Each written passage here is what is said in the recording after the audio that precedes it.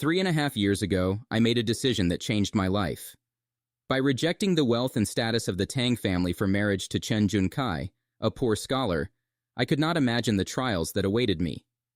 But today, standing at the gates of the Tang family estate, I felt a mix of hope and anxiety. The family did not know about my unique position, that now in my body resided the soul of Tan Yiran from the future. The sight of the house evoked a wave of nostalgia and sadness in me. Everything looked as I remembered, but now it seemed alien to me. The garden where I spent hours playing as a child was lush and green, as if it had not felt my long absence. The initial meetings with the family were tense. In the eyes of the relatives, I read condemnation and disappointment. "Here she is, the one who chose poverty over staying with us," they whispered behind my back. But they did not know that I was no longer the Tan Ilan they had lost several years ago. In my heart and mind now lived the memories and knowledge of Tan Yiran, a woman from the future, which gave me an advantage and hope to change my fate and the fate of my children. My father, the head of the Tang family, greeted me with cool respect. Though his face was inscrutable, I caught a spark of interest in his eyes, possibly due to the changes in me that he could not help but notice. My mother and brothers, though cautious, showed more warmth. Their reactions made me think, perhaps, even in the most uncompromising hearts, there is a way to forgiveness and understanding. Returning to the Tang family was not easy. I faced past grievances and misunderstandings, but now I had the knowledge and skills that could help me rebuild lost connections and build a new future. Deep down, I felt that my path would be difficult, but knowing that a soul from the future lived in me gave me the strength to move forward. Waking up one morning, I discovered that the world around me had changed. Not only because I had returned to the Tang family home after many years of absence, but also because my consciousness had acquired memories and knowledge that clearly did not belong to me. Tan Ilan, the daughter of the Tang family. These were the memories of Tan Yiran, a woman from the future, a great doctor and scientist. Realizing this was staggering. How was this possible? How could a soul from the future end up in my body in this ancient world? Initially, I was confused and partly in panic. But gradually, sifting through Tan Yiran's memories, I began to understand that this gave me a unique chance. A chance to change my life and, possibly, the lives of those around me. Because I now had knowledge and technologies unavailable to the people of my time. The first thing I did was to test my new abilities. I focused and tried to summon the medical space I remembered as Tan Yiran. To my surprise, it worked. Before me opened a space filled with medications, instruments, and medical books. It was a true miracle, a pocket dimension accessible only to me. Realizing that my new knowledge and capabilities were real, I began to plan how to use them. My first task was to understand how my abilities could help me in this world, how they could improve the life of my family and those around me. I knew that medical knowledge would be invaluable in this ancient time, where the treatment of many diseases was still unknown. I also realized that I would need to carefully reveal my abilities to the world. It was unknown how society would react to my knowledge from the future, but inside me, confidence was growing that I could find a way to use this knowledge for good, while maintaining caution and wisdom. This was a moment of awakening for me, the beginning of a new life where I, Tan Ilan, became the bearer of the soul and mind of Tan Yiran. I decided to accept this challenge, using my gift to heal and help, paving new paths for myself and those around me in this old world. Life with Chen Junkai was, to put it mildly, not easy. Falling in love with him, I saw in Chen not just a poor scholar, but a man with a big heart and a bright mind. I thought that together we could overcome any difficulties. However, reality turned out to be much harsher than my romantic expectations. One of the main problems was poverty.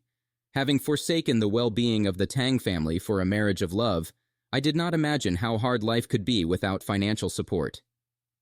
Chen was a wonderful scientist, but his passion for science and constant research did not bring in enough income to support the family.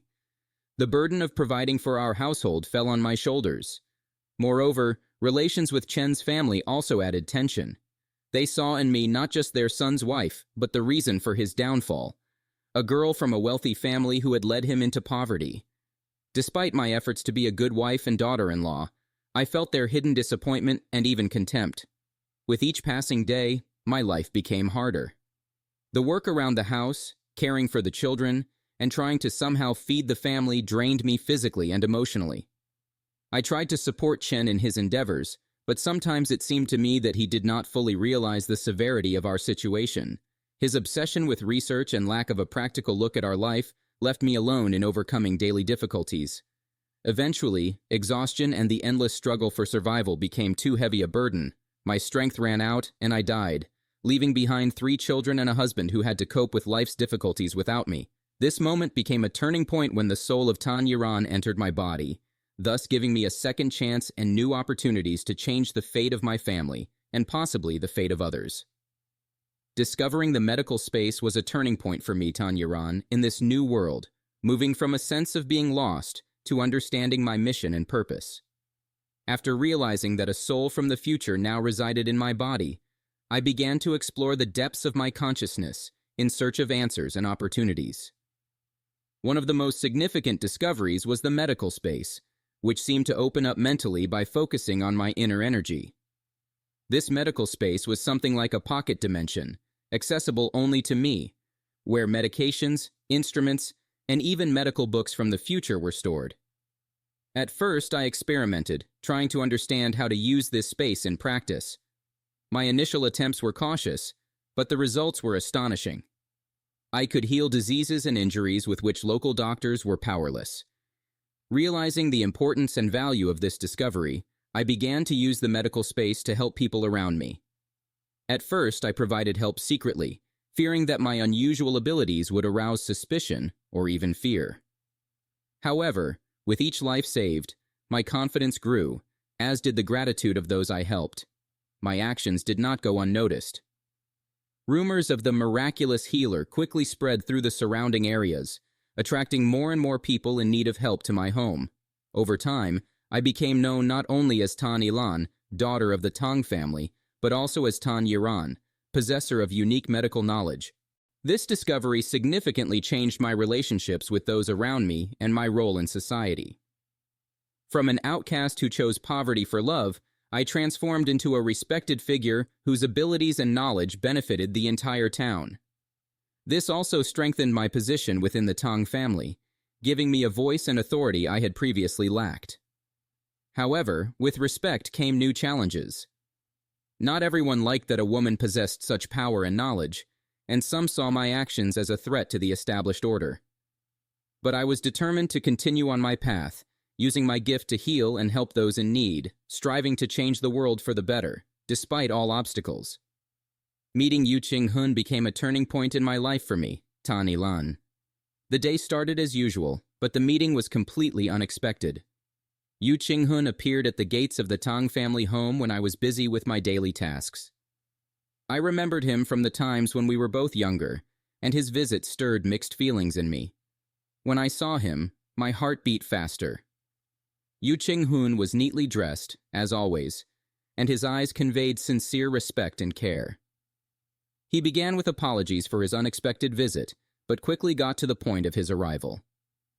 Yu Qinghun shared that he had heard about my achievements and how I had been helping people with my unusual medical knowledge. His words made me feel proud of my own successes, but at the same time, I felt anxious. How would he react to the fact that my abilities were not from this world? Yu Qinghun quickly dispelled my fears by offering his help. He said that he saw in me not only a talented doctor, but also a person with great potential to bring change to our society. His offer was generous. He wanted to provide me with resources and support to expand my practice so that I could help even more people. At that moment, I felt a mix of excitement and gratitude. Yu Qinghun believed in me and my abilities, and this gave me new confidence. However, I also realized the magnitude of the task ahead and the challenges it represented. His offer brought not only opportunities, but also responsibility to those in need of help. We had a long conversation, discussing plans and possibilities for collaboration. Yu Qinghun was ready to support me not only financially, but also by sharing his knowledge and connections. This was a rare opportunity for me as a doctor and as a woman in our society, where women were rarely entrusted with such serious matters. At the end of our meeting, I felt that my life was about to change again, this time for the better. Yu Qinghun offered me a helping hand and friendship, and I knew that together we could achieve great things. Remaining true to my mission to heal and help, I now had a strong ally in Yu Qinghun. After meeting with Yu Qinghun, I, Tan Ilan, realized that my place and future could be anywhere, but I had to start by returning to my roots, to the Tang family. This decision was not easy. I knew that the return would not only mean a reunion, but also many difficulties. After all, I had left, ignoring the desires of the family, and now I was returning not just as Tan Ilan, but as the bearer of unique knowledge and skills. My return was met with a mix of surprise, distrust, and even hostility. The family could not understand how I, having left wealth and status behind, could return and claim a place in the family circle. I had to face not only prejudices about my choice of life path, but also doubts about my ability to contribute to the family's well-being. The most difficult part was overcoming barriers with my father, the head of the Tang family. His disappointment in my decisions was evident, but over time, by demonstrating my knowledge and skills, helping not only the family but also those around us, I began to earn his respect. My role in the family and society gradually changed, from an outcast to a valued member of the family and community. Meeting Yu Qinghun and his offer of help became a new beginning for me. We both saw in our collaboration not only the opportunity for personal growth, but also the chance to bring about significant changes in society. Our plans for the future included the development and implementation of new medical practices and technologies I had brought from the future, and their application to improve the lives of people in our region. One of the first steps we took was to create a medical center where I could not only treat people, but also teach others medical knowledge from the future. Yu Qinghun provided financial and organizational support, while I contributed my knowledge and skills. We also planned meetings with other influential figures and organizations to discuss expanding our influence and attracting additional resources for our initiatives. The goal was not only to provide medical care, but also to educate the population in healthcare, which we believed could lead to a healthier and more enlightened society.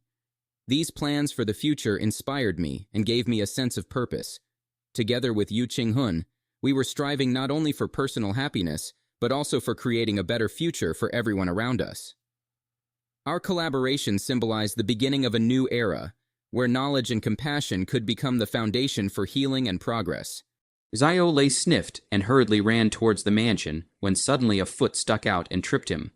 Egu, Xiao Lei immediately fell down and his hand scraped the skin. He immediately raised his head. A high and mighty shoehorn face appeared above. In this shoehorn face sprinkled with 2 green beans. It was that person's eyes. What kind of a thingy are you? The door here is also for you outer door lackeys to enter. Said this is not someone else. It is the inside door of the second-class servant Wang Gui. This Wang Gui, rely on him, is a favorite concu. Bin Liang Lejai's brother will be in the house as inferior to his subordinates, yell and shout. But also to the favored master, extremely fawning, is a role of the fox-fake tiger power. Xiao Lei is only a third-class servant, usually not less in the hands of this Wang Gui defeat. So see him like this can only lowered his voice and said, Master Gui, I have something urgent. You make it easy. Oh, something urgent. What is it? Speak up and let me hear it. Wang Gui did not want to give way to the meaning, but instead came to the interest of difficult people. This matter must be reported to the master by me personally. Xiao Lei knows the virtues of the people in this house. If he cannot personally send this message in, I am afraid that the second young lady will definitely not be able to return. Then, you don't blame your noble master for making things difficult for you, Wang Gui said as he stepped forward and stomped on Xiao Lei's hand. And with a little force, Xiao Lei felt the previously rubbed as if ants were gnawing at it with pain and itching. Master Gui, what do you mean by this? Xiao Lei endured the pain and asked out. What do you mean? The strength on Wang Gui's feet increased a few more points. And twisted, the pain drilled into his heart at once. Ah, ouch, Xiao Lei frowned and exclaimed in shock. His face turned white due to this pain. That's what it means. I just like to see you guys begging me. If you beg me, "I'll let you go, ah." Wang Gui laughed as he looked down on Xiao Lei. Xiao Lei endured the pain and said, "Master Gui, I beg you, let me in. Not sincere enough." Wang Gui pricked at the side. "Master Gui, I beg you." "Let me in." Xiao Lei kowtowed 3 more times in a row and said, "Nothing else." Wang Gui asked, "Other." What? Xiao Lei didn't understand what Wang Gui meant and asked in confusion, such as, Wang Gui compared to Xiao Lei counting money gestures. Small eyes put out a fine light. Xiao Lei immediately understood. He was asking for money na. He was in a hurry to deliver the news. So he didn't care much and gave Wang Gui 2 coins of money. Wang Gui took the money and blew on his mouth and put it on his ear to listen to the sound, before he let go of his foot and waved his hand. "Go on. Be good next time." Xiao, I endured the pain and smiled to Wang Gui and said, "Thank you for your kindness." After finishing his speech, Xiao Lei rushed into the inner door, until he walked to a place where Wang Gui couldn't see him. Xiao Lei spat, "Yuck, villainous. Soon Xiao Lei will enter the courtyard of the Tang Master. In the Lying Master courtyard, door guard is with their own good relations with Yan Ling. Yan Ling is a second-class girl, specifically in the Master in front of the responsible for sweeping. Today it is her turn on duty. Yan Ling is now 16 years old, 2 years older than Xiao Lei. She is fair. Her nose is slightly collapsed. A pair of eyes are extremely beautiful. Yan Ling's sister, come here. Yan Ling was waiting for the meal to be put on boredom, suddenly heard a voice calling her, then looked over towards the direction of the voice. It turned out to be Sister Lai's son Xiao Lei, so she smiled and walked over towards him. "Say, what is it that you are looking for me?" Yan Ling touched her braid, blinking her big watery eyes, and asked, "Sister Yan Ling, dare I ask if Master is in?" "I have something important to look for the old Master. If it is there, please also inform for me if it is not there.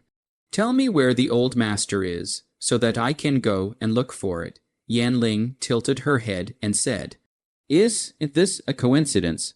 Master has just been called over by Wen Kite from the old Madame's courtyard. And just as soon as he left in the front foot, you rushed over in the back foot. Oops, then I'll hurry and go after the Master." "Sister Yan Ling, I won't be in a hurry today. I'll bring you my mother's jujube cake some other time." Xiao Lei hurriedly waved his hand to Yan Ling and went in the direction of the old lady's courtyard. Yan Ling smiled as she watched Xiao Lei leave. Xiao Lei ran without breath, but at least he caught up with Master Tang's pace. Master, wait," Xiao Lei panted and called out as he ran, when Tang He Nian heard this voice. He turned around after a beat. "What's the matter? Make it short." Xiao Lei hurriedly plopped down on his knees and said, "Master."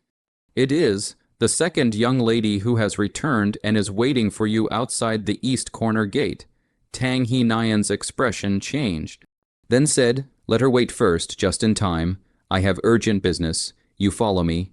After Tang He Nian finished speaking, he turned around and continued to rush towards the old Madame's courtyard. Xiao Lei didn't know what was happening. He only felt that something big might have happened, so he hurriedly followed Master Tang's pace. When Master Tang rushed to the old lady's courtyard, the old lady's personal maid, Jin Lai, was already waiting at the door with her handkerchief. Master Tang's heart was anxious, so he pushed the door directly into the door. While pushing mouth shouted, "Mother, mother." The door was pushed so hard and bounced back. Creaking, Jin Lai blessed her body, then followed Tang He Nian and hurried into the house. Followed by Tang He Nian's, when Kite and Xiao Lei saw the situation also want to follow in, but was called by Jin Lai, "No need. When Kite you first go busy. As for this, waiting outside, Jin Carp usually less out of the old lady's courtyard. Out is also with the old lady to go side door. So do not recognize the corner door of the guard Xiao Lei. Thought half a day only to use this instead of him. Xiao Lei can only wait outside the house. Master Tang, like an arrow off the string, swished to the old lady's bed, but found that the old lady had already fainted. Her hair was messy, her face was pale, seemingly suffering from great pain. "Mother, are you all right?" "Mother." Master Tang squatted in front of the bed and stroked the old Madame's face and called out, The Jinqiao, who was waiting by the bedside, saw that Master Tang had come and hurriedly made a blessing to Master Tang and gave up her position.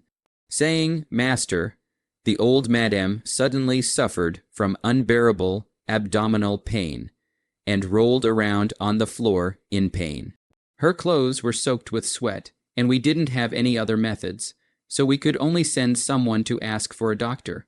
And then ask Wen Kite to ask for you to come to make a decision. When you came over, the old madame directly fainted from the pain.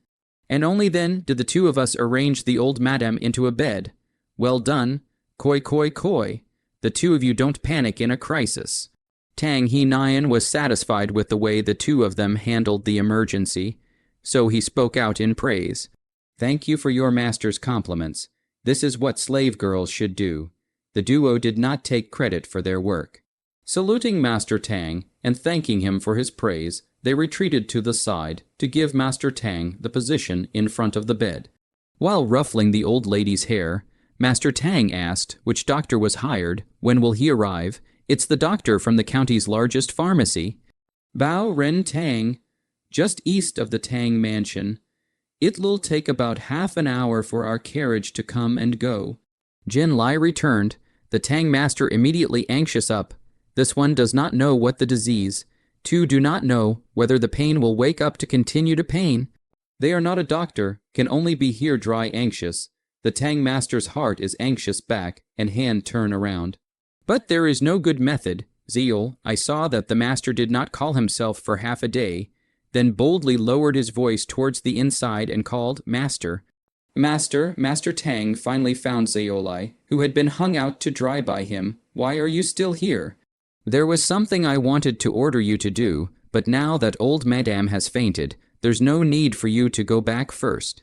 Master Tang voiced out. Zeolai hung his head and walked out. His legs were not willing to move at all. He walked extremely slowly. Hey, wait, Master Tang suddenly shouted again. Zeolai's heart was delighted. His feet gave a beat, but his face didn't move. He turned his head and asked, Master, what's the matter? What did you just say? Second miss. Tang Yilan has returned. Master Tang asked out loud. Yes. The second miss is waiting at the west corner gate right now. You see, Zeolai was waiting for Tang He Nian's following. Not see, you go and tell her my Tang family is not a doghouse. It's not a place where she can get out when she wants to get in, when she wants to get out. Let her stay wherever she wants. Tang He Nian veins rippled. He thought that she loved her daughter for so many years, chose a dirty shrew not to mention, but also caused the entire Tang family face to lose face. Now even want to serve a soft back, dream on. When Zeolai heard this, he said, "I'll have to do it, this 2 coins of money for nothing. Earned some bruises and also suffered a humiliation. I'm just sorry for the second young lady's expectation." He immediately knelt down. Yes, I'll go and inform. Zeolai sighs as he walks away, not even seeing Yan Ling greet him. What's wrong with him? He was so excited when he went. But now he's downcast, rather like a frosted eggplant. Yan Ling twisted her handkerchief and thought for half a day without understanding. And when she heard that dinner was served, she closed the door and went to eat first. At this time, guarding the east corner of the door of Tang Yuren heard not far away from the sound of rolling wheels. They followed the direction of the sound to look over. It turned out to be a carriage in a hurry out of the east side of the door. The driver of the whip will be swung round, the whip snapping sound, there must be something urgent. Tang Yuren thought to herself, not long after, she saw Zeolai, who had returned from the inner courtyard. How was it? What did my father say? Tang Yuren immediately anxious to go forward to ask. How they are good to say. The sky is dark, the temperature gradually lowered. 2 children follow, their own suffering is not good. Zeolai lowered his head and did not dare to look at Tang Yuren's expectant eyes. He mouthed and squeezed out a few words from between his teeth. Master said. What did Master say? Tang Yuren frowned and looked at Zeolai with expectant eyes. Master said that the Tang family is not a doghouse. It's not a place where you can get out when you want to get out and get in when you want to get in, so you can stay wherever you want. Xiao Lei finally said these words out loud. Tang Yuren's eyes instantly dimmed, her wrinkled brows screwing up more and more as she staggered back. I should have known that I had caused a big trouble, and it makes sense that father wouldn't forgive me. It's just that I have nowhere to go now. Xiao Lei immediately waved his hands awkwardly and comforted. It's not like that. It's not like that. Master is definitely not really not caring about you. This is definitely a moment of anger. Tang Yuren was at a loss. Since she had torn her face off with the Chen family, there was no reason for her to go back and bow her head. But now that she was penniless and had 2 children with her, what could she do? She fixed her mind a little bit, suddenly remembered that the carriage in a hurry, so she asked, I see a carriage in a hurry to go out. But what happened inside the emergency? Xiao Lei then told Tang Yuren about the old madame's illness. Along with the condition he heard outside the house, grandmother is sick, Tang Yuren was a bit surprised.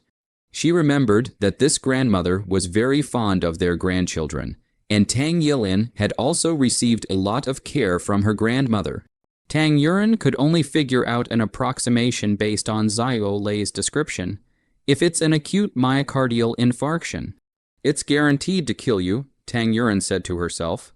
Then she said to Xiao Lei, you go in front of me. Help me clear the obstacles. I'm going to save my grandmother. I'll take the consequences. As soon as she heard this, Sister Lai said, Miss, there's still me. My old slave also has a handful of strength. I'll also help you clear the way. Sister Lai closed the east corner door and took 2 sticks.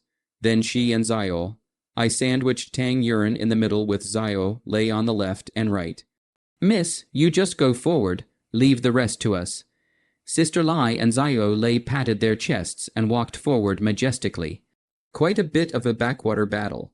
Tang Yuren sighed in her heart as she walked, although Tang Yilin is confused. She is good and she takes care of the servants around her, even after she was expelled from the house. These people are willing to risk being expelled to do things for her, so it's kind of like planting a good cause and bearing good fruits.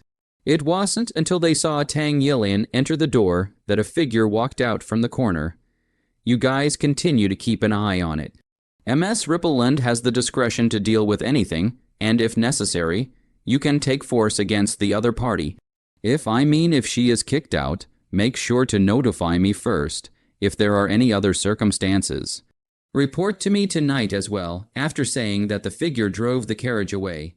This person was no one else but Yu Qinghang, who did not leave because he was worried about her being kicked out by Master Tang, although Tang Yuren brought 2 children. But the footsteps are not slow. Along the way did not meet a few people. Tang Yuren is under the heart to steal joy. And sure enough, the figure of Wang Gui in front of them appeared. Xiao Lei had to go forward. Mr. Gui, please do us a favor. We have to go over there. Wang Gui glanced at Tang Yuren and said in a conspiratorial manner, Yo. Isn't this second miss? No. You've long since severed your relationship with the master. Now I should call you Yuren. Right, Tesk, I didn't expect to be the mother of 2 children and still look so good. No wonder I can charm this Yu family's second youngest. Even my heart is moved. How about this? You make me a concubine. I don't mind that you've given birth to a child. Said Wang Gui, about to touch Tang Yuren's face. Pain. Wang Gui cried out in shock. It turned out to be Sister Lai breaking his fingers to bend them. Take away your dirty hands. Master hasn't even said he doesn't want second miss. And you're taking the liberty of making Master's decision. Mrs. Miss, it's not for the likes of you to fantasize about. Sister Lai obediently hit Wang Gui's buttocks 2 more times. Xiao Lei wasn't willing to show weakness either. He sat on his butt and punched Wang Gui with one punch after another, his mouth still chanting, I'll let you blaspheme, miss. I'll let you blaspheme, miss. Mother and son of a punch and a stick. But also with a seamless straight to a Wang Gui beat the nose and face. Agu screams endlessly. As if killing pigs in general, Wang Gui was so angry that he could not do anything but curse, You third-class servant. How dare you move your master me? How dare you touch me in this way? the two of them hit even harder, and, for a while, Wang Gui was beaten to a pulp. Tang Yuren took advantage of the moment when the two of them were holding Wang Gui down to hurry and run into the inner door towards his grandmother's courtyard. When he entered the courtyard, he saw Tang Hinayan spinning in front of the house, just like the ants on the hot pot. Suffering very much, hearing the sound of footsteps, Tang Hinayan excitedly turned around while asking, "But the doctor is here." As a result, he saw the daughter that he had wanted for more than 3 years and hated for more than 3 years, Tang Yilan. He did not know what expression he should use to treat Tang Yilan, but saw his thin face, one in front of the other carrying 2 children.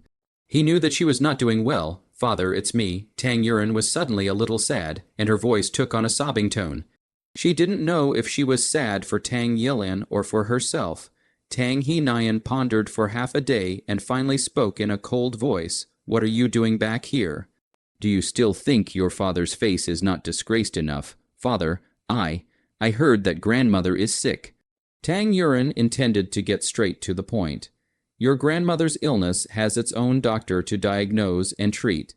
In addition to aggravating your grandmother's condition, what's the use of you coming? Tang Hinayan was furious. "I'm here to give my grandmother a medical treatment."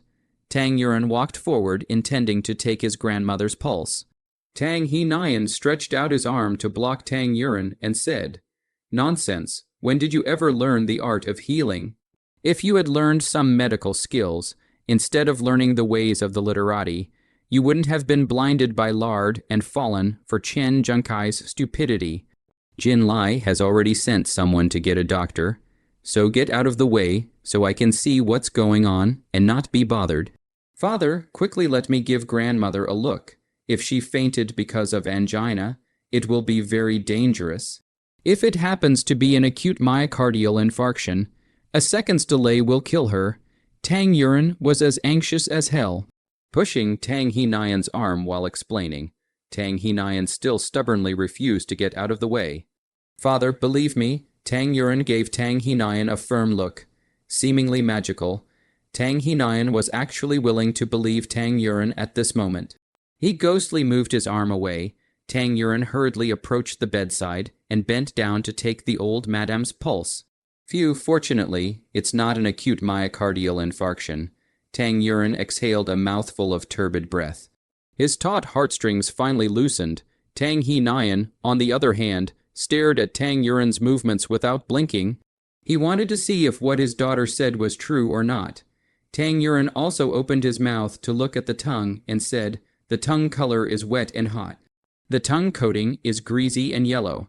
The pulse is stringy and slippery, and the gallbladder is blocked. It is presumed that the gallstones are stuck in the neck of the gallbladder, which leads to bile not being able to pass through normally. And the pressure inside the gallbladder increases to appear violent spasm and triggers the biliary colic. But the heart and the gallbladder are almost the same position, so the description is wrong." Listening to Tang Yuren's words, Tang Hinayan was a bit surprised, although he didn't know anything about medicine. All these words from Tang Yuren sounded extremely professional. Could it be that Rippleland really did learn medical skills in that shitty place in the countryside? Tang Hinayan muttered in his heart. Then, according to you, what should be the cure? Tang Hinayan asked out loud, his tone sounding like it had eased up a bit. If there was no colic to the point of fainting, I could prescribe a prescription to first boost grandmother's Kai so that the stones could be expelled. But now, this colic has seriously affected grandmother's normal life. I'm afraid I need to do a small surgery to remove the gallstones, and then supplement it with Chinese medicine to regulate it and prevent it from recurring. Tang Yuren spoke with a straight face. "Surgery? You're going to cut into your grandmother's stomach for surgery? Never." Tang Hinayan shook his head like a rattle drum as soon as he heard Tang Yuren's words. "Father, since my grandmother treated me as a sister since I was a child, I definitely have no reason to harm her. According to this situation, if the stones aren't discharged, I'm afraid that the person has already been tortured by the pain and has no chance of survival. What's more, what I said is only to open a small hole, not to open the intestines. The recovery will be very fast." No way, resolutely not. Tang He Nian glanced at his mother on the couch and refused again. On the one hand, he had no confidence in his daughter's medical skills, and on the other hand, he didn't want his mother to have to suffer from the pain of an operation at such an old age. Tang Yuren took a look at Tang He Nian's reaction, depressed, but there was nothing she could do. She helplessly looked at her grandmother on the bed, and then looked at her father, a few unrecognizable sigh. At this moment, the child in Tang Yuren's arms was hungry. Wow crying non-stop. The little face kept rubbing around, the mouth kept knee screaming. Tang He Nian finally noticed these two children on Tang Yuren's back again. He scrutinized them carefully. He suddenly felt that these two children were adorable for no reason.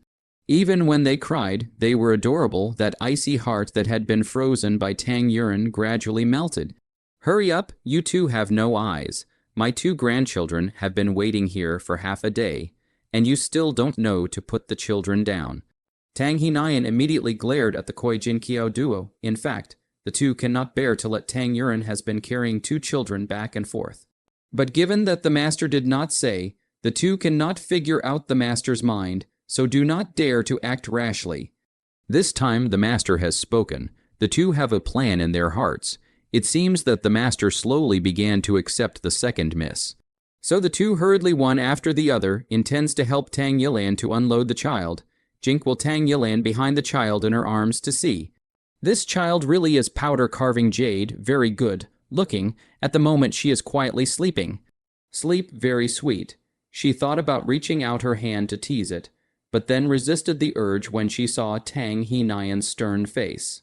When Jin Lai intended to carry the child, Tang Yuren spoke out, "The child is hungry. I'll feed the child first."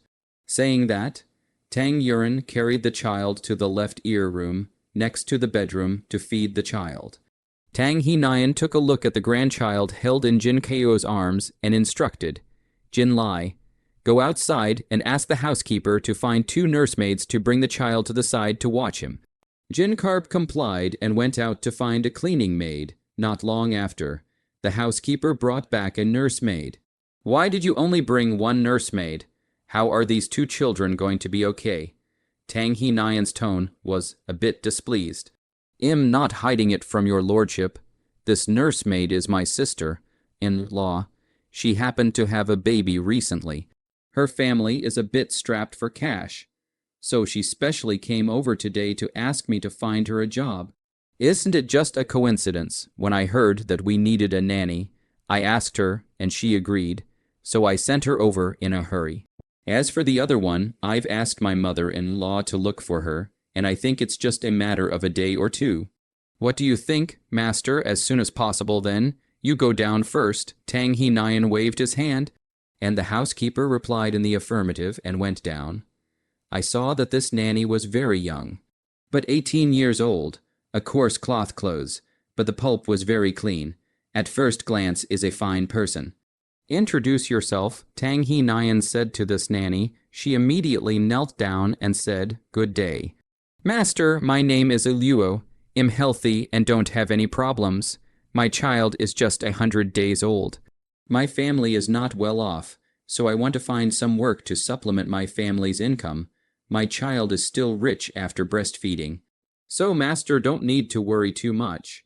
Tang He Nian looked and pointed at the child in Jin Keo's hand and said, "Good, this child will be given to you." Iluo hurriedly and skillfully took the child from Jink's hands and said, "Give it to me, Jin Ke." I'll let go of her hand with some reluctance. "Jin Kiao, take her into the right ear room." Jin Keo replied in the affirmative, and then brought the nursemaid into the right ear room, settling her and the child out.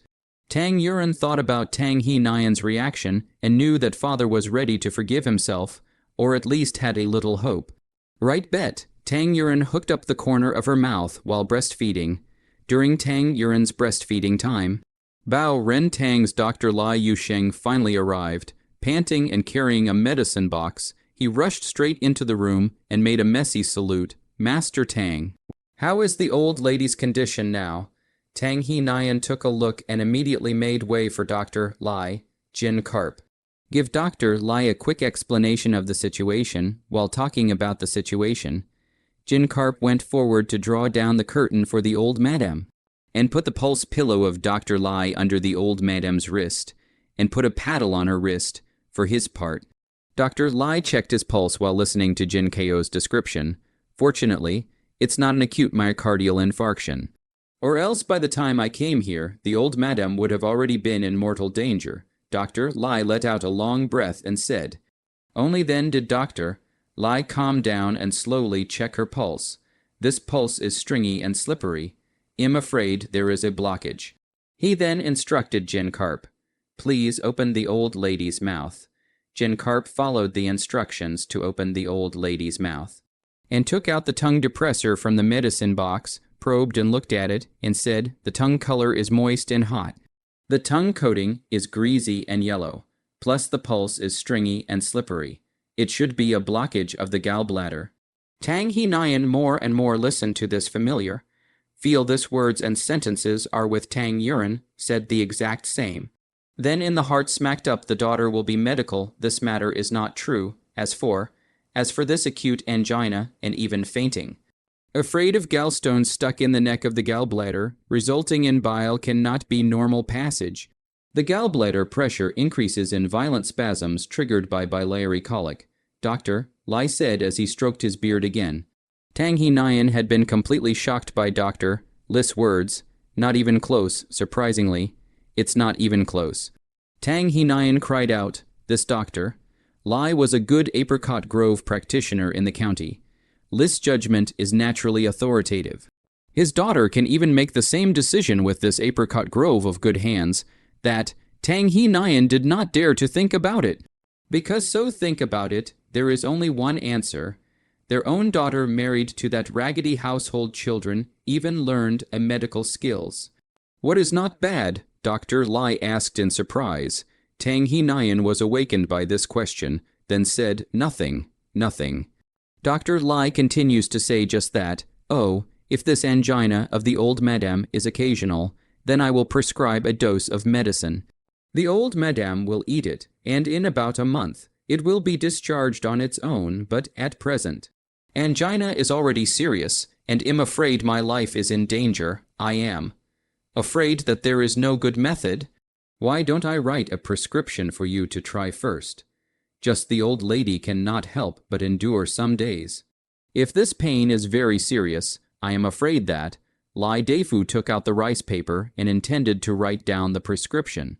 Just put down the ruler, only to hear the bed came from the painful screams, then look at the bed. The old lady who was fainted by the pain has woken up. Because of this pain rolled up, not waiting for Tang He Nyan to go over on the ground. Pain, pain, Dr. Lai. Quickly give old me a look. What's wrong with me? The old madam's pale face grew paler and paler.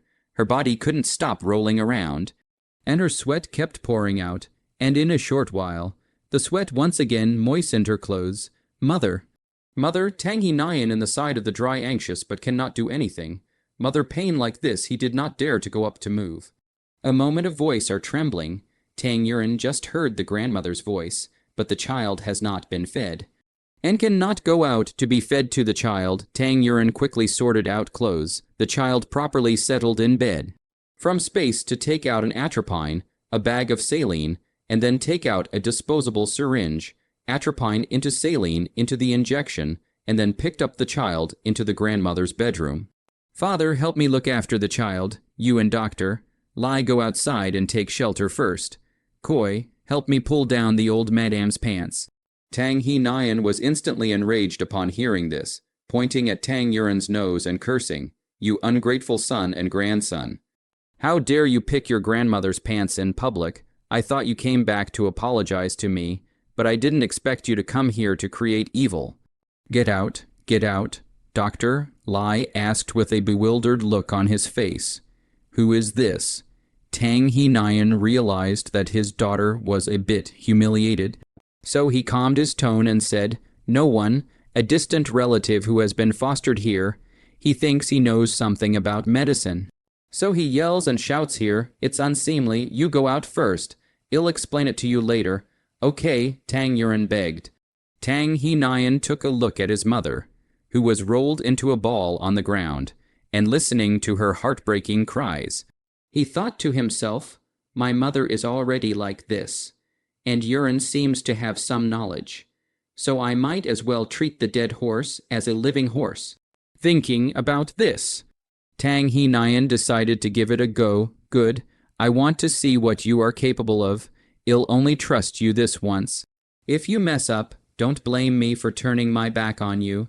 Then he said to the coy brocade sparrow, the two of you watch her for me. Don't let her get into trouble, or if anything happens to the old lady, you two won't be able to get away with it. Yes, the two maids knelt down in unison. Dafu Lai, let's go, said Tang He Nyan, holding his grandson and Dafu Lai together as they went out from the bedroom to the courtyard. Jin Lai, you hold down grandmother. Jin Kyo, take off your pants. The two did as they were told. Tang Yuren used a sanitary cotton ball to wipe and sterilize his grandmother before taking out the injection he had just prepared. Pulling off the needle's sheath and pushing out the air inside, he then directly injected the old madam intravenously. Intravenous injection itself does not hurt, especially compared to the old lady's current cramps. This pain, like a mosquito bite, can be directly ignored. So the old lady did not feel the slightest. A needle went down. After about a minute, the injection took some effect. Although it still hurt, but the old madam obviously didn't hurt as much as she did just now. After about 10 minutes, the old madam was almost painless. Yelan, it's you, you're back. The old madam weakly held Tang Yuren's hand and asked, I am not dreaming, am I? It's really Rippleland. An expression of surprise hung on the old madam's pale face. Her hands slightly using some strength. Jin Carp, feed grandmother some warm water. Jin Keo, you go and fetch some hot water for grandmother to scrub and change into clothes. Tang Yuren instructed the two of them. Tang He Nyan was originally outside listening to the old madam screaming her heart out. Gradually the voice was smaller. Gradually there was no sound, so he was worried that the old madam had not fainted again.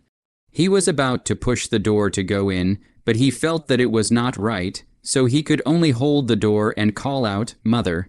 Mother, are you all right? At this time, Jin Kyo pushed the door out, and when she saw Tang He Nyan at the door, she covered the door and said, Don't worry, master, the old lady is no longer in pain. Second young lady ordered me to get some hot water to scrub the old lady. So it's not convenient for you to go in. When Tang He Nyan heard this, a stone fell to the ground in his heart. It seems that this daughter of his is still somewhat capable. When Dr. Lai heard this, he said, if the stone is not removed, the pain will be difficult to remove. What method did this second young lady use to make the old lady pain free so quickly? Tang He Nyan heard, it turns out that his own daughter will also this apricot forest expert will not skills. But he still insisted. It's just a coincidence. What can she do? Tang Yuren decided to strike while the iron was hot, and went out to talk to Tang He Nyan about the surgery. Master Tang. Tang Yuren thought that her father was not willing to recognize him now, so it was better for him not to call him father, so as not to bring trouble for the subsequent words, so he pushed the door out and called out. Tang Hernyan was a little angry at this, thinking which asshole taught her to call him that. She didn't even know how to call her father, but then he remembered that he was this son of a bitch. Because he had just said himself that this was his distant relative, Tang He Nyan pressed his fire and popped out a word, speak. I temporarily stopped the pain with medication, but to cure the pain at its root, this surgery is a must. You see, Tang Yuren opened the door. What surgery? Doctor Lai asked with a curious face. Tang Yuren then roughly stated his surgical plan. What, wouldn't this be opening up the abdominal cavity for surgery? This elderly person's body is afraid that it won't be able to take it. Right, and no one has ever done this before. Dr. Lai did not agree with Tang Yuren's plan. Look, even Dr. Lai doesn't agree with your plan, so just die, Tang Hernyan said bitterly. Dr. Lai, then you say, if you don't do this surgery and just rely on the formula to let the stones expel themselves, What will happen to my grandmother? Tang Yuren looked at Dr. Lai and asked, It's possible that the stones will be discharged in 20 days to a month. It's also possible that the stones will not be discharged, but will cause other complications instead. And it's also possible that she will die from colic before the stones are discharged. Dr. Li said, But if I just open a small hole to take out the stone, this wound is almost insignificant and can be healed in a few days, and then supplemented with traditional Chinese medicine to prevent recurrence. Isn't the chance of success much higher? Tang Yuren asked again. It wouldn't matter if it was just a small wound. But so far, there's never been a precedent for this. I haven't even heard of it. Are you sure you can do it? Doctor, Lai looked at Tang Yuren with skepticism. Naturally, I'm 10% sure, Tang Yuren said confidently. Then maybe I can give it a try. I wonder if I can give old me a tour. Doctor, Li's eyes were glowing. Cannot. This is an exclusive secret technique. My master instructed not to spread it out in the first place. I'm sorry. Tang Yuren naturally refused Dr. Lai. He had a space. This kind of thing naturally can't let the second person know. Otherwise, the gentleman is not guilty of harboring a sin. She can't afford that kind of consequence. Big Dr. Lai had a look of regret. I haven't even agreed yet. You guys are just talking about it here. What do you take me for? Tang He Nian was very dissatisfied. Then do you agree, Elder Tang? Tang Yuren purposely said the words Elder Tang a little heavier. Tang He Nian naturally heard Tang Yuren's mocking intent. He pressed down his temper and said, Since Dr. Lai has spoken, I think it must be feasible, so I will agree to it. However, if you mess it up, you should know the consequences. After threatening to hold the child, he blew his beard and eyes and prepared to leave. Tang Yuren went up to take the child from Tang He Nian's hand. Tang He Nian was unwilling to let go. What are you doing? Can't you let me hold it more? A distant relative's child. So don't bother Master Tang to worry about it. Tang Yuren spoke out again with dark sarcasm. Tang He Nian was unable to do so, and had no choice but to scatter his hands, watching as his powdered grandchild was carried away from his hands. He regretted, he hated, he could do nothing about it. He wanted to slap himself twice. Dr. Lai was extremely puzzled by this scene. Looking at this and that, and finally excused himself and left, Tang Yuren said, I'm having an operation tomorrow. So please help me prepare some anesthetic powder and help arrange a room. Thank you. Don't worry about the anesthetic. I'll send someone to do it right away. As for the accommodation, I'll talk to the housekeeper later. Y'all still be staying at Yi Rangshuan. You take a Liua with you. She'll follow you from now on. As for the other milkmaid, I'll send her over once the housekeeper has found her. After hearing this, Tang Yuren blessed herself and said, Thank you, Tilda, Father. What did you call me? Tang Hernian suspected that he had heard wrong. Father, Tang Yuren said, holding the child and kneeling down in Tang He Nian's direction. Tang He Nian's psychological defenses collapsed on all fronts. His nose reddened as he squatted down and hugged Tang Yuren as he cried out, Yuren, tell me about you. How have you lived these 3 years or so? Although Father hates you for making me lose face, but Father is more heartbroken for you. I feel sorry for my Yilan, who grew up in a good place, but has to live a hard life with that poor boy. It would be fine if he treated you well, but now that you are so thin, you must have suffered a lot. Father, my daughter has come back this time precisely because she has come to her senses. I have realized my own stupidity and Father's good intentions. I have come back this time not for any other reason, but precisely in order for Father to help me make peace with that Chen Jun Kai. It seems I guessed correctly that Chen Jun Kai really is not a thing. You and tell Father. This Chen Jun Kai in the end how to you. Tang He Nian clenched his fists. The fists pinched, cackling. If not Chen, Jun Kai is not in front of him. His fists would have smashed into the face of Chen Jun Kai. He hurriedly helped Tang Yuren up and brought to the courtyard in front of the stone table to sit down. Tang Yuren, then How Chen Junk. I neglected Tang Yilan. How Chen Junkai's mother squeezed Tang Yilan. How Chen Junkai's family favored sons over daughters. And how Tang Yilan worked day and night to feed her family of 7. told Tang He Nian the whole story. So, Father, I'm adamant about making peace with that Chen Junkai, and then bring Zonger back.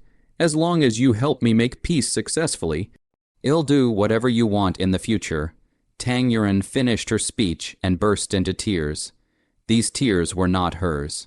They seemed to be that Tang Yilan's. Don't worry, when the child comes back, I will take back what Chen Jun Kai took from you bit by bit. I will also let Chen Jun Kai pay back 1,000 times over for all the grievances you have suffered. I swear, Tang Yuan said to the remaining Tang Yilan soul in her body, knowing that Tang Yilan must be able to hear her. Asshole thing, my daughter that I put in my heart like a treasure, like a shell. How did she turn into a stinking fish and shrimp when she came to him? Cows and horses still know to let rest. How can this make my daughter 365 days in a row? Tang He Nian heard his daughter suffered these sufferings on the hate that Chen Junk I split into 8 petals. Fortunately, his daughter suddenly figured out that he must help his daughter to get rid of this scum. Tang He Nian wiped his tears to Tang Yuan and said, Yilan, you first take the children back to rest. Father immediately let people arrange for the kitchen to give you a meal to send over. Tang Yuan went into the house and instructed the Koi Mallow to never dare to let her grandmother eat or drink again after the hour of darkness. And after briefly handing out some precautions, he spoke out, Aluo, let's go. Tang Yuan greeted the nanny inside and took her daughter back to Yiran Xuan. Wait, Tang He Nian suddenly changed his mind. I'll go back with you. When Tang He Nian brought Tang Yuan and her 2 precious daughters back to Yiran Xuan, the entire family exploded. That Tang Yuan who followed the poor scholar is back.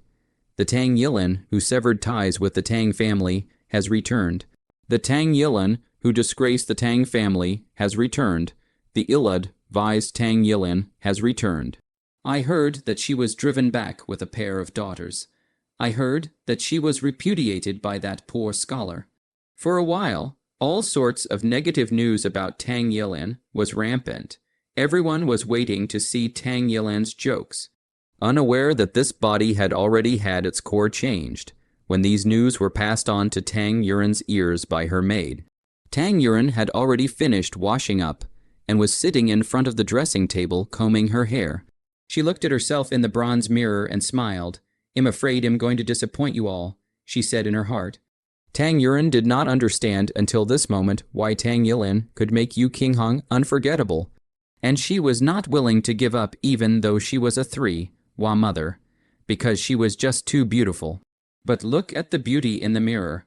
Eyebrows like willow leaves curved, eyes like peach blossom burning, fair and delicate skin like crystal clear sheep's fat, lips moist and full like a delicate rose, nose like hanging gall, cheeks like Yunxia, not laughing if the jade dragon mountain crystal snow unattainable, smile like the days of March when the peach blossom bloomed brightly and beautifully.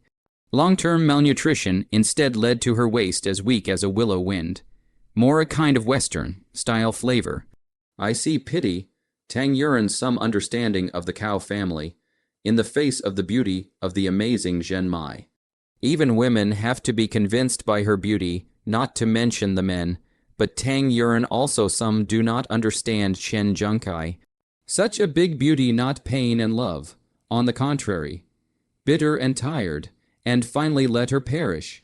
If she didn't happen to cross over, I'm afraid that in this life, Master Tang wouldn't be able to see his precious daughter. That night, the news of Tang Yilan staying in the Tang family naturally reached Yu Qinghong's ears. In that case, I might as well give her a gift. Yu Qinghong sipped a mouthful of tea and said, the dense vapor causing Yu Qinghong's expression to blur. Since Tang Yilan left, Tang He Nian divided the maids and servants of Yiran Xuan into various places. Now Tang Yilan came back. Tang He Nian then let the housekeeper ask people from various places to come back. Even with Sister Lai's family also entered Yiran Yuan because of the extra 2 children. Tang He Nian then again the housekeeper to buy 4 second-class maids to be in charge of the 2 children. Tang Yilan casually took the names of the medicinal herbs for the 4 maids, which were Atractylodes macrocephala, Astragalus membranaceus, Vermiculus perilla, The names of the medicinal herbs for the 4 maids were Atractylodes macrocephala, Astragalus, Cinnabar, and Perilla. For a while, the once gold and quiet Yuan Xuan was once again bustling with activity. Due to the current lack of a nurse, Tang Yuan first explained his own nanny, Sister Lai, to help the 4 maids take care of the child, and took out the wet wipes and diapers in advance, teaching Luo, Sister Lai, and the others how to use them, so as not to affect the operation in the event of any special circumstances tomorrow. At first, the people were against the use of diapers, something they were not familiar with, so they unanimously decided it was inferior to diapers. But one night passes. All people are really fragrant, this kind of thing that does not need to be changed frequently, obviously better than diapers. Adults and children can sleep all night until dawn. The buttocks are still dry and cool the next morning at dawn. Tang Yuan will enter the space will be required for the operation of a variety of instruments, medicines. Instruments are ready. In order to ensure safety, Tang Yuan also inventory a number of times. Then she flashed out of the space to eat breakfast and feed the child, before going to the ear room to hand the child over to Sister Lai, and handed over some things, then took a small box and took Xiang Ming and Leng Yu towards her grandmother's courtyard. Along the way, Tang Yuan was calculating how to hide the secret of the space to the courtyard, but see the courtyard a bunch of people. Almost the entire Tang family are crowded into this courtyard. How did this news spread throughout the entire Tang family? Tang Yuan was puzzled. She had thought to quietly finish the operation. Now, well, a bunch of people are waiting to see her. Some may be simply concerned about the old lady, but more is to see Tang Yuan joke. A group of people gathered together to talk about Tang Yilan and the surgery Tang Yilan was going to do. For a while, the crowd was boisterous, even more lively than the new year, seeing Tang Yilan's figure appear in the doorway. The noisy people immediately stopped, and everyone looked at the familiar and unfamiliar figure in the doorway. Tang Hinayan has 3 brothers and a sister. Tang Hinayan is the second oldest in the family. He has an older brother called Tang Jingnayan. Below, a younger brother called Tang Prey Nayan. Sister is the oldest 4, called Tang Yuxiu, because of the single girl. So, the name is also quite a bit of thought. The name is naturally hoping that she Zhongling Yuxiu. She married the capital, surnamed Jin, of the martial arts election division of the Langzhong. Is the 5th grade officials, when Tang Hinayan went out to fight for these businesses. Don't look at the Tang family, just live in this small Nanshan county. In fact, the Tang family is still, the palace is responsible for the supply of silk specializing in the royal merchants. Therefore, the entire Tang family business is dependent on the Tang Hinayan unfolding. Also because of this, the other 2 brothers on the face of the Tang Hinayan act dare not accuse too much. As for how to privately, that is not very clear nowadays, except for Aunt Tang Yuxiu, who is far away from the capital. The rest were now in this courtyard. Tang Yuan walked inside against the gazes of the crowd. She naturally didn't care about the gazes of others. But she also didn't want to initiate communication with others. Yilan, a bright yellow figure, walked towards her and greeted her warmly. Tang Yuan took a look, and it turned out to be her own sister, Tang Jilan, who was currently engaged to the eldest son of the county magistrate of Nanshan County. Yu Qinghong's brother, Yu Qingsu, Tang Hinayan this one, a total of 5 daughters and 2 sons. 5 daughters' names were Jilan, Ripple Lan, Yin Lan, Luo Lan, Kor Lan. The 5 daughters were named Jilan, Yilan, Yinlan, Liulan, and Zinlan. The 2 sons were named Jinquan and Yinquan.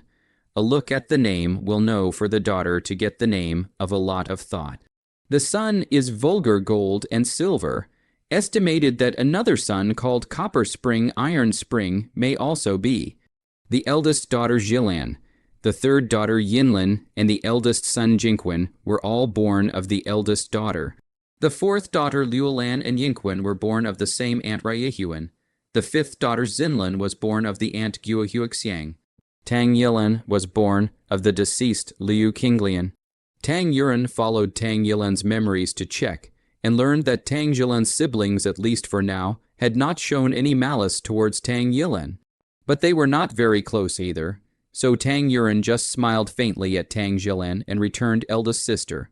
I heard that Yilan has learned medical skills this time back. Grandmother's illness, can you be sure?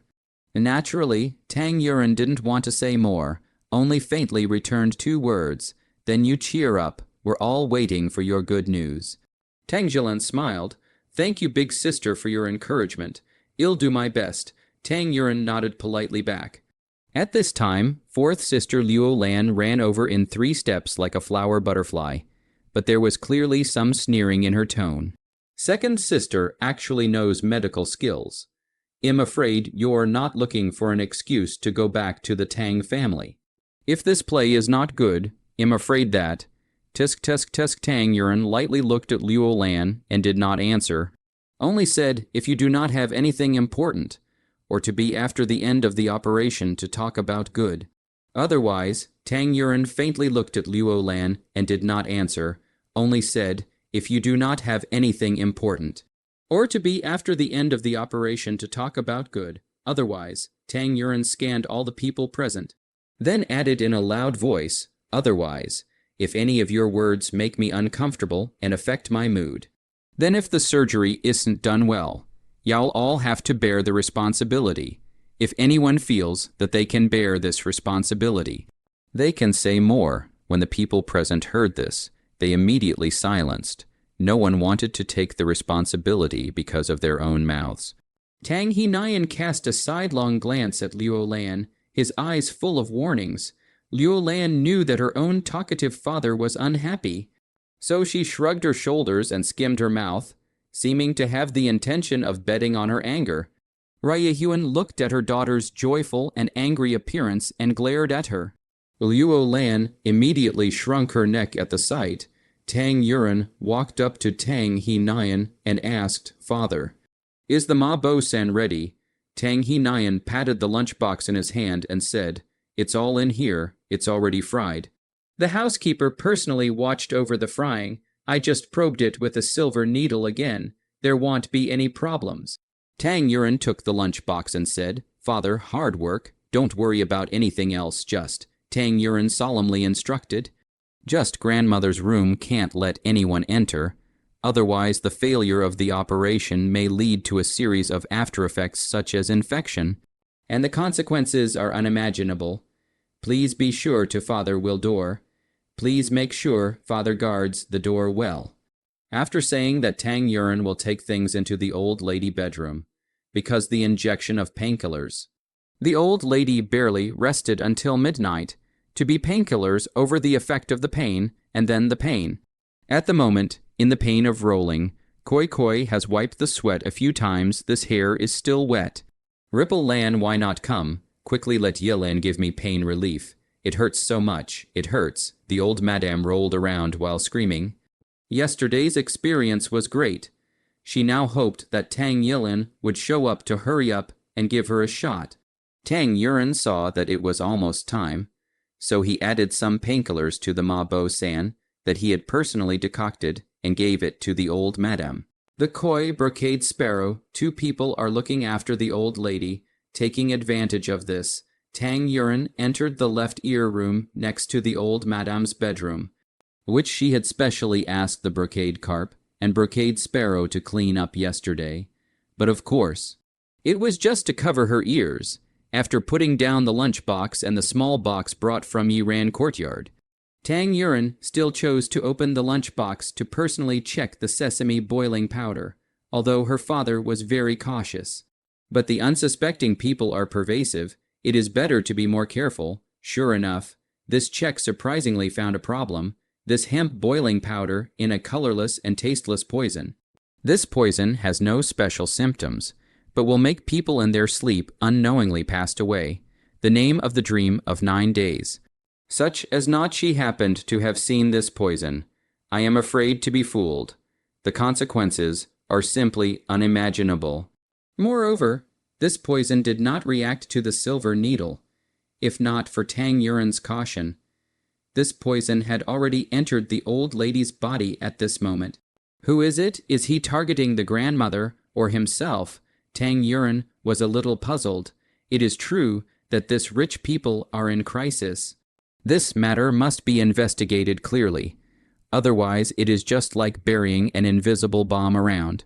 Luckily, this is just a gimmick. Otherwise, today's operation will not only be unsuccessful, but also take the grandmother's life. Tang Yuren shook his head while his heart was shocked. The bad of small people are all bad on the surface. The bad of big people are all bad in the bones, easily invisible. In this moment of effort, the old madame's anesthetic and painkillers gradually took effect, and she slowly lost consciousness. Koi Jinkiao carried the old madame in. Tang Yuren ordered as he saw that it was almost time. The two of them carried the old lady into the left ear room as instructed, and after the arrangements were made, Tang Yuren said, "Go down, guard at the door. No one else is allowed to come in, even if father wants to come in. Make sure to stop him. Do you understand? Yes." Slave girl retires. Jin Carp Brocade Sparrow 2 people, after blessing, went out to the door to guard. At this time, Tang He Nyan had already arranged 2 small boys to guard the door on the left and right. Jin Carp Brocade Sparrow, I've already arranged for someone. You 2 have been taking care of old madame for the whole night. Go down and rest first. The 2 of them blessed Tang He Nyan and firmly said, "No need, master, we are not tired." Second, Miss ordered us to guard the door. We would never dare to fail in our duty. Tang He Nyan saw that the 2 were very insistent. Then also no longer persuade. 2 more people to guard the door, and what's the difference? Fortunately sent 2 people to guard the door. In the middle of Tang Jingnian's daughter-in-law. That is, Tang Yilan's damsel named Yuan Shui Niang must go in to take a look. The boy persuaded to persuade, this Yuan Shui Niang also with the breasts to the top, the boy blocking is not. Do not block is not. Koi Jin Kiao rushed forward to stop, which avoided a trouble. Tang Yuren look around no one. Then take the unconscious old lady together into the space. Will be placed in the operating room. Instrumentation inserted. Catheter and so on are inserted. Ready surgical instruments at this moment in hand. She will concentrate on entering the state of surgery. There is no assistant. She needs to pay attention to a variety of dynamic indicators at any time, but also need to pick up their own instrument's gauze, etc. About 40 minutes or so, the operation was successful. Gallstones were successfully removed, and the wound was also stitched up. But the operation was successful. The gallstones were successfully removed. The wound was also stitched up. Tang Yuren breathed a sigh of relief, organized all the instruments and so on, took off the protective clothing and so on. After organizing everything properly, she took the old lady out of the space and put her on the bed. Hanged the nutritional needles and made proper arrangements. Because of the effect of anesthesia, the old lady is still in a coma. Tang Yuren pushed the door out. A bunch of people then hooted and hollered around. How is it? How is it? Inquiries rose and fell, some in a concerned tone, some in a watching tone. Tang Yuren's gaze swept over these faces. She wanted to see from these faces which person had actually tampered with this Ma Bo-san, but couldn't. She faintly said, "The surgery was successful. The gallstones have been taken out because of the ephedrine. Grandmother is still sleeping. If you want to see grandmother, please come in the afternoon." Tang Hernian stepped forward and said, "Yilan, hard work. You really lived up to my expectations." He patted Tang Yilan's shoulder. This success not only impressed the whole family, more importantly, it would be Tang Yilan's first step back into the Tang family. This point, Tang He Nyan was clear, and so was Tang Yuren. After everyone had finished their courtesies, the crowd dispersed like birds and peasants for a while, and Tang Yuren faintly said in her heart, "I'm sorry, I've let you all down. I, Tang Yuren, will naturally be foolproof when I make a move." It was only then that she greeted the Koi Mallow over and explained the precautions, and made it a point to pay attention to the progress of the infusion and resolutely refrain from eating for a day. "I'll come over to change the medicine every morning for the last few days. But if there are any special circumstances, be sure to send someone to Yuren Xuan to call me." Tang Yuren was now very worried about the child, but in just 2 days, She felt that she couldn't stay away from these small groups of people. So she walked straight to Yuren Xuan after giving her instructions. Along the way, Tang Yuren's heart was racing. She was a little worried about her daughter, who hadn't been breastfed. What if she was hungry? Thinking so, her footsteps faster and faster. Even Xiangming and Red Sleeves cannot catch up, panting to wait for them. Finally back to Yiran Xuan, Tang Yuren impatiently straight to the ear room. Before entering the door, we'll hear the two daughters' giggling sound. She was puzzled, pushed the door to find that a Luo and an unknown woman with a child each. 4 eyes met. Tang Yuren voiced out, "This is, you are the second young miss, right?" The woman came over and greeted. "Slave girl Mayo Kinking is the new nanny. Master sent me to take care of little miss. Meet second miss." After saying this, Mayo Kinking held the child and bent her knees, preparing to kneel down. Seeing this, Tang Yuren immediately helped her up and said, "It's inconvenient for you to hold the child. Please get up quickly." Mayo Kinking with Tang Yuren's help up. But look at that Mayo Kinking long face, tall, well-proportioned body. Through the clothes can feel the muscle look. Look older than a Luo, but also more sophisticated, you this. Quite sturdy, well-practiced martial arts. Just now Tang Yuren, in picking up Mayo Kinking, touched the callus on her tiger's mouth, which must be the result of long-term friction, either practicing knife and sword or stick. The truth is not to hide. Slave girl used to be a street seller, knife, gun, stick will be some, we run the jiang, su, more or less have a little self-defense skills. Otherwise go out, it is inevitable to be bullied. Mayo Kinking said. Tang Yuren nodded her head in understanding, but was skeptical about this, though she didn't show half of it. Then I'll trouble you and a Luo to take care of it in the future. If you treat me with all your heart, I'll naturally treat you with all my heart as well. Slave servant understands. A Luo Mayo Kinking and the two of them blessed their bodies and said, the child care problem was solved. Tang Yuren realized that she had 2 problems to deal with. She settled down some more and went to Tang He Nyan's courtyard. Tang He Nyan's courtyard name was very grounded, called Jin Mantang. Those who didn't know thought that it was the name of a pawn store. Before entering the courtyard, he heard a few delicate laughter, accompanied by a few charming master. Tang Yuren does not recognize the voice, but at this moment in the courtyard is certainly the new ant concubine. The doorway guarding the yellow warbler to see the situation, hurried to Blessing, said, second miss. Tang Yuren didn't want to be too embarrassed. So she let Huang Ying go to pass on the message. Get up. Go to pass on the message to the master. Huang Ying but not. She lowered her head and said, the courtyard serving is Liang Green Branch Liang Ant. Slave girl to go in for fear that the master chastise. Slave girl dare not enter. Tang Yuren sighed, forget it. Let her do this thing that offends the old man. Tang He Nyan, on the subordinates harsh, but on the children, but each pampered, will not be too much. Tang Yuren entered the courtyard and shouted father. The previous laughter came to an abrupt end when Tang He Nyan heard this.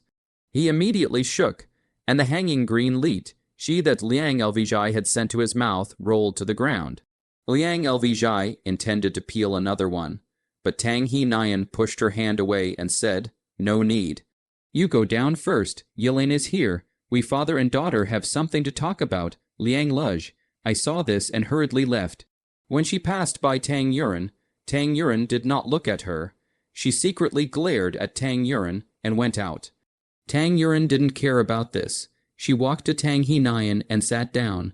She went straight to the point. Father, I need you to investigate 2 things. The first thing is, the Ma Bo sand that you prepared for grandmother has a deadly poison. You need to check everyone who handled it. I don't know if the other party is rushing at me, at grandmother, or at you. Tang Yuren bit the last word very heavily. Its meaning naturally spoke for itself. There might be someone making the 2 of them. Especially Tang He Nyan, take the blame for killing their old mother by framing grandmother. Tang He Nyan's heart was shocked at the sound of it. He had been so cautious and still got drilled. Then, I brought my own copy of the other Ma Bo San, just to prevent this from happening. So grandmother wasn't affected, Tang Yuren said. Oh, that's good. Tang Hinayan smiled sardonically. Don't worry about this. I'll investigate from every link, and make sure to catch out the person with the wrong intentions. In addition, my daughter is worried that the other party may still find another opportunity to approach grandmother. So the security in grandmother's courtyard needs to be strengthened, and food and drink and other things should be careful.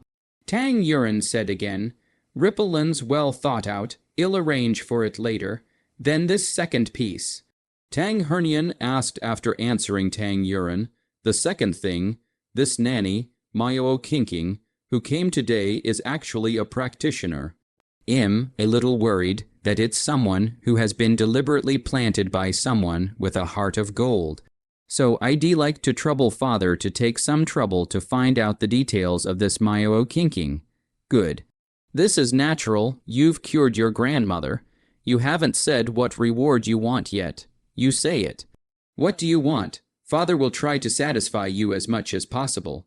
Tang Hinayan suddenly remembered that his daughter had taken a lot of trouble for her mother. Reward, father, you're willing to accept your daughter again regardless of previous suspicions, and also bestowed Yiran Xuan on your daughter. My daughter is already very grateful, and doesn't dare to ask for any rewards, Tang Yuren said with a burning gaze. Tang Hinayan saw that his daughter was so understanding. Naturally, he was very pleased. He looked at Tang Yuren painfully and said, How much did my Yilan suffer in the Chen family before she became so considerate? Tang Yuren looked at this move to retreat into very effective. Then said, in that case, daughter and away from the need for father's help place also please father do not mind. Tang Hinayan naturally did not disagree. He firmly said, Father will certainly go all out. Tang Yuren immediately said sweetly, Thank you, father. Immediately peeled a lychee and stuffed it into Tang Hinayan's mouth. Then my daughter will wait for the results of daddy's investigation. Daughter excuses herself. After saying that, Tang Yuren blessed her body and left Jin Man Hall, close to noon. The old madame woke up quietly. Because of the infusion of nutrient solution, she wasn't hungry, but her first sensation was a dry throat, due to the insertion of a smoking tube to suction the phlegm. Her second sensation was thirst, real thirst. Her lips were parched as if they were already chapped. Her lips were in dire need of a sweet rain, water. Water, under the friction of the throat, the old lady finally issued a hoarse voice. Old madame. Both of the koi birds heard the old madame's voice and immediately ran over ready to serve. What did you say, old madame? Neither of the two heard the old madame's needs, so they had to ask out loud. Water tilde, the old madame once again vocalized with difficulty. However, it was good that the duo understood. And meeting the old madame's expectant gaze, Jin Lai said, The second young miss has given instructions that she cannot drink or eat. So the slave girl cannot serve water. The old madame especially wanted to clap her hands and say a sentence against the sky. But she was really struggling to speak, but can use cotton dipped in water to moisturize, Jin Kyo added. Saying that, the wet cotton in Jin Kyo's hand then stuck to her lips, and in an instant, the old madame felt as if a timely rain had fallen on the parched earth, and every cell of her lips was cheering as a result. Jin Kyo immediately took it away again, a shallow taste. The old madame was tired. Why tilde what tilde? The old madame spat out these three words with difficulty. Second miss ordered it. Koi Jin Kyo was puzzled. The old madame only remembered wishing for Rippleland to give her a shot when she was dying of pain. And then the surgery and all that, she couldn't remember. Second miss operated on you. Your gallstones have been removed.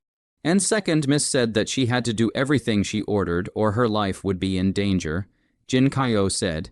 The old madame waved her hand and shook her head, not wanting to speak any more, but at this moment, she was pleasantly surprised to realize that she indeed no longer had colic.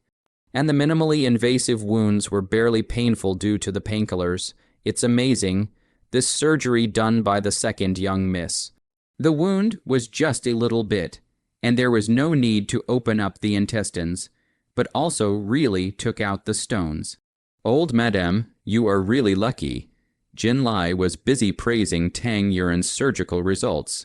The old madame revealed a delighted smile. Her disease is also considered to be rushed at the right time, so think her heart towards Tang Yuren, this granddaughter, will be biased by an inch. That afternoon, Tang He Nyan to Yi ran Xuan to see their own baby granddaughter, by the way to bring an invitation. It turned out to be the county magistrate's wife sent an invitation, inviting her 3 days later to the Yu house to participate in the King He banquet. Tang Yuren opened the invitation and threw it aside. "I'm not going." Tang He Nyan's face showed an unbelievable expression. Why? It is important to know that Tang Yilan used to love attending this kind of banquets, which means that she can meet friends with her writing, which not only can show her brilliant writing skills, but also can identify her favorite talents and put on a good show of talents and friends. It was also during this kind of banquet that she met Chen Junkai and began her career of digging wild vegetables, which could be described as one wrong step. One wrong step. Could it be? Could it be that Rippleland has a psychological shadow because of Chen Junkai? Unwilling to attend this kind of banquet, Tang He Nyan asked, "That's not true.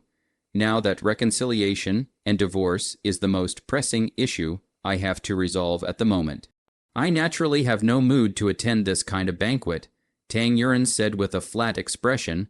She really wasn't too willing to waste time on these chores. "It's good to go and participate. You haven't been in a good mood lately because of the matter of the peace settlement. Think of it as a distraction," Tang He Nyan advised. "In addition, this invitation is Mrs. You personally door to door to send. Although it is siblings, but Mrs. You is single point your name, said no matter what also want you to go to a trip. Our roots are in this Nanshan County. It is not good to brush off the face of others. You say." Tang He Nyan persuaded again. Father said yes, daughter go. Tang Yuren changed her mind and obediently agreed. On the one hand, to Tang He Nyan obedience to his words can win his favor, which is in her all good and no harm. On the other hand, she thought that Chen Junk, I will not easily agree to divorce, when it is not necessary to help the magistrate of the county, and now draw closer to the relationship on the peace and leave a great deal of good. Tang He Nyan was really pleased. I knew it. I knew our Yilan was the best behaved. You guys personally pick out the fabrics for the banquet, so I can have the tailor rush to make them. Tang He Nyan finished speaking and went to tease his 2 granddaughters. He couldn't wait to live in Yiran Xuan so that he could see the 2 little pink dumplings every day. "Thank you, father." Tang Yuren blessed his body and said, "How about, I'll stay here with you. It's convenient for me to watch the child." This daughter is naturally 100 times willing. Daughter has not been close to father for a long time. But Madam Aunts, there is not good to explain. Ah, wouldn't they tear my daughter apart? Tang Yuren said with a worried face. Ah, yes, then I'll come more often, Tang He Nyan regretfully said while rocking the cradle. At this moment, inside Luoshui residence, after a burst of clanging and banging, the ground turned into a mess. Tang Liulan sat on the edge of the table and roared in anger. Why, that Tang Yilan is coming back. Why did she steal all the limelight from me as soon as she came back? Isn't it good for her to stay in that Chen Jia village?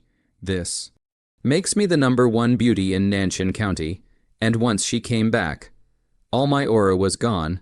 She took a breath before saying again, now, she, an abandoned woman who was driven back by her husband's family, is specifically invited to a party. How ridiculous! Raihyun sat by the side and watched her daughter go crazy until Tang Liulan stopped and then said, Finished, you are accustomed to playing a mouth. Joy and sorrow are hanging on my face. In the future, to put these thoughts in the heart. If you feel that you cannot compare to Tang Yilan, there are 2 ways. One is to make yourself better, excellent to her than you. The other is to drag her down. She is shorter. Does not show that you are taller. Tang Liulan listened to Raihyun's words on her face, immediately put on a smile. Please, mother, point out 1 or 2. Raihyun stuck to Tang Liulan's ear with ideas. Tang Luolan nodded as she listened, the corners of her mouth slowly rising. All day long, Yuran Xuan did not receive any news from the old madame's side. Tang Yuran stole half a day of leisure time to tease the children. Tang He Nian was also beside him. The children have never had a proper name. Why don't Daddy give you 2 names? Tang He Nian said excitedly, Father, you said, the child with your surname Tang is good. Tang Yuran some anticipation. This father, in taking the girl's name, has always been reliable. Must have already taken a good just waiting for the right time to say it.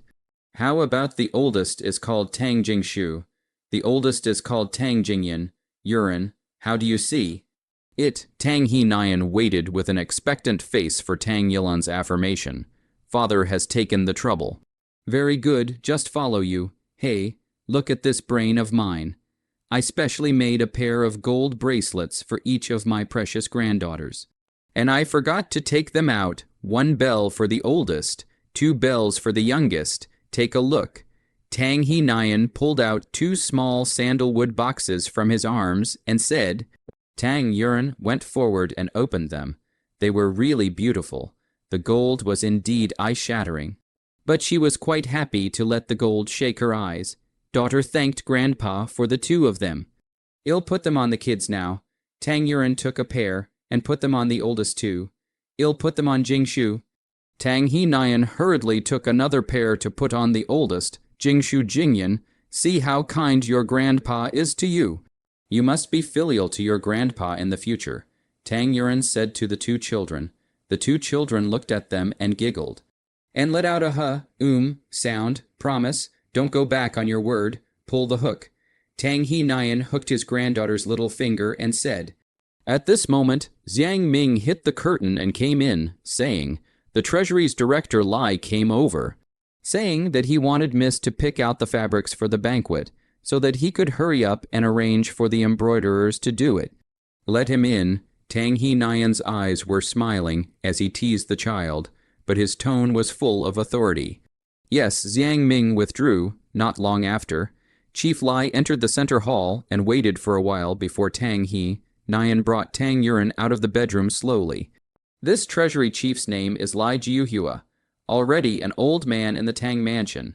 He saluted and pointed to the fabrics in the hands of the row of boys behind him and said, Miss, you pick and see which few fabrics suit your heart. You pick 2 or 3 sets, in case there is a situation or a timely change. Tang Yuran looked at it for half a day and picked out a moon white jasmine patterned fabric, a celestial blue auspicious cloud patterned fabric, and a jade-colored fabric. Yilan, why are the colors so light, completely lacking the vigor of youth? Tang Hernian was somewhat disapproving of Tang Yuran's choice. Guns hitting heads. It's better to let those young girls take the limelight. My daughter doesn't want to be envied, Tang Yuran faintly said. Then, do it according to the fabric chosen by the second young lady. Make sure it's exquisite. Chief Lai marked the fabric and placed it on a separate plate and then retired as instructed. Continuing to Tang Yinlan's courtyard, Tang Yinlan's courtyard was called Crane Shadow Xuan, and there were a few poles of slender bamboo at the entrance to the courtyard, and a plum tree that was not in bloom at this time. At this time, Tang Yinlan is sitting in the pavilion cool embroidery. She looks like pondering. To be the maid, Kuiji went up to pass on the news of the Lai executive over. Tang Yinlan only came back to God. Tang Yinlan and Tang Yuran vision is quite similar. 3 fabrics bumped too. To be reminded of the Lai executive after she suddenly remembered something like, simply choose a few sets of purple. Green lotus, snow green, lilac, Chief Lai again is to the Liushui residence. Raihuan has already left. Tang Liulan at this time is rolling up the sleeves and maids to tease the crickets. Heard that Chief Lai came. Will be the cricket stick to the side of a throw? Out of the blue asked. Tang Ripple Lan chose what color. Elder Lai hurriedly pointed to one of the plates and said, the 3 materials chosen by the second young miss are all here. Oh, this color she chose is rather bland. Tang Liulan took a glance from afar and said. She went closer and carefully looked over the fabrics Tang Yuran had chosen. Seeing this, Elder Lai frowned gently and unnoticeably. Fourth Miss, y'all easily dirty the fabrics like this. We're all subordinates, so don't make it difficult for us. Why don't you choose your favorite fabric? Master ordered that a maximum of 3 sets be made for one person. Just in case, Tang Liulan's willow eyebrows rose as she cast a sidelong glance at the housekeeper and said, "She's not some golden person, and now that she's married, she's still eating and drinking from home. It's weirdly shameless. Besides, I touched it. Why should you, a servant, say anything about it, seeing this?" Elder Lai could only hold his tongue and arched his hand, saying, "Fourth Miss is right. It's servant who has overstepped his bounds." His fists hidden in his shirt pinched and creaked. Good to know. Only then did Tang Liulan let go of the cloth Tang Yuren had chosen and went to pick her favorite. She liked to dress herself up as a butterfly, and thus chose a gold and blue powder brocade, a red and green peony color brocade, and finally pondered for half a day before finally choosing a light pink dark pattern material, which was considered to be the most plain one inside. When Tang Liulan finished choosing, Mr. Lai gritted his teeth and muttered in a low voice, "Bah, what fourth, miss? See, there's always a point where it'll make you pay for what happened today." So the housekeeper convergence of emotions to the 5th young lady Tang Xinlan's courtyard. This courtyard is called the heart of the residence. Tang Xinlan at this time is writing an article. Write a part of the dissatisfaction thrown away. Write a part of the dissatisfaction again and thrown away. So, the trash can has piled up 5 or 6 paper clumps. Miss, the housekeeper came over and said to let pick the clothing material. I've already let him in. Now go over. The maid Z, you said. Then, go. Tang Xinlan dropped the article she was writing and went out. These fabrics, 5th miss, you pick. One person can pick 3 kinds of fabrics, Elder Lai said. Z, you can see. I can't pick them myself. Tang Xinlan mouthed her words. Then he'll take care of it for Miss Z. You picked up the words and went to work picking out the fabric. This one, this one, this one, it'll take all 3. Ziyu pointed at 3 fabrics that were on the emerald green side and said. Elder Lai took a look at the fabrics Ziyu picked and suggested. 5th miss is still young. Will the emerald green color set her off too old? Z, you crosses her waist to the Lai chief said. Left but these clothes miss, turn back is to reward us to wear. That we'll have to pick some of our favorite colors. Is not it so a reason? This voice is shrill and harsh.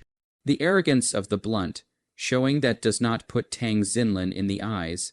Elder Lai sounded a bit uncomfortable. So he reminded again, this time, the fabrics are for making clothes for the banquet, so we should always pick something suitable for the 5th young miss. Z, you again picked a goose yellow material, and pointed to 2 of the originally picked materials, then these 3. Miss, what do you say? The word you was particularly heavy, and the threat was obvious, seeing this. Tang Xinlan's eyes flickered as she licked her lips and said, then, according to what Sister Z you said, use those 3 fabrics. Elder Lai couldn't help but shake his head at the sight. A master is a master, and a servant is a servant. This maid was close to shitting on her master's head, but the master didn't say a word. Chief Steward Lai finished marking the fabrics to organize the fabrics and said, then 5th miss, servant will retire. After Elder Lai retired, Z, you spat at the door. Bah, this old piker's control is quite wide. Miss, are you just going to let this old man dictate in our courtyard? Tang Xinlan thought to herself, you slaves usually ride on my head. Now that the butler has said a few words for me, it's his turn to dictate, but Tang Xinlan usually do good old man accustomed. Also not willing to be angry, she only sighed, just. Also do not know to comfort themselves or perfunctory Ziyu. Toward evening, Zhangming hit the curtain and said Jin Qiao came. Tang Yuren felt that there must be something important to find her. So she hurriedly went out to meet. Sister Jin Qiao, what's so urgent? What's going on at Grandma's place? 2nd miss is polite. The old madame is fine. At present she is slightly in pain, because you have commanded before. So the 2 of us naturally know. It's the old madame who has slightly regained some strength. and has specially commanded me to give second miss some reward, Jin Kaio said and opened a brocade box. Second miss, this is what the old madam sent me to give to you. Here are 5 ingots of gold and 2 stores. This is a little bit of the old madam's heart. Please be sure to accept it. Second miss, Tang Yuan didn't squirm and took it and handed it over to Jiang Ming. You go back and tell grandmother I appreciate her feelings. I'll go see her in the morning and let her rest well. Good, second young miss. After the errand is finished, Jinki, I will leave first. Jinki, I was about to leave. When Tang Yuan added, tomorrow morning grandmother will be able to eat some fluids. You can just boil that rice paste and feed it to grandmother. Understood, second miss. Jin Kao blessed herself and left. Tang Yuan hugged that box that night and looked at it again and again, and promptly went into space to organize it into a cabinet, the first bucket of gold since crossing over. It's so solid to have money to fall back on. Tang Yuan slept peacefully. The Tang family had a specialized garment workshop that received orders for ready-made clothes from all over the world. And in the past 2 days, there was a female worker who always secretly inquired about the progress of the ladies' clothes, and ran to the room dedicated to the ladies' clothes several times, saying that she wanted to learn clothes, making from a master. Responsible for the clothing workshop, Zhang Master see this female workers a little bit wrong. They stopped several times.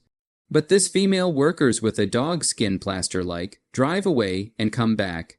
Zhang's shopkeeper had to report up to the director of Lai. After receiving the letter, Mr. Lai asked Mr. Zhang to keep it quiet. He almost guessed that it was Tang Liulan's handiwork. And the target was probably Tang Yilan. The enemy of the enemy is a friend. Chief Steward Lai was worried about not having a chance to retaliate against Tang Liulan. So this wasn't just passing the knife himself.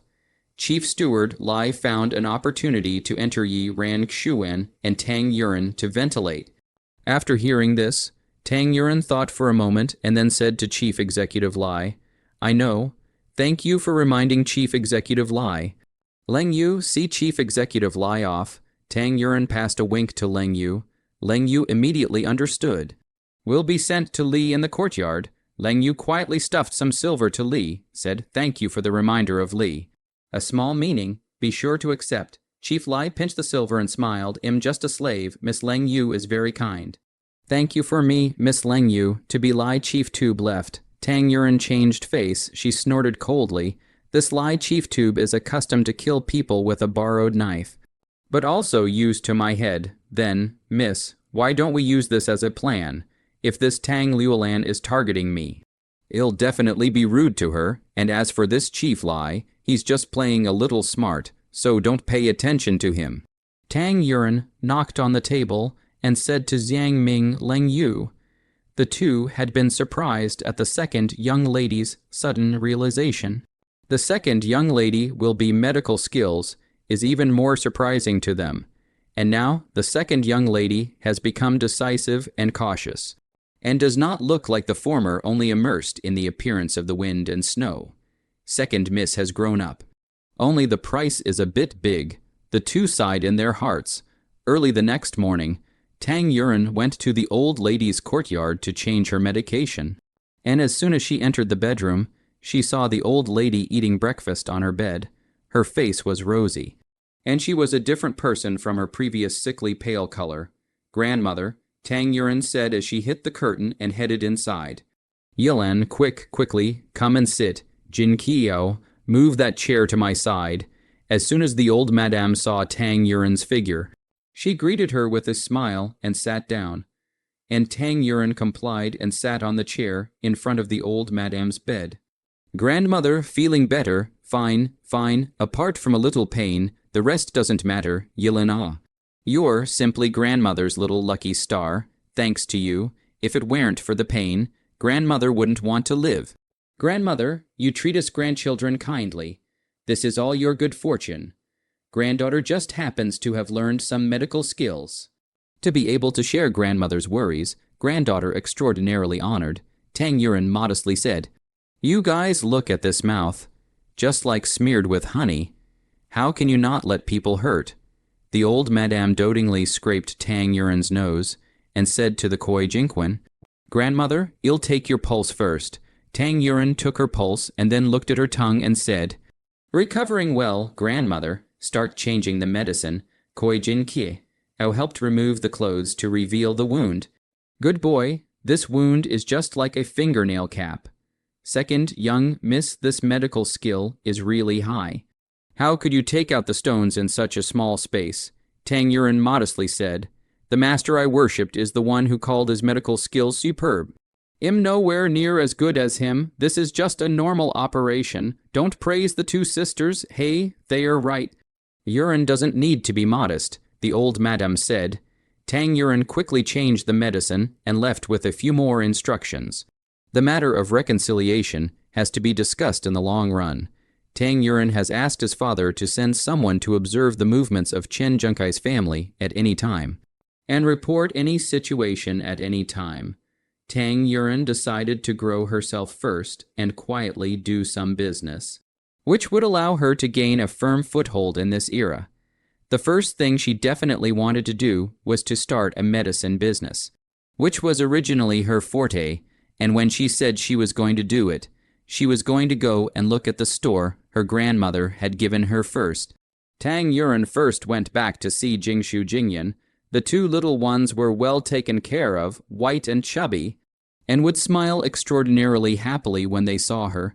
She prepared out a certain amount of diapers every day, and the people around her were tacitly understanding.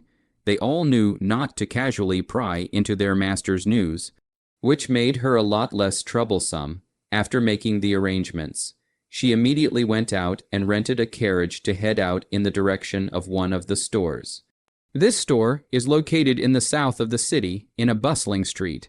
There are restaurants and tea houses on the street. People come and go, traffic flow so lively. The store itself is 2 floors, the area is not small, and also comes with a backyard, but unfortunately there is already a pharmacy here, so they had to go to another store to see. This store in the north of the city, compared to the first store location, is a bit poor, although not in the business district, but better in the surrounding families are rich or expensive, is a large living area. Tang Yuren examined half a day and said, "It is possible to do high-end customers. High unit price, the same can also bring a lot of income." While she was walking and examining the surrounding situation, she suddenly came face to face with a person, caught off guard. Tang Yuren crashed into that person's solid embrace.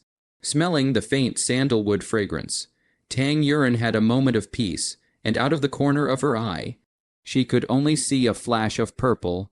"Yilan, how is it you?" As soon as Tang Yuren heard this voice, it was none other than Yu Qinghong, and she hurriedly separated herself from Yu Qinghong with slight embarrassment. A moment later, Tang Yuren regained her composure and said, "Second young master Yu, I'm sorry, I didn't mean to. I still have things to do, so I'll leave first." Tang Yuren turned to leave, but felt a hand grab her arm. "Am I that annoying? Yilan, you tell me, do you hate me for being full of copper? Or do you hate my character? Or do you hate my looks? Or do you simply hate me? I'd rather you did it on purpose." Yu Qinghong asked with sadness in his eyes. The last sentence, a small murmur from him. "No, you are very good, have the ability, have the family, have the appearance. There's only one thing you're not good at, and that's having bad eyesight. You have to know that I'm just a 3-way few mom. A married woman who's been disliked by her husband." Tang Yuren wanted to crack open his brain to see if it was filled with the entire Pacific Ocean, or else so many wonderful women wouldn't go after her, but only focus on her. Yu Qinghong arm a little force immediately brought Tang Yuren into the embrace, smelling sandalwood flavor, leaning against the solid chest. To be honest, the feeling is very wonderful, after all. Tang Yuren, because busy in the medical career, has not been in love. At the moment, she is a little bit of attachment to this chest. Tang Yuren quickly came to her senses. As long as she was not divorced, she was a married woman on the street, a married woman and a single man together. What was this called? Cheating. Her conservative heart was subject to moral condemnation. She immediately tried to push Yu Qinghong away with force. But the two arms held her tightly, only to see that gentle jade, like man, looking deeply at her in his arms and saying, I don't have a bad eye in my eyes, y'all always be the best Yilin, you shouldn't be saying such self-defeating words.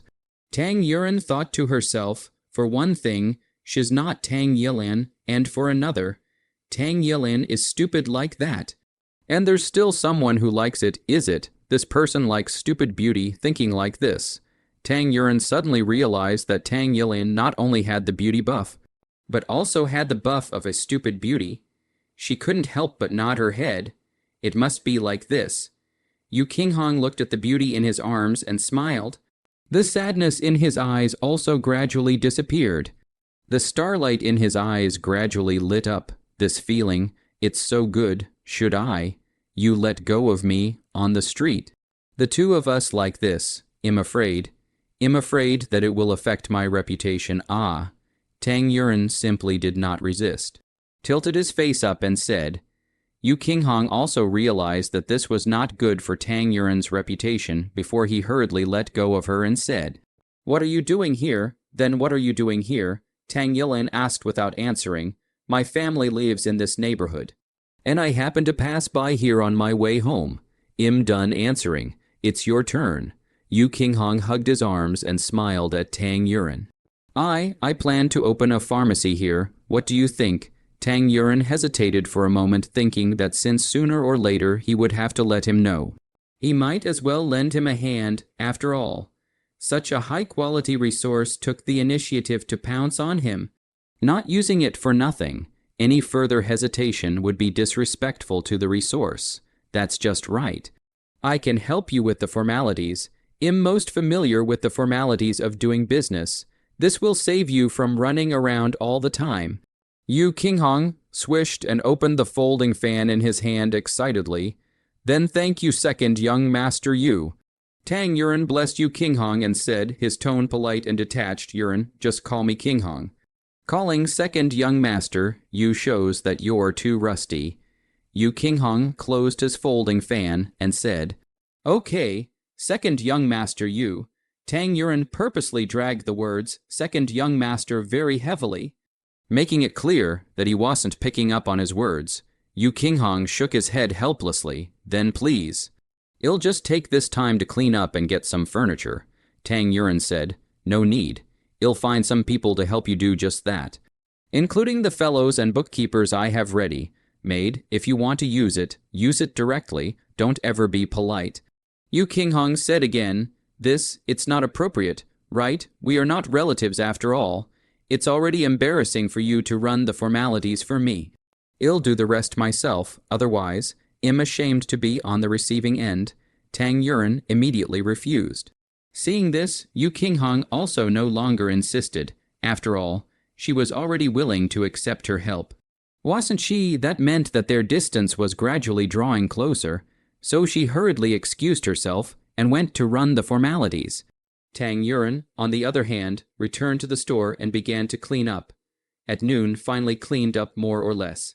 She locked the door of the store, casually found a place to eat, then decided to go to find a carpenter to build a few pieces of furniture for themselves.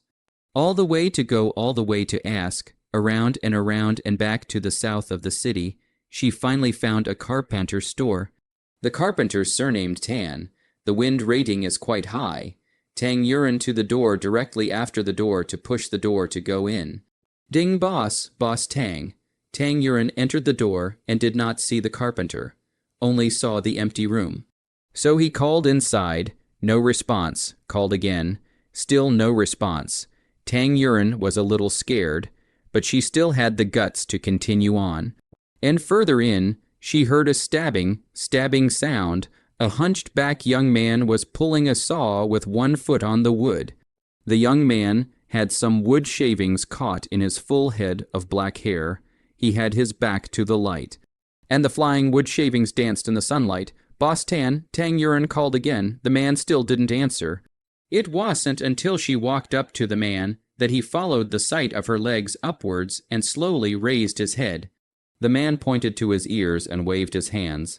It turned out that he was deaf and mute. He couldn't hear, so he couldn't express himself either. Tang Yuren opened his mouth, while the man led Tang Yuren to a table with a pen. Ink, paper, and inkstone, he wrote on the paper, "Do what?" The words were iron and silver hooks, strong and powerful. And it was clear that they had been practiced. Tang Yuren was a little shocked, did not understand to write this handful of good words, and why do a carpenter. But this is none of her business, she wrote on the paper, 6 medicine cabinets, 16 tables, 20 chairs, 10 beds, 10 shelves, and wrote simple dimensions and drew a rough look. The carpenter reads it and then writes 2 more words, "Come pick it up in 10 days. Tang also wrote again, "Can," slightly pondering. She added another sentence, "Want to hear?" The carpenter was obviously stunned for a moment, and a fire lit up in his eyes, a fire of longing. "May I?" Again the carpenter wrote 3 words, "May." Tang Yuren wrote again. Tang Yuren found a few cochlear implants when she was organizing the storehouse. She was completely unclear as to why these cochlear implants appeared in the storehouse, as she had never procured them before. But looking at today's situation, could it be that those cochlear implants were meant for today's use? If that was the case, then why didn't the staff show this function for themselves? Tang Yuren thought left and right, and finally came to a conclusion. This is one of the bugs of this product. Then, if it is such a bug, she is quite happy. The carpenter once again put pen to paper. "If you can hear me, I would like to offer all my family's wealth at your service at all times." The carpenter's pen obviously shook with excitement, and the words instantly lost their literati flavor. Tang Yuren wrote again, 15 days later, May. The carpenter's word fell again. Tang Yuren left her address and made a gesture to leave. The carpenter immediately made a gesture of please. Tang Yuren knew that the carpenter wanted to send her off, so she did not refuse, until sent to the door. Tang Yuren only to the light outside to see this tan carpenter's looks. He looks mighty and domineering. Gleaming eyes, bronze-colored skin, looks are not ugly and can even be called handsome. Tang Yuren could only sigh slightly. This god is really not long-eyed. Such a good young man, how could he not hear it out of the carpenter's store? Tang Yuren also intends to go to the Chamber of Commerce. The purchase of medicinal herbs to find their own channels is always inconvenient. Join the Chamber of Commerce will make the purchase of goods a lot easier. Their own one is to sell the quality of the second, is to sell the medical skills. The medicinal herbs more expensive, and does not matter, as long as the effect is good. It is not with the rich directly out of their pockets the same. Thinking of this, Tang Yuren is a little close to the mouth. She has been a little impatient. Nanshan County Chamber of Commerce is also located in the south of the city. Near the original store, the location is not remote. Tang Yuren easily found, only to see that the plaque on the big words, God Fei Country Chamber of Commerce. The following there are a few small words, Nanshan County Branch. Tang Yuren was about to walk straight in, when a voice suddenly called out to her. Hey, AI, that girl, you're a bit unintelligent. How dare you enter the Chamber of Commerce? You didn't say hello to me. Tang Yuren stopped and looked back. It was a boy of about 14 years old. Tang Yuren slightly frowned and said, What in broad daylight, in front of this Chamber of Commerce, you start extorting? The tone was icy cold, with a calmness that defied power, and the interrogation was obvious. Girl, I'm teasing you. You sign up with me here. They give me a commission.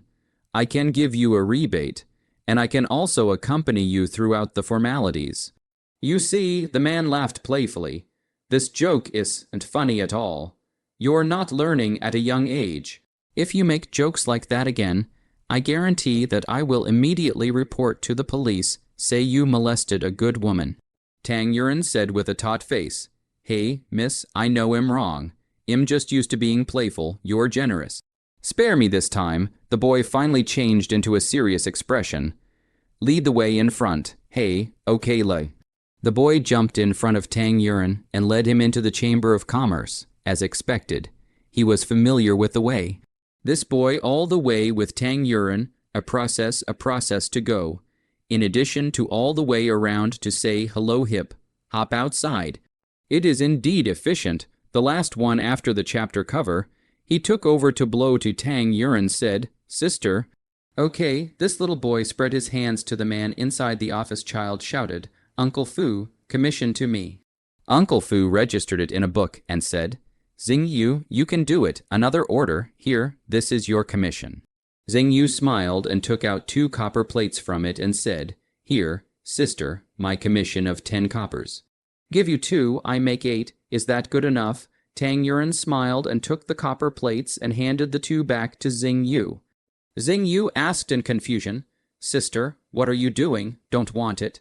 Tang Yuan replied, Your name is Xing Yu.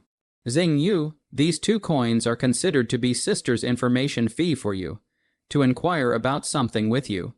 This whole process, how come I haven't seen this Chamber of Commerce president? Tang Yuan asked, My surname is Lin. Lin. Xing Yu, sister, you want to see him? He's distracted. He has to upgrade his super membership to CO. Ordinary members, these people are enough. Lin. Xing Yu returned, I have something important to talk about. If it's possible, you can introduce me. I'm willing to upgrade my super membership. Tang Yuan had thought about it. She planned to do high and medicine locally and sell medicinal cosmetics and the like outside the country. This was undoubtedly a blue ocean in this day and age, but it needed to be bigger and stronger. She had to back the Chamber of Commerce as a big tree.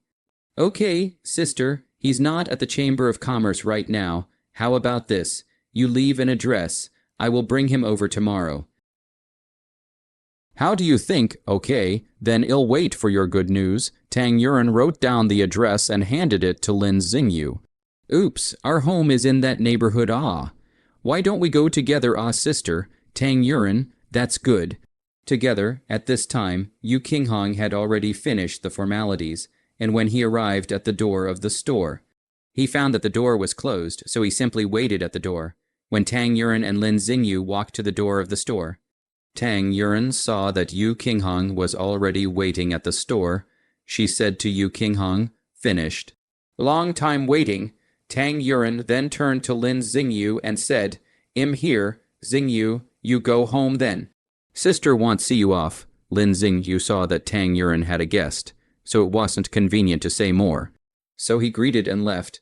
Yu Qinghong looked at Tang Yuan as he walked over and said, The formalities are done. You came just as I arrived, and didn't wait long. Yu Qinghong again looked towards the direction Lin. Xing Yu had left in a thoughtful manner. What, you recognize? Tang Yuan asked suspiciously. Looks familiar. Feels like I've seen it somewhere. Forget it. Don't think about it. Here, the formalities are for you. They are all here, Yu Qinghong said. Tang Yuan reached out and took the formalities and looked at it. Quite complete, but she did not quite understand. Yu Qinghong business naturally quite familiar with these formalities. Should not be wrong. Thanks a lot. If there's anything you need me to do, just say it, as a thank you for your help, Tang Yuan politely said. She was not too willing to owe favors, helping you. I'm happy to do it.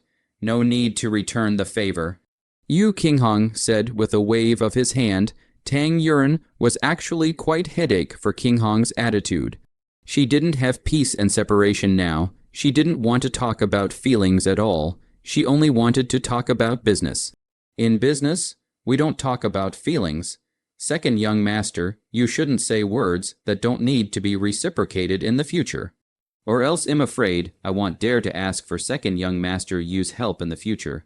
These words were like a sharp thorn pinpointed on Yu Qinghong's aorta. He felt his heart dripping blood. He tried to calm himself, after clenching his fists and taking a deep breath. He said, Ripple Lan is right. In business, it's me who is abrupt.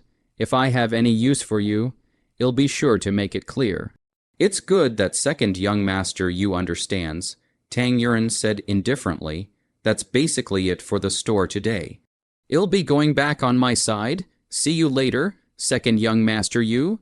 Tang Yuan turned to leave. That. Yuan, can you call me Qinghong? Calling it that way is really unfamiliar. Yu Qinghong pleaded again. Second young master you, I can only call you this. There shouldn't be any excessive affection between us. What do you think? Yu Qinghong heard heartache. Heart, she is picking out the impossible, when Yu Qinghong mumbled and didn't know how to speak. Tang Yuren had already walked away. Hey, Yu Qinghong's voice was blown away in the wind. It's okay, water drips over a stone. I have plenty of time, thinking so. Yu Qinghong rekindled his fighting spirit when Tang Yuren returned to Yi Rangshuan.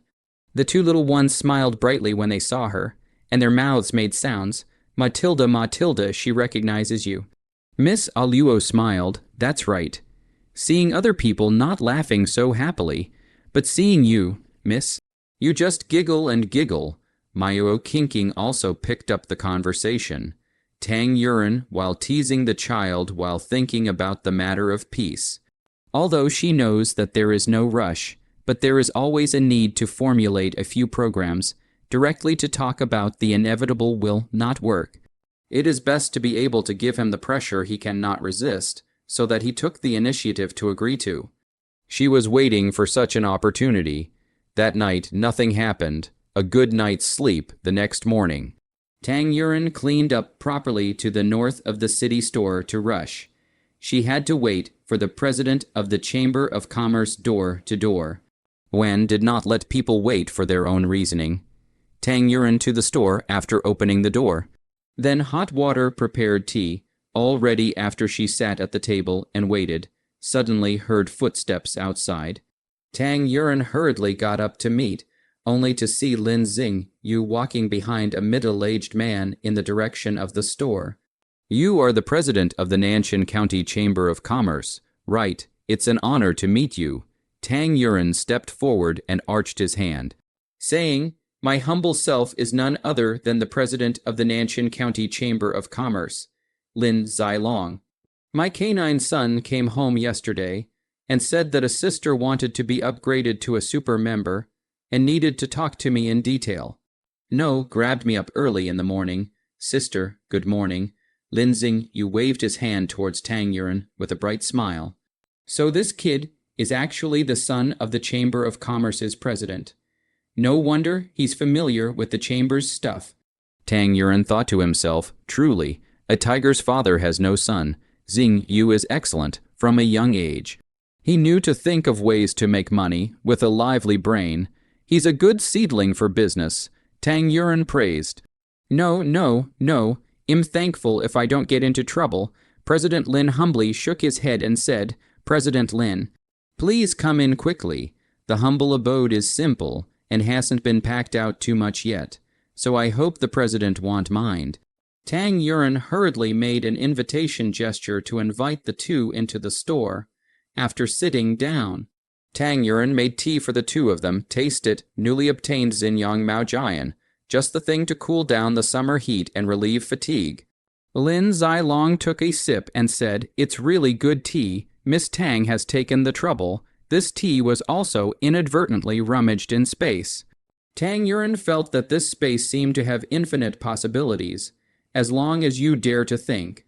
Anything can be found in space. How does the girl plan to cooperate with us? Our super membership has two modes. One is the once-a-year package yearly super membership. 800 taels of silver a year. One is the form of profit draw. 2% from your gross profit. Which mode do you think Yao'll choose? Girl, President Lin, truth be told, the business I intend to do is quite big, for me. It's definitely 800 taels of silver a year that's cost-effective. If you think it's okay, let's sign the contract. What do you think? Lin Zilong is no stranger to Tang Yilan's name, Nanshan County's famous talented girl.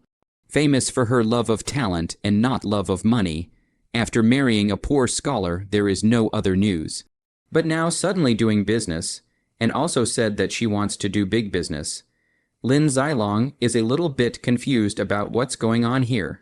And he feels that her business is mostly going to have to be yellow, since the other side rushed up to the Chamber of Commerce to send the money. There's no reason to reject it. Then according to what the girl said, 1 year, 800 taels of silver. If the girl agrees, the contract let's sign now, I have brought, said Lin Zilong, took out a stack of contracts and handed them over to Tang Yuren for a look. The girl carefully looked at it. Not suitable place we negotiate again. You see, Tang Yuren carefully read the contract once. And there is no problem. Then a big wave of the pen to sign the word pressed the handprint, said, "There is no problem." President Lin, this contract ill sign, problem. President Lin, I sign this contract, wish us a happy cooperation. Lin Zilong did not expect her to be so quick. Secretly said she does not understand business, reminded, girl. Here is A. If the profit does not reach 800 taels, this membership fee will not be refunded. Can you see it? I naturally know. Don't worry. I've always been quick to do things since I've signed. There's no reason for me to back out. This business is not a loss for you. President Lin, Tang Yuren took a sip of tea and put it down. Lin Zilong also picked up the contract to sign his own, and took out the Chamber of Commerce's seal and stamped it, one for each person, and the other was sent to the county office for the record. This contract is a done deal, Miss Tang. Wish us a happy cooperation, President Lin. This is the herbs I need and the quantity. My requirements are for the best quality. This quantity will be delivered to me 10 days later, and I need the Chamber of Commerce to supply me with a long-term stable supply of these herbs. Lin Zilong took it and looked at it and said, There's no problem with these herbs. Don't worry, Miss Tang. Lin Zilong sat there for a while and said that he was busy with business and took Lin Xingyu to leave first. Tang Yuren saw that it was still early, so she decided to go and investigate the cosmetics market here. She went to the nearby south of the city commercial street area to shop around. This Nanshan County's business atmosphere is still good. She found a store selling cosmetics. Store plaque reads, Yiren Pavilion, as soon as Tang Yuren walked into the store. The fellow saw such a beautiful woman's eyes are straight. He then looked at the clothes material, will know that this woman is not rich, that is expensive. Then hurriedly and enthusiastically went forward. Girl, what do you see? We have everything here. Rouge, water powder, copper dye, spice, everything. Tang Yuren took a cursory glance and said, It's just some ordinary products. No fine products, the fellow said. Girl, good eyesight. We are indeed general external rouge and powder. Boutique are upstairs, as long as you are willing to pay money, even for the palace goods have. You want to see me now to take you up. Tang Yuren followed the fellow's words, lead the way. The fellow then led Tang Yuren into the inner door. The inner door, pushed open, is the staircase. Along the staircase up to the left, there is an ancient bronze door. The fellow pulled a pull on the bronze door on the machine expansion. There will be a device similar to the megaphone out. Master, there is an honored guest. The door seems to have a small hole like a cat's eye. The person in the door to confirm the bronze door creaked open. The world behind this bronze door. However, surprised Tang Yuren, this bronze door seems to be a door of time, as if in a trance. Tang Yuren seems to have returned to the 24th century. Here the furniture and furnishings are all modern Western style, bright large area of floor tiles, white European-style coffee table. Everywhere there are gorgeous branch candlesticks. A swivel chair turned around, and a handsome face said in a deep voice, Sit, this person is wearing a twining touty mask. Face has obvious Western features, obviously mixed Chinese and Western blood. His face lines are clear, can see the high eyebrows and deep eyes. The pupils of the eyes show amber color. Then lips gently open, such as carving perfection, under the shirt of the muscles hidden, can be called the work of God's delight. After Tang Yuren sat down, he said, I heard that the boss has some fine products here that no one else can buy. Do I have the honor to visit them? Of course, as long as the young lady is willing to pay. All of the fine art here will be displayed for the young lady. The person on the opposite side said, What does that mean? Tang Yuren didn't understand, as long as Miss pays enough deposit. Then all the fine products can be displayed for Miss. However, if Miss didn't buy anything, then the deposit is non-refundable. Do you want to think about it? The person on the other side looked at Tang Yuren with a playful look. Tang Yuren's heart said not good. This decoration, this taboo performance will not be a traveler like her. Right, then their intention to go high, and pharmaceutical business is not a fiasco. Tang Yuren was a little chagrined for her own recklessness. She had just signed a contract with the Chamber of Commerce for 800 taels a year, and this was cut off from the road and still able to earn it back. She decided to test the other side, so she spoke out. "You're from the 21st century. The man on the other side obviously froze for a moment. What 21st century? Tang Yuren added. Could it be the 24th century? The man on the other side was clearly at a loss. And he huffed a bit. Excuse me, miss, what do you mean? I don't understand. Tang Yuren reluctantly pursued. Do you know about crossing over? The other party's anger seemed to be overwhelming. What do you mean? Are you teasing me? If you don't want to see the boutique, you can go out now. No one will stop you.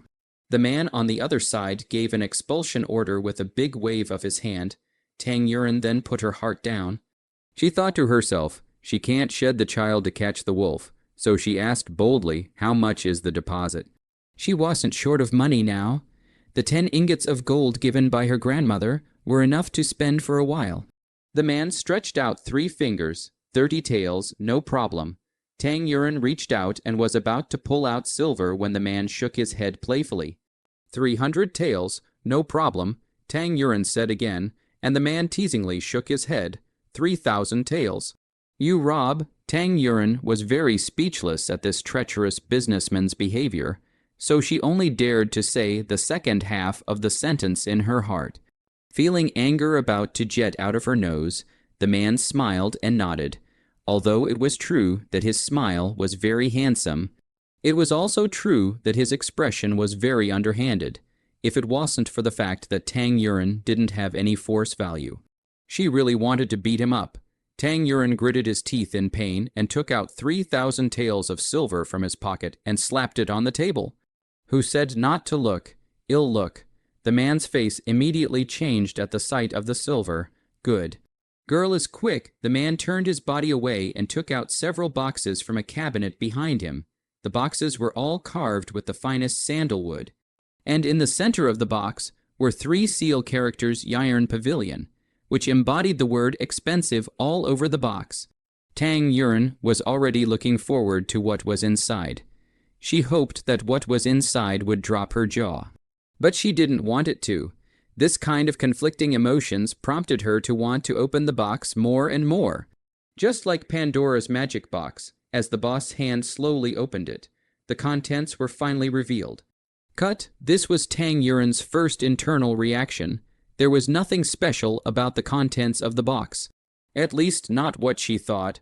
What was in the box was nothing more than Persian imported conch dye and other things that should have existed in ancient times. Tang Yuren uncontrollably hooked the corners of her mouth after taking a look. What is the girl smiling at? Still satisfied with these fine products, the boss asked confidently. This was the technology his father had brought from his hometown. This technology was the core of Yiren Pavilion's money-making. So far, none of the dignitaries had been able to escape the temptation of these fine products. And without exception, they had all shelled out money. Oh, no, nothing. I just thought of a funny thing. Some can't help it, Tang Yuren thought. This can really be the cow dung carved on the 10th level carving flowers, but also when the goal to sell. Satisfied, she is naturally not satisfied, but since the money is out of pocket, there is no reason not to use it. So Tang Yuren laughed and teased, still satisfied. So Tang Yuren casually picked up a conch die and inquired, "This how much? 5,000 taels." The boss said back, 5,000 taels. Why doesn't he just rob a bank? Tang Yuren slandered. Oh, don't really like the color, Tang Yuren said faintly. She gently put the thing down. Afraid that if she rubbed off a little paint, the other party would blackmail her. She also pointed at the lipstick-shaped lipstick in front of her and said, "What about this one?" She felt that this lipstick thing was generally the cheapest of the luxuries, so what he was selling here couldn't be too expensive. Right, this one, 7,000 taels of silver, the boss faintly introduced. Only then did Tang Yuren come back to her senses. She finally knew what this 3,000 deposit meant. If she didn't buy something, then these 3,000 taels of silver would be for nothing if she bought it, letting her shell out more than these 3,000 taels of silver. Thinking about this, Tang Yuren said to the boss. I'm satisfied with all the things you have here, but I can't finalize it for the time being. Why don't I think about it again?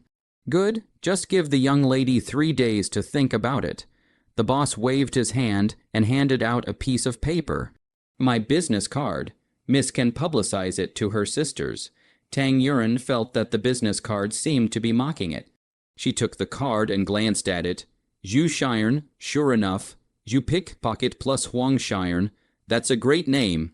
Even if she thought so, it was still difficult to relieve Tang Yuren's worries. She walked out of the Yuren Museum and thought. She had folded in 800 taels of gold before her career had even taken off. Was she only suited for medicine, but not for business? She was a little frustrated. This was a feeling that she had never felt before when she was studying medicine. She thought, it is better to see the child for a change of brain. Have to think of a way to let the other side of the 3,000 taels of silver to their own hands. Almost to the home, she suddenly saw the front of the gathering of a lot of people. Tang Yuren, in the spirit of more than one thing, is better than one thing, is less than one principle intends to leave. She was born to not like to join in the fun, naturally. She will not take the initiative to go to join in the fun. But there was suddenly a commotion in the crowd. People were talking and discussing. This person is dying. The Tang family is also a little too ruthless. Even a dog that has been raised for many years has feelings. Let alone a human being. They even threw the injured servant out like this. There is absolutely no trace of humanity. Tisk, the Tang family is unkind to the rich. No wonder it produced the kind of debt-collecting goods like Tang Yilan. I don't think the Tang family will last long. Even the basic humanity is not there.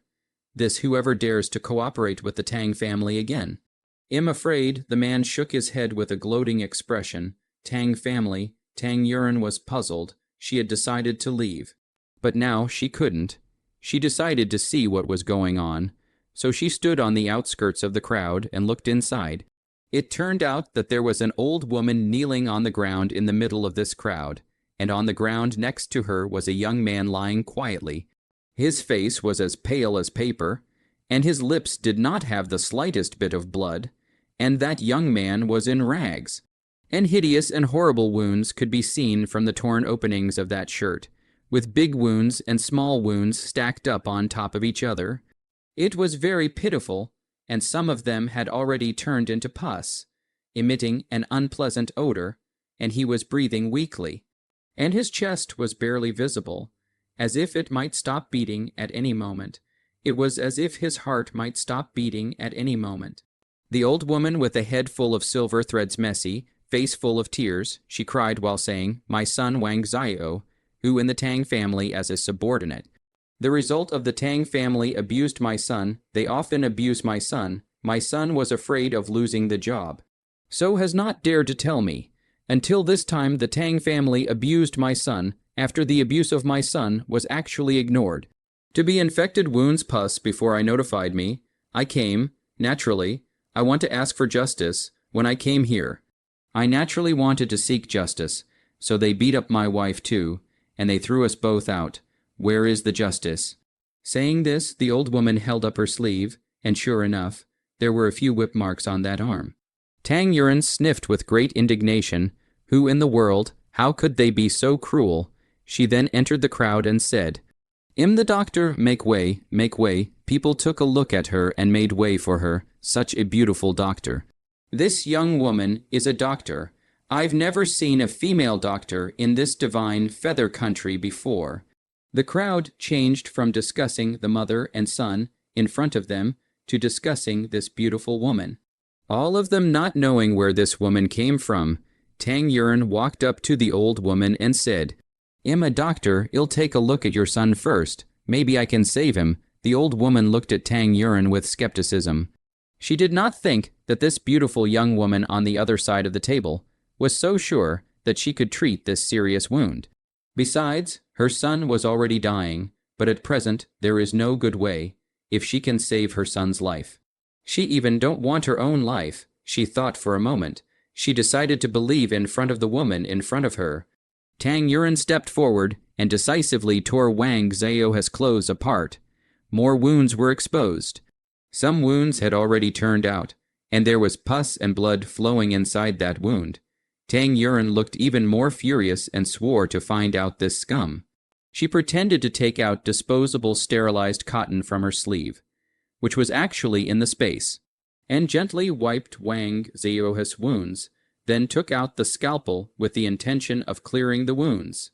The sunlight, reflected by the scalpel, immediately shook the eyes of everyone present. "Miss, what are you doing? My son has not offended you. Why are you taking out the knife? Are you planning to commit murder?" The old woman was startled by Tang Yuren's knife. Tang Yuren was about to explain when a person in the crowd blurted out, "I said, why does she look so familiar? Isn't this woman the Tang family's Tang Yilan?" Tang Yuren almost stumbled and fell down when she heard this. She was about to have an operation, and this sentence instantly made her have a crisis of confidence. "Tang Yilan, so you're the Tang family's young lady. What did I say? How could there be such a young female doctor? Are you planning to kill my son to die without proof? Tang Yilan, when did you become a female doctor? I'm afraid you're up to no good, aren't you? Report this to the police. This knife is evidence of her murder." That's right, so many eyes are watching. I'd like to see how she'll get away with it. The surrounding crowd seemed to have exploded, and the outlet for this outburst was Tang Yilan. Tang Yuren's scalpel was neither retracted nor not retracted. She took a deep breath and said sternly, "Since I, Tang Yuren, dare to come out in front of so many people, it means that I'm open and honest. If I can't cure it, or am scheming against it, so many people are watching. You can take me to the officials. What about you? You don't agree either if his rotten flesh, pus and blood are not removed. He will surely die of infection. You feel it. His forehead is already very hot now, if not treated in time. He will surely die," Tang Yuren said to that old woman. The old woman looked up at Tang Yuren. The woman in front of her had bright eyes and a sincere attitude. Not a villainous face at first glance, although her heart muttered a bit. The old woman still spoke after further deliberation. "Miss, I believe you." Tang also heard a relaxed smile. She no longer speak, squatting down carefully for Wang Zhao, who will be the whole body rotten meat salvage, and then carefully with hydrogen peroxide for him to wipe the wound, and finally coated with medicine. With gauze and medical tape mixed bandage, this on the hand, is an hour. She meticulously squatted beside Wang Zhao, who, not minding that he was full of stench, the bright summer sun made her forehead and the tip of her nose were covered with a layer of sweat beads. The crowd that surrounded her diagnosis and treatment also changed from skepticism to trust, so the crowd held their breaths and stared at Tang Yuren's healing process without moving. Tang Yuren exhaled her last breath. The wound had been cleared. Tang Yuren arranged to the surrounding people, "Come 2 people. Help me carry him to the Tang mansion's Yirang Shuan. He needs further treatment. Please have everyone present witness. If Wang Zhao, who unfortunately perishes, you all will directly look for me, Tang Yuren." The crowd looked at each other in disbelief and did not act. "Hurry up. He still has a very serious infection and inflammation, and is still not out of a life-threatening situation." Finally, 2 people stepped forward to carry Wang Zhao, who into the Tang mansion with 7 hands. "You follow. It's convenient for you to take care of him." Wang Zhao's mother, however, did not dare to go forward. "Are you afraid that the person who threw you out before will deal with you?" Tang Yuren asked. "Don't worry. After Wang Zhao, who is cured, I'm bound to seek justice for the 2 of you, and stay here with me. Otherwise, it's even more unsafe for you to go home." Wang Zhao's mother followed into the Tang mansion once she heard that it made sense. The crowd of onlookers to see that there is no action to watch. They scattered with questions. Their hearts are also guilty of muttering, "In the end cannot be cured." A person in the crowd of onlookers to hear will hastily exit the crowd, sneak away, when the 2 of them carried Wang Zhao, who back to Yirang Shuan. Tang Yuren placed his mother and son in the guest room. Zhang Ming gave each of the 2 people who carried Wang Xiao, who 5 guan reward money. They also left. Tang Yuan retired everyone from the space out of antibiotics and infusion equipment back to the room. For Wang Xiao, who infusion, a bottle of antibiotics down. Wang Xiao's fever will subside a lot. In the meantime, Wang Xiao's mother also came over many times to observe. Seeing Wang Xiao's condition improve, she also gradually let go of her heart. Miss Tang is truly a bodhisattva sent by Buddha, beautiful and kind, hearted with great medical skills. Wang Xiao's mother sighed heartily. Tang Yuan smiled and said, "Things started by the Tang family. As a member of the Tang family, I naturally have the responsibility to manage it to the end. Now can you tell me exactly which person did such a vicious thing?" Wang Xiao's mother spoke. "It is Tang Qingquan. Who did I think it was? It turned out to be him. That's not surprising then. This Tang Qingquan was the only son of the eldest house, Tang Jingnian. Tang Jingnian's heir was weak. With only 1 son and 2 daughters, the eldest named Yulan, the second named Tinglan, and the 2 daughters were both from the first wife, Yuan Xuanyang, and were both currently married. This Tang Qingquan is the third, from Aunt Kang Meiyan. This Kang Meiyan itself is mediocre. But because of the fortune, teller's sentence can give birth to a son, so that Tang Jingnian spoiled out of the sky, and later gave birth to Tang Qingquan. Kang Meiyan's status is even higher, if not the old lady to dissuade. Tang Qingquan would have to lift this Kang Meiyan as a flat wife. Tang Jingnian is a son, so like a treasure like shellfish love this son. As for the daughter is little care, but there is a saying, I planted flowers cannot, unintentional willows into shade. Therefore, this Tang Qingquan actually became a waste of time, acting in an extremely ridiculous style. Tang Yuan is going to ask again. Suddenly heard footsteps outside. A greasy voice came. Ripple sister, I heard that you saved one of the boys in my courtyard. Brother is here to thank you. Before the words left his mouth, Tang Qingquan hit the curtain and poked his head in. Sister, do you mind if my brother pays a surprise visit? Look at that Tang Qingquan. Looks mediocre. Height mediocre, not ugly, but there is no special features. Is a real face of a passer-by, body slightly plump but not fat, only a pair of small eyes through the light. Tang Yuan will let Wang Xiao, his mother, go to the ear room to hide. At this time, only Tang Yuan in the center of the hall alone. Tang Yuan to the fragrant tea, Leng Yu said, to the Qingquan's son to see the tea. 2 people followed the words on the tea after Tang Yuan said to the 2, Retreat. What did brother mean by what he said just now? My sister didn't understand. Tang Yuan wanted to see if this skinless sophistry, Tang Qingquan dared to say it a second time. Sister, you're blaming brother. Right, my fault. My fault. This boy was originally in my yard to accompany me to relieve the children. But that day, he angered me without a ruthless 2 lashes. A small punishment. Treating the subordinate soft hand cannot. This is not, he did not say, I naturally thought nothing. The results did not expect the wound pus. I was looking for a doctor to see. I did not expect the housekeeper's brain is not sober. To the people invited out. Tell me you say this, ha? Tang Qingquan spread his hands, sighed, and frowned, and those who didn't know him well were really going to be bluffed by him. Tang Yuan snorted coldly in his heart and said, What is brother trying to convey by saying so much? Tang Qingquan shouted outside, Kai Yu Anbao, you come in. Say thank you to Miss Rippleland and lead the person back to the courtyard for me. Tang Yuan said indifferently, No need, I don't need to thank you. Don't push out a housekeeper either. The injuries on Wang Xiao's body were formed over years and years. How dare you say you only beat him once? I cleaned the septic wounds on his body for an hour. How dare you say it was only 2 lashes? His wounds have been suppurating for a long time, and he is about to die due to infection. And you even said that you intend to hire a doctor. Tang Yuan, indignant fire. Also, do not care what the opposite brother, not brother. That is undoubtedly a clothed beast. If not met me, now Wang Xiao, who is afraid to have already seen the king of hell to go, right, death against the evidence. This is the brother you want the result right. Tang Yuan rose up and glared at Tang Qingquan. Tang Qingquan saw that the negotiation was not going to work.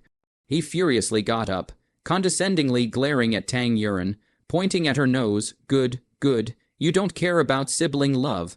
Do you, Tang Yuan? You used to be warm-hearted, now you've become cold-blooded and heartless, you've become a stranger to me.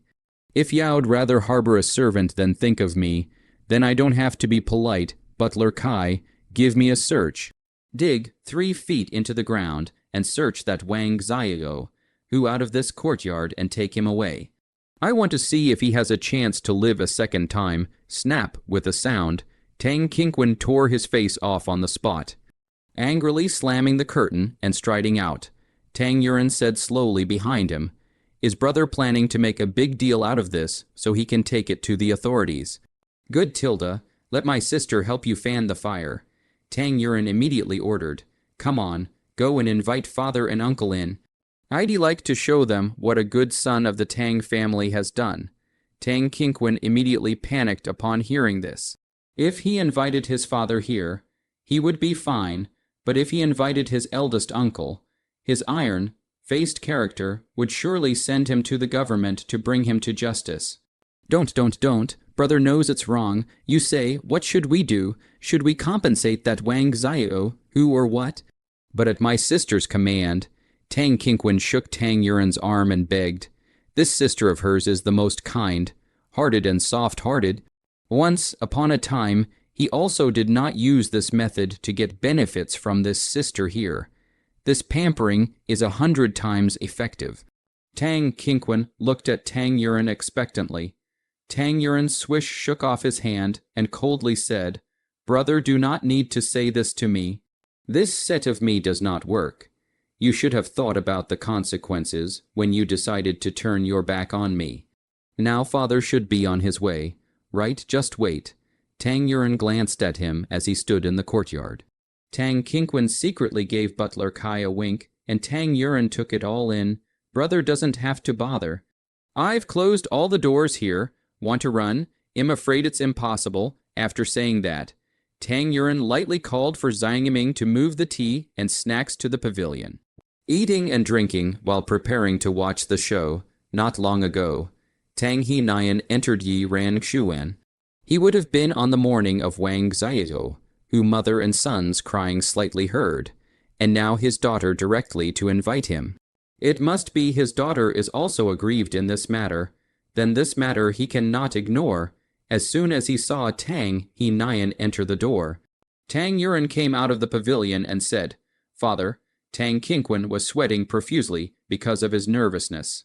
He immediately prostrated himself on the ground and shouted, "Uncle." Tang He Nian didn't look at him, but only turned to Tang Yuan and asked, "Did he bully you?" Tang Yuan took a look at his old man giving himself the boot. So his expression changed and he sobbed in a small voice, "Father, my brother did something wrong. I, as a younger sister, for the sake of the Tang family's reputation, to clean up my brother's mess.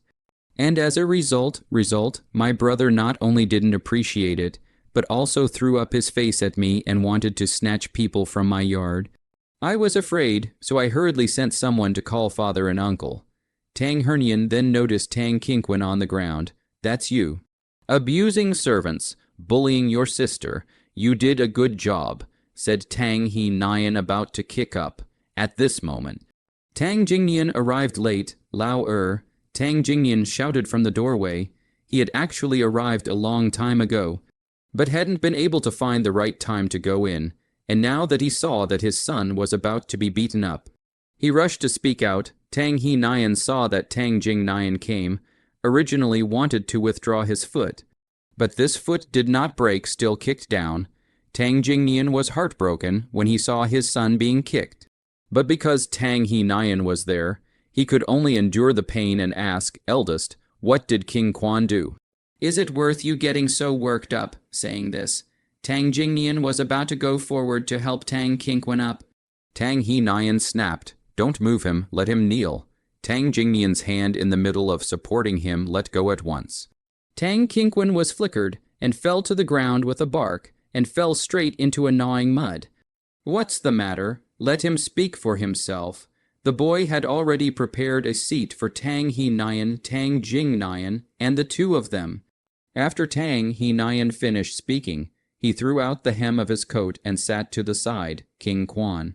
"You speak, what exactly did you do, causing your second uncle to be so angry?" Tang Jingnian stood beside Tang Qingquan and said, "Ripple Orchid's sister hid the boy from my yard into her yard, so I specially brought the butler over to bring this boy back." "What's wrong with me?" Tang Qingquan was extremely capable of making things up at the moment.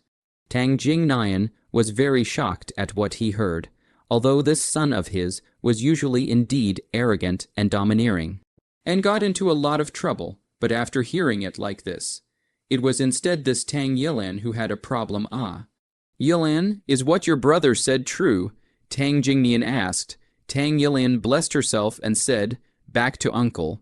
"True." Tang He Nyan gave his daughter a surprised look as he scowled at Tang Yilan as if to say, "Do you know what you're talking about?" Tang Yilan gave Tang He Nyan a "don't worry" expression, feeling that he had caught Tang Yilan's little tail. Tang Jingnian decided to ride the wave of victory and kill Tang Yilan with a single move so that he could save his precious son. "Rippleland, you haven't made peace yet, and you're having an affair with an outside man. Let's not talk about that for now. Besides, even if you have something with an outsider, you should choose a noble one. You chose a boy to hide in this courtyard. Can't it be that this boy also knows a few acidic poems and bad literature?" Tang Jingnian used his imagination to make a reasonable guess and popped out this paragraph. Tang He Nyan was furious to the extreme. His own brother had actually denigrated his own daughter, or this underhanded method of denigration. He was ready to immediately get up and prepare to meet the battle, but he was interrupted by Tang Yuren's eyes. Tang Yuren gave Tang Jingnian a good look and said, "Uncle, have you ever heard the 4 words of quoting out of context? Is what my brother said is indeed the truth, but I have to break it down for you to make it clear." Tang Yuren glared fiercely at Tang Qingquan, who was startled by the chill in his eyes. This morning there was someone crying outside the door. "Do you guys know about it?" "Slightly heard," Tang Jingnian said. "The person crying is none other than the mother of Wang Xiao, who—" The boy in brother's courtyard. The content of that cry was words and phrases of blood and tears, attracting crowds of onlookers. And the object of this accusation was directly pointed at the Tang family.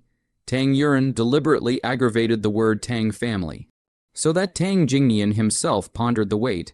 "I fear that the reputation of the Tang family is damaged.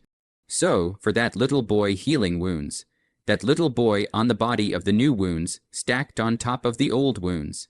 Whip scars all over the body, everywhere skin and flesh, everywhere pus from the stench, if I had not saved him in time. If I hadn't saved him in time, he would have died, and the whole Tang family would have been affected. Uncle, is it right for Yilan to do this?" Tang Yilan looked straight into Tang Jingnian's eyes, one word at a time. Tang Jingnian was speechless. He avoided Tang Yilan's gaze right. That little boy has not yet completely out of life, threatening danger. "So I put him in this Yurangshuan to do their best to heal. Brother almost harmed a life, but I saved a life." What's wrong with that?" Tang Yuren spoke out again, comparing the grassy Tang Qingquan to himself. "You are right." Tang Jingnian's forehead was already sweating profusely, coupled with the blazing summer sun. He was even more uncomfortable to sit still. The words were all poking at his lungs. "Brother came to my yard to ask for this boy. This boy is only I can cure. I naturally refused. So my brother tore his face off with me and threatened to search my yard. Brother's behavior is no different from that of a hooligan." Tang Yuren was once again accusing with righteous indignation.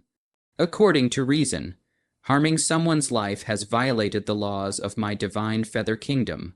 I should report it to the authorities immediately. However, I care for the love of the Tang family siblings, so I didn't dare to act rashly. so I sent someone to ask father and eldest uncle to officiate. Tang Yilan looked around at several people before asking, "Is it right or wrong for Yilan to do this?"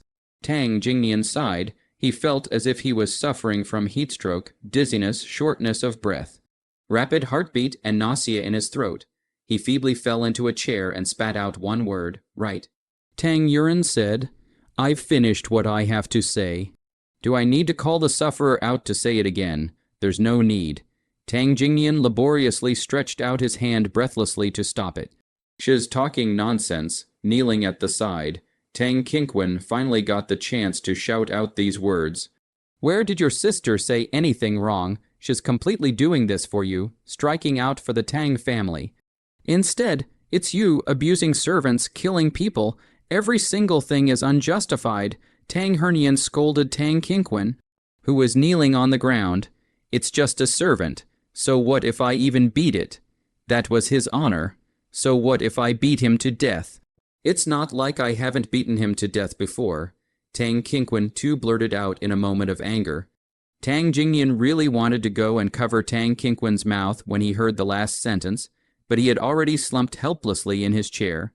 His heart not in it. Look, this is the good son you taught. How dare I not know that he has taken many lives behind the Tang family's back? Today, it's not me, Tang He Nian, who's going to send him to see the officials. It's the people's lives on his back who are going to send him to see the officials. Tang He Nian angrily pointed at Tang Qingquan.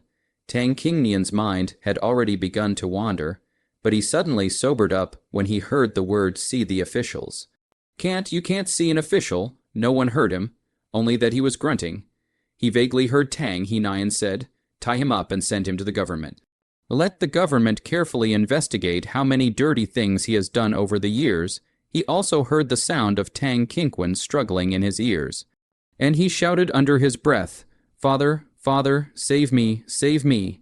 Tang Jingnian struggled to get up, but suddenly fainted, only to hear a pop sound. Tang Jingnian slid down the chair to the ground. On this side, Tang He Nian took Tang Qingquan to report to the police, and as soon as he left the house, the news immediately flew to the second house's yard as if it had grown wings. The reactions of the second house were different, as the saying goes. Several families are happy and several are sad. Yuan Xuanyang's first reaction was to gloat that Kang Meiyan dared to ride on her head and shit on her because she had a son. And she had always been in the way of her husband's defense and did not dare to resist. And now that the son born to that bitch has been sent to see the officials, so I am afraid that it is very likely to be fatal, she immediately worshipped Goddess of Mercy, as if returning her wish. Kang Meiyan cried tears and fainted several times, on the one hand, from the emotional point of view. Even if their son is a stinking fish and shrimp, in her eyes is also a treasure, naturally do not tolerate his suffering. Not to mention that if this is pursued by the government, it is to lose their heads the thought of being separated from her son. She did not know what to do, secondly, from the point of view of interests. All she has is because of this son. Otherwise, with her talent and appearance, and cannot marry into what rich and noble family. This son is her, in the Tang family, backing. Now, backing to fall, she instantly no direction. Kang Meiyan struggled to climb up. She thought again and again. Hastily wiped her nose to the courtyard housekeeper, said, quickly, call my brother, Kang Meiyan's brother. Kang Jun gang in the Yemen as a police officer is not a big man, but sometimes inconspicuous small people make bad, is the most terrible. Kang Jun just got the news of his sister, hurriedly rushed to the Tang family. His feet have not stepped into the door, will be standing outside the door of the boy, led into the door. Kang Meiyan had been crying for about half an hour. She felt that her tears had dried up, so she couldn't shed any more tears, and was only left with an expression of a heart like death when she heard the subordinate say that her brother had arrived. She hurriedly went out to meet him, and sure enough, as soon as she saw her brother, her tears were like a flood that had opened the gates, they broke the dike. After Kang Jun gang heard his sister cry, he comforted her. Don't panic, at present, It is only reported to the police. The case has not yet been heard, but there is no need to be overly nervous. Kang Mei, in look around, no one said, "Brother." And not to hide you, Kinkwin these years really back some lives, but can use silver to deal with, have been dealt with. Those who died outside also cannot be blamed on our head of the Kinkwin up. You say that this if found out, have to be sentenced to a what crime? Kang Yungying said, "If there are witnesses and material evidence. I'm afraid to lose my head." Kang Mei-yin heard. Just stopped, the tears came out again. She manipulated crying hoarse voice said, "This can be how good. How can this be good? I only have this one son. If he dies, I won't be able to live either." Kang Jun Kong smiled and said, "I have a solution. Sister, don't worry. Have you heard of the term stealing the beam and replacing the pillar? If King Quan is really sentenced to kill his head, you just need to give enough money." Kang Mei-yin stopped crying and stared blankly at Kang Yungying. Waiting for him to speak down, Kang Jungang patted his chest and said, "Your brother, I dare to guarantee. Finding a scapegoat to change King Quan out is not a problem, just this future. Fear is not to see the light of day." Kang Mei-yin broke into a smile as she said, "No matter, as long as I can save King Quan. I won't keep a single penny of my personal money, and will give it all to my brother to dispose of at his disposal." "Good. It's a deal then. I'll come back if there's a situation." Kang Jun just turned around and left after saying that. After Kang Mei-yin sent Kang Yungying away, she paced around the house alone. Unable to completely calm down after all, only after Tang Kinkwin was sent away with 7 hands and feet did the crowd notice Tang Jingnian, who had collapsed on the ground in the courtyard, and Tang Yilin hurriedly went forward to check. Tang Yilin said, "Uncle is suffering from heatstroke. Come on, people. Carry Uncle to the pavilion. It's cool and airy there." "Just right. Zhang Ming, bring over some salt water. Be quick." When people carried Tang He Nian into the pavilion, Tang Yilin commanded the boys to remove Tang He Nian's shirt, and took out the cooling oil and commanded the subordinates to apply it to his forehead and temples. At this time, Zhang Ming had already come out with salt water, and the subordinates fed the salt water into Tang He Nian's mouth. Tang Yilin took out a set of needles in space and immediately applied needles to Tang Jingnian's daxi vertebrae. Hegu, Niguan, Quaze, and Beihui, after a tea's work, Tang Jingnian finally woke up. As soon as he opened his eyes, first thing he asked was, "How is Kinkwin?" The subordinates around him said, "Young Master King Quan has been sent to the government. As for what's going on at the moment, we're not sure, but we've heard that he might lose his head." As soon as Tang Jingnian heard this, he only felt a boom. Immediately his kai and blood surged up. The whole person was about to faint again. The subordinates quickly pinched his manjong. "Ouch, it hurts." Tang Jingnian was pinched alive again. Waking up again, Tang Jingnian was very disheveled, and he didn't care about the group of subordinates around him. So he sat on the ground and hugged his head and cried, "My brother is going to send my only son to meet the officials.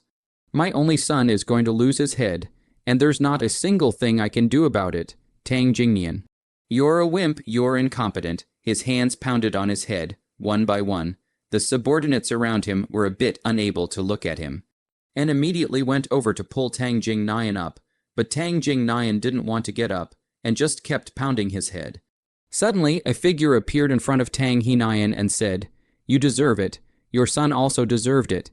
You are at fault for teaching your son poorly, indulging him, and harboring him in everything. You know what your son is doing is wrong. But as long as it doesn't involve your son's interests, you turn a blind eye.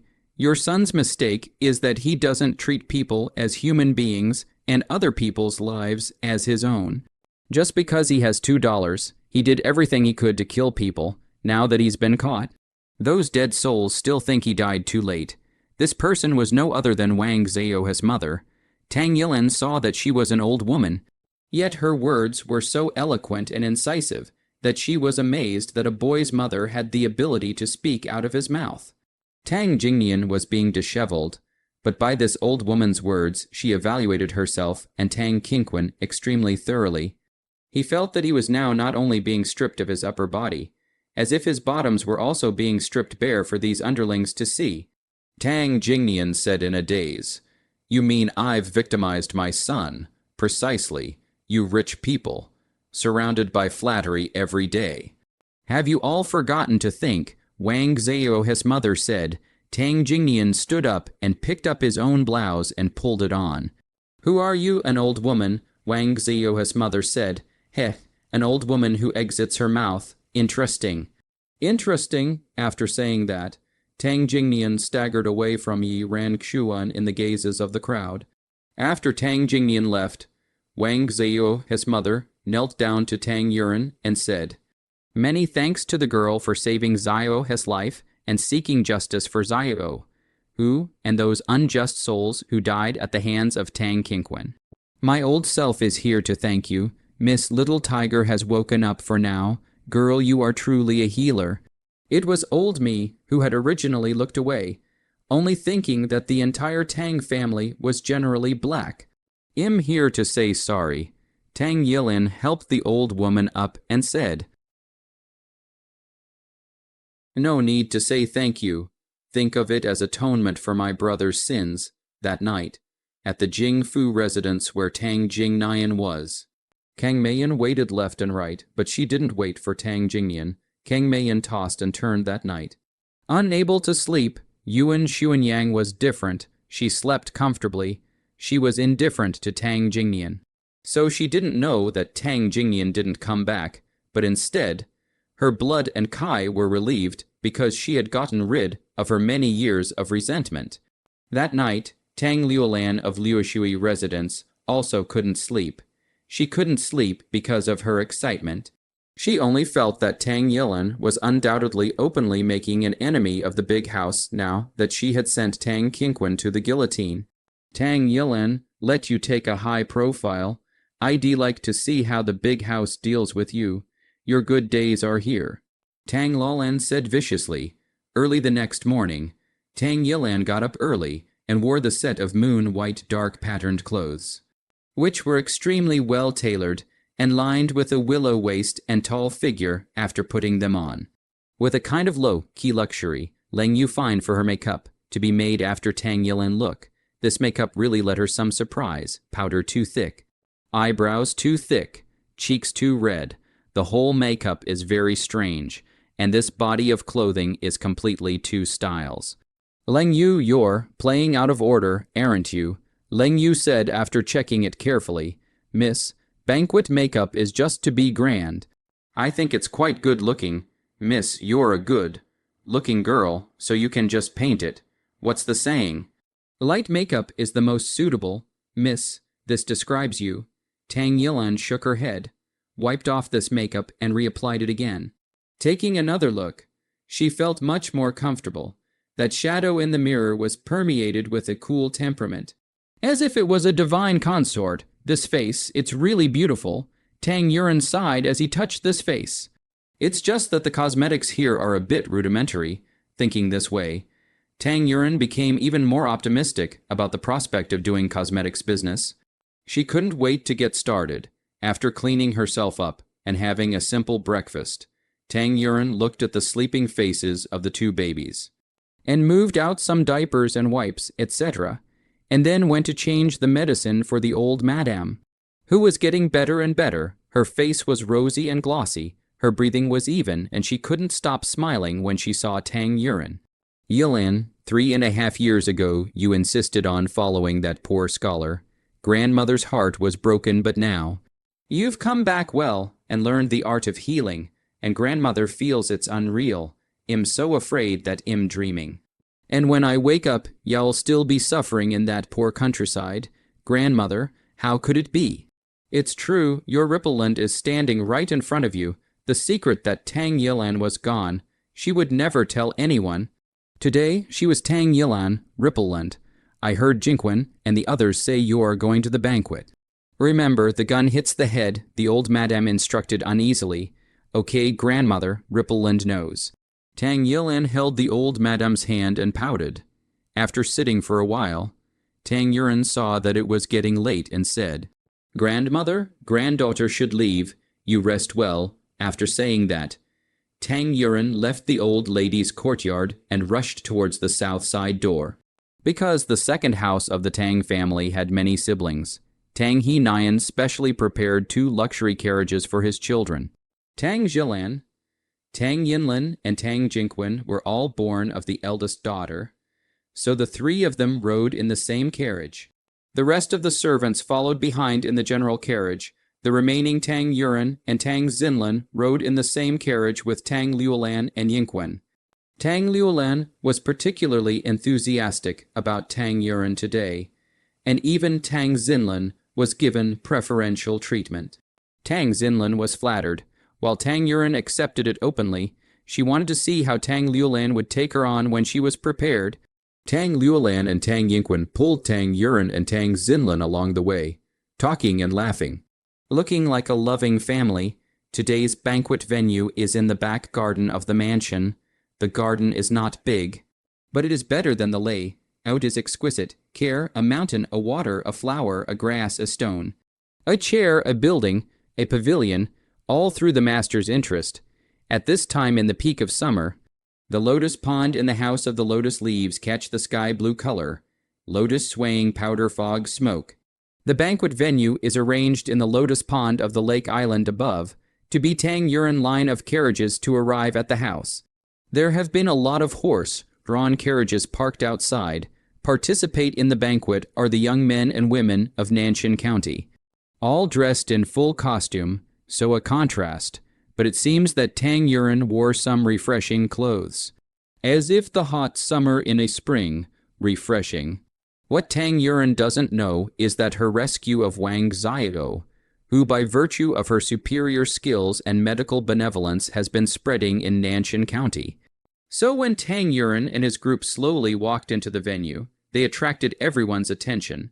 People marveled at Tang Lauren's outstanding beauty, sighed at the twists and turns of Tang Lauren's destiny, and combined with the matter of Wang Xiao, who, she had just become the talk of the town, but in Tang Liulan's view, it's another matter. She deliberately wore that set of gold and blue powder brocade flow fairy dress today.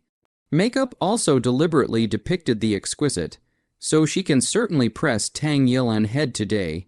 Just look at the eyes of everyone looking at her. She seems to have heard everyone's words of praise.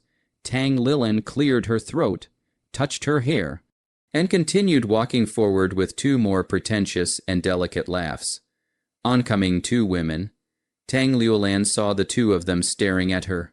So she greeted them with a smile, only to pounce. Those 2 walked straight backward through her to Tang Yilan's side. "Are you the Tang Yilan with the excellent medical skills?" the duo asked curiously. Tang Yuren faintly said, Tang Yuren, but I can't talk about superior medical skills. But I've dealt with an ordinary injury." "It's nothing difficult." Tang Yuren was being honest. This was not a difficult case, as long as there were antibiotics and other additions, and enough patience, it could be saved. However, these few words made the 2 of them hear a sense of modesty. Why is Sister Yilin so modest? A lot of doctors shake their heads when they see this kind of difficult disease. It's really impressive that you can cure it. The red-clothed one of the 2 looked at Tang Yilan with starry eyes and said, "That's right. This God's Feather Country's women who are good are going to be suppressed. And a woman like Sister Rippleland, who is brave enough to abandon a scummy man and also has excellent medical skills, is a role model for me." Liao Yuling, another green-clothed woman in the duo, chimed in. Tang Yuren was overjoyed when he heard this. So there was such a group of women who would rejoice over another woman jumping out of the quagmire instead of sneering at them. Many thanks to Miss Liao Yuling and this girl for their recognition," Tang Yuren said sincerely.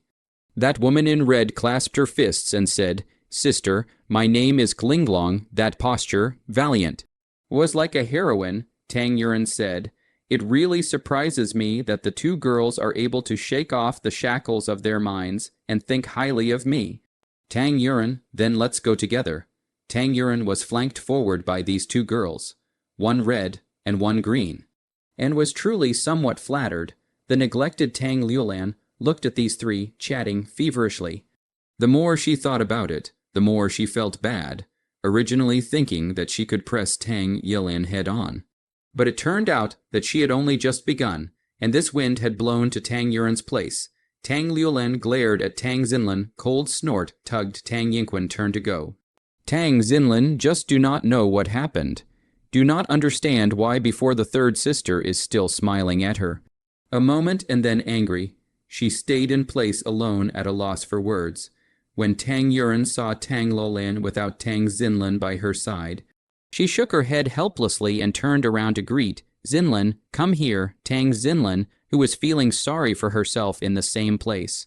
Suddenly heard Tang Yuren calling her, which was like a life, saving straw for her, and she hurriedly put on a pleasing smile and said sweetly, Sister, wait for me. Then she hurriedly ran to Tang Yuren's side with small steps, so the four of them walked into the venue together. At this time, Yu Qinghong and the two of them were standing in the middle of the venue, entertaining the guests who had arrived. Tang Zhilan's eyes were locked on Yu Qing's body early on, looking at this teenage talent, thinking that she will spend her life hand in hand with her. Tang Zhilan then lowered her head and smiled lightly. A thick smile rippled at the corners of her mouth. Yu Qingsu, on the other hand, didn't look at Tang Zhilan.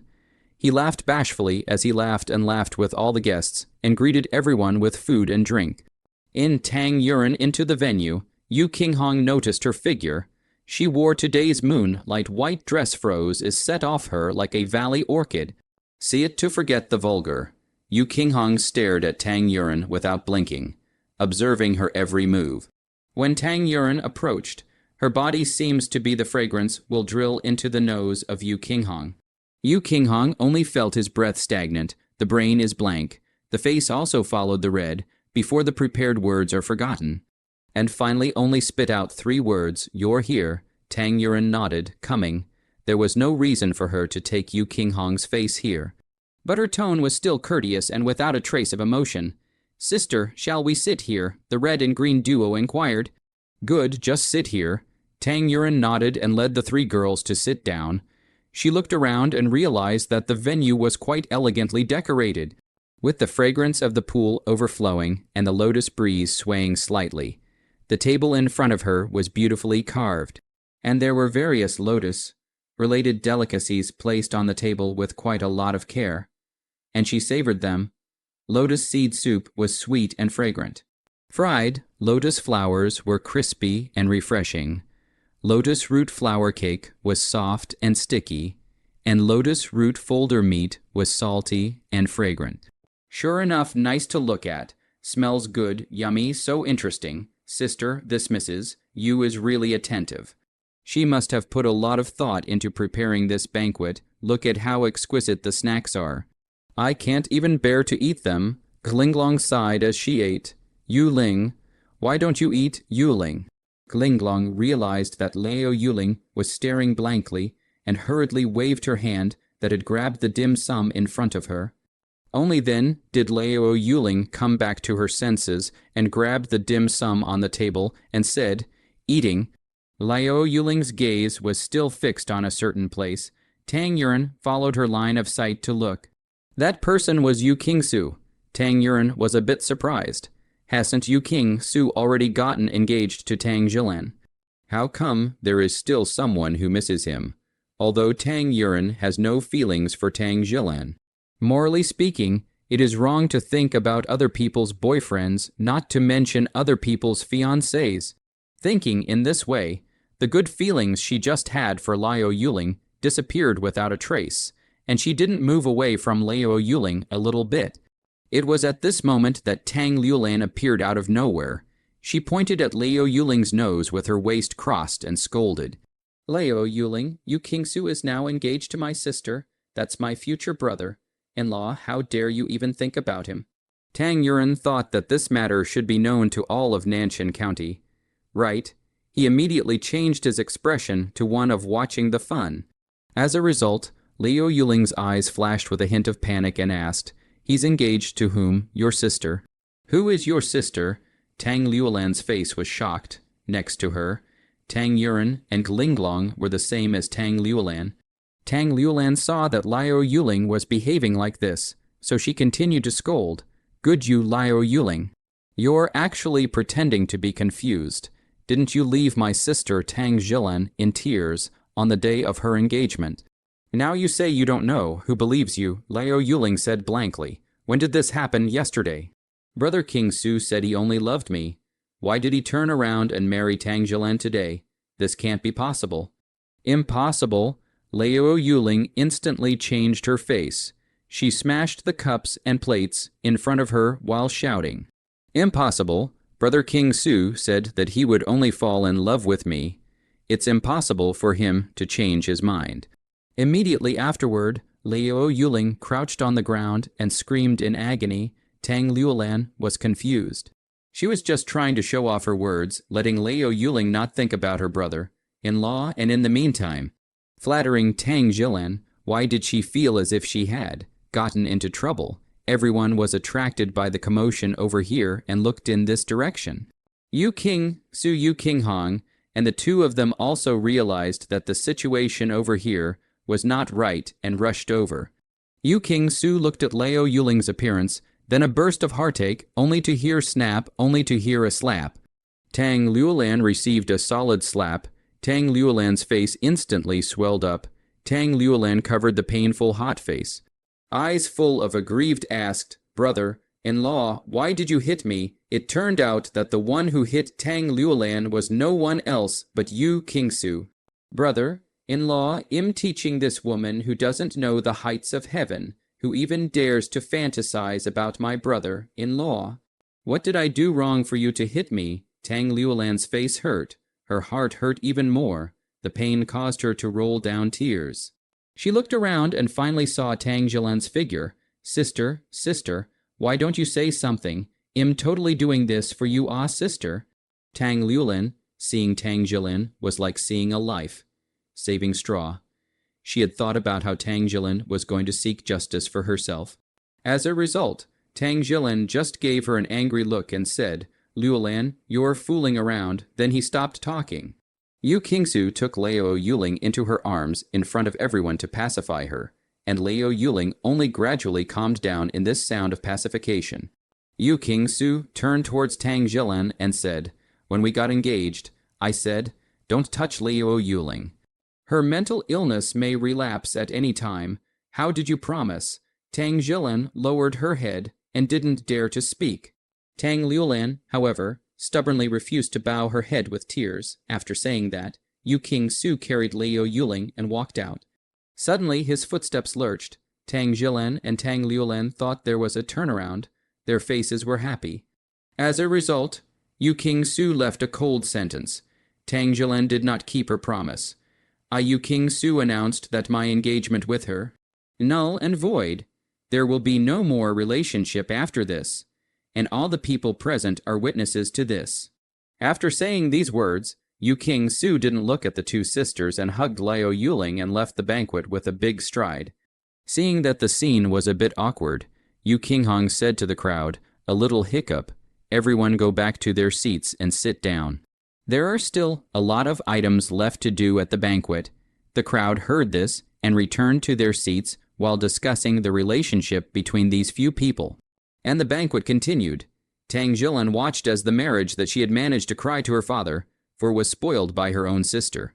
Not to mention a concubine sister, she was furious and turned right and left on Tang Liulan, whose already red and swollen face became more and more swollen. Go home, you stirred up my marriage. I'd like to see what your mother says. Saying this, he pulled Tang Liulan up and was about to leave, but Tang Liulan had devised a series of plans to destroy Tang Yilan today, and now that she had fallen into the quagmire herself, it was really ungrateful not to pull Tang Yilan as a cushion, so Tang Liulan shook off Tang Zhilan's hand and said, if you want to go. You go, your fiancé is being lusted after by someone else. You don't know to defend it. Wimpy, your sister stood up for you and was beaten up. You didn't dare to say anything. Heartless, you usually act light-hearted, but in reality, you're more selfish than ever. Tang Zhilan froze at this remark. Was she talking about herself, Was she being selfish, thinking about it again and again? Tang Zhilan felt that she would lose face if she stayed here any longer. So she turned to Tang Liulan and said, "Fine, you're not leaving, I'll go." Seeing that her own sister was leaving, Tang Yinlin also snorted coldly at Tang Liulan. "A commoner worthy of climbing sisters with us, and stand up for my sister, there's no need for that."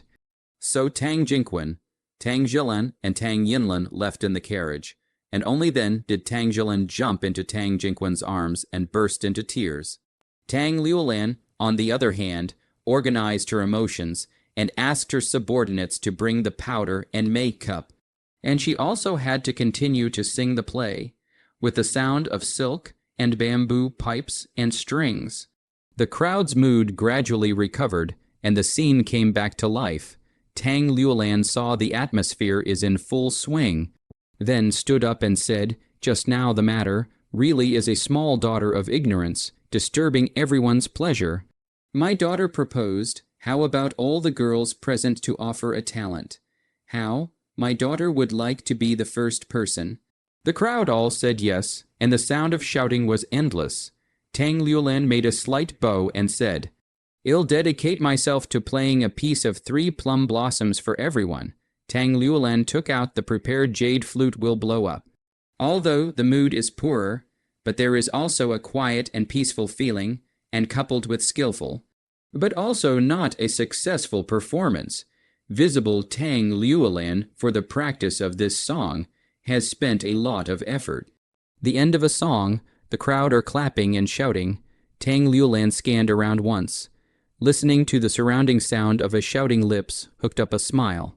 She bowed her head and blessed the body. Heart finally is back to a game. Then the other girls performed their own talents. Zither, chess, calligraphy, and painting, the girls all showed their skills, pushing the whole banquet to a climax. When it was Tang Yuren's turn, it was already afternoon. Tang Liulan suddenly pulled Tang Yuren's arm and pretended to be intimate. Sister Yuren has been learning dance since she was a child.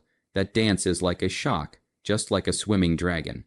Her martial arts skills are pure perfection. She has her own creation. Why don't you let your sister dedicate a dance? Okay, I can accompany my sister. Tang Yuren would not like to be in the limelight, but since you have set up a good stage, I do not sing is not like I do not know what to do. So Tang Yuren got up and said, in that case, then Rippleland will make a humble offering. Tang Yuren herself was good at zither, chess, calligraphy, and painting, so dancing was no problem. The Tang sisters in the center of the venue. A cold and dusty like a fairy consort, a dainty like a rose after the rain, a flute, a dance. The flute melodious and beautiful, the dance is exquisite, although the first time to cooperate has been a tacit understanding. For a moment, the sound of applause endlessly. Tang Liulan has been paying attention to Tang Yuren's movements. Until a certain moment, Tang Yuren suddenly felt an itch on her body. Her dance had a momentary pause. Tang Liulan's smile hooked on the corner of the lips, finally reacted. It turned out that Tang Liulan, early in the production of clothes, on the time to buy the embroiderer in the clothes, sprinkled a kind of powder. This kind of powder is colorless and tasteless, such as another kind of medicinal powder with, non-toxic and harmless. Anyone cannot find out the end of the story. Tang Liulan in pulling Tang Yuren occasion will be another kind of powder sprinkled on the body of Tang Yuren. Just a moment, the two kinds of powder will react with each other, instantly can make a person itching all over the body. Ugly, Tang Yuren understood Tang Liulan's intentions in that instant. She sneered and thought, these are the only skills you have that are not worthy of the stage. To the medical poison are proficient in her, for this kind of poison is simply a piece of cake. She made a false move from the space to take out the antidote. And then a false move. The antidote will have been down to the stomach, but in a moment, Tang Yuren regained her demeanor. Tang Liulan was waiting to see Tang Yuren's joke, but she only waited for that momentary pause. She muttered in her heart, could it be that there was something wrong with the powder? Thinking this way, her flute gradually stagnated, not as melodious as before, but Tang Yuren's dance is gradually getting better. Graceful and graceful, agile and elegant, the stage is talking a lot. Tang Liulan's flute is more and more out of caliber. She had to keep playing with the fall of the last note. Tang Yuren's dance also closed the momentum. The applause from the stage was thunderous, and with this dance, Yu Qinghong's eyes became even more unable to move. After Tang Yuren came down from the stage, everyone surrounded her and praised her. For a moment, Tang Yuren was like a starry night. While Tang Liulan, on the contrary, was surrounded only by her own brother, Tang Yingqun, Tang Liulan was furious when she reached the stage. Tang Liulan said resentfully in her heart, "Tang Yuren, I didn't expect you to not make a public spectacle of yourself, but instead to make a big splash again. I have another plan." Thinking this way, she glared at her brother. Tang Yingqun, who understood and returned Tang Liulan a no-problem look. "Tang Liulan, everything I've endured today was forced upon me by you. I will make sure you are ruined." Tang Liulan gritted her teeth where others couldn't see, between the feast. A group of people coaxed to compose a poem, so a group of people got up and walked to the poolside. Smelling the fragrance of the lotus and tasting the beauty of the lotus flowers, for a moment, the crowd of poetic excitement. Tang Liulan coaxed, "My sister Yilan is a famous talent in Nanshan County. At the age of 10, she can write a poem in 7 steps. This first one, why don't we let my sister do it? How about it?" When the crowd heard that it made sense, they followed suit. Tang Yuren couldn't resist, so she said, "It's hard to refuse, so I'll give it a try." She walked up and gently picked a lotus flower and made the first line. The bamboo artemisia pushes away the hibiscus face. She then sniffed the fragrance of the lotus flower and said, "The breeze cuts out the green dress." Someone around said, "Reconciliation neat, strong sense of picture, but it always feels like where it is still worse. Can't say." That person shook his head and said, Suddenly someone added, "It seems to be short of some gas. There is a feeling of form without God." Right, that's the feeling." The man who had just started judging clapped his hands at a glance. It turned out that that person was none other than Yu Qinghong. Tang also surprised. Yu Qinghong not poetry and books do not know. Only no business. It seems that Yu Qinghong has been hiding his strength. Tang Yuren convergence of mind. A distant view, the water and the sky, it is very beautiful, so Tang Yuren directly made the rest of the 2 lines. The water and the sky seem to be the same color. And step on the lotus leaves to the 9 heavens.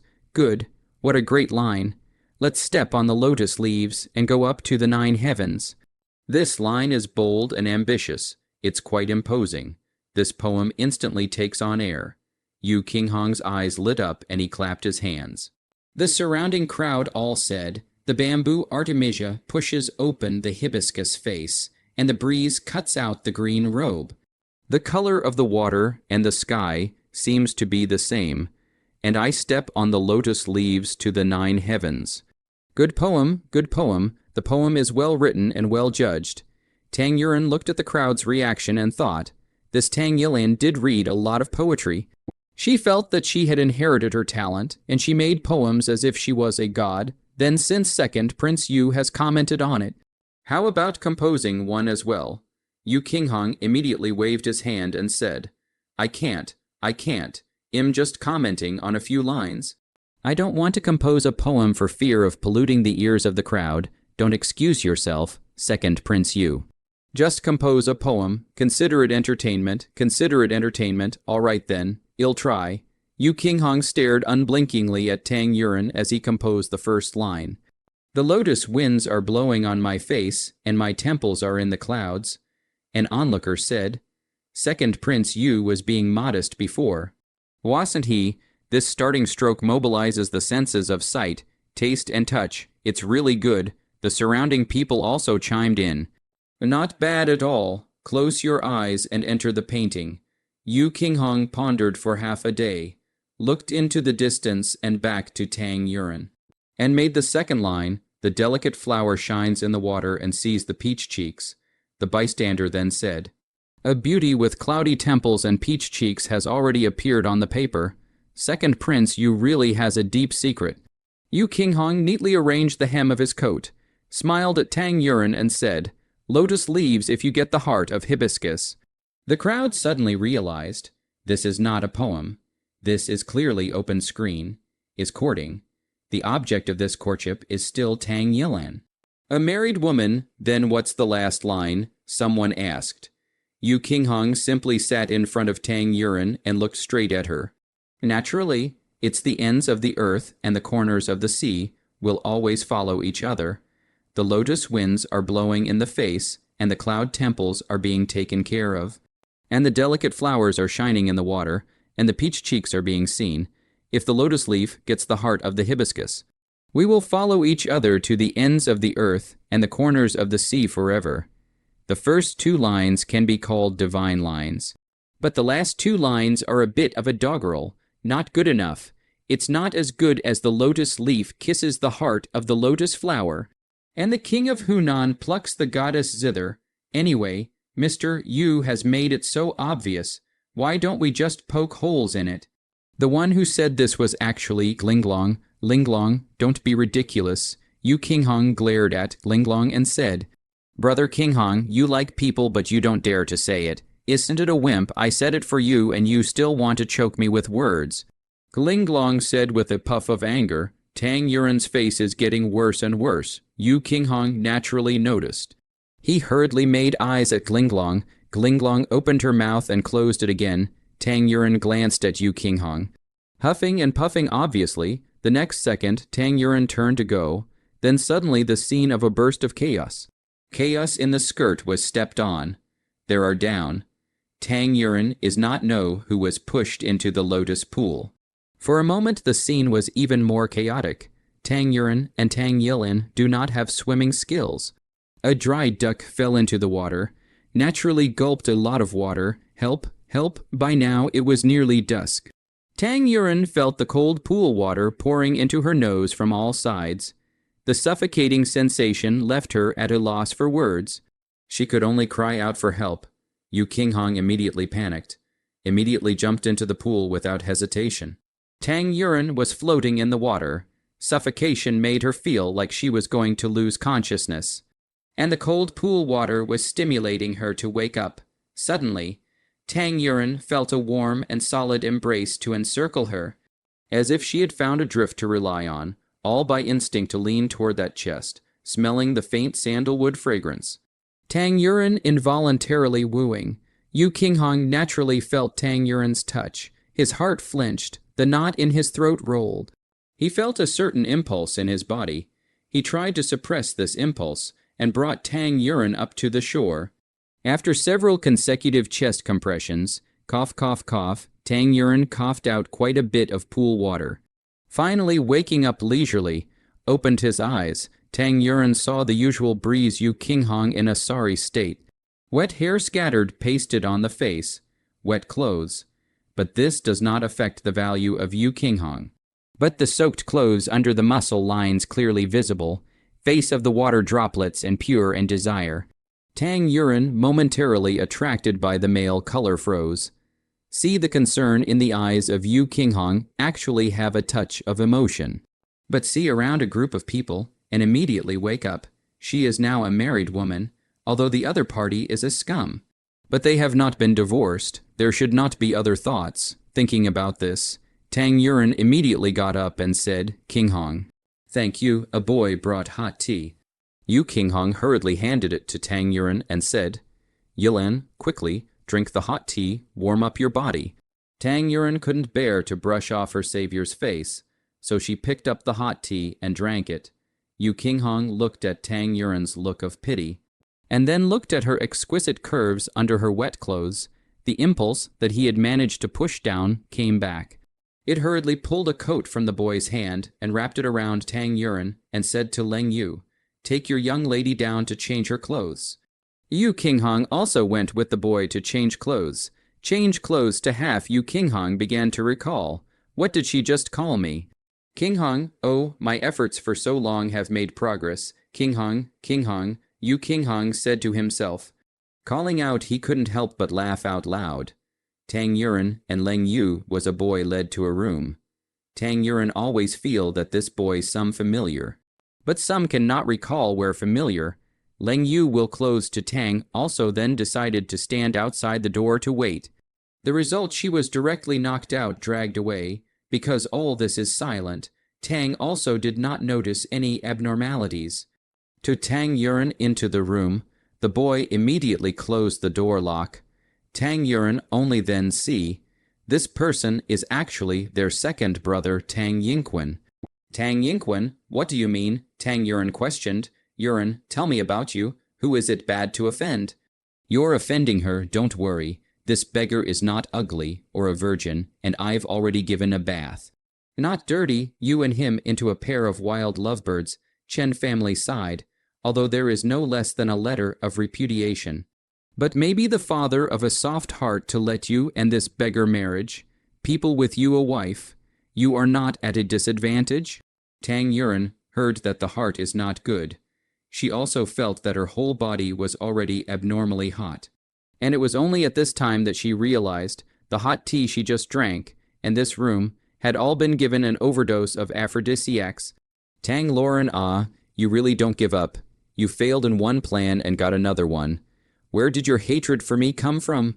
At this time, the beggar behind him has been in the aphrodisiac fog masturbation immersion for a long time. Under the action of the drug, that beggar has long been hungry and thirsty. He directly a pounce will Tang Yuan under the body, then began to Tang Yuan up and down. Tang Yuan at this time short of breath, only feel more and more bad state. She fumbled on the ground, finally touched a hard object, no matter what. She picked up this hard object. Heavily smashed in the beggar's head. Bang sound, beggar's head out of the blood with the sound of this. The beggar should be sound collapsed. Tang Yuan pushed the beggar away, and hurriedly got up and called, Leng Yu. Leng Yu, but did not get any response. Tang Yuan, while restraining, while blurring, she thought that should give herself a needle. But her hands are so weak that she cannot even take out the needle. That said, Yu Qinghong, who had changed his clothes, suddenly had an ominous premonition. He hurriedly asked Tang Yilan's location, and without caring about exposing himself, he took off and landed a few times to the compartment where Tang Yuan had changed her clothes. See the door locked. Yu Qinghong heart is not good. He has lost his mind, then bang sound, kicked the door open.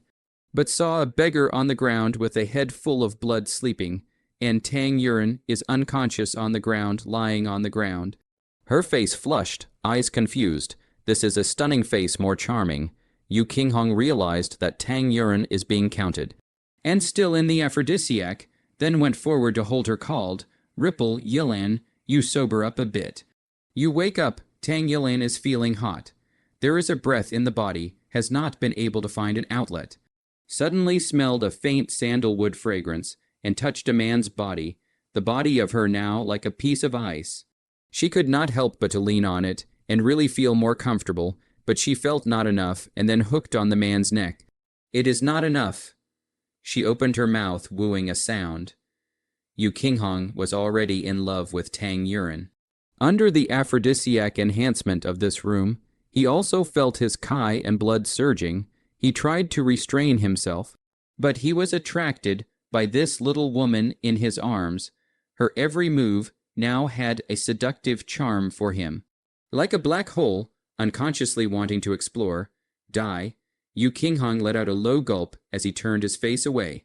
Once again restraining his desire, suddenly, Tang Yuan in his arms let out another wooing cry. Yu Qinghong only felt her soft lips on his own lips. That touch made his heart flinch. Just like the fire that ignited the flame of desire, he felt that all of his efforts were in vain. Yu Qinghong simply indulged his own desires along with his nature, and also pressed against those soft lips. Tang Yuan seemed to feel the other party's response, so he used his tiny tongue to knock his teeth. It was at this moment that noisy sounds suddenly came from outside. Tang Liulan's voice came. It's been so long. Sister Yilan is still not back from changing clothes. She won't meet with any accidents. Right, Sister Rippleland. Sister, Tang Liulan called out. Tang Yuan seemed to have heard this voice. She murmured noisy, with that. Her arm was brought along, and Tang Yuan and Yu Qinghong unexpectedly both entered the medical space. When Tang Liulan entered the room with her people, she only saw a broken door, a bloody ink stone, a scattered jade pendant, and a beggar covered in blood. Tang Liulan didn't know what was going on. Clearly her brother had told her that it was all done, and she was waiting to take the crowd to see a good show, to see how Tang Yilan was losing her reputation. But now why are there only beggars?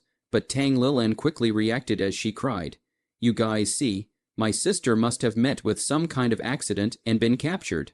You guys help me find my sister." Saying this, Tang Liulan pretended to kneel down. She was going to wait for someone to help her. Waiting for half a day, but no one took care of her. She could only kneel down and said to the crowd, "Please help me find my sister." Only then did the crowd disperse. Tang Yilan, you'd better not be okay, or else I'll apologize for my careful planning. Tang Liulan got up after the crowd left and gritted her teeth. Both of them who had entered the space had lost their consciousness and were only governed by instinct. The two's lips and teeth, encroaching on each other's territory. Then Tang Yuren's lips kissed towards Yu Qinghong's throat knot. Yu Qinghong was tickled by the kiss. He murmured with a low gulp, "Ripple Lan, Ripple Lan."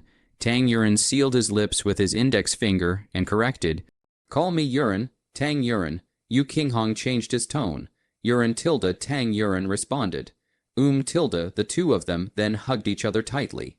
Yu Qinghong picked up Tang Yuren and found a bed. Then the two of them were entangled together. The silver bottle was broken at first, and the water pulp burst. The iron agent protruded, and the swords and spears sounded. This space has been filled with ambiguous breath. This space seems to be shaking the ground. This night, spring light unlimited. This night, charming love. The next morning, Tang Yuren woke up, opened her eyes, and found herself in a bed in the storage room of the medical space, which was deliberately added in order to take care of the child's convenience, and then she felt sore all over her body, as if she had been vigorously ravaged, and then she turned around, and even found Yu Qinghong sleeping beside her. What happened is already self-evident. The clothes scattered on the floor all signaled what she had done yesterday. Tang Yuren felt that she had created a sin, although she was essentially a golden single right. It was also true that she had never had a boyfriend. But that didn't mean that it was right for her to top this married woman's identity, to trash a young fresh meat. Sins. Tang Yuren shook her head. Then it occurred to her, was she considered to have slept with the other party or not? If you want to say that you slept with him, right, she couldn't remember anything but the pain, but if she said she hadn't, the facts were right here. After thinking for a while, she decided not to think about it. She suddenly thought that she had to take advantage of Yu Qinghong did not wake up. Quickly send him away, otherwise the fact that she slept with Yu Qinghong, the secret of the space will be exposed. Tang Yuren hurriedly put on her clothes, and grabbed Yu Qinghong's clothes and people in a flash, and went to that compartment again. The compartment has been cleaned. The door is also repaired, as if nothing has happened. Tang Yuren laboriously carried Yu Qinghong to the bed and covered him with a quilt, and then hurriedly left with his clothes on the hanger. When Yu Qinghong woke up leisurely, found himself sleeping in the compartment. He seemed to have a little impression of last night's events, and felt a little untrue. He shook his head skeptically and smiled, but he saw the hickey on his chest, and then touched his lips. His lips had been bitten and licked, and the taste of blood spread in his mouth. Really, surprisingly, it's true, Yuren, no. It's Yuren, I was with her yesterday. Yu Qinghong thought of this. His face turned red. He was like a little daughter-in-law who had just fallen in love. Burying his head in the quilt and laughing shyly, after laughing, he only got up and put on his clothes. And then a few rises and falls back to his own yard. This night, the Tang family looking for Tang Yilan, looking crazy. Yu family looking for Yu Qinghong, also looking crazy. Hearing the news of Tang Yilan's disappearance. The Tang family, in addition to Tang Liulan, the happiest of course was Tang Jingnian's concubine, Kang Meiyan. Although Tang Jingnian still didn't come home last night. This culprit of Tang Yilan's harming of his son was literally missing. When she thought of this, she couldn't help but want to smile a little. For 2 days, she had done nothing but cry or fret. No news had come from Tang Qingquan's side, which in turn made her very apprehensive. Kang Mayan smiled bitterly and said, "My son, hopefully that Tang Yuan was ravaged by the outlaws before killing them. Then you will have someone to keep you company on your way to the Yellow Springs." The Tang and Yu families combined the situation at the scene to think that the two might have been taken by some killer organization, or by mountain bandits, so Yu magistrate early in the morning with officials and soldiers to the mountains to fight bandits, with the obsession to find his son, only to a troubled court for many years of the cottage to the end of the pot. Until the moment of capture, the cottage head did not understand why the court is suddenly so fierce. When County Magistrate Yu came back, he saw his son staying in his yard in a good manner. "Son Ah, where were you yesterday? You disappeared for a night, but you made your father look for you. I've turned the cottage upside down and couldn't find you. I thought you'd been torn apart. I thought you'd been torn away." Yu Zhendong cried inconsolably, "Father, I have always been in the house Ah, never left." Yu Qinghong did not quite understand his father's unexplained emotions. "Impossible. Yesterday, your Uncle Tang's family's Yilan disappeared in the compartment. Your jade pendant was found at the scene, and there was a person with a head full of blood fainted in the middle of that compartment. We both speculated that you might have met with an untimely death, so we searched for you both for a night, and now you're telling me that you stayed in the mansion for the whole night." "Yes, I stayed in that compartment all night, and..." Yu Qinghong's handsome face floated with a delicate smile.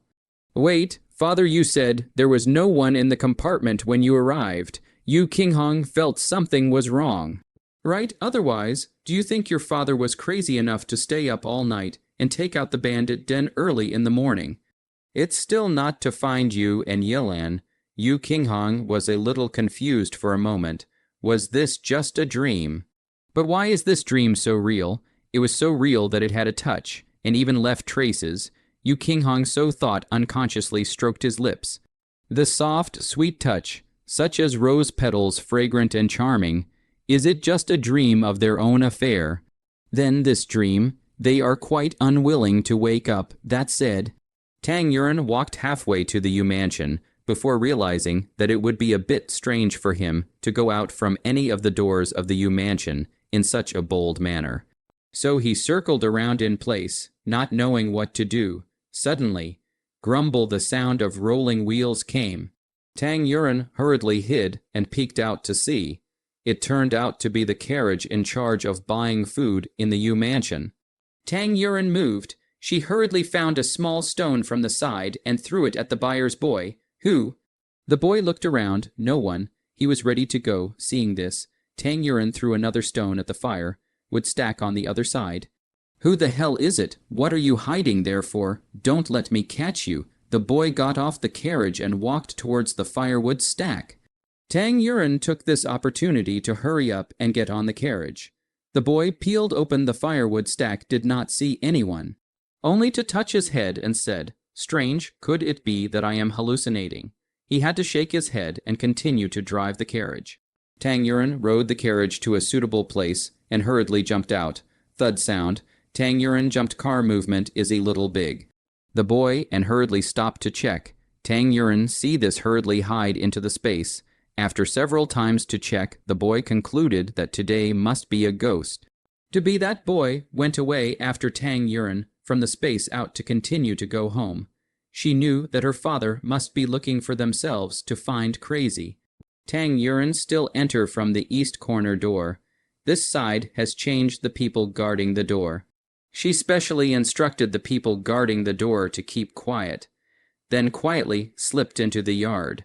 Since the last time Wang Gui bullying subordinates based on his sister's power, he was transferred to the garden planting flowers to go. Therefore, Tang Yuan all the way to go very smoothly, and there is no obstacle.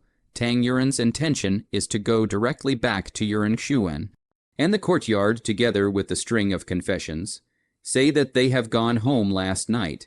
But as soon as she entered the door, Tang Yuan saw a familiar figure, It was her old man, Tang He Nyan. Tang Yuren could only go forward and said, "Father," Tang He Nyan said in a deep voice, "still know how to come back. Where did you go last night? You didn't come back all night. 2 children's mothers, and you still don't come home at night." Tang Yuren panicked, and with a snap, she knelt on the ground.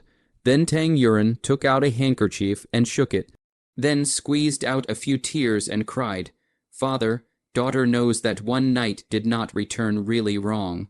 So I implore father to punish Ran. Daughter really have no choice but to suffer, not deliberately." Tang Yuren crying while secretly look at his father's reaction. Look at his father still did not move. Tang Yuren cried again, more miserable, then said, "Daughter yesterday do not know who was drugged, almost raped by the outlaw. If not, daughter will be that person smashed after the opportunity to escape. For fear of today's morning, the entire Nanshan County are rumors of the daughter before the divorce, and people met with rumors of the." Tang He Nyan finally turned around to help Tang Yuren up and said, "How could this happen? Who on earth would want to ruin your reputation?" Tang Yuren didn't have any physical evidence to prove that Tang Yinquan had done it, so she could only push down the idea of telling the truth and said, "My daughter doesn't know." Tang Hernian hugged his daughter in pain and said, "My daughter has suffered. Damn it, I'll make sure your uncle you finds out about this person." Tang Yuren nodded as she sobbed. "Then where did you go last night?" "Even though it's the height of summer, the night was cool. My daughter escaped last night and panicked. She didn't know where to go. She felt like she had been circling around in the same place. My daughter was cold and shivering, and she didn't know how to do it, so she was scared and kept herself awake, looking at the sky and counting the stars until a beautiful woman appeared, and she touched my head, let me not be afraid. Finally, she held my hand and led me to find the way home. I was able to rush home, but as soon as the day dawned, she was gone. Tang Yuren made up a good reason for herself, and also moved out her mother. She did not believe that Tang He Nyan could not be moved. Is that woman? Your mother, Tang He Nyan, really brainstormed the plot on his own. Daughter does not know. Daughter has not had a mother since she was a child. Only remember that the woman is particularly beautiful, particularly gentle. Her hands are warm. Daughter likes her very much." Tang Yuren turned into a small sob. Her expression I can see. That's all. That's all. Daddy shouldn't have chastised you without asking. Next time, pay attention to protect yourself. Daddy will match you with a practicing family in the future. Daddy will definitely make your uncle you find out who this person who harmed you is to end the future. After saying that, Tang He Nyan left Yiran Xuan, but he didn't go back to his own yard, but to Tang Yilan's mother's yard, Liu Yixuan. This Liu Yixuan still retains its original appearance, hasn't changed for more than 10 years, looking at the grass, trees, flowers, and trees of Liu Yixuan. Tang He Nyan was overwhelmed with emotion as he fell into a state of reminiscence. "Lime, is it really you? You're finally willing to come back to see our daughter, but why aren't you willing to come and see me? Is it because you still hate me?" Tang He Nyan sighed and said, "Our daughter has finally grown up and come to her senses. But she almost had an accident yesterday. I don't know who it was, but no matter who it was, I forbid anyone else from hurting her again." Tang He Nyan clenched his fists. After successfully passing the test with her old man, Tang Yuren breathed a sigh of relief. She knew that this hurdle was considered passed, but Tang Lolin and Tang Yinquan, she would definitely find an opportunity to make the two of them pay.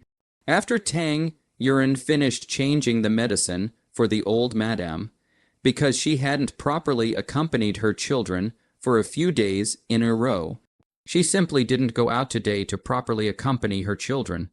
Tang Liulan in Liushui residence naturally received the news that Tang Yilan had returned to the Tang family unharmed. She sulked and slammed cups, plates, and dishes all over the place again. "Good you, Tang Yilan, you do have some luck to be able to escape over and over again. I'd like to see how long you can be lucky. Tang Yuren has no luck I do not know." But Tang Liulan's retribution soon came. Tang Jilin went home yesterday will be how Tang Liulan will be her marriage spoiled things originally reported to the first wife to the Ronghua. To the wrong Yua to see his daughter crying pear blossom with rain. Think of his daughter for the marriage suffered ordeal. To the wrong Yua would like to split head to the Tang Liulan beat a meal. Nay matter, if not through the Tang, he Nyan is also quite improper. To be the eldest matron, intends to take her daughter to Tang he Nyan there, to ask for justice when. But came the news of Tang Rilan disappeared, so this matter and shelved now. Tang Yilan also returned to the Tang family. Zhang Ronghua finally found a suitable opportunity. She sent people to Liu Yixuan to call Tang He Nyan. Master, the First Lady has an important matter to ask you to make a trip to the Liushui residence. The First Lady said that this matter is important and asked you to make sure you make the trip. Only then did Tang He Nyan retrieve his thoughts and followed the boy all the way to Liushui residence. At this time, the First Lady had already brought Tang Jilin to wait outside of Liushui residence. What's so urgent? You even sent someone specifically to invite me. Master, Zhang Ronghua blessed her body and said, yesterday, Jilin was publicly withdrawn from her marriage. I'm sure your lordship has heard about it, right? Zhang Ronghua threw out a question first. I heard about it. Originally, I wanted to ask about the cause, but it turned out that Jilin disappeared before I had time to ask. What does this have to do with you calling me to the Liushui residence? Tang He Nyan asked in disbelief. Suddenly, Tang He Nyan came to a realization. Could it be that you mean this matter is related to Luo Lan? The elder lady nudged her mouth toward the door and said, yes or no? Want we know if we confront each other face to face? Tang He Nyan then walked into Liushui residence. The eldest lady brought Tang Jilin to follow behind Tang He Nyan and also entered Liushui residence together. Raiyuan over there heard that the eldest daughter with Tang Jilin had rushed to Liushui residence in a rage and felt bad, so she also hurriedly rushed over. Tang Liulan hadn't remembered until this point that she had pitted not one sister yesterday, but two. Damn it, Tang Jilin has come to trouble me. Tang Liulan was a little flustered, and after slightly organizing her emotions, she hurriedly went out to meet them. At which point the three were about to enter, only to see the curtain lifted. Tang Liulan calmly stepped out and blessed her body. Father, Great Mother, Jilan's sister, you guys came to my Liushui residence today for. Zhang Ronghua felt disgusted at Tang Liulan's innocent face. She resisted the urge to slap Tang Liulan and said, what have you done that you can't remember? Do you need me to remind you? Tang Liulan continued innocently, daughter indeed does not know, but please be advised by the Great Mother. Good, pretending, right, then I'll get straight to the point. Why did you stir up your Jilan's sister's marriage yesterday? I, said Tang Liulan, hanging on to her tears in aggravation, as if she was the one who was victimized. Tang He Nyan looked at Tang Liulan crying. Immediately again heartbroken, he said to the eldest matron, things are still unclear. Why so fierce? The eldest matron laughed in anger at hearing how much clearer it had to be. Liulan, tell us what's going on. Tang He Nyan said to the crying Tang Liulan. Tang Liulan knows that his old man is soft. As long as her old man cherish her, then everything will be fine.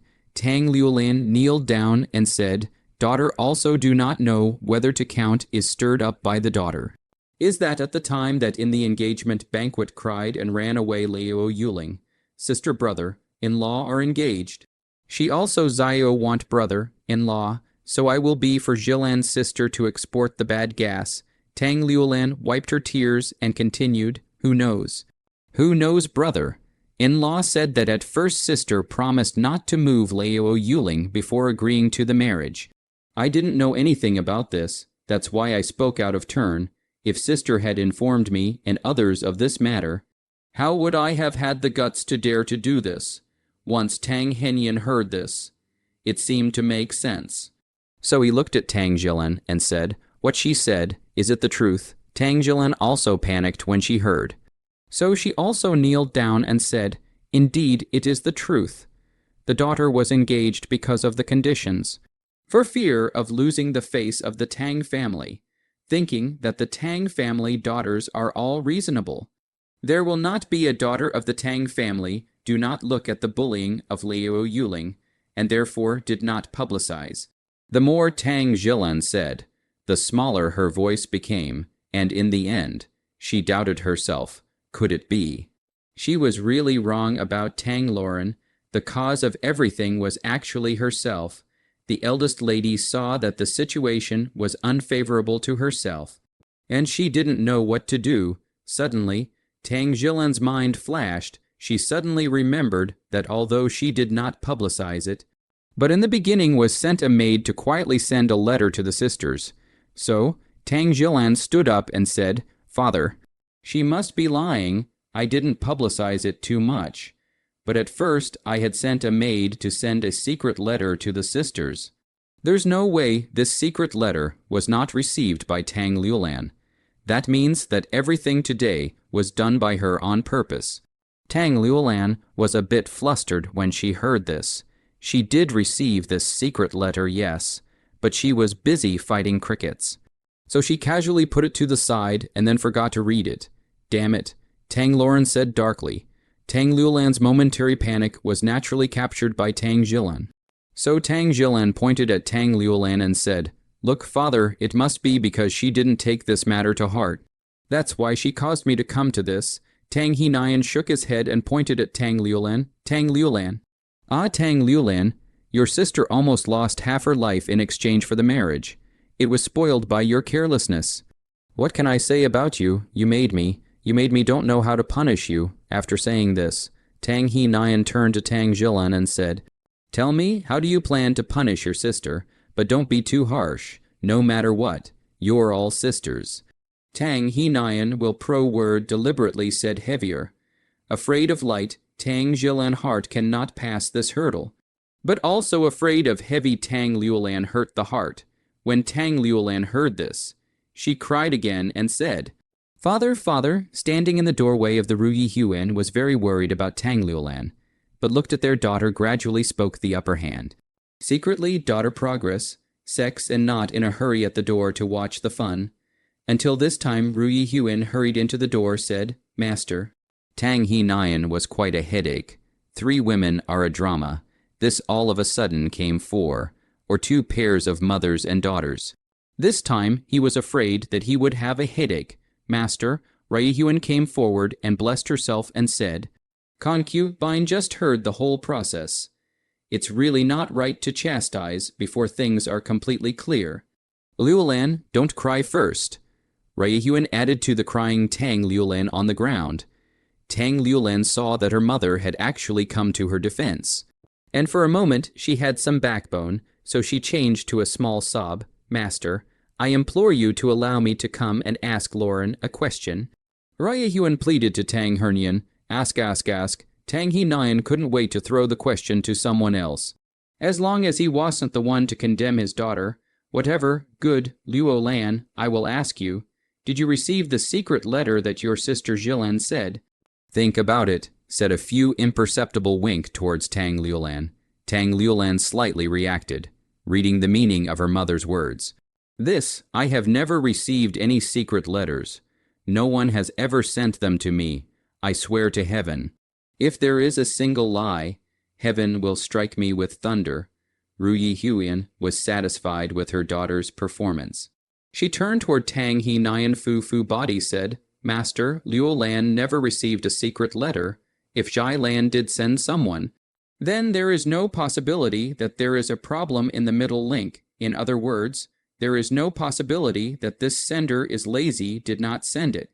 Tang Zhilan said, "No way, I sent a 4th-class maid at that time. She has no reason to coax me. What is the name of this maid?" Father instantly brought her up for trial. Tang He see no need to bone and flesh with a maid to calm a war. Simply better called Xiang what? Fragrant tea, no, seems to be called fragrant tea, right, is called fragrant tea. Tang Zhilan thought for half a day and finally remembered. Immediately bring that fragrant tea to see. Tang He impatiently ordered down. This side of the boy got the letter to find the housekeeper to ask for a roster. Only to know that this Xiang Ming was originally Yuan Xuan's old man. Now Tang Yilan back. And in this Yuan Xuan, as Tang Yilan's personal maids, and then hurriedly rushed to Yuran Chuan. The boy into the Yiran Chuan on the voice asked, which is Zhang Ming. Zhang Ming was in the courtyard at the moment. She didn't know what was going on, so she replied, "I'm Zhang Ming. May I ask what little brother is looking for? You are Zhang Ming, just right. I don't have to look for you." The boy shouted towards the house again. "Second miss, Master sent me to bring Zhang Ming to Liushui residence to ask about something important. I'll take her away now." The boy did not salute Tang Yilan when she first returned to the Tang mansion, and was not polite in his words, dragging Zhang Ming outside. Tang Yuran smiled directly at the words. She directly dropped the tea bowl in her hand. The tea bowl snapped and shattered. Tang Yuran snapped, "Bold lackey. Kneel down, why don't you? A servant, bow to your master. Where did this rule come from? You mention my people and drag them away without even discussing it. What kind of rule is that? Do you even have a master in your eyes?" The boy originally thought that Tang Yilan was a soft persimmon, but did not expect to be a hard opponent. But he saw Tang Yilan's personal maid said to mention, "May not have the backing of the master." So, although kneeling down, but the mouth does not spare people, said, "Second miss married out of the person back to her mother's family." "How can you count the master's family?" Tang Yuran snorted coldly. "Oh, I'm not considered the master's family. Is that something you can talk about as a boy? Do you want to bring my maid to Liushui residence for questioning?" I'll go with her. By the way, ask my father how servants like you who talk about their masters are dealt with. Sister, watch the children for me. Zhang Ming, go. Tang Yuran finished ordering and rushed to Liushui residence with Zhang Ming. The boy also followed behind. He only realized at this time, had he kicked a piece of iron plate, Tang He Nian towards the door, looking back and forth. He thought to be that Zhang Ming to come. Regardless of whether it is, her sin are directly pushed to her. A maid well, beat a soul is, so that the anger between the sisters will be calmed down. He also do not have to protect who does not protect who and anxious. As a result, he looked toward the door, but came a maid, just this followed by Tang Yilan. How did this little ancestor also come? Tang He Nian is going to slap his thighs. These two daughters here are enough for him to drink a pot of water. Another one, he feels like he's going crazy, just entering the door. Tang Yilan went forward and said, "I heard that father has something to ask my personal maid." "I've brought it, Zhang Ming. Greet the master." Zhang Ming instantly blessed herself and said, "Master." Ryehuan was also surprised. Originally thought that it was just an inconspicuous maid, as long as this maid confessed to the crime. Then Liulan would be able to successfully get away, but he didn't know. But he didn't know that this was actually Tang Yilan's personal maid. Tang Yuran said, "Father, what to ask despite asking? It is best to ask clearly, never miss the details." Tang Yuran also instructed Zhang Ming, who was kneeling on the ground. Master Miss asked, "Be sure to tell the truth. No mistakes or omissions to hide. If you have a problem, I'm the first not to forgive you, if you do not have a problem. I will let the person who slandered you return you a fare. Understand?" Tang Yuran swept a glance at everyone around him, then stood towards Tang He Nian's side. Zhang Ming had an idea in her heart when she heard this. She knew that this was Miss backing her up. She could never let Miss down, so Zhang Ming replied, "Understood, Miss." Seeing this, Tang He Nian could only ask stiffly, "Miss Jilan had sent you to send secret letters to the ladies on the day of her engagement. Is this true?" Back to Master. This is indeed the case. The slave girl was sent to the eldest Miss' room as a burning maid. That day it so happened that there was no one available in the room, so the Miss sent the slave girl. Because the Miss repeatedly emphasized the importance of this matter, so the slave girl immediately put down the work in hand and hoofed it to the Misses to send the letter. Zhang Ming returned without being overbearing. "Oh, Liushui residence has also been there." Tang He Nian asked again. Back to the master. "Slave girl, the second to go is Liushui residence.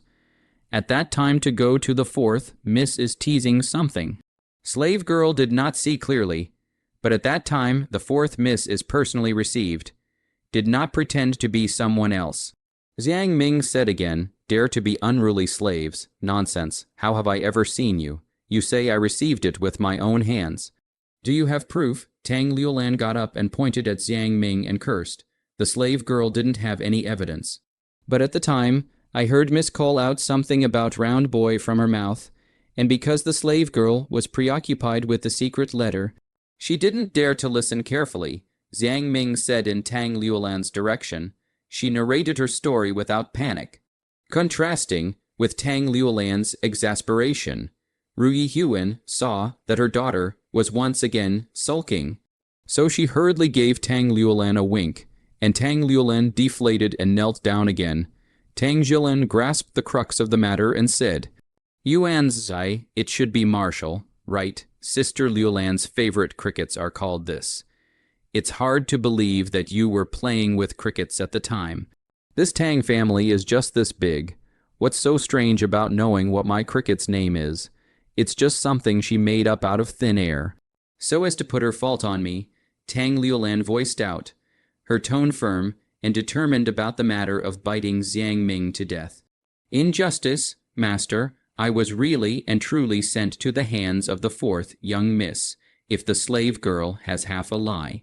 Jiang Ming swore with 2 fingers pointing to the sky, I will be taught to 5 thunderbolts, and I will not be allowed to die. Tang He said, Liu Lan and you both swore. You have neither witnesses nor physical evidence. Who do you think I believe? I naturally believe my own daughter. Someone come, drag this sneaky, lying slave down, hell be flogged with a 30-pound cane and sent out for sale. Wait, father. Tang Yuan looked at his father's verdict of the gourd case is very disturbing. But also understand that Tang He does not care about the truth. He only cares about whether his daughter can be preserved. Tang He headache again. How this gourd painting this ancestor to forget. Does Rippleland have any questions? Tang He changed to a smiling face and said, if swearing an oath could get rid of suspicion, then there would be no need for the investigation to exist. We can't just say that because Sister Roland took an oath. Father will bite the bullet and say that he's fine. Then what do you say? Tang He asked with a frown. Sister Jilin, do you still have the envelope you wrote the secret letter in? Can I get an Eiffel? Tang Yilin asked. There is. I'll have my subordinates fetch it immediately, and to show my importance, I've specially used a special envelope. The envelope was quickly fetched. Tang Yuan took the envelope and looked at it against the sunlight, and sniffed it with his nose, saying, This envelope is indeed a special envelope. This envelope has a layer of gold powder glued to the surface, which is not a problem. Tang Yuan glued his fingers that had glued the envelope over the envelope. A sniff said, But the most critical is this sticky gold powder glue. Is a special glue. This glue has a faint fragrance, and as long as the sticky, within a month cannot be completely washed off. It is acidic. If melted into the water touched my hand, this kind of paper will change color, said Tang Yuan in tension. Sure enough, in the hand suddenly appeared a few pH test paper. Tang Yuan commanded, take a few bowls of water. Soon, the subordinate brought a few bowls of water over. Tang also put the envelope into one of the bowls of water. A layer of gold powder quickly floated out. Part of the glue melted into the water. Tang also took out a pH test paper, a test. And sure enough, soon the test paper by the yellowish green color will change to orange. Tang Yuan picked up to show everyone a circle. Tang also will be a pH test paper, directly measured water. Sure enough, the test paper half a day did not change color. Tang also will be the test paper to show a circle. See, if Lauren's sister touched this envelope, after her hand was stretched into the water. I'll take this one more time to measure it, and it's obvious who lied naturally at a glance. Lauren, you come up. Tang Yuan said to Tang Liulan. In fact, she was also blocking this glue but a week to wash clean. She was blocking Tang Liulan's mind. Tang Liulan's mental defenses had collapsed at this point, and she disheveledly cried. There's no need, I'll just say it. I was having fun and got the envelope and then casually put it aside. And then, later I forgot about it. At those words, Tang Yuan quietly let out a breath. Sure enough. The bet was won. I'm sorry, Jilan's sister. I admit to the beating and the punishment. Tang Liulan said to Tang Jilan. How can I beat you? I only have one request. Make Brother King Su retract his words of withdrawal and remit me. Tang Jilan said word for word. Tang Liulan cried even harder at those words. She naturally couldn't agree. Tang Jilan cried again. Zhang Ronghua looked at this and stopped pretending, and directly went up and tore at Raihuan's hair, saying, This is the good daughter you taught. Compensate my son-in-law, compensate me. Then the two fought to a pulp. Tang Yuan looked at this farce and only felt amused. He blessed his body and said, Father, since my daughter's personal maid has been proven innocent, my daughter will leave first. After saying that, he left without looking back. Tang He Nian looked at Tang Liulan, the culprit, and was furious, accusing her, Stupid, idiot, your sister won't be satisfied if you're not punished. Grounded for a year, 1 year's monthly silver deducted, the people around her don't do any good either. All you do is fight those 2 crickets every day. Throw those crickets away. Sell everyone in the yard and replace them. You two stop fighting. You're not afraid of the jokes from the juniors, Jilan. I've punished your sister. Father will find a way for you to make that Yu Kingsu change her mind. How? After a lot of talk, this farce came to an end. And Tang He Nian felt like he had aged 2 years, so he ran to Yi Rangshuan to see the children again. As soon as he entered Yi Rangshuan, the 2 children giggled and stretched out their hands, and in a short while, Tang He Nian seemed to have forgotten all his troubles, and his heart was melted by the 2 children. Father, there's something my daughter doesn't know whether to say or not. Tang Yuan looked at his old man so happy, and could not bear to add to his troubles, so hesitantly opened his mouth. Speak, what is it? Tang He Nian hugged Jing Yan and said, Father, today that came to my yard called Zhang Ming's boy to me disrespectful, but also said that I'm not the master of the house.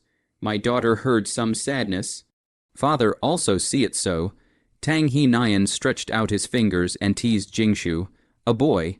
I'm not sure if you're a good person. But I'm sure you're a good person. You don't need to discuss this with me. Just ask the butler to do it directly.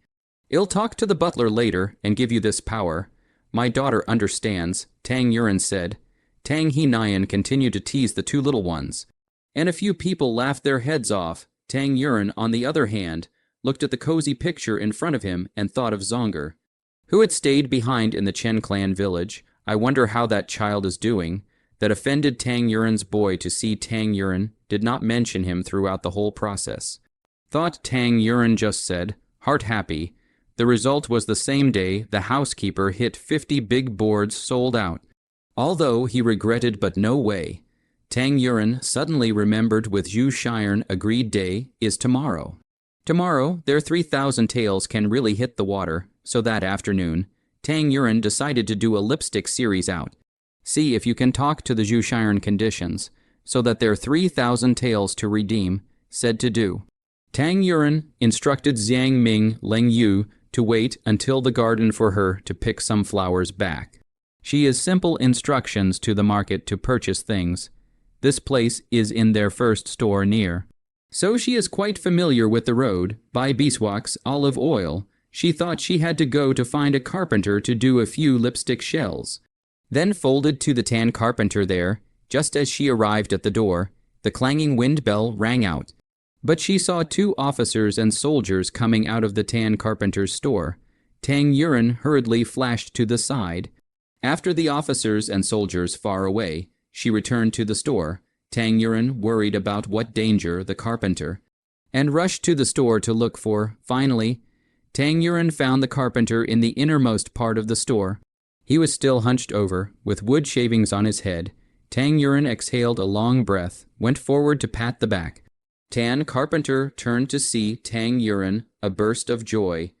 Tan Carpenter led Tang Yuan to the table and wrote, It's not time yet.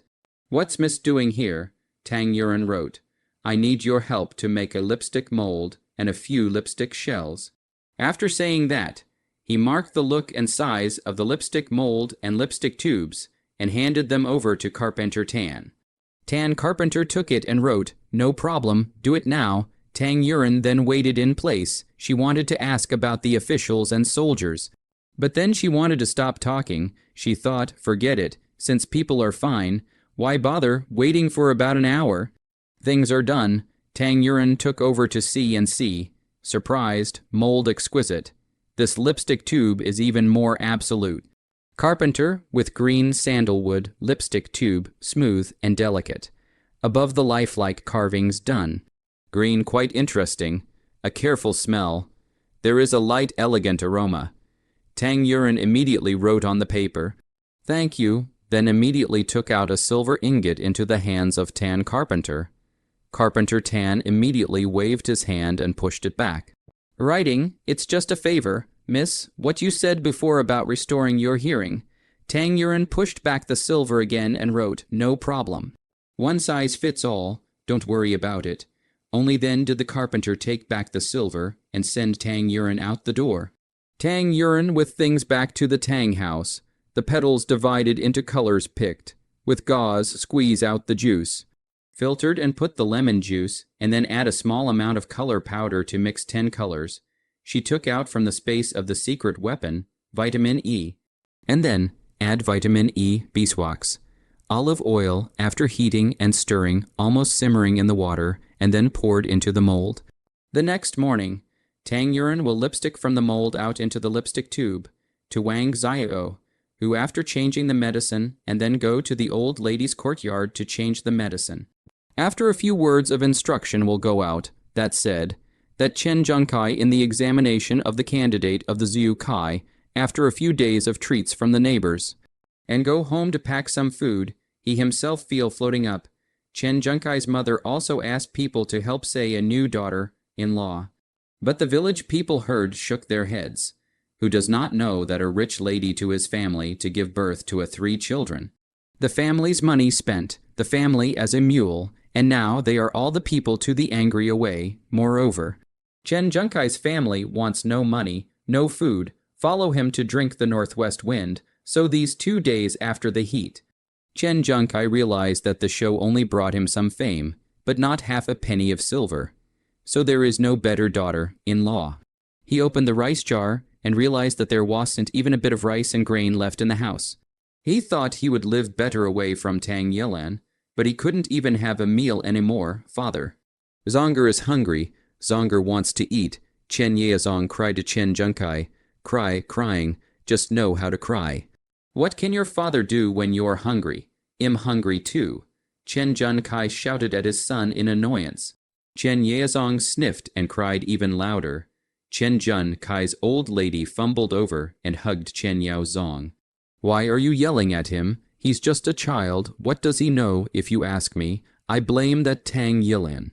She doesn't know what to do all day long, and she hasn't saved anything in the past 3 years. Chen Junkai's mother was getting angrier and angrier as she thought about it. But mother, she was at least able to feed us, but now I can't do anything, and you and Junyan can't do anything. So how can this be, Chen Junk? I was a little chagrined. Then so this Tang Yilan is more or less some role. How? About we call her back again. Tang Junkai's old lady fumbled to sit down and said, call back. You didn't see her like that the other day. She was clearly determined not to live with me. You want me to bow down to her. Do I still want to lose face? I'm a scholar at least. Chen Junk, I stomped his feet. He heart is a few points of literati backbone. Gulu, gulu gulu, Chen Junkai's stomach screamed again. He suddenly felt that backbone is not as important as eating. Is it possible that you said you want to repudiate people? That's why she said angry words for a moment. You know, in the beginning, she would rather sever ties with her family than marry you. Chen Junkai's old lady analyzed. It's not impossible, then I'll go and call her back right now. I'll tell her that I'm not taking her off. And tell her to come back soon. She might be happy about it, seeing that his old mother had given a very reasonable reason. Chen Junkai went down the slope. The corners of his mouth hooked into a smile. as if he was still the same charismatic scholar. Take Zonger with you. Other people's faces are not to be looked at. She always has to look at the child's face. Chen Junk, I said yes repeatedly. So he led Chen Yaozong towards the city. The Tang family members who were watching in the village saw this situation and rushed back to the Tang mansion to report. But the result was that Tang Yuren hadn't left for a long time before the man arrived, and he just missed him. Tang Yuren arrived at the Yi Ren pavilion, directly handed out the Zhu Shiren business card. The fellow took a look at it and led her straight to the second floor into the bronze door. The boss turned around and said, "Have you thought about it? Which one do you want to buy?" Tang Yuren sat on the opposite side and said, "I've considered it.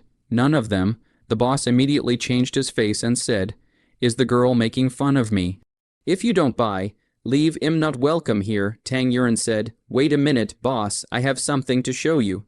The boss said in a deep voice, "You'd better show me something valuable or else." Tang Yuren took out a cloth bag from his pocket, and the boss's eyes were disdainful, not even looking at the thing. Tang Yuren took out lipsticks from that cloth bag again. One by one on the table, the boss looked at it and snorted, saying, "The lipstick I have here is much more exquisite than yours." "What's so rare about it?" Tang Yuren didn't say anything. She opened the lipsticks one by one, the more she opened them. The wider Zhu Shiren's mouth opened. He had never seen lipstick with such rich colors. Tang Yuren naturally noticed Zhu Shiren's expression as she said to him, "Reach out." A hint of surprise flashed in Zhu Shiren's eyes as he said, "Girl, this is not good, is it?" Men and women don't kiss, although I'm handsome and the girl is as beautiful as a flower, but Tang Yuren was depressed. How did this person misunderstand? "I'm just going to let you try this mouth fat." "Oh." Zhu Shiren then stretched out his hand. Tang Yuren applied this lipstick over his hands one by one. Each time he applied one, Zhu Shiren was shocked by the moisturizing, soft touch. He felt as if a soft lip brushed lightly over the back of his hand, bringing a tingling sensation, as if electrocuted, tickling his heart gradually. Tang Shiren looked at the opposite side of the stunning beauty's heart, apoplectic, and couldn't help but be stunned. "Boss Zhu, look." Tang Yuren finished applying lipstick, expectantly waiting for Boss Zhu's response. Zhu Shiren was unresponsive, so Tang Yuren waved her hand in front of Zhu Shiren's eyes. "Boss Zhu." "Boss Zhu, huh, what?" Only then did Zhu Shiren come back to his senses. "I mean after applying it. What do you think of the mouth grease?" Zhu Shiren didn't comment. He was pondering Tang Yuren's purpose in his mind, so he asked non-committally, "Miss, what does this mouth grease have to do with me if it's good or bad?" Tang Yuren saw that he did not answer. So he said, "I do not hide from the boss. This mouth fat is my own. If the boss Zhu no goods, naturally know that this inside the mouth fat is even better than your fine products. My requirements are not high. Because I am a little simple packaging, a price of 1,000 taels can be," Tang Yuren said, "if Zhu boss do not know the goods. Then I do not force, I go to find someone else. This 10 lipids I believe that the sale of 20,000 taels is not a problem. If someone steals Boss Zhu's business then, you can't blame me." After saying that, Tang Yuren turned around and was about to leave. "Stop, this mouth fat, I'll take it, just as you said, 10,000 taels for the deal." Boss Zhu's voice was no longer calm as he anxiously said, "Then the deposit I put here with Boss Zhu." Tang Yuren didn't stop, just turned his head and threw out the question. "Return to you, just as a friend." Zhu Shiren gritted his teeth and said, what he wanted was a fine line. Tang Yuren then turned to the table and sat down. "Boss Zhu, painful, bring the money." Zhu Shiren ordered his fellow to hand over 13,000 taels to Tang Yuren, who picked it up and left. "It's noon. Let's have a meal together," Zhu Shiren said. "Wasn't it Boss Zhu who said that men and women are not related?"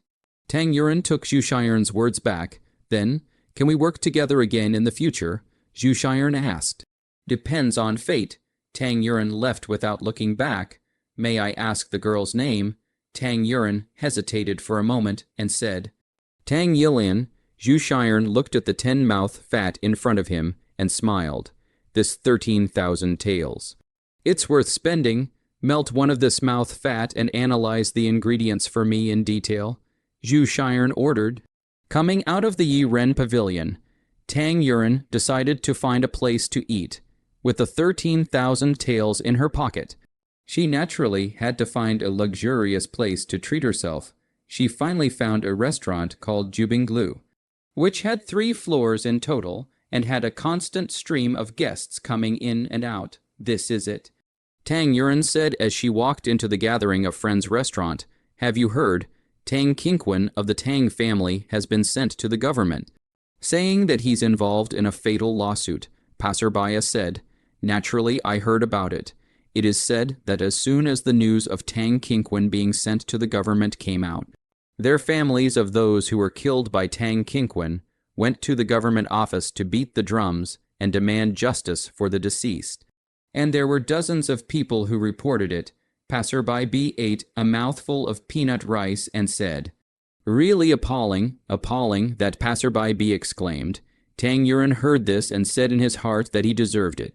Besides, the government side, this morning, the drums of injustice sounded dozens of times, and all the piles and pieces are pointing to Tang Qingquan. Yu Zhendong was very shocked. So many murders had happened under his watch, but he knew nothing about them. And the key was the Tang family, dereliction of duty, dereliction of duty. Yu Zhendong listened to the sound of blood and tears under the hall and said, Yu Zhendong had no choice but to send people to investigate, before the dishes ordered by Tang Yuren were served. Tang Yuren heard a burst of crying and howling, and then a group of people surrounded them, talking. Only heard a woman's voice panicked crying, my son, you quickly spit out ah, quickly. Ah, what should I do? What to do, who will save me? Pick your throat. Once you pick it, you get nauseous and naturally vomit it out. Someone said, no way. A moment later the woman cried again, pat your back. Another person suggested. Still no. What to do? The woman cried as she patted the child's back. Tang Yuren didn't want to be nosy, but she listened again. Not right. This was afraid that the child was stuck, and if she didn't seize the golden 5 minutes, she was afraid that it would be difficult for the gods to save her. Tang Yuren hurriedly walked to the crowd crowded in to see. Sure enough, the child has begun to breathing difficulties, face purple. Tang Yuren is patting the child's back to the mother said, a doctor. The child to me. The mother looked at Tang Yuren skeptically. Quickly, otherwise it will be too late. Tang Yuren grabbed the child and said. The mother hesitated for a second and let go. Tang Yuren hurriedly used the Heimlich method to save the child, only to see that she turned the child's head downward, let it lie on her lap, held the child's chest with her left hand, and slapped the child's back with the root of the palm of her right hand once, 2, 3 times after several consecutive pats. Finally, there is a foreign object from the child's mouth spit out, but it is a peanut at this time. The child finally, wow, cry out, thank you, Mom. The mother knelt down and said, and then the mother dragged her child and said, thank you, sister, if it wasn't for her, you would have died. The child knelt down and said, thank you. Sister, Tang Yuren said, don't be polite, it's just a favor, just be careful in the future. Tang Yuren touched the child's head and said, she once again thought of Zonger. She thought to herself, pity the child, I must find a way to get him back. The crowd dispersed and Tang Yuren returned to her seat. Guest, your dishes are up, you eat slowly. Zhao served the dishes and sang, how much silver? Tang Yuren asked. You don't have to worry about it. The guest in the Tian Zai know, one room upstairs has already settled it for you. Tang Yuren followed the hand of the second to look over. The room window over there poked out a hand holding a glass of wine, and then poked out a face. That person to Tang Yuren a stretch of the glass, and then drink wine down, and then a glass of wine inverted, make a gesture of please. Tang Yuren saw only nodded, and then retracted his gaze, and then no indication. It turns out that the person is Zhu Shiren. Zhu Shiren said to the person next to him, a person who only knows how to dance and play with ink, married to a poor scholar for 3 years, and then came back to be able to do medicine and business. Is it possible? The person next to him said, unlikely. Either the person has changed, either this is a genius. Tang Yuren, after dinner, and bought some materials before rushing to the Tang mansion. She this time to do foundation. Eyebrow pencil, eyeshadow, powder. These things do not have some time to do not come out, to be back to the Tang house. Is already Shen time. Tang Yuren because in addition to back to the 3,000 taels of silver, but also additional silver some happy. So the footsteps are also light and fast some. Do not know that at this time the Tang house has been messed up into a pot of porridge.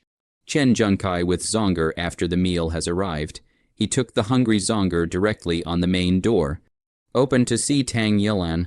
The guards at the gate saw that usually the main gate is not open, and do not know what people dare to go through the main gate. But Chen Junkai opened his mouth and said that he was the second master's aunt. The gatekeeper hurriedly went to report to Tang He Nian, who, upon hearing this, was immediately furious and bloodied. He was worried that he didn't have time to find this son of a bitch. He is good.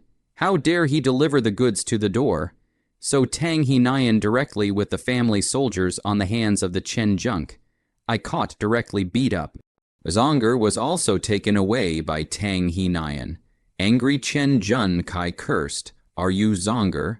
Tang He Nian asked as he looked at the boy who resembled Tang Yilan. "Im Zonger you are, im grandpa." Tang He Nian kindly stroked Chen Yeazong's head and said, "What's grandpa?" Zonger asked in confusion. Tang Yilan had never mentioned grandpa to him. "Grandpa is your mother's father, ah." Tang He Nian patiently explained. Zonger looked at Tang He Nian, seemingly understanding. "Grandpa, Zonger is hungry." Zonger hasn't eaten today. Saying this, he touched his rumbling stomach and cried. Tang He Nian hurriedly brought the fruits and snacks on the table to Zonger, and blamed himself. "It's all because Grandpa talks too much, making our Zonger hungry. Grandpa is wrong." Hit Grandpa, Zonger, however, was so focused on eating that she was choking a bit. "Don't be anxious. Eat slowly." Tang He Nian fed Zonger a few mouthfuls of tea to smooth his intestines, looking at his grandson with pain. He hated that surnamed Chen even more in his heart, bullying his daughter and not taking good care of his grandson. This kind of waste is really irritating, saying that Tang He Nian wanted to have Chen Jun Kai beaten a few more times, but was told by the boy that he had fainted. How many times? Tang He Nian asked, but 5, the boy servant returned. Was the beating heavy? Master ordered it. The beating was naturally heavy, but it shouldn't have fainted with just these 2 strokes. Then splash him awake. Continue to greet. Tang He Nian viciously said, unbeknownst to him, Chen Junk, I only fainted from hunger because he hadn't eaten for 2 consecutive meals. And it was good to pass out and not feel hungry. As a result, with a crash, Chen Junk, I was doused with cold water. The feeling of hunger struck again, and the boy hit the board again. It burns unbearably in the stomach. The pain in the buttocks was unbearable. Chen Junk, I didn't even have the strength to scream, but all this is another matter in Tang He Nian's view. He felt that this Chen Jun Kai must be resistant to beating, so he let a few more greetings Chen Jun Kai. Until Tang Yuren returned to the Tang mansion, Chen Junk, I seem to have grabbed the straw that saved his life, and used all his strength to shout, Yilan, save me, Yilan. Tang Yuren didn't hear his voice at all, quickly swept past him, and went straight to Yi Rangshuan. Once inside the door, Tang Yuren saw his old man and Zonger. Zonger, Tang Yuren excitedly called out. Although she had only seen him for a few hours, Tang Yuren felt as if this was her own son. So she excitedly picked him up and asked, Do you want to see your mother? Zonger said as he ate the pastry. I miss my mother. Father won't let Zonger eat and even scolded me. It's still good to have mother, with mother. Zonger can have enough to eat every day. Tang Yuren listened and scolded that Chen Junk, I hundreds of times more. Then how did Zonger come to find mother? By yourself. Tang Yuren asked, stroking Zonger's head. Came with daddy. Who's out there getting his ass kicked? Tang Yuren intended to go out to see the joke, only to hear a shrill voice scolding. Tang Yilin, you're marvelous, you're noble, you claim to be healing the sick and saving people. What you're saving is just someone who has nothing to do with you. Tang Qingquan is your brother, and you want him to die. When Tang Yilin heard it, it turned out to be Kang Meiyin.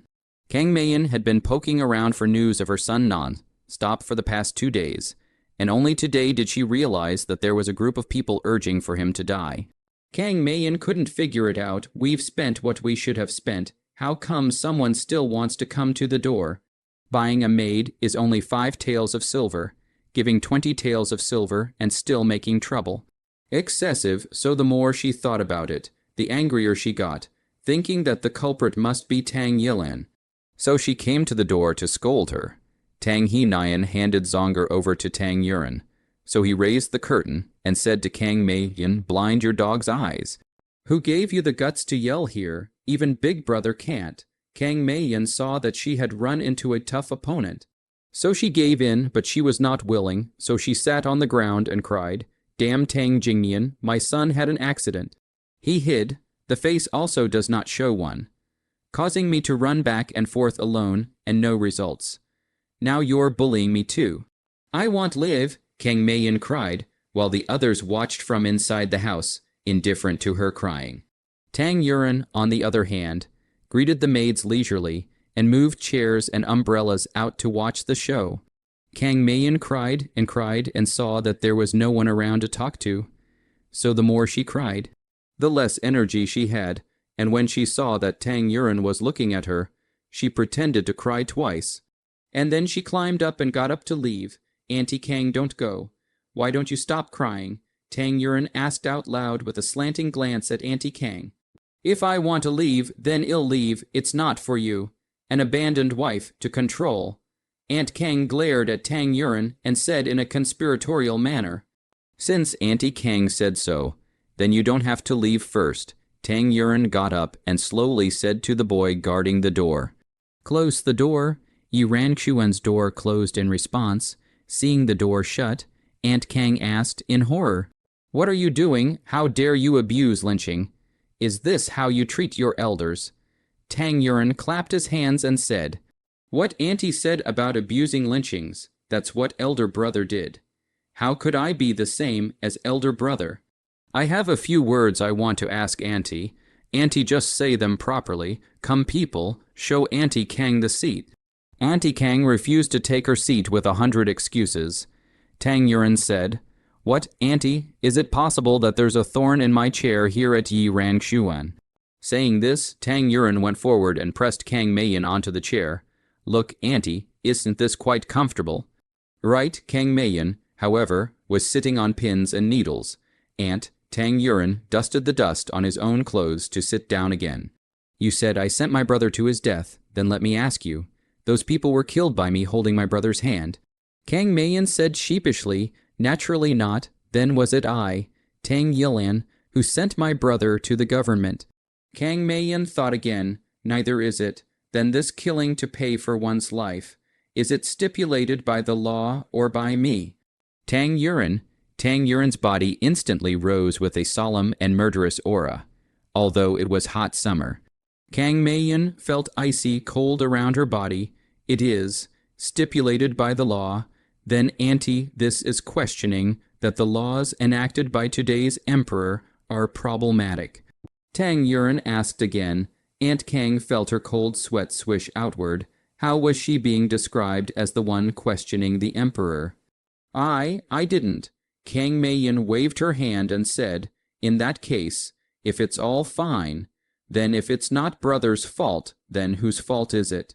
Tang Yuren said again, This, Kang Meiyin didn't know what to say, thus her hands were at a loss. Aunt, as long as you want to understand, I will naturally let Aunt go. Now also just want to let Aunt awake. Aunt now understand, in the end is whose fault is. Kang Meiyin hesitantly refused to say it. Auntie heart clear, and refused to say it, then stay here in my courtyard and think about it. Tang Yuren turned around and returned to the house. Master, that Chen Junkai has fainted again. The boy outside shouted through the door, Splash him awake. Just leave a breath, Tang Yuren said through the door. as soon as Aunt Kang took a look at Tang Yuren's posture. She was afraid that she would be the next one, so she immediately realized that under the roof, one has to bow down. So she spoke out, "I've figured it out. It's your brother's fault. It has nothing to do with you." Tang Yuren's footsteps lurched at her words. Since Auntie has said so, I'll take Auntie's words as the truth. Auntie wouldn't go so far as to swindle me with falsehoods. Right, Aunt Kang immediately shook her head like a drum. No, no, no. Good. It's good that Auntie has figured it out. Open the door. Auntie, take your time and don't see me off. Aunt Kang saw the door open and immediately raised her legs and ran. She returned to her own yard before spitting. Goddamn Tang Yuren. She used to be kind, but now that she's an outcast. She's shouting at people to kill them. Don't have any eyesight. Quickly bring me some water. I'm so thirsty. The maid immediately handed her tea, and she took it and drank it all in one gulp. Pour more, pour more. After gulping down a few cups of tea, Auntie Kang felt better. What did you just hear that boy say? Chen Junkai, isn't that the poor scholar Tang Yuren married? Why is he here and allowed to give a beating? They reported my son's beating to the police, so if Tang Yuren beat up someone, and it was her own husband, wouldn't it be even more important to report it to the police? Kang Mei-yin thought of here a pat on the thigh. She decided to do it, then immediately with the boy pulled the carriage to the county office, to the county government office. A bunch of onlookers in front of the county government office to see the fun. They are constantly discussing the sound came. This Tang Kinquin can really not a thing. Who is a good man to go in and carry out is a dead one. This Tang Kinquin's parents must have known about it. Otherwise, how could he have killed so many people without anyone noticing? I think you're right. His parents are not strict discipline even if, but also help to deal with. Even his parents must be punished together with the crime is right. It turns out that at this time in the county government office to accept the interrogation is still Tang Kinquin. His crime written a stack of paper has not been written. Big to the murder, small to the robbery of the people's daughter. Its crimes are really too many, Kang Mei-yin originally confident. A look at this situation lest it affect themselves. They intend to hurry back to the Tang house. This is the carriage of the Tang mansion. Suddenly, someone noticed the word Tang on the carriage and exclaimed in shock. People from the Tang mansion quickly stop and ask, how do they educate their children? Is it possible that the entire Tang mansion is a dragon's den?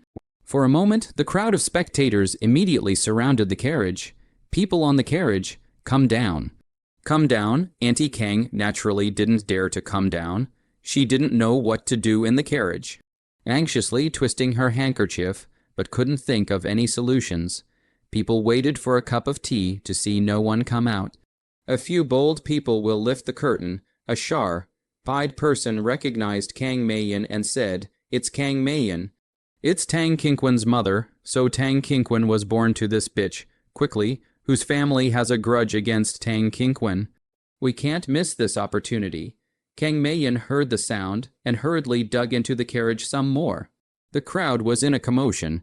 I don't know who got on the hand and dragged her out of the carriage and immediately fell into a dog's teeth. A bunch of people, 7 hands and feet, while Kang Mei-yin dragged to the alley, hit her squealing.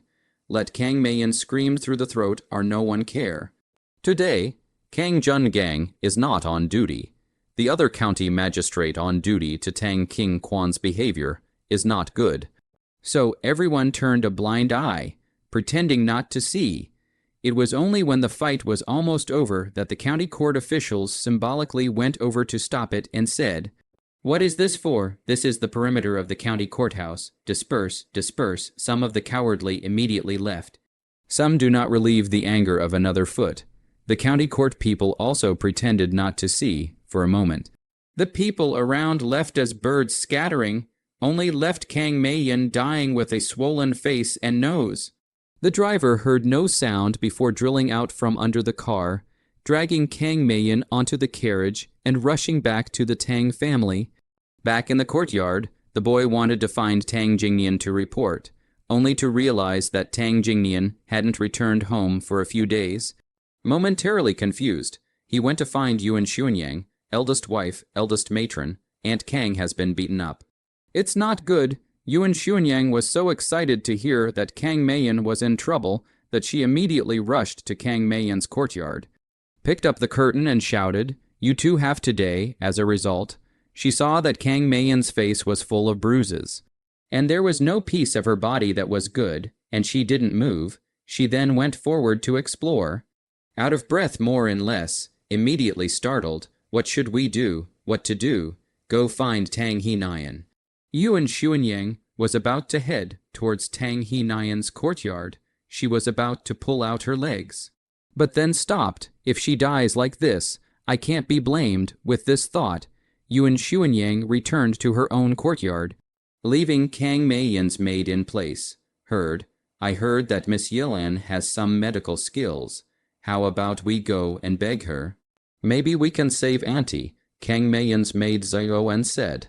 Auntie bosses us around every day. If we were to save her, wouldn't we be asking for trouble? Zhao Ning did not agree with Zhao An's proposal. Maybe if we save her, she won't target us, Zhao An said again. Then I'll try to go. Zhao Ning was still a bit intolerant. After Kang Meiyan left, Tang Yuan prepared some things to go see Chen Junkai. Seeing Tang Yuan, Chen Junk, I was very elated, as he weakly said. Ripple, I knew you wouldn't leave me alone. Tang Yuan then smiled and said, Didn't eat, did you? Come. Eat this meal? A gentle and virtuous look. Chen Junkai took the bowl and ate, and after only one bite, he spat it out. What is this stuff? Why are you giving me this to eat? Tang Yilan, you're looking for a fight. Tang Yuan picked up the bowl and continued to stuff it into his mouth. While stuffing it, she said, I used to eat these things. After eating these things, I still have to go up to the mountains to dig for game. Chop firewood, bring up my 2 children, and go home to cook for you. Embroider embroidery, and bring up zonger. So how come you can't eat what I can eat? Tang Yuan glared at her and said fiercely while feeding Chen Junk, I wild vegetables. Do you know, I almost died of exhaustion because I couldn't eat or sleep well every day. Did you guys ever care about me? Aren't you still alive, Chen Junk? I retorted. That's because I'm lucky, not because of you. Tang Yuan laughed in anger when she saw that Chen Junk, I still didn't know how to repent now. Your old lady bullied me, making me get up and cook. How dare you say you want to repudiate me? Tang Yuan was unfair on behalf of Tang Yilan. Isn't the real Tang Yilan already dead? Heh, if you want to repudiate me, it's me who'll repudiate you. I'm not even going to reconcile, Tang Yuan laughed. You're dreaming, I'm a Ziyukai, if I say I'm going to repudiate you. I'll repudiate you, it's not up to you. Oh, look at where you are right now, and ponder over those words. The scholar is missing. Report it to the county office, and the county office will be held accountable. You dare to take my life, Chen Junk. I realize that Tang Yuan might want him dead, want your life. Heh, I naturally want it, but there's no need to right now. You go back to the Chen village for 2 days first, and then you can come back and talk to me about making peace or not. I'm sure you'll change your mind. Tang Yuan then said, Zonger I'll stay. As for you, I let people give you medicine to send you back to Chenjia village. I will send people to watch you, to ensure that you cannot die. You think about 2 days to say, said Tang Yuan looked for practitioners Dong Peng and a boy Liang Jun. A person gave a silver ingot, and then we'll be on the good medicine to the 2 said. Give him a good medicine. Catch a carriage back, do not let him die. Find a mill to let his family grind flour, a day enough to dry 8 hours, and then give the rice to eat. The rice must be rancid. Don't let him get full, don't let them starve to death, treat them well until they agree to my terms. All of this didn't avoid Chen Junkai. Tang Yuan was trying to make him know what to do. Understood. Miss, the 2 of them led the order and sent Chen Junkai back to Chenjia village overnight after giving him medicine. At this time, Zioning arrived at Yi Rangshuan, see Tang Yuan is not, and asked Leng Yu. Leng Yu said, out. Do not know where at this moment. Zioning anxiously said, No way, Auntie Kang is dying, I can't wait. There's no way, Miss didn't say where to go. There's nothing you can do if you're in a hurry. Just wait here at the door." Xiao Ning waited left and right at the door, and finally waited for Tang Yuren. She blessed her body and said, "Second, miss, our master Aunt Kang went to the county court today. She was fine when she went there, but when she came back, she was out of breath more than in. I'm afraid she can't make it. Slave girl." "Slave girl, I dare to implore you to save her." Tang Yuren was also a little surprised at what he heard. This Auntie Kang was unreasonable, but her crime was not to death. So she decided to go over and take a look. "Go," Tang Yuren said. Xiao Ning immediately led the way. When they came to the front, Tang Yuren took a closer look and probed her nose, saying, "Auntie Kang is already out of breath. It's hard for the immortals to save her." Said turned around and walked away. Xiao and Xiaoning then realized that Auntie Kang had gone. A moment of six godless had to go to report Yuan Xuanyang. Yuan Xuanyang, in the next door, tormented for a while. At this time, heard Kang Meiyan gulped. A moment of a bit of a trance. She just left. Yuan Xuanyang fell into a chair. She inwardly hoped that Kang Meiyan would die earlier. But really died. She suddenly burst of sighing. "Human life, really fragile. Kang Meiyan. It's not that I want save you. It's that you have a thin life. There's a head for the wrongdoer. Whoever beat you to death you find." Yuan Xuanyang muttered in a small voice, "What did you say, Auntie?" Xiaoan asked, "Nothing. I'm going to ask old madam before making a decision." Yuan Xuanyang hurried towards the old madam's courtyard. Jin Kaio saw Yuan Xuanyang enter the courtyard and immediately went forward to stop her. "First lady, last time the old madam had an operation you insisted on barging in. If it wasn't for us stopping her, the operation would have been a bad one. What are you doing here this time?" Yuan Xuanyang replied back. "Last time I was curious and didn't think about the consequences. Now there is something important." Jin Kaio still stopped her and said, "What is the important matter? Just say it directly. I will pass the message for you. I hope the first mistress won't make things difficult for us subordinates." Yuan Xuanyang could only tell the original story. Jin Kaio listened to it with an inward sigh.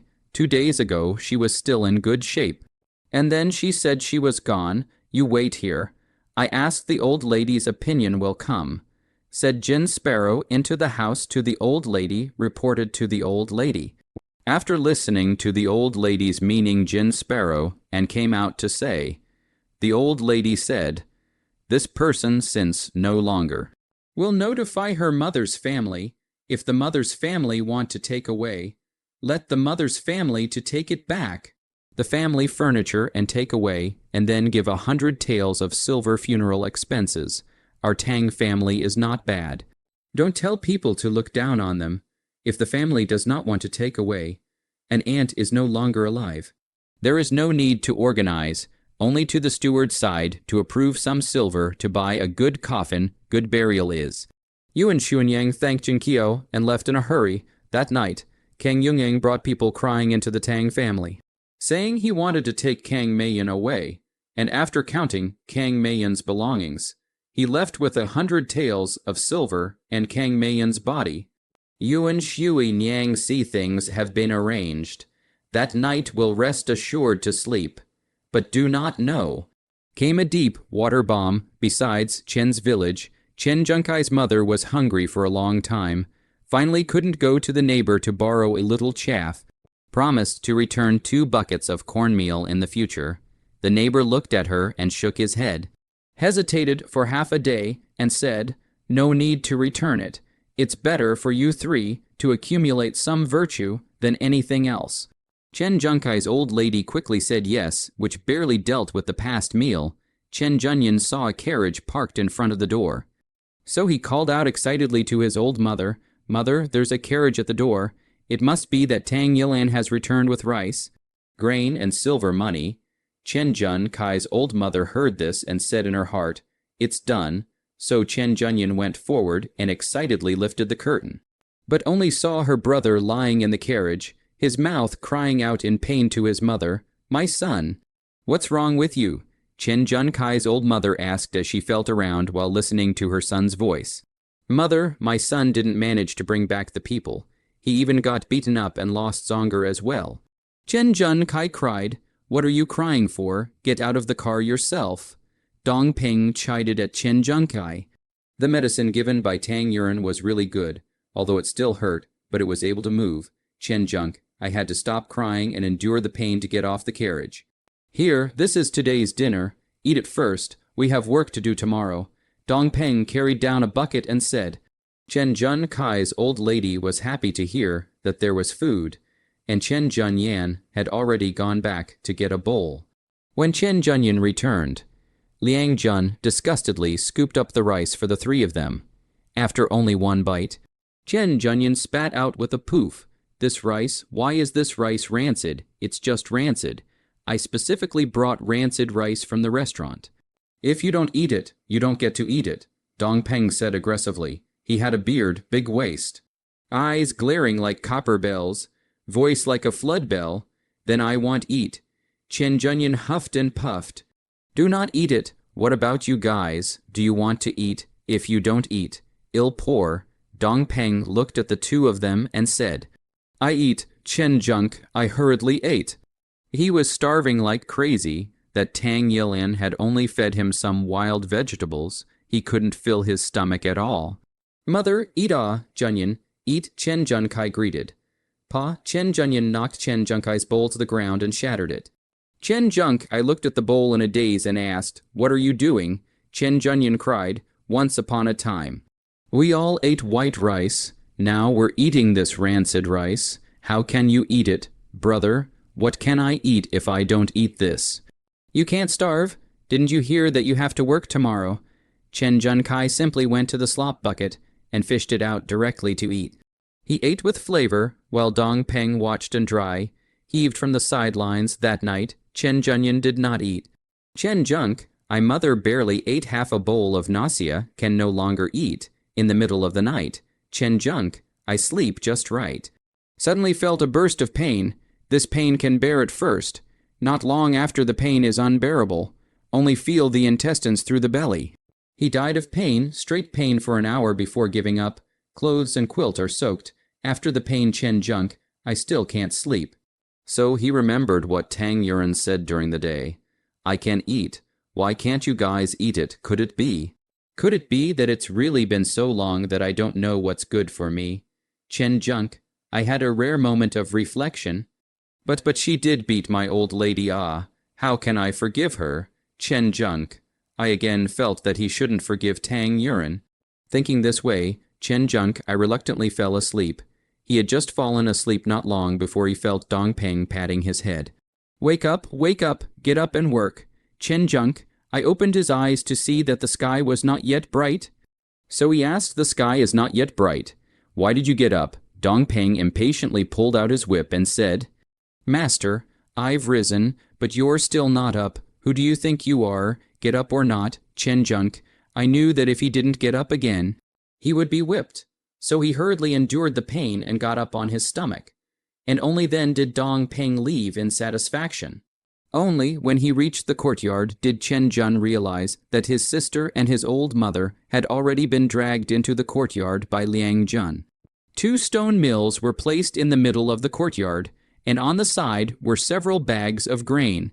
Start working, 1 mill for one of you, 1 for the 2 of her, 8 hours a day. Work for 1 hour first so I can put food on the table for you. Don't try to be lazy. 2 bags for you, 2 bags for you. Otherwise, grain grinding is not enough. You don't need to eat.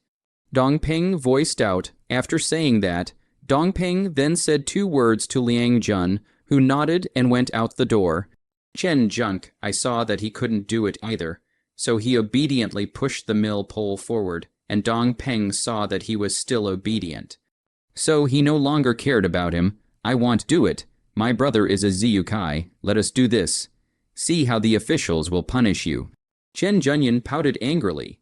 Dong Peng swung the whip on the ground a few times, and the whip snapped as it was thrown on the ground. You won't do it. You think Master Dong's whip is vegetarian. With a snap of the whip, Dong Peng swung it directly onto Chen Junyan's arm. Chen Junyan's arm swelled up right away, and it was hot and painful. Chen Junyan immediately said in tears, I'll do it. then rushed to the mill to push the grinding rod. But she did not eat. Small strength. The mill did not move. Mother, I haven't eaten. I don't have the strength. I can't push it. Come and push with me. Chen Junyan cried out to her blind old mother. The blind old woman groped her way to the mill pole. And with a push, the mill finally moved. As the mill ground, Dong Peng snapped and gave that blind old woman another whip. Wife, pushing too slowly, when will this bag of flour be finished? Are we going to eat? The blind old woman immediately shivered and hurriedly accelerated her pace. Whoever was slower during this time, Dong Peng gave them another whip, which made the three of them shiver and cry. And their efficiency really improved a lot. At dawn, Liang Jun finally came back. He attached to Dong Peng's ear and said something. And put down a bucket. 3 people know that this is their breakfast. Liang Jun then back to the car to take the 2 of them breakfast, oily meat buns, tea eggs, egg soup, and then with a pig's head meat dishes. The aroma of the 3 people hooked straight itchy. But the noodles are not yet finished, so the 3 can only be hungry and tired to endure, especially Chen Junyan. Last night she had not eaten, and now is even more hungry and tired. Suddenly, Liang Jun will deliberately shiver a piece of meat. And this piece of meat thrown to Chen Junyan next to them. Chen Junyan licked his lips. Feel their mouth is almost out. Thought half a day, she hurriedly squatted down and picked up the meat and stuffed into the mouth. Dong Peng took a look and picked up the whip and scolded. Not done yet, what to eat. Greedy little bitch, still picking up and eating. Underhanded. Chen Junyan is another shiver.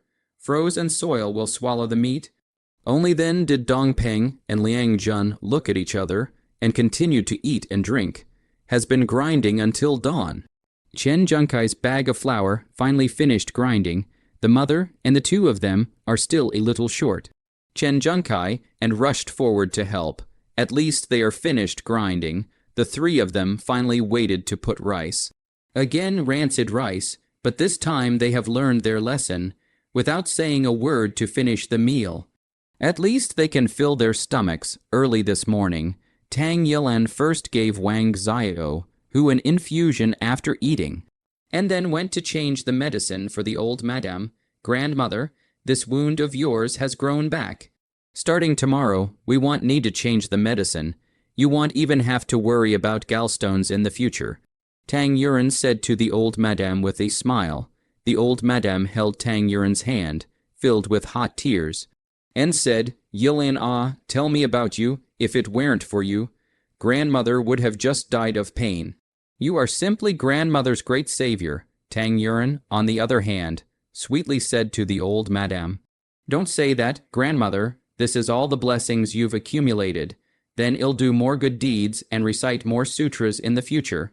And also accumulate more blessings for you, for your children, the old madam said with a smile. Then Yilan thanks grandmother. After speaking, Tang Yilan sat for a while longer before excusing herself. After returning from the old madam's courtyard, Tang Yuren decided to focus on the matter of restoring Tan Carpenter's hearing and instructed no one to enter the room after she handed over the child. Tang Yuren carefully, according to the memory of the book, read Kochlear's surgery content to organize once again. At that time to see only feel interesting, but did not know that now actually can be useful until lunch time. Jiang Ming called for dinner several times before leaving the room. Until the meal, Tang Yuren realized that the Kang Jun just took the money is not enough. Even carrying a coffin in front of the Tang house said that the sister to redress the grievances. Sure enough. Restlessness is the norm. This Kang Mayan died and someone gave her a head start, so it's not a wasted death. Right, Tang Yuren commented over a mouthful of rice. What happened then? How was it resolved? Tang Yuren asked. Still outside the door, the master said Kang Mayan was killed by people outside him. But it was Kang Yungying who bit the bullet that he was killed by our house and resolutely refused to leave. Jiang Ming shook her head and said, Leng Yu said in disbelief, Is this matter very simple? So many witnesses. And next to the county courthouse, so there must be people from the county courthouse. Just find 1 or 2 to come over. Want they be able to prove it? What's so difficult about that? Tang Yuren thought for a moment and said, if the rumors are true, then Kang Jun Kong has calculated that we can't get any witnesses.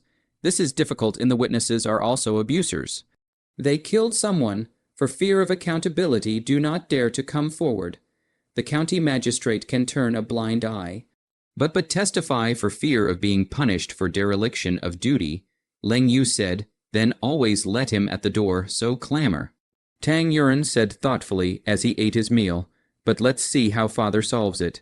If father can't solve it, I'll go to father's place to sit again. Speaking of the Chen village side, there were occasional individual villagers passing by outside Chen Junkai's house, but they were oblivious to the fact that there was a carriage parked at Chen's house. After eating, Dong Peng urged the three of them to hurry up and get on the mill. And without a hint of resistance, all three of them got on the mill pole and continued to grind the flour. Chen Junk, I had something else in mind this time. If any villagers passed by, he would call out for help. So Chen Junkai has been looking to the side from time to time. Dong Peng snapped a whip and greeted Chen Junkai again, saying, don't play tricks on me, I can see it all if you don't listen. It's a whip, Chen Junk. I hurriedly retracted his gaze. His afterglow saw a few villagers passing by who also wanted to shout, but realized that the villagers were not looking this way at all. As for the farce at the entrance of the Tang mansion, Tang He-Nian really didn't resolve it, and in the afternoon, Tang Yuren arrived at Tang He-Nian's courtyard. I heard that father is now worrying about that Kang Jun Kong at the entrance. Tang Yuren opened the door and asked, precisely, it's a clear-cut matter, explained and didn't listen. I had to look for witnesses. After a morning of searching, no one came forward to testify. Tang He-Nian punched the table and said angrily, Father, if I were to say that Kang Mei-yin died of illness rather than violence, wouldn't this be solved? Tang Yuren chestily said, are you saying that Kang Mei-yin's death was not due to being beaten? Tang He-Nian asked. What I deduced should be correct, father. Yesterday her maid Zioning had approached me and asked me to save her life. I read that her crime was not to death, so I intended to save her life, but... Tang Yuren stopped, paused to take a sip of tea, whetting her old dad's appetite. But what, my little ancestor, you quickly say it, but anxious your father. Tang He-Nian stared anxiously at Tang Yuren and asked, but who knows? I just arrived and realized that she was already out of breath. At that time, I noticed that her exposed skin had cloudy red scarring, which is exactly the manifestation of sudden death from a heart attack. But I was thinking that it would be better to do more than less, so I didn't make a sound after speaking. Tang Yuren took another sip of tea. In other words, if you find a coroner's autopsy, you can prove the innocence of the Tang house. No witnesses are needed. Tang He-Nian slapped the table and said, exactly, Tang Yuren said indifferently. Tang He-Nian sat up and said, report to the officials, find a coroner to examine the corpse. Tang He-Nian folded back and held Tang Yuren's hand. Thanks to my Yuren, you are my lucky star. After saying this, Tang He-Nian hit the curtain and left. Chen Junkai's family of three worked so brightly until the early hours of the morning to finish grinding the day's noodles. Dong Peng said, today's work is not bad. Wouldn't it be fine to do this every day, right, Chen Junk? I hurriedly nodded and said, Right, thank you, Master Dong, for taking care of me. Oh, you won't be thinking of looking for outside help tomorrow. Right, Dong Peng suddenly stared at Chen Junkai's eyes as if he wanted to see through him. Want. Chen Junk, I nodded his head again, in the middle of the night. Chen Junk, I felt another twinge of pain in his stomach. And this night, it hurt even more than the night before, torturing Chen Junkai to doubt his life. About an hour and a half passed, and the pain was gone again, as if it had never appeared. The next day was a repeat of the first day. Except for less beatings, everything was the same as before. This morning, the coroner really confirmed that Kang Mei-yin died of myocardial infarction. Kang Chun-gang saw that there is no more reason to make a scene, so he had to call it quits. Tang He-Nian, naturally to Tang Yuren, sent a lot of things, silk and satin, houses and land deeds, straight to Tang Liulan, angry enough. once upon a time just beauty than Tang Yuren. Now is all round was crushed. She is not convinced, very unconvincing, back to the Chen village side. To the third night, Chen junk, I still midnight abdominal cramps intolerable. Then the next day and some pain. Time and longer, this time a full 2 hours. Only after the pain had passed did he remember Tang Yuren's words. You should go back to Chen village for 2 days first. And then you can come back to talk to me about whether to divorce or not. I'm sure y'all change your mind. Could it be, what has she done to me? Her intention is to divorce me. Ugh, dream on. Chen Junkai spat a mouthful of phlegm and said. As a result, early in the morning, Chen Junk, I looked at his mother and sister's tired and sleepy appearance. And some of his heart. His mind began to waver. How about, promise her conditions, we, and divorce, later. Chen Junk, I thought, no, it's too cheap for her to leave, and divorce is too cheap her. She tortured me into this. I strongly disagree. 3 days of labor down. Chen Junk, I has seriously overdrawn physical strength. He usually did not work, so 3 days down he felt sore, but in the middle of the night, but woke up by more painful cramps.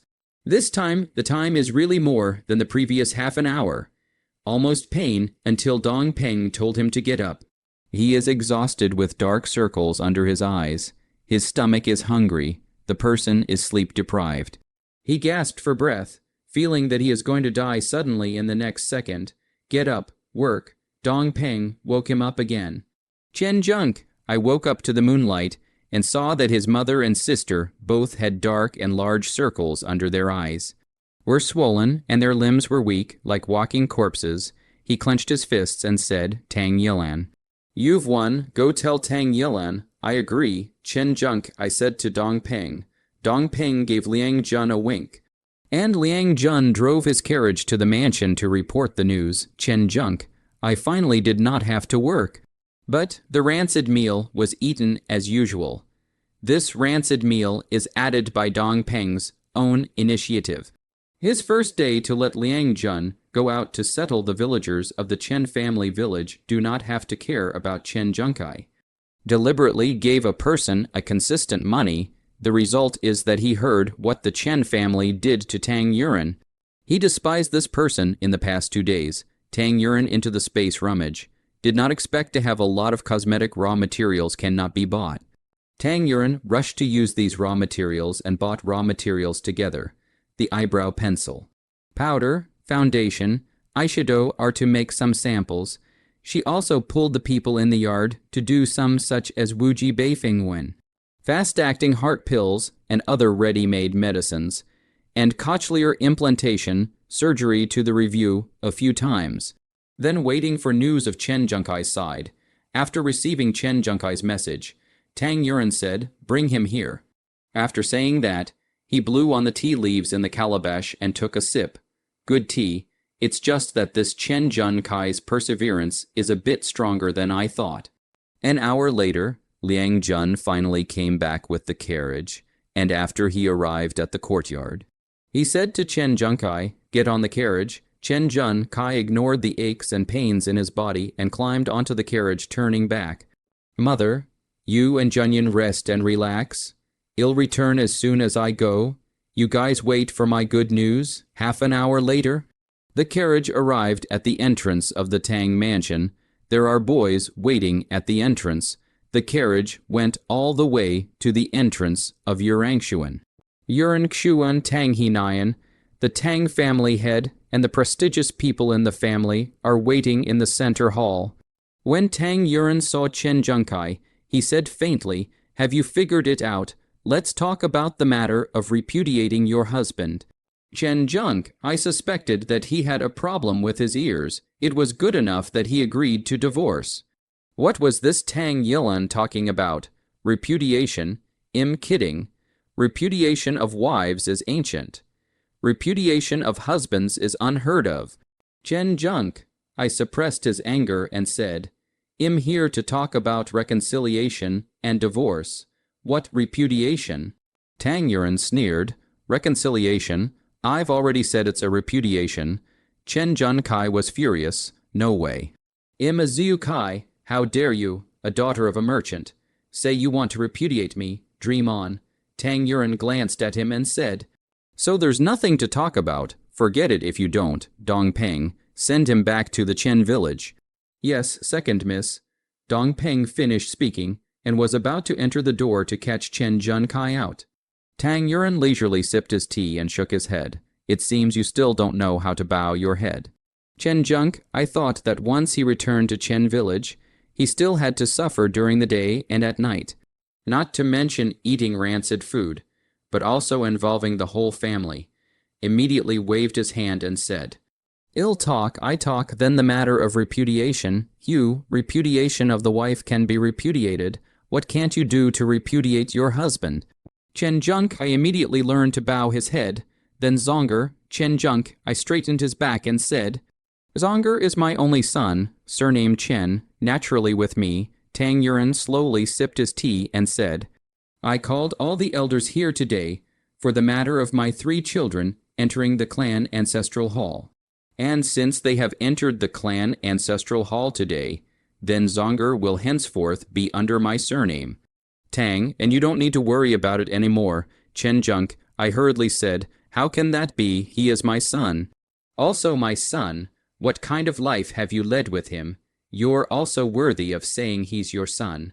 Tang Yuren's willow eyebrows were raised and her eyes were wide open. Her words were loud and clear. Chen Junk, I hesitantly said, But this is not according to etiquette. I'm a scholar, Tang Yuren said, and then said to the outside, Dong Peng, Chen Junk, I immediately said, It is in line with etiquette and law. Zonger is your son. Naturally, he can take your surname, then my dowry. Tang Yilin just wanted to push him to the brink. Only then would she be able to stand up to Tang Yilin. The dowry has all been spent. Currently, there is only the house, but the whole family still has to live in it. This, Chen Junk, I was naturally testing. He knew Tang Yuren didn't lack the money, so he hoped to keep the house. Also right, this house you guys still have to live in. Tang Yuren followed Chen Junkai's words. Chen Junk, I looked at it. Wouldn't this keep the house? This Tang Yuren was still soft-hearted. Then folded into money. I brought 2,000 taels of silver in the first place. I'll count you 30 taels for what I've earned in these 3 years. You write me a note for 2,030 taels of silver. I'm not in a hurry. I'll wait for you to pay it back slowly. Chen Junk, I jumped up in anger and said, Tang Yilin, don't bully people too much. I'm a Ziu Kai in the hall. Tang Yuren made a shushing gesture to Chen Junkai. Have you been suffering from angina in the middle of the night these past few days? It hurts more than one day. And every day, it hurts half an hour more than the day before. Chen Junkai said, It's really you. Tang Yilin then attached herself to his ear and said, It's me.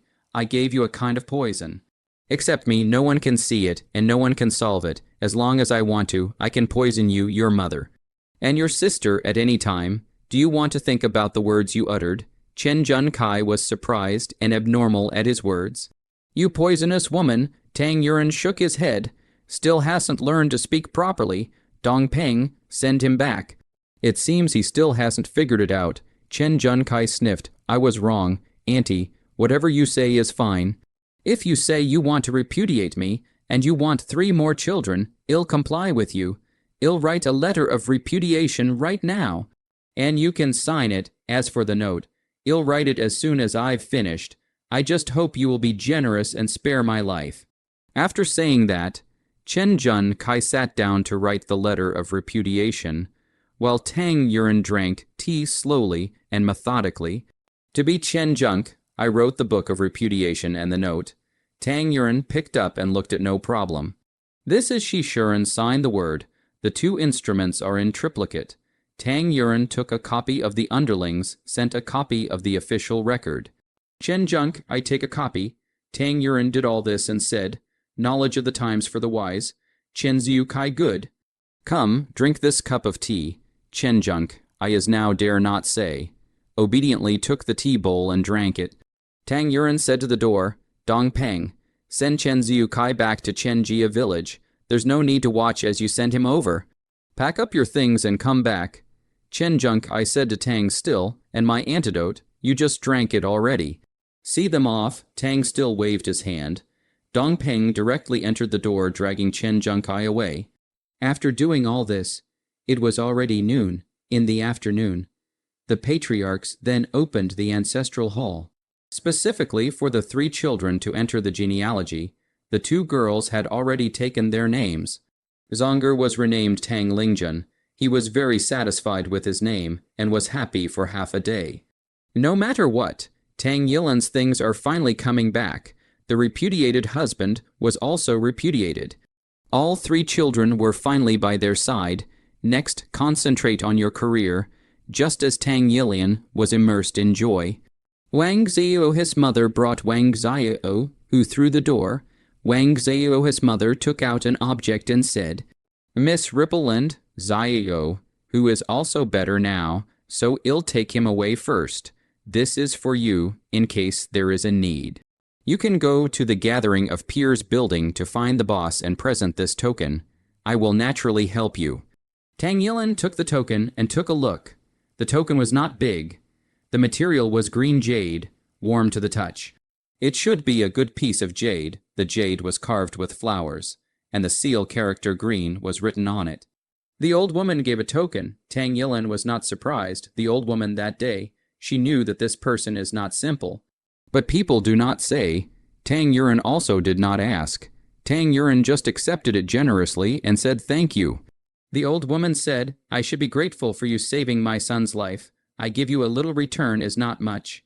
The landscape has met. Then I will see you again, Tang Yuren said. Well, meet again. Why don't I see you off? No need, miss, let's say goodbye. Tang Yuren watched the old man and young man leave, and was about to head back. When she saw Leng Yu rushing in out of breath, Miss, I've found you. Just now, the master sent someone to look for you. Saying that you must come to the front hall, Tang Yuren thought, what's so urgent, but she still led Leng Yu towards the front hall. And before she reached the front hall, she heard a familiar voice. It's him. What's he doing here? Tang Yuren fixed his mind and walked towards the front hall. And sure enough, he saw a purple-clothed teenager. Tang He Nyan, on the other hand, smiled and said, Yilan coming, quickly, quickly, your Uncle Yu has brought King Hong here. Quickly say hello to them. Tang Yuren had no choice but to stiffly bless her body and said, Uncle Yu, Brother King Hong. Yu Zhendong immediately smiled and said, Yuren, get up quickly, sit here. Yu Zhendong said and pointed to the seat beside Yu King Hong for Tang Yuren. Tang Yuren somewhat understood the purpose of their visit today. Yu King Hong must have seen her letter of repudiation. Busy a few days, even forgot about this guy Yu King Hong. So he even moved out of his own father today to make himself responsible for him to come. How could I forget that he had access to this repudiation letter? Tang Yuren said with some chagrin. Then she pretended not to see Yu Zhendong's gesture and sat down next to her old man. Seeing this, Yu Zhendong smiled somewhat awkwardly and said, Sit anywhere, sitting anywhere is the same. Yu King Hong, on the other hand, had been staring at Tang Yuren from the time she entered the front hall, smiling like a spring breeze, causing Tang Yuren to feel a little uncomfortable. She only felt that this smile was a little unkind.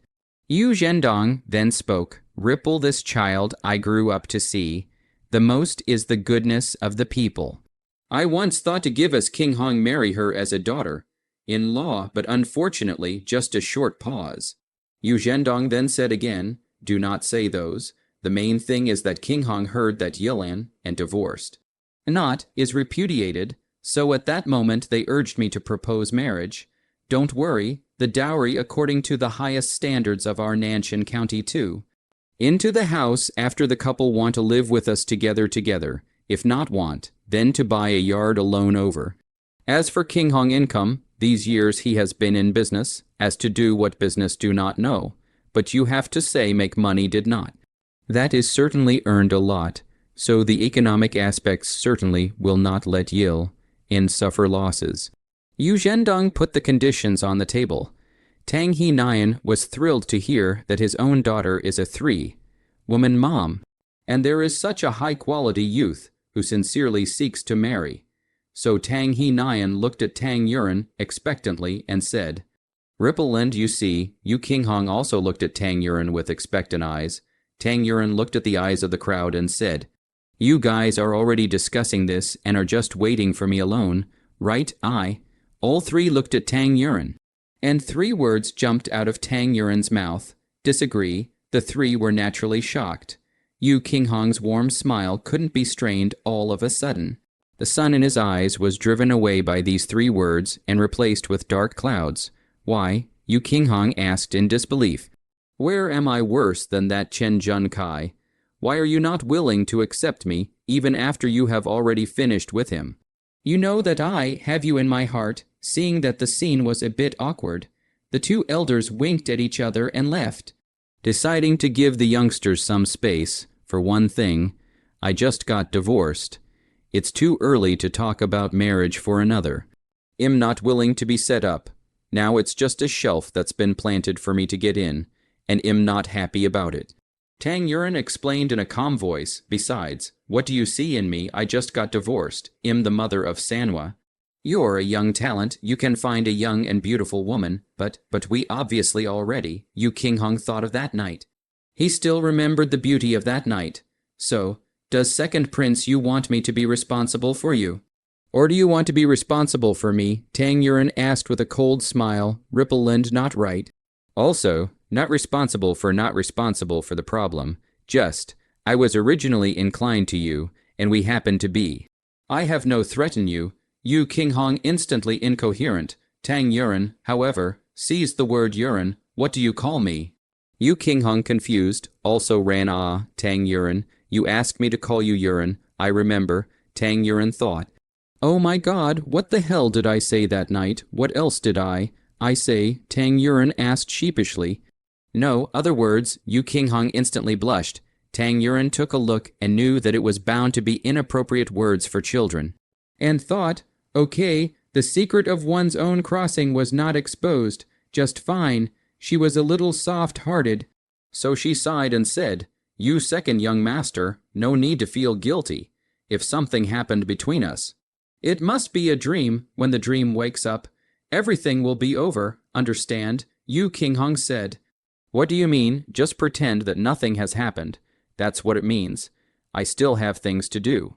If second young master Yu doesn't have anything to do, please return. I want see you off. Tang Yuren unceremoniously gave his expulsion order. Yuren, Yu Qinghong mumbled and wanted to say something else. Please go back. Second young master Yu. Tang Yuren made a gesture of invitation. Yu Qinghong clenched his fists and reluctantly said, Fine. But I won't give up, Sister Yuren. After saying that, Yu Qinghong turned to leave. It's better to call me Yuren. The name Yuren, just pretend it never existed. Yu Qinghong's back clearly had a momentary pause. A moment later, he continued to stride away again. At this time, Yu Zhendong and Tang He Nian were walking in the garden. The two of them were talking happily. And both of them had already thought about their life after marriage. Yu Qinghong went straight to the back garden after asking the boy. And when he saw the two of them, he arched his hand and said, Uncle Tang, Father, how is it?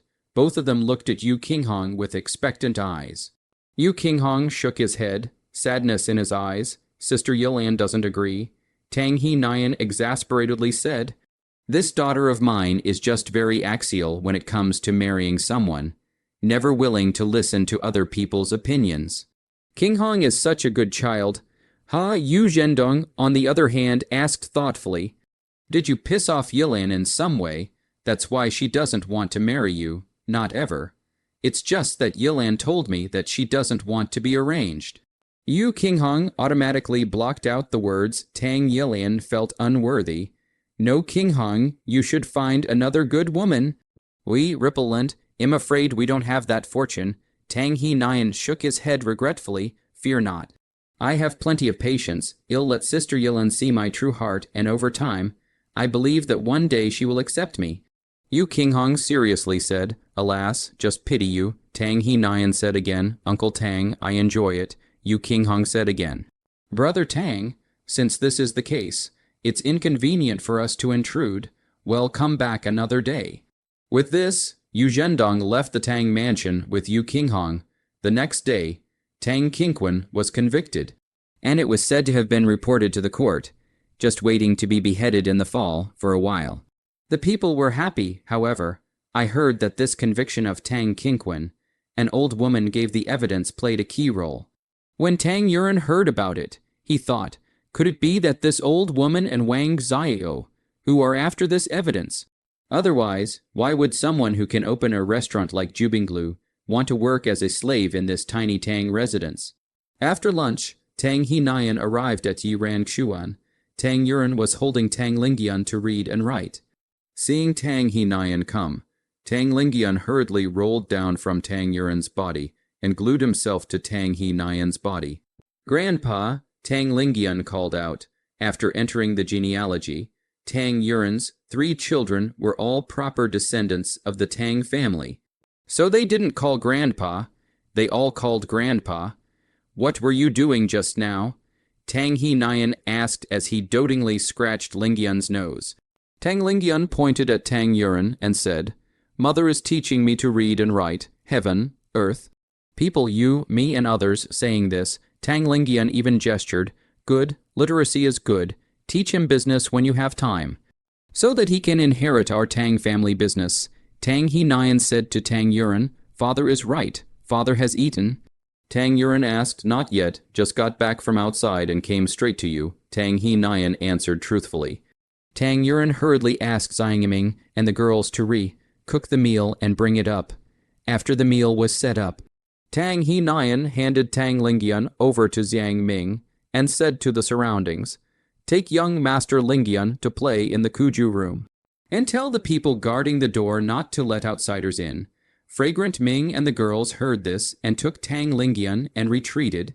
Tang Yuan took one look and knew that there was a situation and immediately asked, Father, is there a result from the investigation? Tang Hinayan opened his mouth. After the investigation, indeed, Myo Qingqing has no problem. What she said are consistent with the results of the investigation. Some years ago, she really has been doing circus performances. The investigation of many people have said that they have seen their performances. The official documents also show that she got married more than a year ago. The marriage object is also a member of the circus. It seems that we are overly concerned about this. Tang Yuan finished listening and said, I hope I was overthinking it. But during this time, Myo Qingqing has also been doing her best. It does seem like there is nothing wrong. This matter will be pressed for now. Tang Hinayan then said, as for the matter of poisoning your grandmother, I asked the people who handled it on that day one by one, and did not find the actual person, and finally locked in on this medicine jar. Someone coated the lid of the medicine jar with poison in advance. Who was the tamperer? Father can find out. All the evidence points to one person, who, Yuan Xuanyang, eldest auntie, unlikely. Tang Yuan shook his head at the words. Tang Hinayan said, I also think it's unlikely, but there was a maid beside your great aunt who disappeared that day, and she voluntarily confessed when we finally found her. Moreover, your great aunt had to force her way into your grandmother's room that day. If this interfered with your surgery, your grandmother would be in danger, and it would be difficult for you to return to the Tang family. But what motive did great aunt have? Was the target grandmother or me? What threat does grandmother pose to great auntie? What threat do I pose to auntie? It doesn't make sense. Tang Yuan didn't see Yuan Xuanyang as the kind of person with a deep heart, so he didn't want to believe it. As for the motive, I'll send someone to investigate again.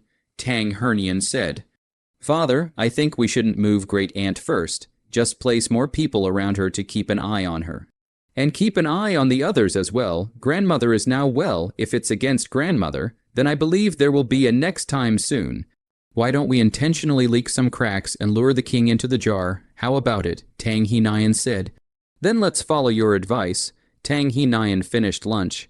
Jingshu Jingyan just woke up from her nap. Tang Hinayan teased for half a day before leaving. Tang Hinayan said, Ripple, consider you King Hong. After this village, there is no more store. Without waiting for Tang Yuan to speak, Tang Hinayan left the courtyard. Calculating the time, tomorrow the carpenter's furniture will be delivered. So Tang Yuren slightly catnap and went out. She went out all the way to the south direction of the city. Today is Xiao Lei driving. Dong Peng is responsible for protecting her safety. Until the words Divine Feather Kingdom Chamber of Commerce appeared in front of her, Xiao Lei stopped the carriage with a few and said, "Miss, we've arrived. You two wait here. I'll be right back." Tang Yuren ordered and stepped into the Chamber of Commerce. "Sister, you've come. My dad said you wouldn't come. I said for sure I would, and we even made a bet. Hey. I won. He happens to be in today. Go. I'll take you there. Lin Xing." You smiled at Tang Yuren at the door. "Xingyu, thank you for your trust. Take me to your father." Lin Xingyu jumped as he said, "Sister, walk."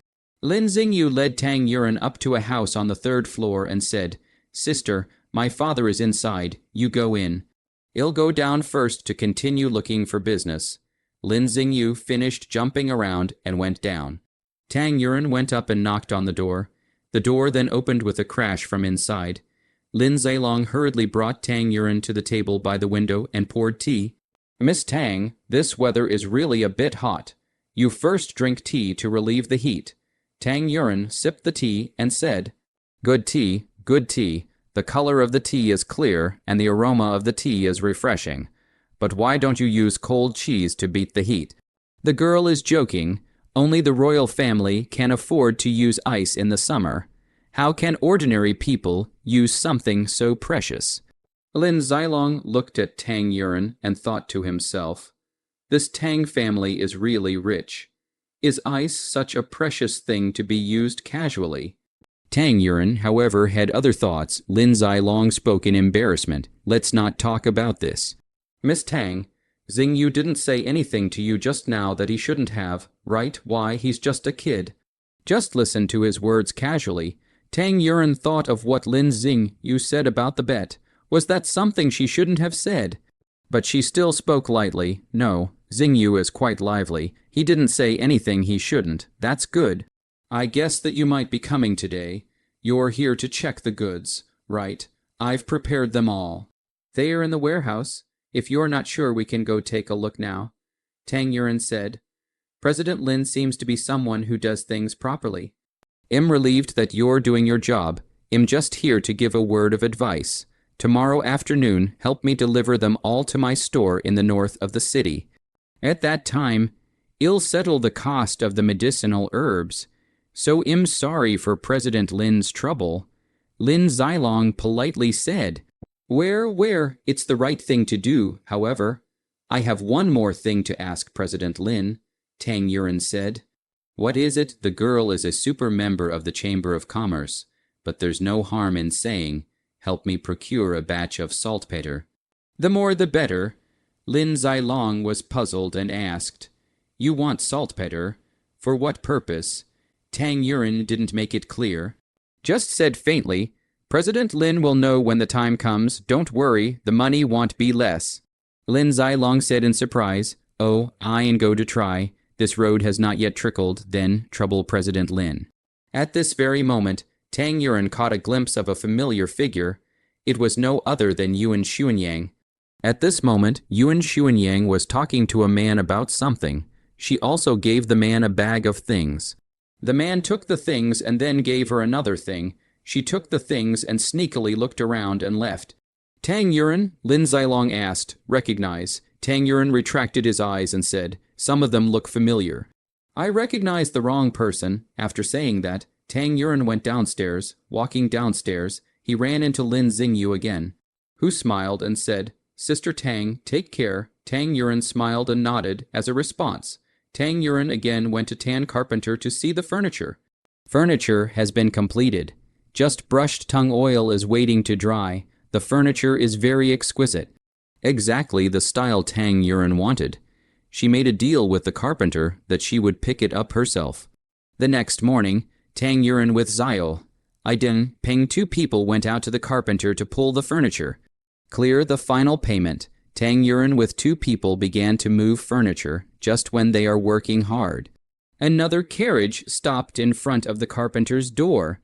After the carriage stopped down a few people to Tang Yuren's furniture to their carriages. Tang Yuren was stunned. Daylight robbery in Daming. Immediately, she shouted, "Who are you? Why are you robbing my furniture?" A purple figure slowly descended from the carriage and said, "Yilan, it's me. I know you're coming to move the furniture today, so I've specially brought someone to help."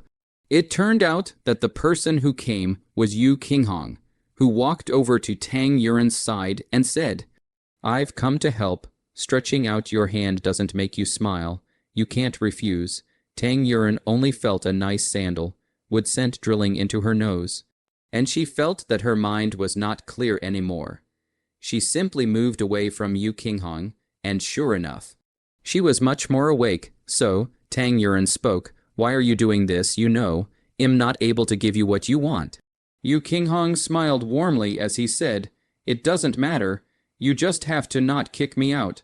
Tang Yuren shook his head helplessly and walked away. Once Yu Qinghong saw that Tang Yuren didn't refuse, he smiled happily and said, "Brothers, cheer up and do it. There's a silver reward for all of you." Sure enough, those people worked even harder 1.5 hours later. The furniture had all been moved and organized. Tang Yuren saw everyone work hard and then made tea. To Yu Qinghong was flattered and said, "I also have." Tang Yuren see him like this will gesture to take away. Yu Qinghong hastily took over a drink. Tang Yuren helplessly skimmed his mouth and smiled, this smile, such as the warm sun shone into the bottom of Yu Qinghong's eyes. Yu Qinghong only felt dizzy, seems to be unable to find the north. "Furniture is finished moving. Tea is finished. Yu Gongzi, please return." Tang Yuren gave the expulsion order. Yu Qinghong sniffed. "You're not allowed to recruit a bookkeeper or something like that here. It'll help you." Tang Yuren took out the notice he had prepared earlier and said, "It's written, I'll post it here." Said Tang Yuren went out and posted the notice. Yu Qinghong took a look and said, "Good, then it's almost noon. We have to eat, right?" Tang Yuren was stunned in her previous life. She was busy with her medical career and really wasn't good at cooking. Yu Qinghong looked at Tang Yuren's face and knew he was right. He quickly said, "I can do it. I've seen your place. You have all the pots and pans, just need to buy food." Yu Qinghong said to Zhang Ming, who was waiting outside after drinking tea, "Zhang Ming, buy vegetables." "Got it, young master, giddy up." Zhang Ming flipped his whip and ran out. "About a tea work. Zhang Ming will bring fresh vegetables back." Yu Qinghong personally cook. Tang Yuren the host family how to eat for nothing, so Tang Yuren helped out at the side. The midday sun shone on Yu Qinghong's face. He was seriously cutting and frying, occasionally wiping the sweat from his head. As one dish after another came out of the pot, Tang Yuren suddenly looked a little dumbfounded, and she seemed a little shaken. Isn't it good to have a partner who can make money? Can cook, is handsome, and has a good personality. No. Doesn't being a single nobleman smell good? Shaking his head, Tang Yuren drove this horrible thought away again. When the meal was ready, Tang Yuren greeted Xiao Lei, Dong Peng, and Yu Qinghong's men, and sat down to eat together. Dong Peng and Xiao Lei had been greeted by Tang Yuren a few times recently, and had gotten used to it. So they sniffed and instantly went to the table. Yu Qinghong's men, on the other hand, looked at Yu Qinghong and did not dare to go to the table. "This is out of order. Right, which of us as lackeys eat with the master's family?" Yu Qinghong looked at Tang Yuren, who did not look like she was being polite, and said, "If Ms. Tang wants to sit, then sit." The crowd was still hesitant. "Sit," Yu Qinghong said again. The crowd hesitated for half a day and finally sat down. Tang Yuren was very happy with the meal, not expecting Yu Qinghong to have this kind of skill when cleaning up the dishes. Tang Yuren complimented, "Your cooking is not bad." Yu Qinghong heart happy flowers, his face but light smile. Close to Tang Yuren said, "Right, I have a lot of advantages. Did Sister Yilan just realize today?" Tang Yilan suddenly felt her heart beating fast. She hurriedly distanced herself from Yu Qinghong and reminded, "Second young master Yu, you're overstepping your bounds." Yu Qinghong smiled sarcastically and withdrew his hand to continue cleaning up. Just finished cleaning up the dishes. Not cat for a while, there was a carriage parked at the door. Tang Yuren rushed out to greet. It turned out to be Lin Zilong sent Lin Xingyu to bring people to deliver medicinal herbs. Tang Yuren asked with some surprise, Xingyu, how come it's you? Lin Xingyu jumped off the carriage and said, Sister, my father asked me to come. After saying that, Lin Xingyu also attached to Tang Yuren's ear and said, Secretly tell you, my father gave me money for this trip. Yu Qinghong was worried that there is no reason to stay. He rushed out to help move the medicinal herbs one by one. The same place is being placed in the empty space. There is a person came in. Do you still need a shopkeeper here? When Tang Yuren heard this, he put down the work at hand and said, Recruitment, come in quickly. The man then sat down and introduced himself. My name is Lin Yutang. I used to be a shopkeeper in the countryside. Because of family problems, I didn't go out again, and I just lacked a job. And when I heard that you were hiring, I rushed over here. Luckily, I made it in time. Tang Yuren asked some details about being a shopkeeper.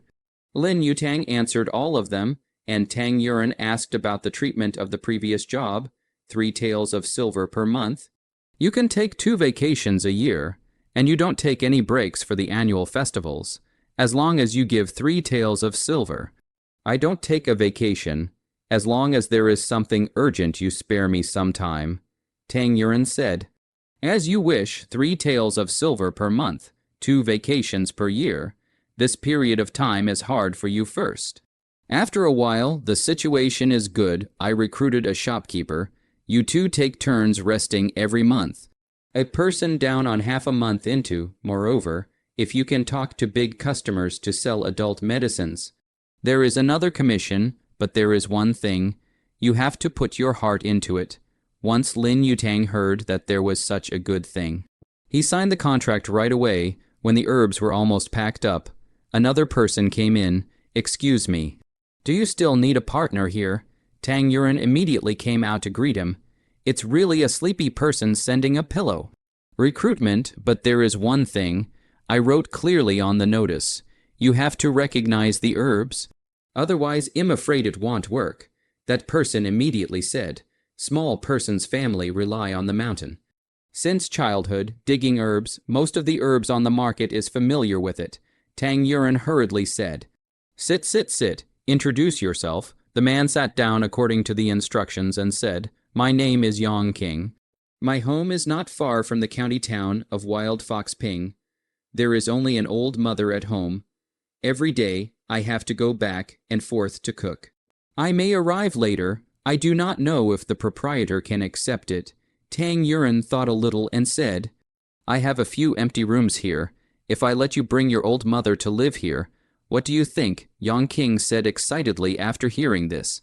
Is it really possible? Tang Yuren nodded. Naturally, it's fine, and it'll save you some trouble, this wages you see. Yang King said, My last wage was 1 or 2 silver, not enough to support my family, so I quit. Then you came to the right place.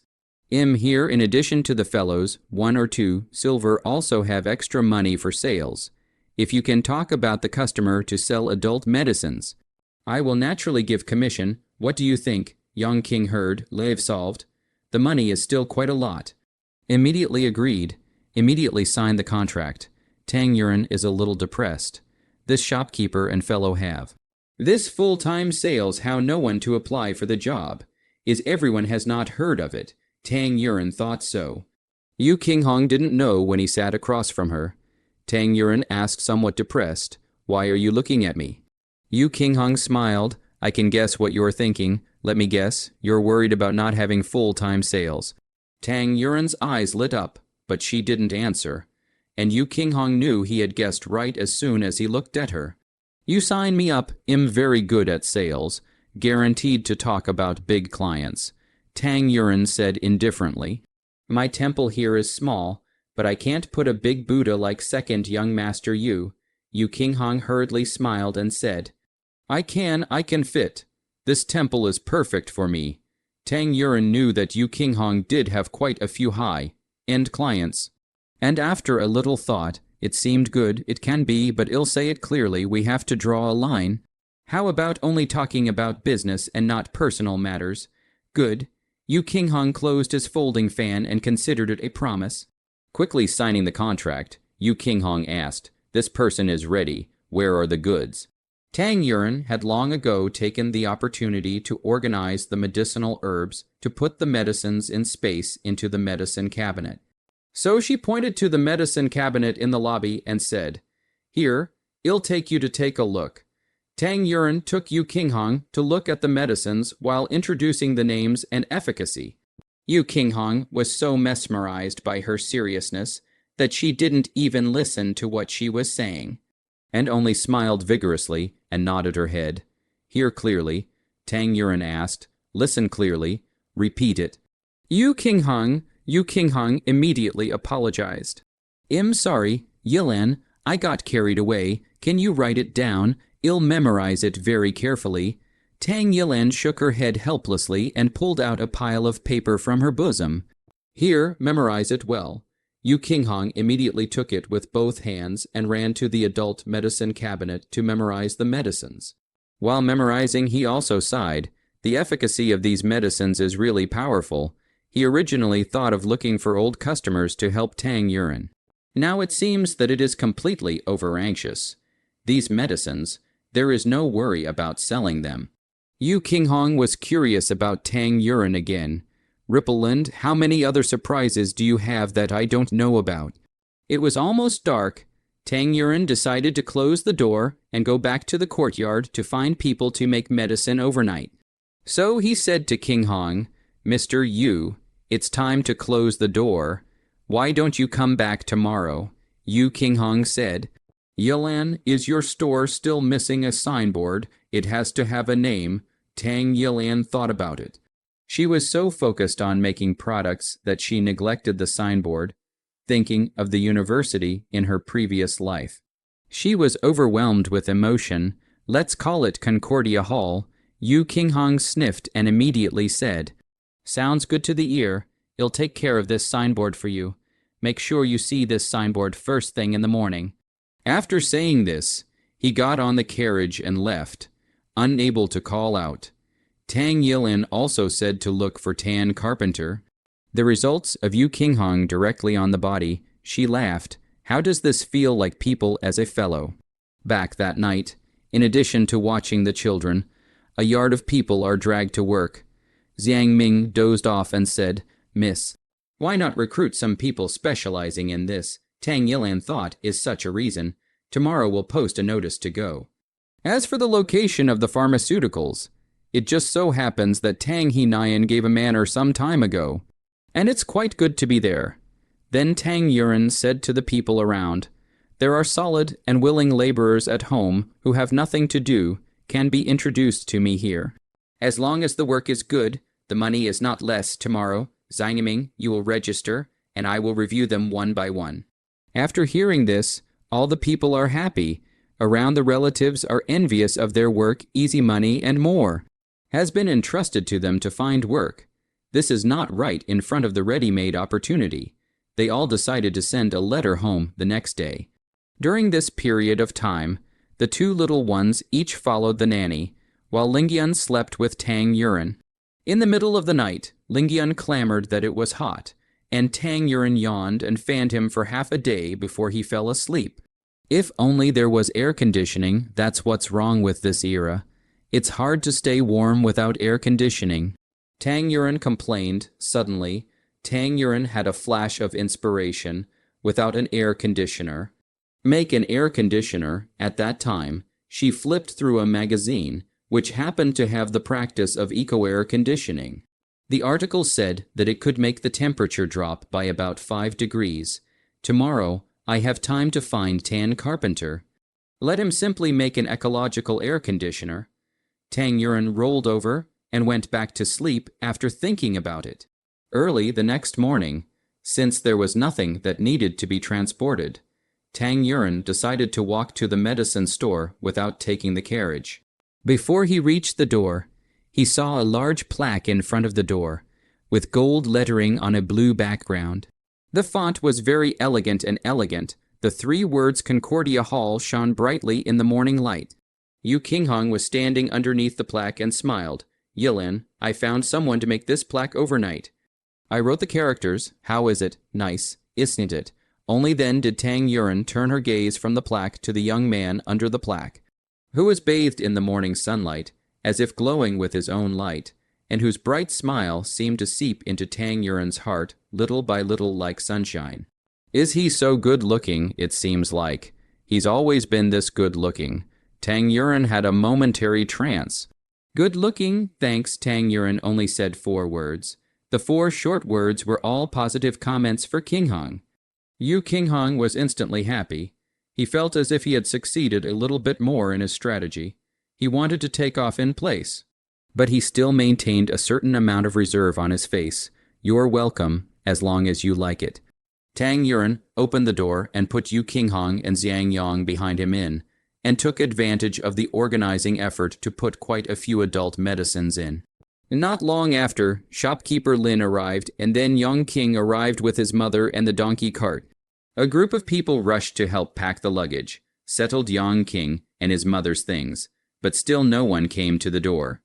Yu King Hong took the folding fan in his hand and lightly knocked his head and said, "Why, look at my memory. I've asked people to send out flyers, saying that we are opening today. All medicines are half price, and consultations are free, so it won't take long for people to come. You don't mind if I do this, do you?" Rippleland, Tang Yilan took a look at this. Can't be faulted at all. She had thought that free medicine would be fine, since Yu King Hong had already publicized it, then follow him. So she opened her mouth and said, "That's right. It's quite good," another 4 words, but Yu King Hong felt that he was twice today by 4 words of praise hit the heart. This feeling is really wonderful. When Yu King Hong got the affirmation, he nuzzled at Zhang Yang and said, "Quickly go, get the opening set up. Lin shopkeeper and Yang King look at the work will rush to help." In a short while, the plaque hung on the red silk. Couplets are also pasted. Firecrackers are also hung. A joyful scene. Tang Yuren went out to see. Lin shopkeeper happened to read the couplets at the door. Set 1,000 recipes for the well-being of the people. Favor 10,000 medicines to help the people get well. To help the world and the people, this couplet, that's the one that should be used for the pharmacy. Wonderful choice. Tang Yuren also took a look. This font and that plaque is the same. At a glance, it is from King Hong's hand. Tang Yuren thought that Tang Yilan once was not people in King Hong looked down. He is clearly a great businessman. Calligraphy is not bad, so thinking, Tang Yuren also realized the problem. She has not today praised Yu King Hong several times. Did not dare to think about it. Tang Yuren chose to empty her head at this time, finally on the people. Yu King Hong sent people publicity, or quite effective. Not long. In 3 circles outside, 3 circles surrounded a lot of people. At this time, the firecrackers cracked and popped, and the sound of gongs and drums also came in the direction of the pharmacy, leading the crowd to look in that direction. When the gongs and drums arrived, the crowd spontaneously made a path, and when the gongs and drums entered the center, the path was automatically closed. The crowd clapped and applauded as they watched the gongs and drums. At this time, a dancing lion came out from the drugstore, blinking its eyes and tumbling and jumping with the sound of the gongs and drums. The gongs became tighter and the drums denser, and the lion jumped and became more and more excited, and the audience applauded as the performance went on. When Tang Yuren was watching the lion dance and clapping her hands, the lion dance suddenly jumped up next to her and rolled over to her feet. She was startled and fixed her eyes to see that Yu King Hong was winking at her in the lion dance. Tang Yuren couldn't help but snort with laughter, but immediately she stopped laughing. Yu King Hong see there half a day of planning to win the beauty of a smile. A moment to perform more vigorously, this time around a lot more people. Straight play half an hour. The lion dance only stopped. Tang Yuren then bowed to the surrounding onlookers and smiled and said, "I see hall open today. Thank you all for coming today. I will mainly give you free medical treatment, and all medicines are half price.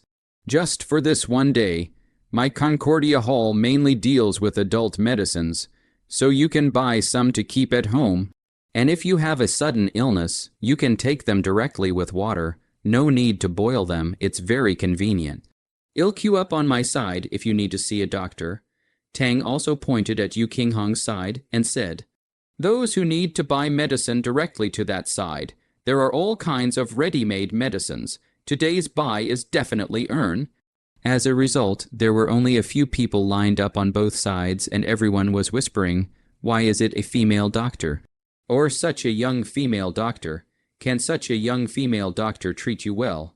I thought that man over there was a doctor. Discussions rose and fell. Most of them centered around the distrust of Tang Yuren's diagnosis. At this time, a woman exclaimed, Doctor, so it's you. Tang Yuren took a look and realized that it was the mother of the child he had saved at Jubinglu that day. So he politely said, you're here, thank you for your support. The mother immediately said, my son almost died that day. And it was this female doctor who saved him. This woman doctor's medical skills and character are beyond words. So this is the lady doctor from Jubinglu. I've seen it too, and it was especially dangerous. If it wasn't for this doctor, that child would have been lost, some people agreed. Someone asked out uncertainly, are you Tang Yuren? Tang Yuren looked up and answered yes. It's her. It's this Tang Yilan, that day in front of the Tang family's door in the sun to give a boy a whole hour to clear his wounds. Froze and snatched him back from the hands of the Grim Reaper, and I heard that he had already healed and left a few days ago. Then I'll also let the female doctor take a look. I've been sick for many years and haven't been completely cured. Then I'll try too, so talk and talk. Soon, Tang Yuren's side of a long line. As for Yu Qinghong's side is a little cold. We usually have a disease only according to the prescription of the medicine. With adult medicine is rare. So most of the weight, and see attitude. But for this situation, two people have expectations, so it is not disappointing. Tang Yuren patiently one by one diagnosis, after reading the prescription on the spot. A part of the prescription is ready-made medicine. Ready-made medicine directly to Yu Qinghong's side to get medicine. Need to dispense medicine directly into the pharmacy to find Yongqing to get medicine. For a moment, everyone was busy. Suddenly, there was a commotion in the crowd. What's going on here? A group of people gathered together. Tang Yuren and Yu Qinghong also rushed over to take a look.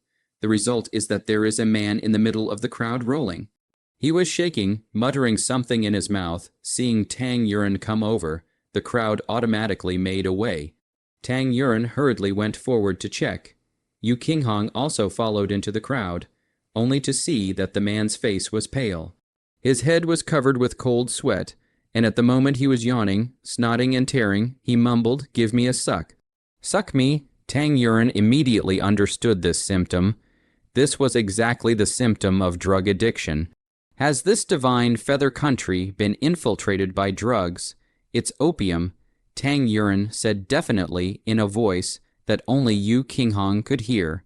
Opium? Yu Qinghong was at a loss. It's Fukushu cream, surprisingly. It's Fukushu ointment. Yu Qinghong traveled all over the world. Naturally know what is Fukushu cream.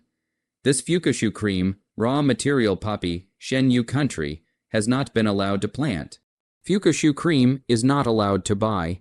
Did not expect that this tentacles have been extended to this Nanshan County. Currently, this situation is a little tricky. Tang Yuren, if you get on the tube. This quit opium in her time is still a tricky problem. Surely cannot be solved on the spot. Which in her just opened the store reputation is not good if she does not care. This person in her doorway collapsed but do not care about it. The surrounding people will think that she is cold-blooded. Tang Yuren squatted in place and thought for half a day, but did not come up with a suitable countermeasure. Suddenly, a boy squeezed in from the crowd and said, "Excuse me, this is my master. I just had something to do and left, but I didn't expect to come back like this. I'm sorry for all of you. I've caused you trouble. Everyone disperse." With that, the boy was about to lead the people away. Tang Yuren suddenly blocked the boy and said, "Don't go." That boy immediately put down the master to push Tang Yuren. Yu Qinghong immediately blocked in front of Tang Yuren to that boy said, "What are you going to do?"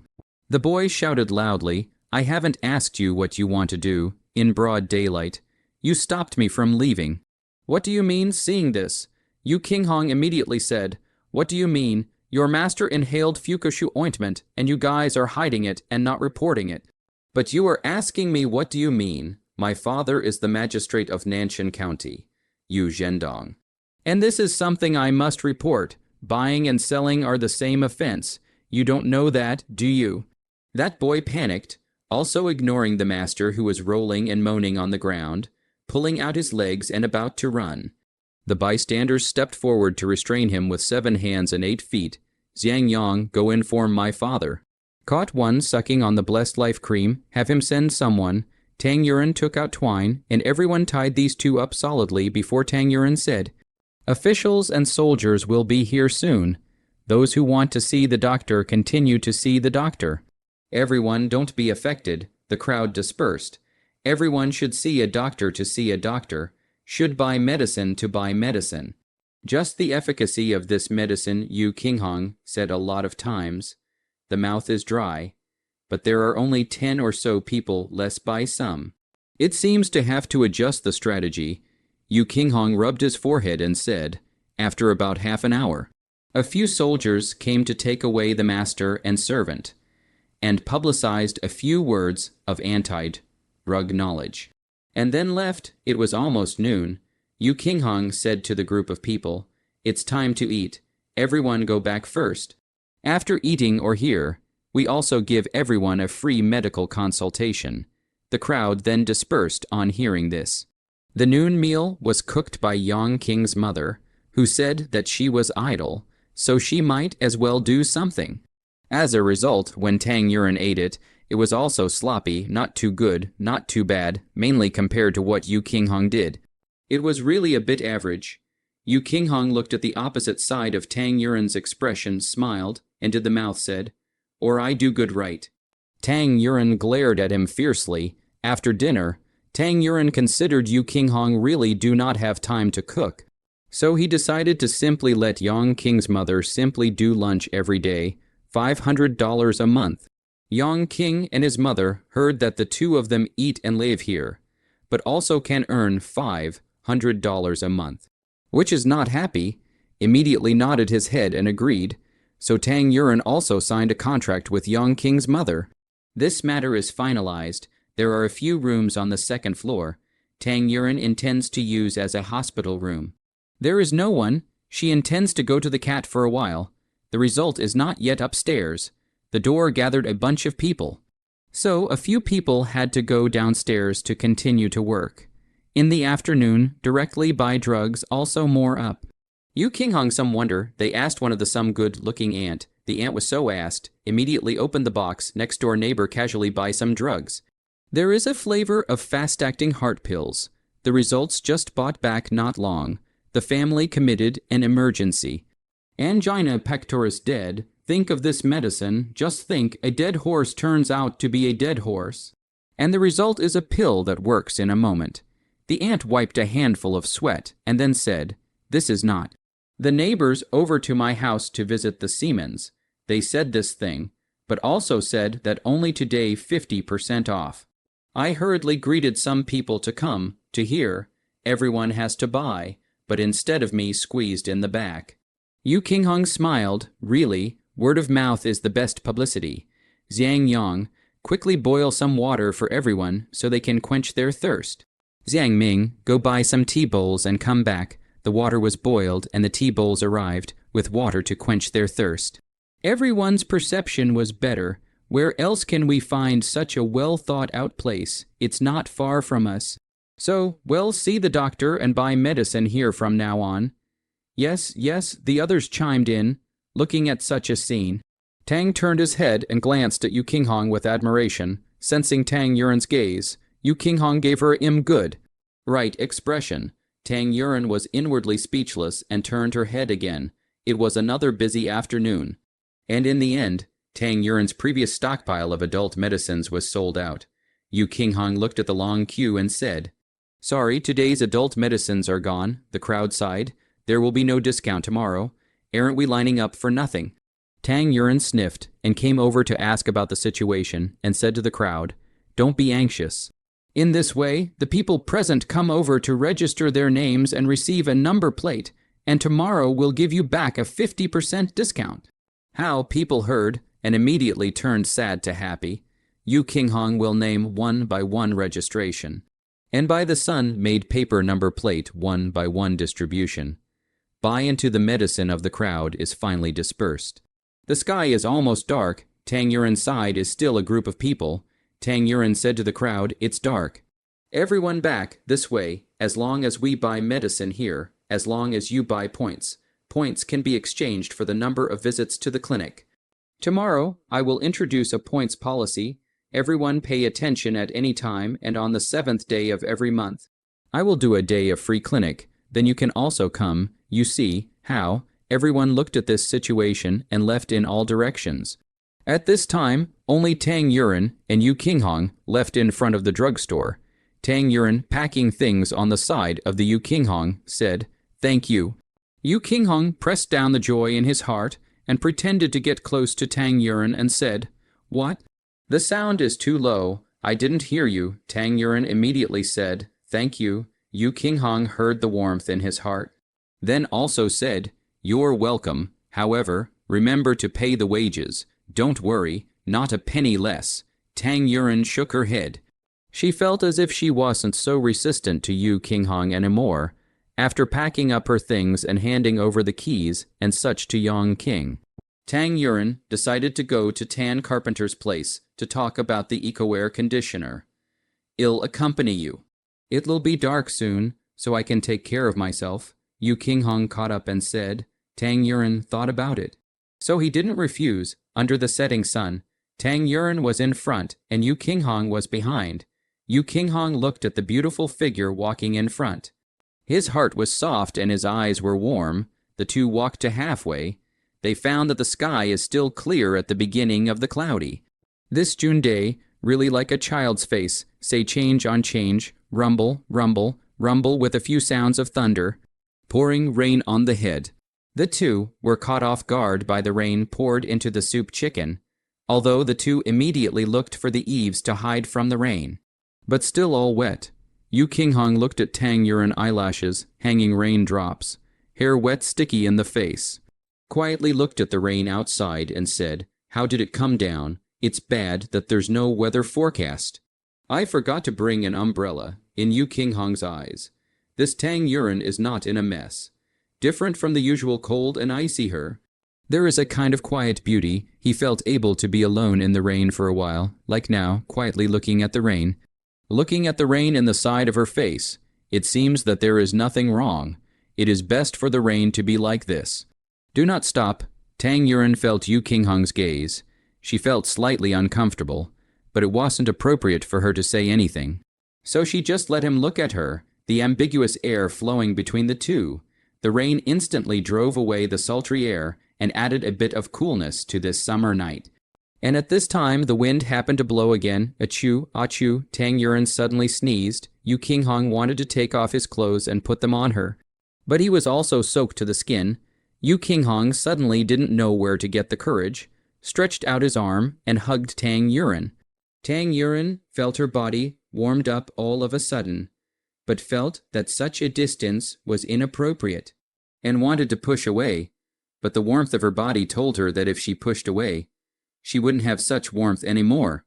Tang Yuren was at a loss for words. She was confused, looking at Yu Qinghong's good-looking side face, eyelashes with water droplets, smelling the faint sandalwood fragrance, and feeling the warmth drilling straight into her heart. She felt that the softest part of her heart was touched. In this way, after about half an hour, the rain finally stopped. Tang Yuren saw the situation, immediately get rid of Yu Qinghong's embrace embarrassed. "Thanks a lot." The warmth disappeared in an instant, and Tang Yuren was surrounded by cold air again, after she turned around and walked home. Yu Qinghong immediately caught up and said, "Let's find a place to change into clean clothes before we go." Tang Yuren immediately shrugged it off, no, and then proceeded to turn around and walk, but as a result, between pushing and refusing, Tang Yuren fell to the ground again, and when she got up and walked again, she actually broke her foot. She was soaked to the skin and limped forward. Yu Qinghong immediately stepped forward to pick Tang Yuren up. Put me down. Tang Yuren struggled to get down. She felt that just like that was already ambiguous, and holding like this was even more ambiguous. Yu Qinghong somewhat huffed and yelled at Tang Yuren in his arms. Don't you move around. Your clothes are wet and your foot is broken. What good is it for you to be so brave? Tang Yuren froze for a moment, showing off her. It seemed so. Since coming to this Nanshan County, being counted, bringing up 2 children, forcing Chen Junkai to agree to repudiate her husband, she had always rushed to the front by herself, as if she was supposed to be strong, and shouldn't easily show weakness in front of people. Yu Qinghong's words touched her heart. He even said her heart. She stopped the urge to cry, nestled in Yu Qinghong's arms and did not move. Yu Qinghong felt Tang Yuren's change and knew that his words had worked. He gave Tang Yuren a heartbreaking look and walked forward. There was a friend nearby. He decided to go to his friend's house to change clothes and find a carriage to send Tang Yuren home. Yu Qinghong, holding Tang Yuren, walked for about a tea work. The friend's house is closed. Yu Qinghong hurriedly went up to knock on the door. Tang Yuren struggled to go down. Yu Qinghong also realized that Tang Yuren is a little embarrassed. Then, also with her, not a moment later, the door opened.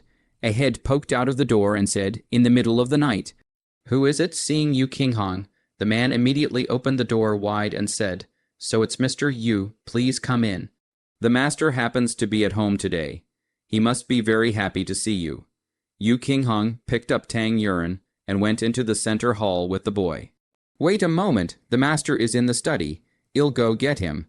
But in a moment there was a handsome young man who came in a flurry. "Qinghong, how did you know I came to Nanshan County? What on earth blew you here today?"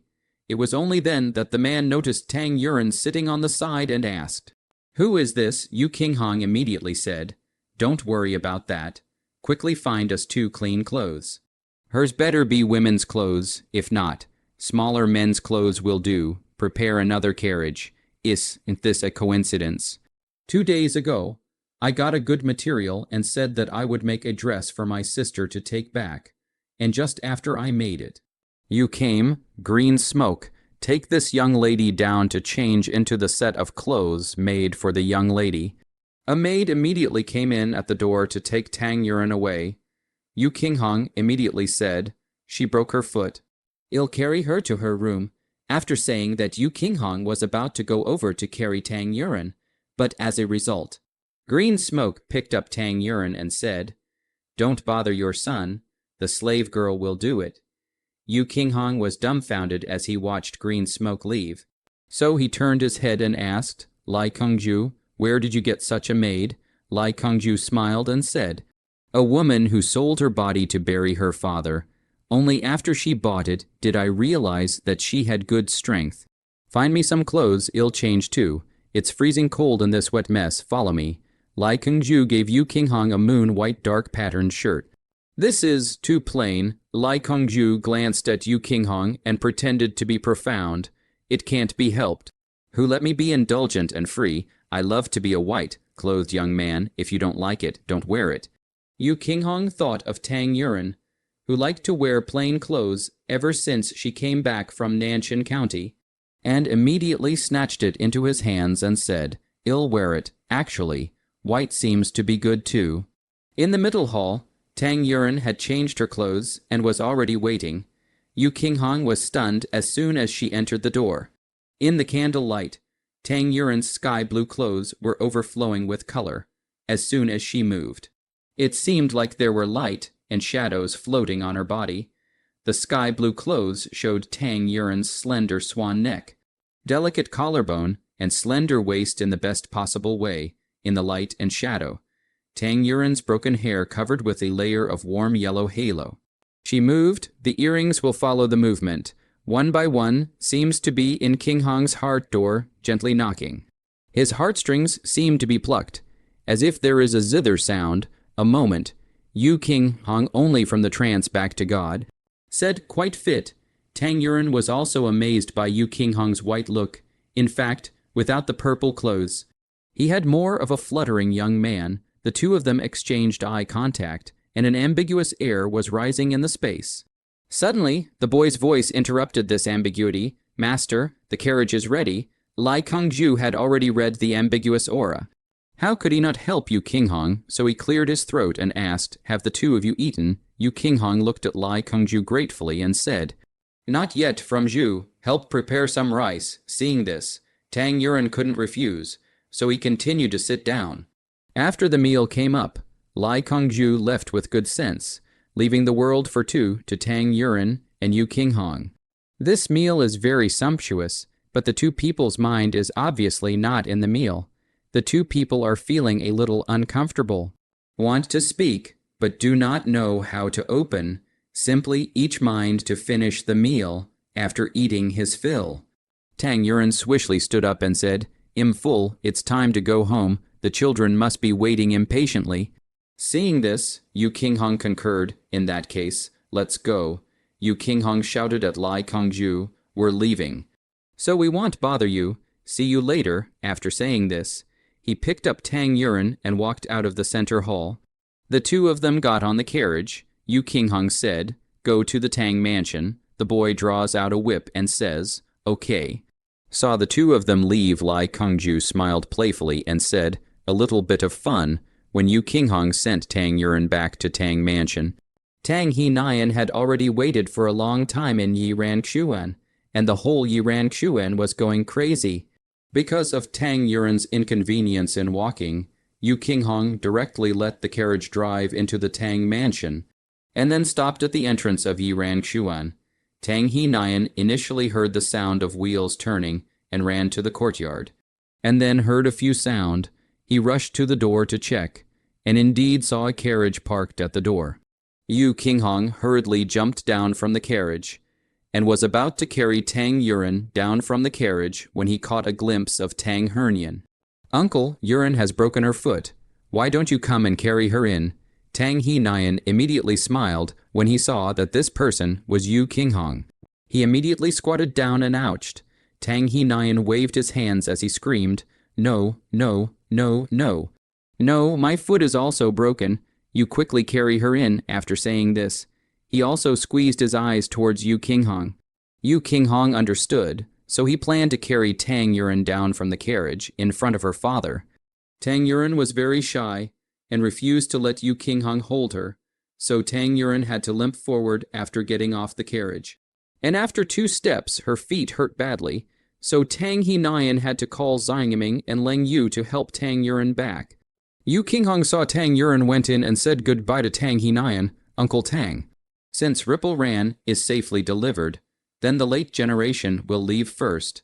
Tang He Nian then asked nosily, "Have you two made any progress?" Yu Qinghong thought about his behavior throughout the day. At least he wasn't so resistant to him. Right, so he firmly back, "Yes." Tang He Nian patted Yu Qinghong's shoulder and said, "Nephew still need to work hard. I am optimistic about you." Yu Qinghong also nonchalantly replied, "Thank you, Uncle Tang, I will continue to work hard." That night, Tang Yuren realized that she had a cold. She ate some medicine, slept, and woke up the next day feeling much better. The results of a question about the time. It was already 6 o'clock. Tang Yuren remembered that in addition to the family's spare stock, the inventory is not a bit of medicine. Xiangming, 2 days ago. Let the list of statistics can be counted. How many people have signed up to come to my workshop to make medicine, miss? People have been coming one after another for the past 2 days. 54 people have signed up so far. Xiangming reported the number with great certainty in the past 2 days. Because Miss assigned this job to her, she was envied and hated by Leng Yu, which further galvanized her fighting spirit to do this job beautifully. After hearing this, Tang Yuren thought for a moment and said, "Then set the time at the beginning of this afternoon. Go to the door of my Concordia Hall to review one by one, and sign the contract on the spot if there is no problem." Leng Yuan aside to Tang Yuren cloth rice side pouting said, "Miss, when will you send me to do this kind of work? Xiangming is always in front of me, but am jealous. Tang Yuren looked at Leng Yu and smiled, still afraid of no work. Y'all know in a few days. Y'all be given so many jobs that y'all collapse. Leng Yu snorted and laughed. That's great. I can show it off to the others later. Tang Yuren helplessly shook her head and laughed. She was like a perpetual motion machine in her previous life, always knowing how to study and learn. And as a result, she hadn't even gotten into a relationship or gotten married before she came to this place and became a third child's mom. And as a result, these people still think there's too little work. Simply ate a few mouthfuls of rice. Tang Yuren hurriedly asked Xiao Lei to drive the carriage to take her to the north of the city, to the Concordia Hall. She was already late. Just in case there were patients, on the matter of points, she was on the road to carefully calculate, and finally drew up a points plan. When Tang Yuren arrived at the Concordia Hall, Yu Qinghong, shopkeeper Lin, and Yang King were already working on their routines. There is also a familiar face in the clinic, not someone else, but Dr. Lai Yusheng of Bao Ren Tang, the one who treated her grandmother.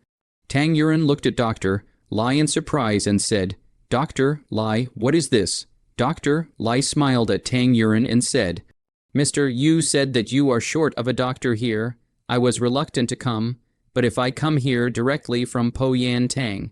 Want this Po Yan Tang be short of people all of a sudden? That's unkind, as a result. Mr. Yu said it was opened by MS. Yilin, and I thought I could learn something else, and I didn't want to pay for this month's work there. Tang Yuren glanced at Yu Qinghong, who smiled at her and nodded. Dr. Lai took out 12 points of sincerity. Tang Yuren naturally cannot let people cold heart, so the attitude of sincerity to Dr. Lai said, "You do not worry. This month's loss of wages I pay you. I then in the Bao rend, and open the basis of the wages for you to add a couple of silver." How do you think, for his part, Dr. Lai smiled and said, "Why, I'm mainly rushing you. I thought I could steal some teachers."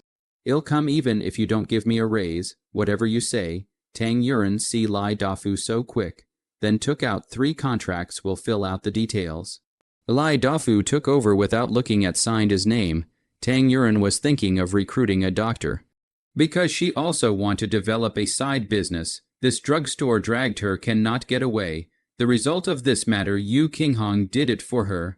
She now more and more feel that Yu Qinghong very reliable. Master, on the first day of opening yesterday, we made a profit of 1,000 taels of silver. A good start, it's a good sign. It's just that we don't have any more medicines. Do you think we should hurry up and replenish some goods? Shopkeeper Lin frowned and said, "Tomorrow."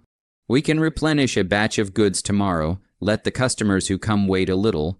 Those who can't wait too long or are inconvenienced, register them. We'll help deliver them for free tomorrow. Tang Yuren replied, "Owner, you're the one who thought it through. Although we didn't supply the goods in time, but with free delivery and a sincere attitude, we're bound to win a good reputation." Shopkeeper Lin praised. Tang Yuren heard in his heart there are other ideas. This era of dart boards only send large items. Then they will engage in a delivery of takeaway. This matter now have to calculate calculations. A blue ocean. We'll be able to become, Qinghong, trouble you do another favor. In the surrounding 3 counties, each identify a store. As a delivery point, do not have to be big, but must be eye-catching. Each delivery point to recruit a shopkeeper. 3 taels of silver per month. Men and women can be, mainly to guard the store to undertake the outside delivery business. Undertake delivery business also has a commission. Tang also said after a slight pause, each delivery point, and then recruit 6 delivery workers. 2 taels of silver per month. Responsible for the base salary, send more to earn more. The requirements of a sense of responsibility. Will drive the carriage, so down, plus Nanshan County. We need a total of 24 delivery workers. Furthermore, in our doorway also posted a recruitment notice for deliverymen, recruiting a shopkeeper, plus 6 deliverymen, not recruiting 2 shopkeepers, 1 according to the standard of Lin shopkeeper. To manage the pharmacy, and the other according to the standard of the delivery point. To manage the delivery point. Yu Qinghong asked doubtfully. This is to specialize in delivery, Tang Yuren replied. Right, is this kind of procedure good? Yu Qinghong thought for a moment and said, it should be the same as the dartboard. I'll do it for you, and it will come down in almost 3 days. Those 3 counties of the shopkeeper with these deliverymen, I also help you to find a good. As for the ones here, you can come in person, Tang Yuren said. That will trouble you, give you processing money. Yu Qinghong is not poor those money. But Yu Qinghong found Tang Yuren is more suitable for smooth hair stroke. The more polite he is. Tang Yuren, on the contrary, the more detached. So cupped his fists and learned from the Lin shopkeeper said, then, thank you for the proprietor. Tang Yuren looked at him like this, suddenly laughed softly.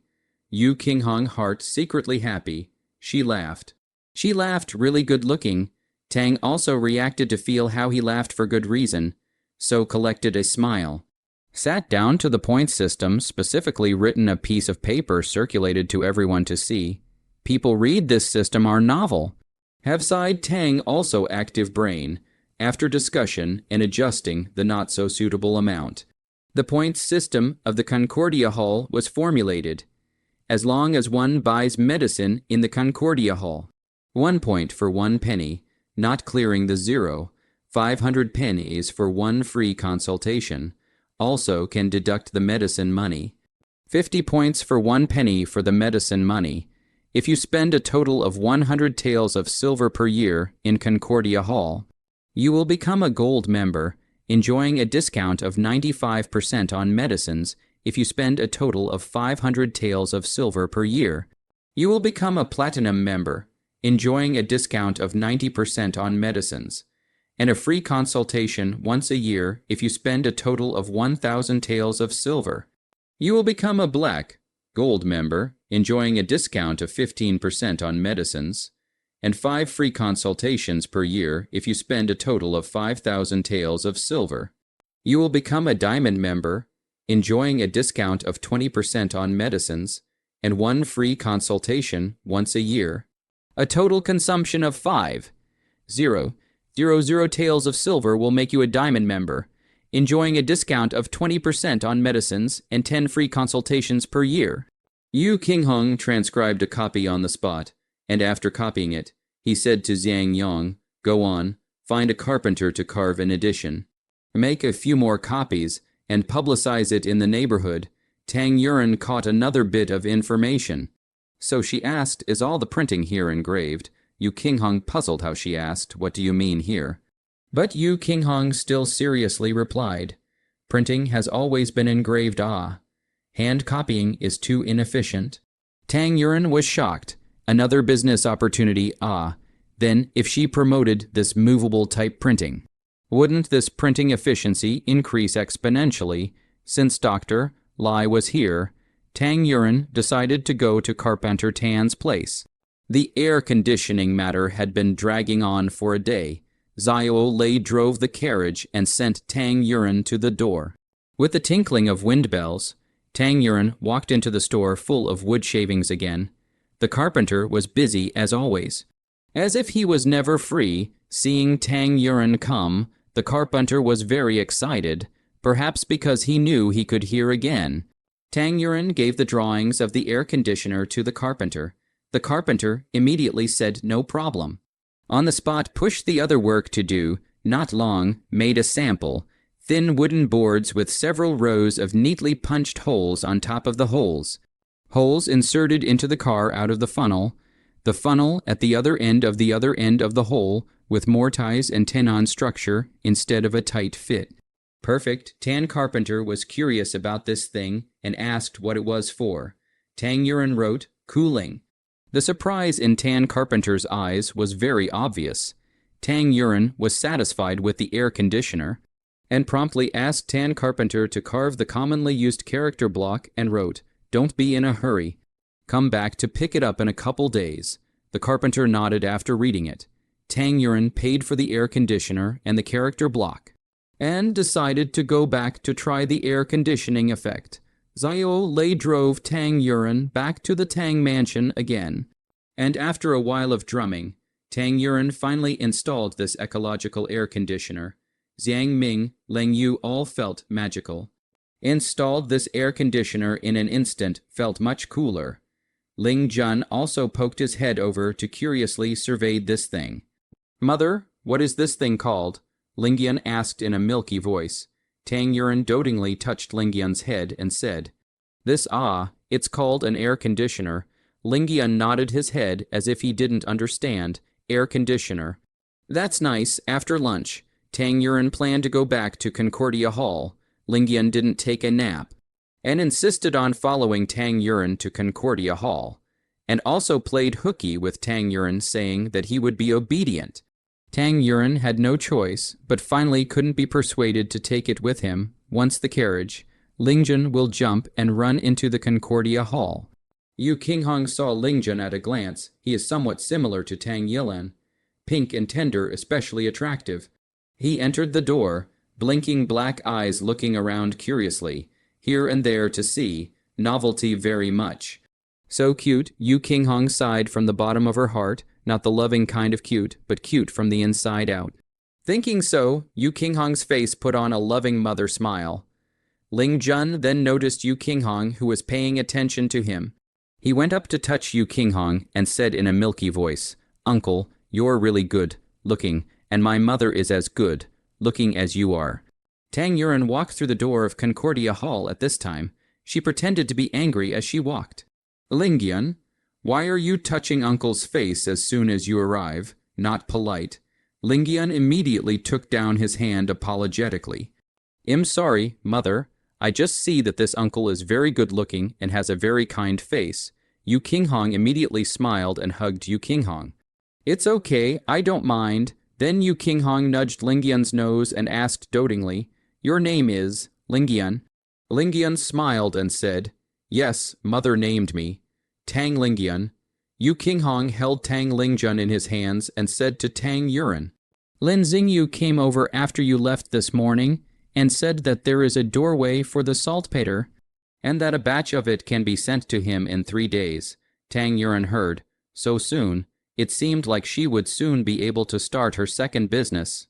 Boss Lin then voiced out, "Master, today there are 100 or so people have come to the door to ask for adult medicines. I've left my address, informing me that if I need it, I can deliver it to your door. You take a look." Tang Yuren took it and briefly flipped through it for a few moments, saying, "Good job. Can anyone come to sign up for the notices posted yesterday?" Lin shopkeeper immediately patted his head and flipped out another book. "Yo, look at my memory, yes. I was so busy that I forgot. There are 20 people who signed up. The information is here. I told them to come over if they have the intention to come today." Counting the time is almost here, Lai shopkeeper's words just fell, then heard footsteps came in a look. It turned out to be a 35 or 36-year-old woman, wheat-colored skin, stocky body, thick lips. Garlic nose, a pair of eyes gleaming. Yang King immediately went forward and asked, "May I ask what is your business?" "Buying medicine or seeing a doctor." The woman pointed to the notice at the door and asked, "May I ask if this place is hiring?" Yang King nodded and said, "Recruiting. Are you enrolling your family?" Immediately pointing at Tang Yuren. He said, "This is our proprietor. You can talk to our proprietor directly."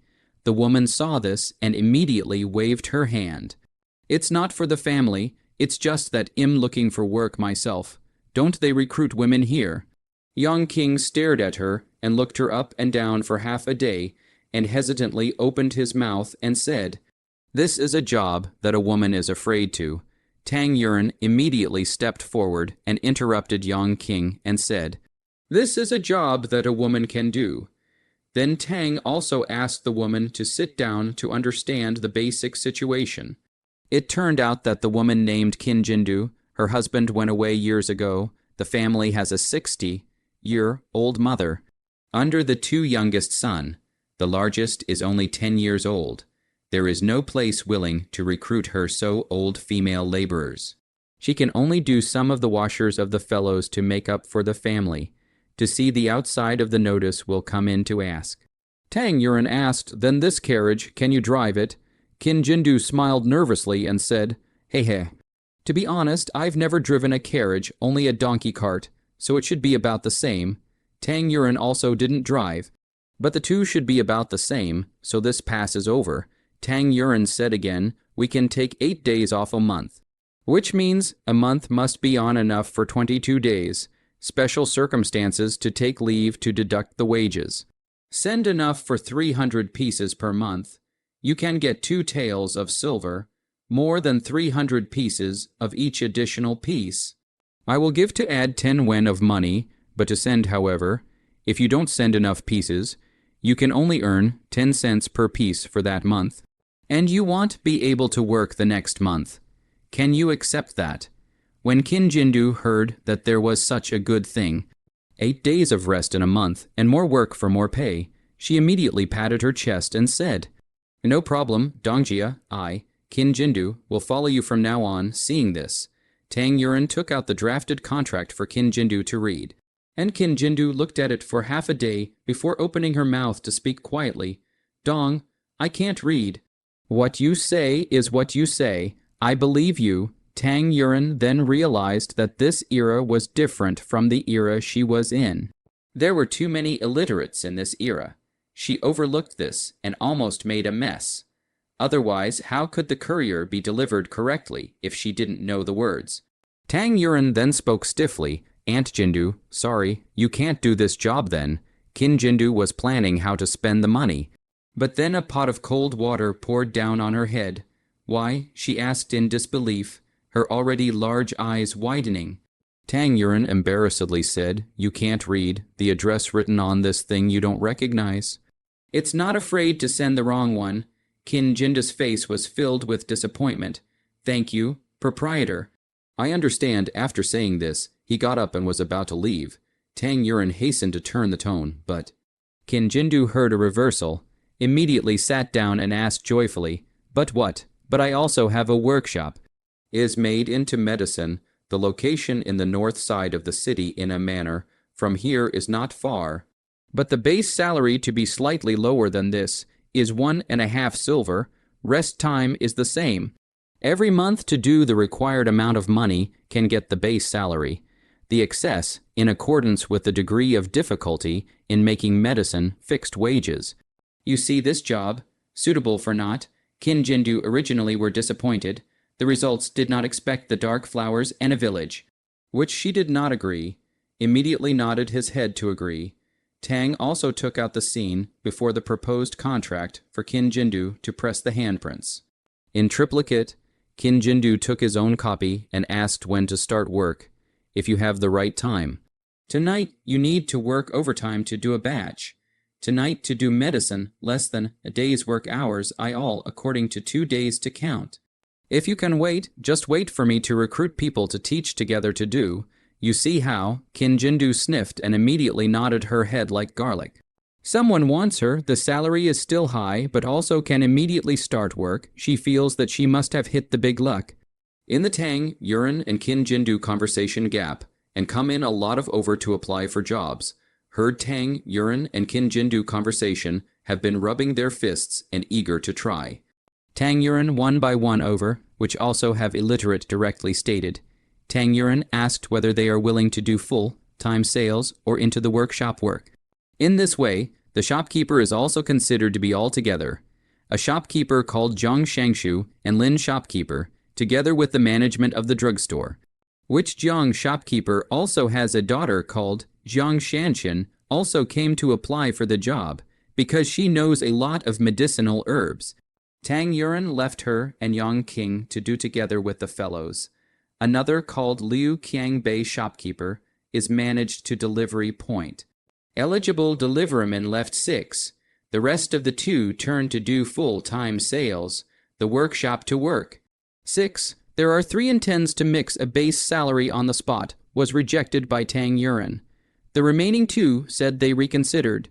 Tang Yuren naturally do not force, then said live words, if you want to be good can come back later. There saw the recruitment of the hiring notice came in. Tang Yuren recruited a few more workshop, a little count. Think the staff is almost. They decided not to recruit for the time being. King Hong, take these people up to the second floor first and wait. We'll have a meeting together later. Tang Yuan greeted Yu Qinghong.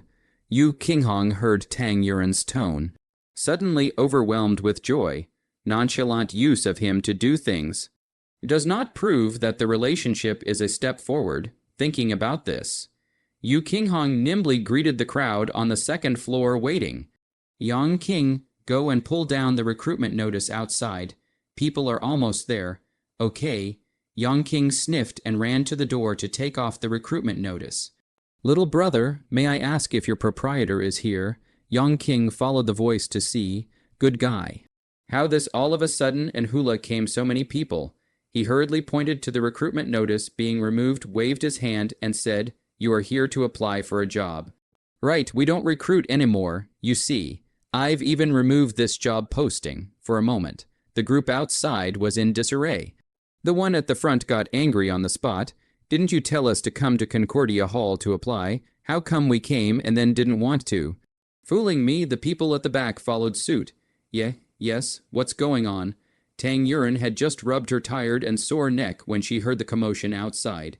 She hurried out to ask Yang King what was going on. Dongjia, I said I'm not recruiting anymore. And these people immediately got into a fight.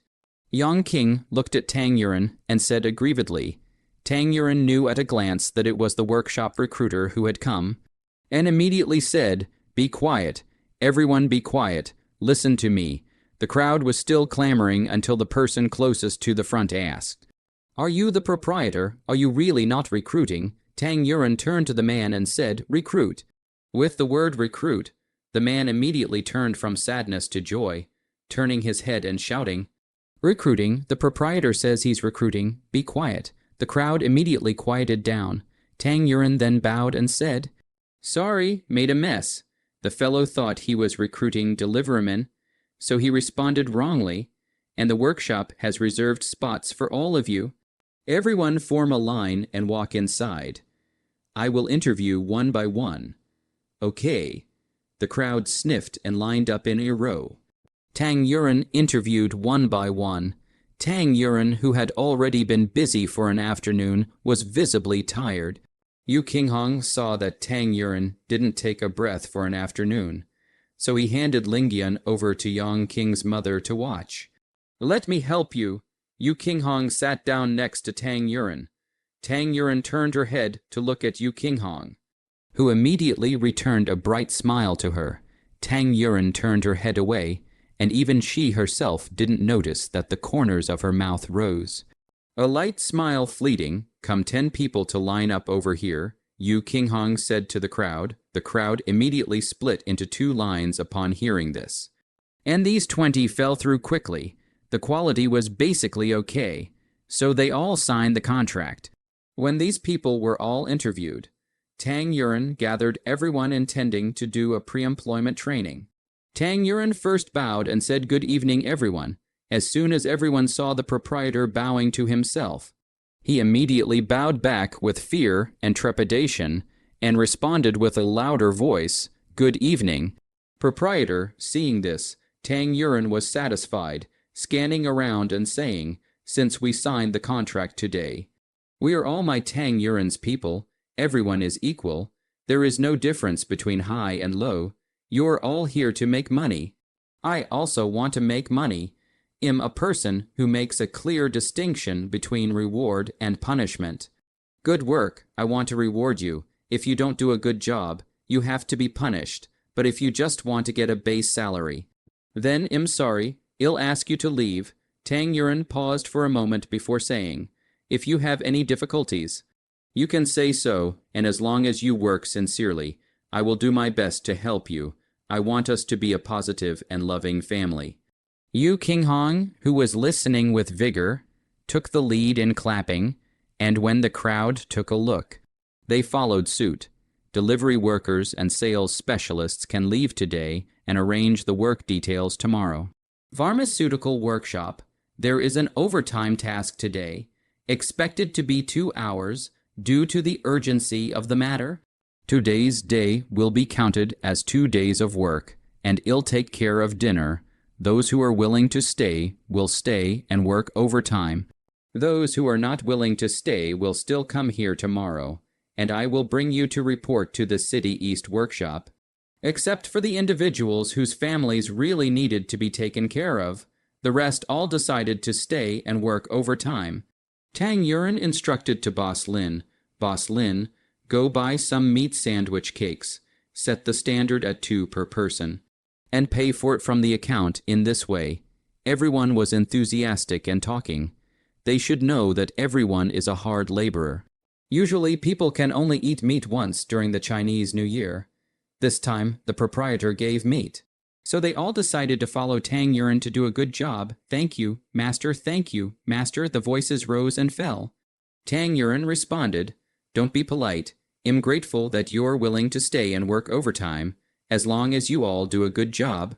This is nothing. After Boss Lin registered everyone, Tang Yuren took everyone to the second-floor hall, where the required herbs had already been placed, and Tang Yuren gave the ratio and concoctions of several urgently needed medicines, during which Tang Yuren demonstrated the process of concocting the herbs, crushing the medicines, and decocting the medicines. So everyone was able to get started very quickly. As soon as Yu Qinghong saw this situation, he didn't know how long he would have to work overtime. So he decided to let Xiang Yang take Lingyan back to rest. Yuren, I'll let Xiang Yang send Lingyan back. And by the way, I'll report to Uncle Tang. What do you think? Tang Yuren didn't expect Yu Qinghong to think so thoughtfully, and immediately smiled and said, it's hard for you to think so thoroughly. Thank you. When Yu Qinghong saw Tang Yuren smiling at him again, his heart was as sweet as if he had eaten honey, and his mind was a bit confused. So he spoke in a daze, saying, I should. Tang Yuren looked at him. This appearance shook his head helplessly, smiled. But the heart feels warm. There is a person for you to think about, as if, is not a bad thing, turning his head. He proceeded to demonstrate and explain to everyone. After an hour, everyone can basically get started. Cannot get started. Tang Yuren again patiently demonstration guide. As a result, suddenly thump, thump. Thump, there are rapid footsteps up the stairs, accompanied by heavy gasping. Yu Qinghong looked toward the stairway. It turned out to be Xiang Yang. As soon as Xiang Yang came up the stairs, he stumbled and fell to the ground. He knelt down and cried, Young Master, Miss, Young Master Lingyan has disappeared. Tang Yuren heard a pop and dropped something in her hand onto the table. But she immediately calmed down and comforted Xiang Yang. Don't be anxious, speak clearly. Yu Qinghong saw this, also rushed to help. Xiang Yang said, slowly say. Xiang Yang wiped the snot and tears on his face and said in fear, I drove the carriage with the young master to the Tang Palace. But the carriage got stuck in a pit halfway, and I couldn't get out of the carriage, so I got out of the car and finally got the carriage right. And I didn't have a chance to check if the young master was there, so I hurried to the Tang Palace, and then I arrived at the door of the Tang Palace and lifted the curtains, and saw that the carriage was empty. The young master disappeared at some point, and I hurriedly asked the gatekeeper to notify Master Tang, who has now sent people to look for the young master, and I rushed over to give you the news. As soon as Tang Yuren heard this, he knew that someone must have taken Lingyan away on purpose, and immediately said to Xiang Yang, it's not your fault. Since the other party had a premeditated plan, it will definitely be tomorrow if not today. We have to hurry to find Lingyan now. Yang King, keep an eye on this place for me. Let everyone continue to rush the work. Let those who can't do it bring it up. And let everyone stop work and go home when it's midnight. Tang Yuren was glad that Yang King was allowed to live here, or else he wouldn't have been able to find a suitable person to help watch over it for a while. Dongjia. Don't worry, you hurry up and find the young master. Yu Qinghong frowned. His fists pinched and cackled. Who the hell is it? Dare to hit Lingyan's idea. I'll be the first to not spare him. Yilan, you analyze it. Who do you think is the most likely? I'll immediately go back and inform my father to send an official to look for him. The city gates are closed this late at night. There's absolutely no chance of him leaving the city. Tang Yuren calmed his emotions and analyzed. It might be his father, Chen Junkai. He was already dissatisfied with me wanting to take Lingyun away. Before, it was just the situation that forced him to agree to follow me. Now that he is no longer constrained, it is very likely that he will take Lingyun away. Yu Qinghong sniffed. Is there more? Tang Yuren thought carefully and said, there is also Tang Liulan, Tang Yinquan siblings. The two of them have been in the house of counting on me. Tang Yuren suddenly thought of something, and then hurriedly stopped the words heartily said, in short, it's highly likely that their brother and sister have been counting on me. Yu Qinghong didn't notice Tang Yuren's difference because he was worried about Lingyun. Then, let's split the army into two. You and Uncle Tang take the government soldiers to investigate Chen Jun Kai. If Lingyun was taken by him, he must be at the inn or at the homes of his friends and relatives. You'll take the government soldiers to investigate Tang Liulan's and Tang Yinquan's movements yesterday. If they made a move, they are bound to fake it too. Well, meet up at the Tang mansion after sunrise, no matter what the outcome is. Tang Yuren sniffed and scolded herself for still thinking about messy things when it was time. So she hurriedly asked Xiao Lei to drive and take her away, not far from the Concordia Hall. Yu Qinghong directly with Xiangyang back to the house of Yu. Will be about to dream of Yu Zhendong woke up. Yu Zhendong heard that this time greatly shaken, immediately kicked off the quilt, grabbed the side of the official uniforms haphazardly set on, then hastily deployed officials and soldiers to visit the investigation. Unfortunately, the night passed. Tang He Nian and Tang Yuren and his entourage will be near the carriage turned over all over. Did not find any clues. The scene did not leave any traces. This clue is interrupted. Then Tang Yuren and his party looked for Chen Junkai's friends and relatives one by one, and there were only 2 or 3 of them who said that Chen Junk, I hadn't come to their homes recently. The more Tang Yuren searched, the more chaotic. After a few days of living together, Lingjun's cleverness and understanding are very pleasing to Tang Yuren. She has fallen in love with this child, the result of such a small Nanshan county, but she did not know where to find him. Tang He Nian is also very heartbroken. He just got such a precious grandson. Do not know by which bastard stared at. Tang He Nian angry straight clenched his teeth. If I let me know who it is, I will dig out his ancestors' flogging. Unfortunately, until dawn, still did not find the figure of Tang Lingjun. Tang He Nian has sobbed uncontrollably. Tang Yuren comforted him. Don't be anxious, father. Lingyun's good fortune will help him. He'll be fine. There's still no news from Qinghong. Tang Yuren was actually pretending to be calm. Her father had collapsed. She had to hold on, otherwise the family would not even have a backbone. Tang Yuren's mood is very complicated. On the one hand, she is looking forward to Yu Qinghong to come. Perhaps he directly with Lingjun back on the other hand. She is afraid of Yu Qinghong to come, afraid of bad news. In the midst of such apprehension, Yu Qinghong finally appeared. Miss, look, it's second young master Yu, Zhang Ming exclaimed in shock. Yu Qinghong's pace was heavy and his face was grave. Tang Yuren knew at a glance that there was no good news. Watching Yu Qinghong step by step over, Tang Yuren also do not know how. Suddenly feel sour nose. Her night of pretense of strength seems to collapse in an instant. Yu Qinghong arrived at the side of Tang Yuren's tears, broke the dike. Yu Qinghong hurriedly reached out to wipe Tang Yuren's tears, but felt inappropriate. His hand stopped in place. He comforted, don't cry, although I didn't find Lingyun. At least there's no bad news, sometimes. No news is the best news. Tang Yuren suddenly jumped into Yu Qinghong's arms at once, and cried, what to do? What to do? Lingyun will be so scared alone. She will hate me. Tang Yuren's tears soaked Yu Qinghong's clothes. But Yu Qinghong didn't dislike it in the slightest.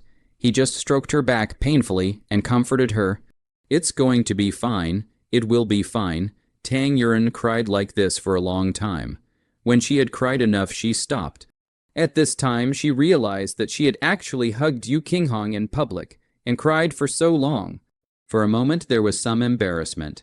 She said with a heavy nasal voice, sorry, I'm too sad, I'm sorry. Said she left Yu Qinghong's embrace. Yu Qinghong only felt that his embrace was empty all of a sudden. Even his heart was empty after a while. Yu Qinghong returned. It's okay at this time. Yu Qinghong intended to inform Tang Yilian of the information he had found out. And seeing Tang Hinayan present, he didn't know whether to say it or not. After half a day's thought, he hesitantly voiced out, I investigated Tang Liulan and Tang Yingquen. They have indeed been in contact with outsiders lately. But it wasn't for the purpose of imprisoning Lingjun. It was for something else. Bring them here. Yu Qinghong said to the officials and soldiers behind him. The officials and soldiers sniffed and brought up an elderly man. Tang Yuren naturally didn't recognize him. She was a bit surprised. Who was this, and what's the relationship with her? The officer and soldier next to her said to the elderly man, Turn yourself in. Tang Hinayan was astonished, thinking, Are Tang Liulan and Tang Yingquen related to this? They are both siblings. Why did they do it? Pressing down his doubts, Tang Hinayan listened intently to the elderly man. Afraid to miss a word, the old man immediately kowtowed like garlic. I said, Mr. Tang is the one you just said. Mr. Tang Yingquen gave little 10 taels of silver today, letting little go to Concordia Hall to buy the medicine, and then, in 2 days, pretend that the medicine is fake door-to-door bumper sticker, and take advantage of the opportunity to bring people to smash Concordia Hall's stall. Before I had time to go and buy the medicine, I was arrested. That's how it happened. The elderly man kowtowed and cried bitterly. Spare me, I didn't know that this Concordia Hall is owned by you, second young master Yu. Otherwise, I wouldn't have dared to, even if I was given a few guts. I didn't know that this Concordia Hall is owned by you, Mr. Yu, or else I wouldn't have dared to do it. After saying that, the elderly man took out a silver ingot and handed it to Yu Qinghong and kowtowed with a bang.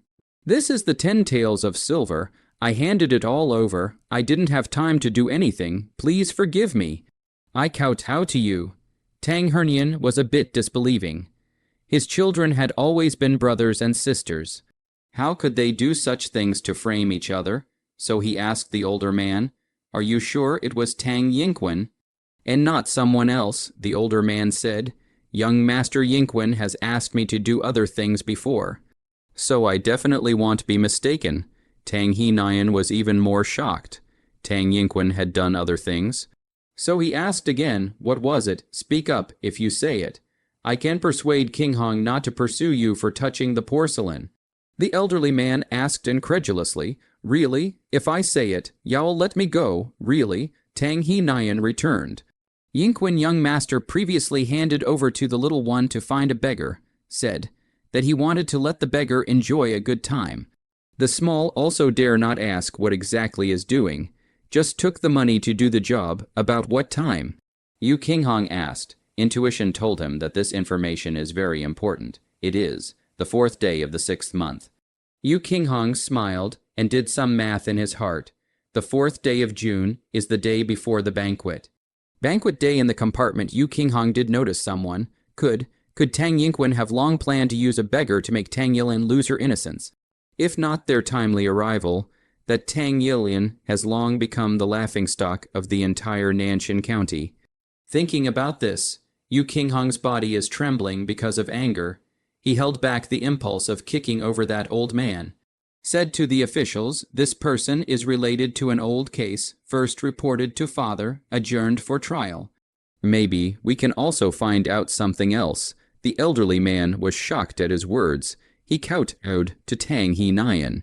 Master Tang, you promised me. After I finish, y'all let second young master you release me. Tang Hinayan looked at Yu Qinghong's face and knew that this old man had committed something not small.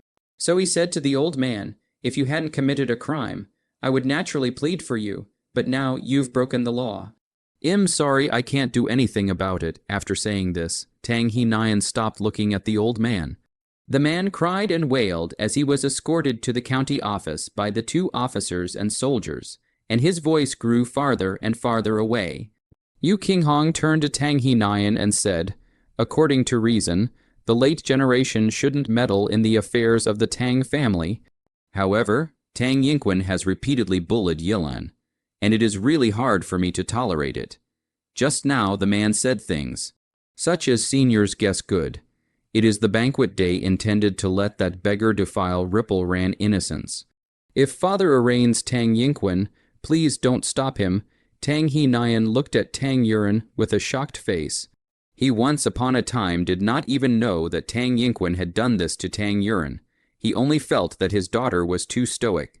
And when he thought of it this way, his sense of guilt towards Tang Yilian was even stronger, and the more urgently he wanted to find Tang Lingjun. Otherwise, his own heart was uneasy. Tang He Nian firmly returned. If it's really Yin Quan who framed his own sister, then naturally, there's no need to be polite. Just interrogate her directly with uncle's words, relieved. Yu Qinghong arched his hand and said, since Lingyan has disappeared, so Father ordered the gatekeepers at all the city gates to carefully scrutinize and not to go out easily. We might as well search the city again. There might be clues. Tang He Nian heard this and immediately prepared to set off, only to hear the sound of clattering hooves coming from far away, an official soldier steering his horse.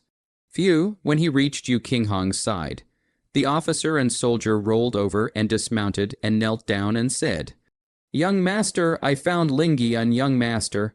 Not waiting for the official soldier to finish, Tang Yuren, Tang He Nian, Yu Qinghong, 3 people immediately rushed to the person in front of him and said, found. Where, in the county office jail, is it well? The 3 asked in unison. The young master is not seriously injured. Just a few bruises and some shock. The master has already arranged for someone to calm him down. Only then did the 3 of them put down their hanging hearts, and then rushed to the county office to pick up Tang Lingyan.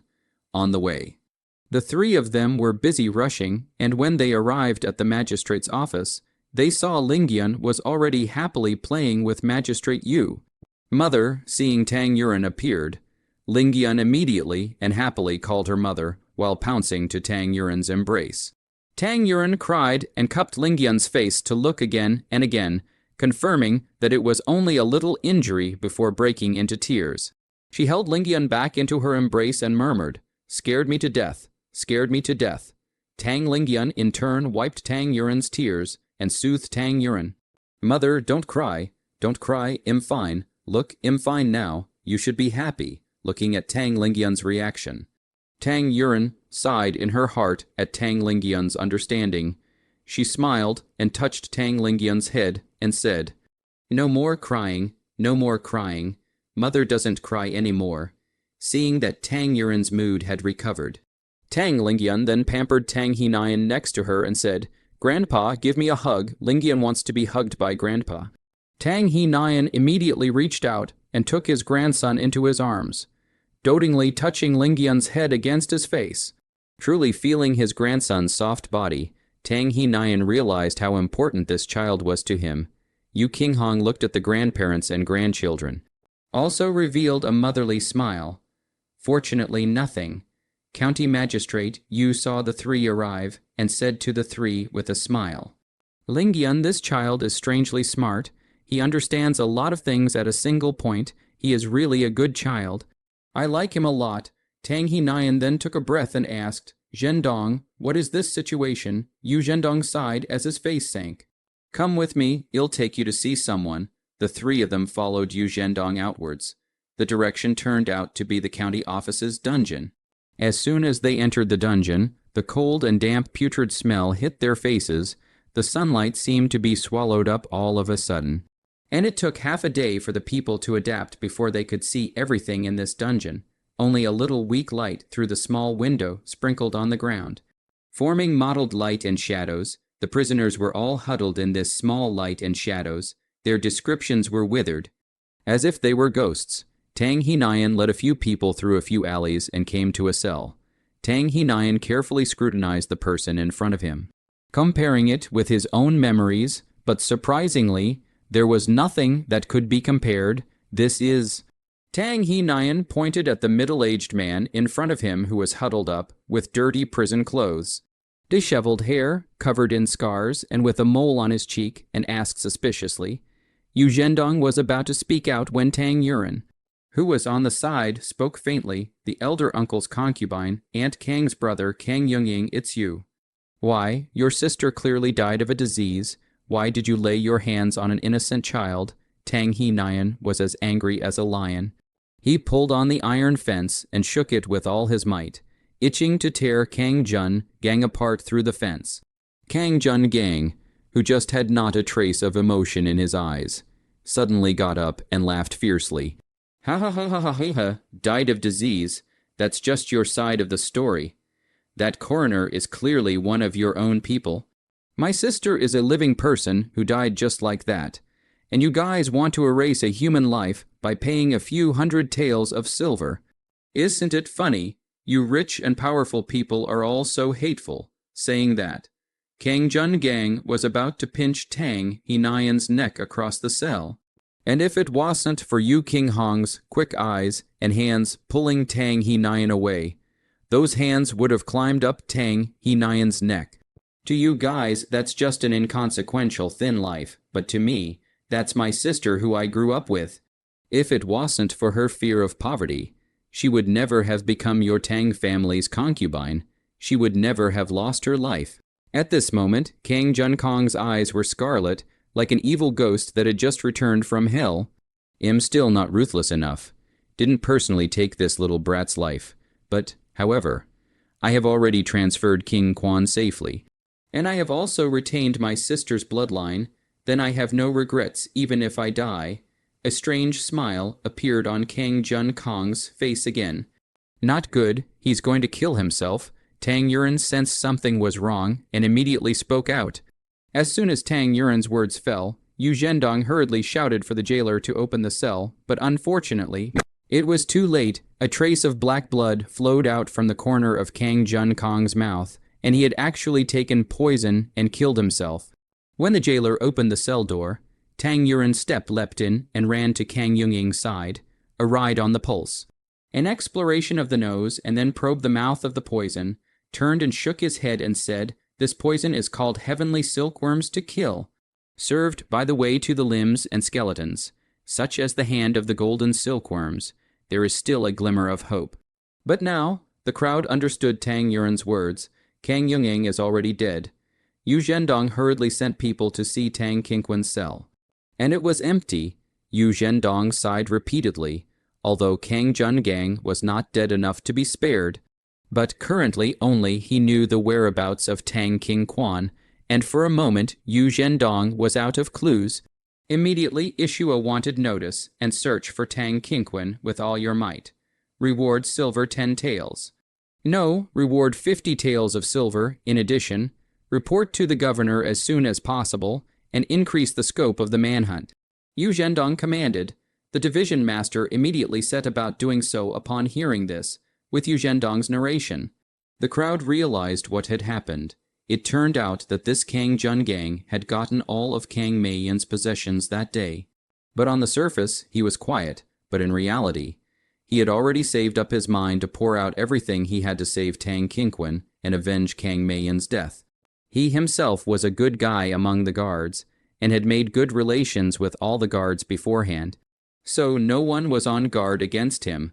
After mesmerizing all the jailers, he took the opportunity to send Tang Qingquan away. But he happened to run into Tang Yuren taking Tang Lingjun out of the house, knowing that this was a good opportunity to take revenge on the Tang family. He had been keeping a secret eye on everything at Concordia Hall. Originally, Kang Jun just wanted to take advantage of the recruitment opportunity to fish in troubled waters. But he didn't realize that the interview had to be passed one by one. In the end, he was about to give up. But then he saw Zhang Yong taking Lingyan to leave in a carriage. He knew that his chance had come. So he followed all the way to look for the opportunity. While walking, the carriage broke down. Kang Jun Gang only felt that God has eyes. He quickly went up to mesmerize Lingyan to take him away. But Nanshan County is so big. But at the moment, there is no place for him to land. He did not know where he could go. In the middle of the night is to see a large number of people in the search for criminals. He knew that it must be looking for themselves at first. Kang Jun Gang was very panicked. Walking with Ling Jun exhausted also feel that there are people around the arrest. Wait for him to calm down. He immediately thought of one thing: the most dangerous place is the safest place. Sure enough, the trip to the prison was exceptionally smooth. He relied on the trust of the people around him like no one's business. Easily, all the jailers in the prison were confused, and then simply did not do anything about it, and poisoned all of them. He stayed peacefully in the prison, laughing in his heart at how those stupid people were so anxious to find him outside. If it wasn't for that elderly man needing to be jailed in the morning, Yu Zhendong would not have known that his big rear had collapsed. As soon as the two officials entered the prison, they found the cell door wide open and the jailers lying on the ground. Incorrect. The brothers in this dungeon must have been assassinated. Retreat quickly, one of the officials. Xing Jingshan said as he vigilantly retreated outward. Kang Jun just sensed that someone had entered the prison and immediately dropped Lingyan and ran outside. Another official, Yang Lai Jiang, saw the figure of someone quickly rushing to the prison, and quickly pulled the elderly man towards the back, then closed the door and locked the prison door with a click. The two officials high-fived excitedly. Brothers together, the world is invincible. The two escorted the elderly man to see Yu Zhendong, who then realized that something big had happened in the prison. And just in case, Yu Zhendong brought quite a few people into the prison. Kang Yungying itself does not have much combat power. He stunned the crowd, all rely on the other side of the carelessness, and now naturally was easily captured.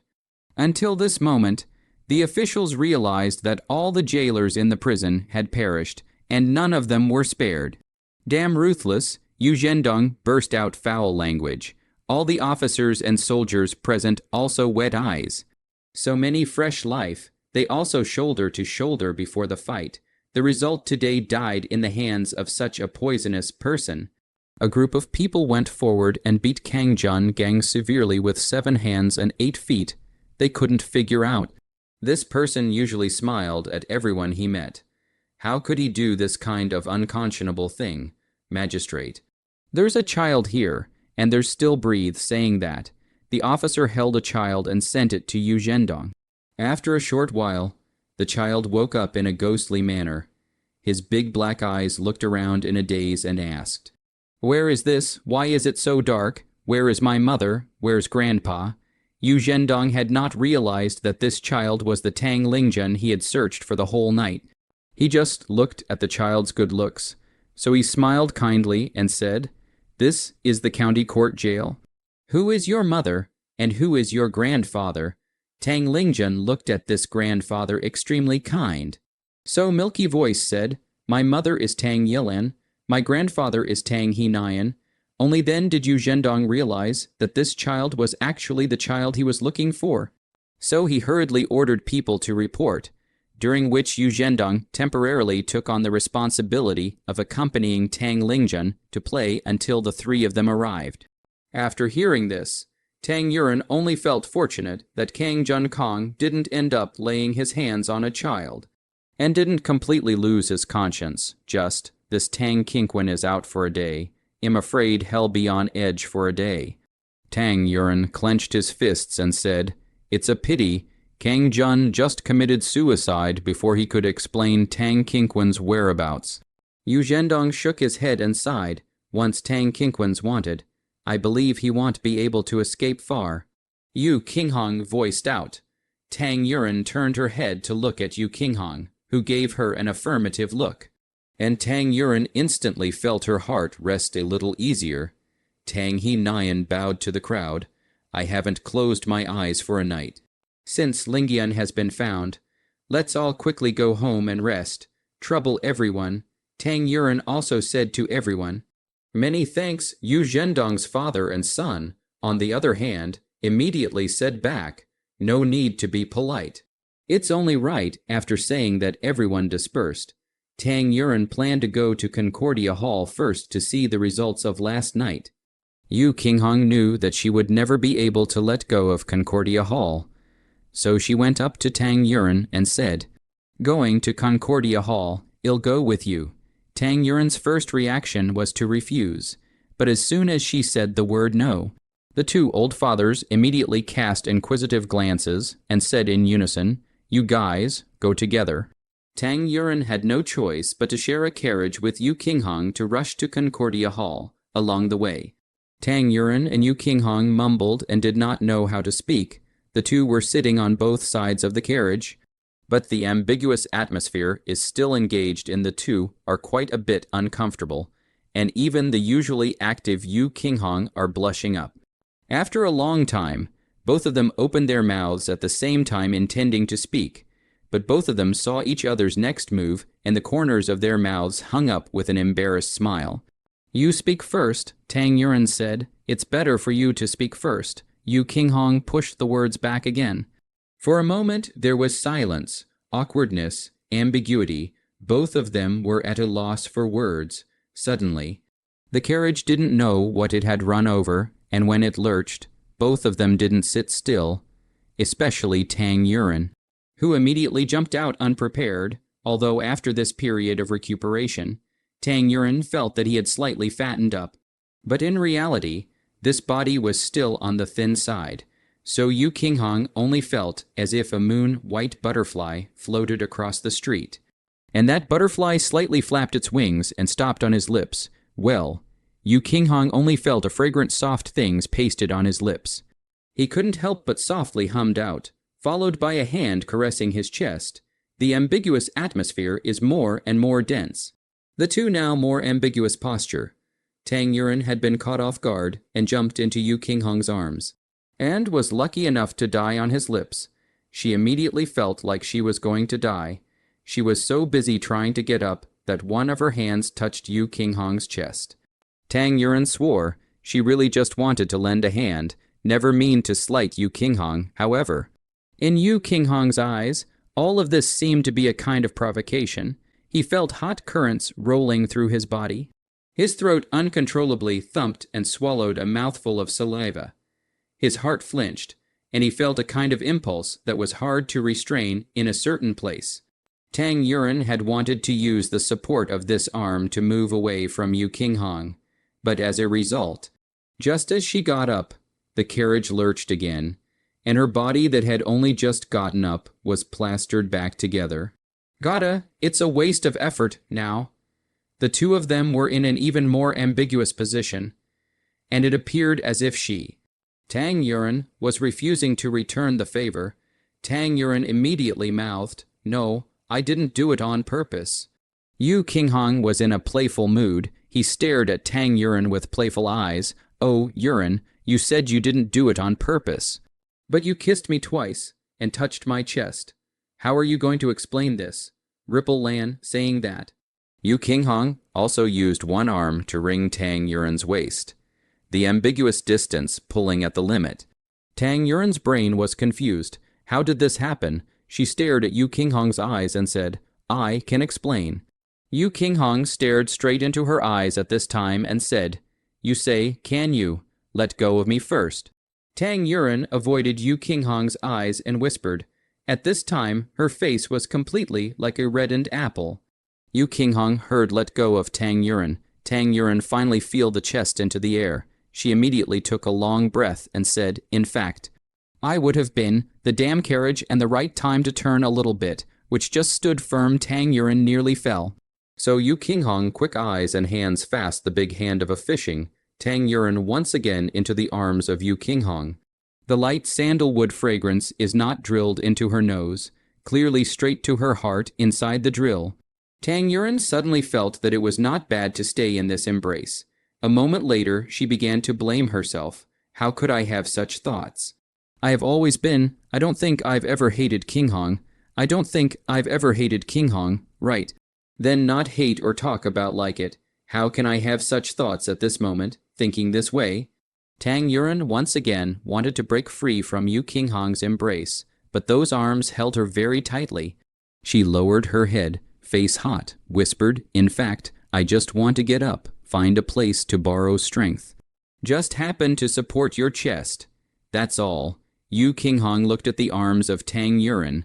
That shy look really let people cannot help. He continued, "But the wall of the car can also support. You prefer to support my chest, which, you kissed me." but also touched my chest. Men and women are not kissed.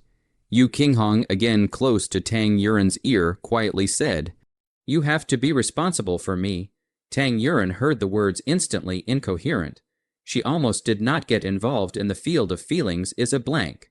At this time, her brain has been down, so she blurted out, "How to be responsible for the law?" after the question. Tang Yuren felt something wrong. This is not another kind of tease, sure enough. Yu Qinghong thought of that dreamy night. Remembered certain shallow singing and whispering fragments. Thinking about this, a certain place is even more obvious changes. Tang Yuren naturally felt it. She was even more blushing, hard to struggle. Finally broke free from Yu Qinghong's embrace. She sat back on the other side, with the hair to pretend to calm down. Yu Qinghong saw the situation, laughed. Smiled brightly, he opened his mouth. "Either I marry you, either you marry me. You choose one." Tang Yuren momentarily felt that it was wrong not to refuse. But to refuse, she herself felt a little reluctant, so she faintly spoke, "Perhaps I can consider it." Yu Qinghong sniffed. His eyes are bright. He knew his efforts were not in vain. Once upon a time, she was not willing to contact him. Now does not hate to contact him, and now even he proposed to get married. She returned to him, can think about it. Yu Qinghong felt that every pore of his body was excited. Every pore wanted to cheer, but he still suppressed this excitement and sincerely said to Tang Yuren, thank you for being willing to consider it." Tang Yuren returned him a light smile. Yu Qinghong looked mesmerized. And the ambiguous breath continued to flow. "Phew, young master, Concordia Hall is here." Outside, Zhang Yang's voice rang out. Breaking this ambiguous atmosphere, Yu Qinghong got off the carriage first. He then hitched his arm for Tang Yuren to get off the carriage. Tang Yuren looked at Yu Qinghong's movements and smiled gently. Jumping off the carriage himself, Yu Qinghong wasn't discouraged. He knew that he had at least made progress, so these small details, he didn't really care. As soon as Tang Yuren entered the door, Boss Lin and Yang Qing asked in unison, "Did the young master find it? Is everything all right?" Tang Yuren lamented the duo's concern. So he smiled and said, "Thank you both for your concern. Lingyan has been found. Nothing major. Thanks for helping." Yang Qing hurriedly took Tang Yuren up to the second floor to look at yesterday's good medicine. Tang Yuren carefully checked. Indeed, there are some defective products, but in terms of organization, the rate of good quality is still high. She will be the quality and type of classification were put into different porcelain bottles for Yang Qing to put into the medicine cabinet, respectively. Immediately, Tang Yuren said to Yang Qing, "Good job." She took out another silver tael from her bosom and handed it to Yang Qing. "Your reward, taking orders in the face of danger. You deserve it." Yang Qing pushed the silver into Tang Yuren's arms. "Master, this is what we fellows should do. You've already given us a lot." Tang Yuren pushed it back. "Take it if you do a good job. Y'all naturally be rewarded. If you don't do well, y'all be punished just the same. Take it, don't be polite." Only then did Yang Qing take the silver in fear and kneeled on the ground and kowtowed a few times. "Thank you, master, thank you, master." As for the east side of the pharmacy, Zhang Ming and Leng Yu had already been sent over to be in charge of pharmaceutical matters. So Tang Yuren wasn't worried. As long as there was a steady flow of medicine, naturally there wouldn't be a supply shortage again. The 6 delivermen arrived when they were talking. Tang Yuren had already prepared the carriage for the 6 people. So he asked Yang Qing to prepare the previously registered homes and addresses of the people who needed the medicines, and let the 6 people send them out respectively. Tang Yuren looked at the carriage that was leaving and said, "The business of the deliverman is still a bit low. We need to talk to the restaurant first." She naturally thought of Jubeng House.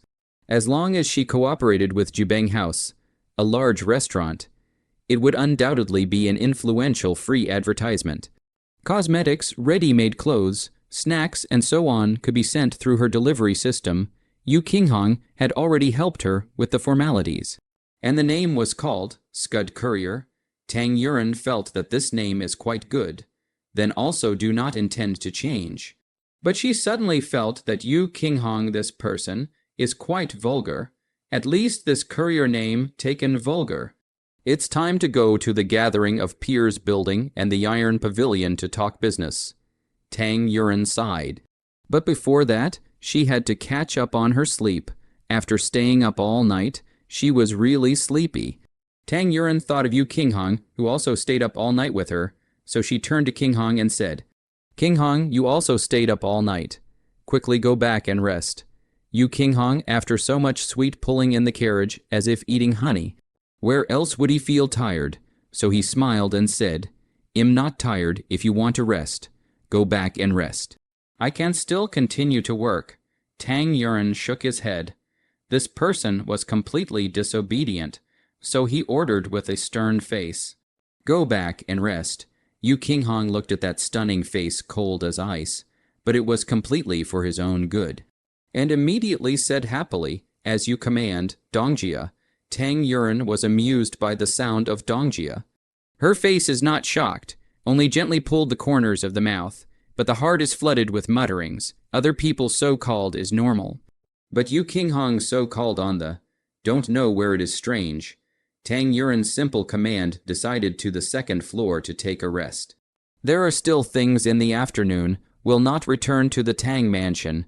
Yu Qinghong is so close to the Yu mansion. Tang Yuren naturally thought that he was going back to the Yu mansion. But when she walked toward the second floor, Yu Qinghong also picked up the stairs with her. "What are you doing? What are you doing here on the second floor without going home?" Tang Yuren turned to look at Yu Qinghong and asked. Yu Qinghong walked in a serious manner and said, Rest, good to talk about business. I decided to expand the delivery business, not limited to this medicine. The proprietor will not think not to pay, right? Tang Yuren hadn't commanded.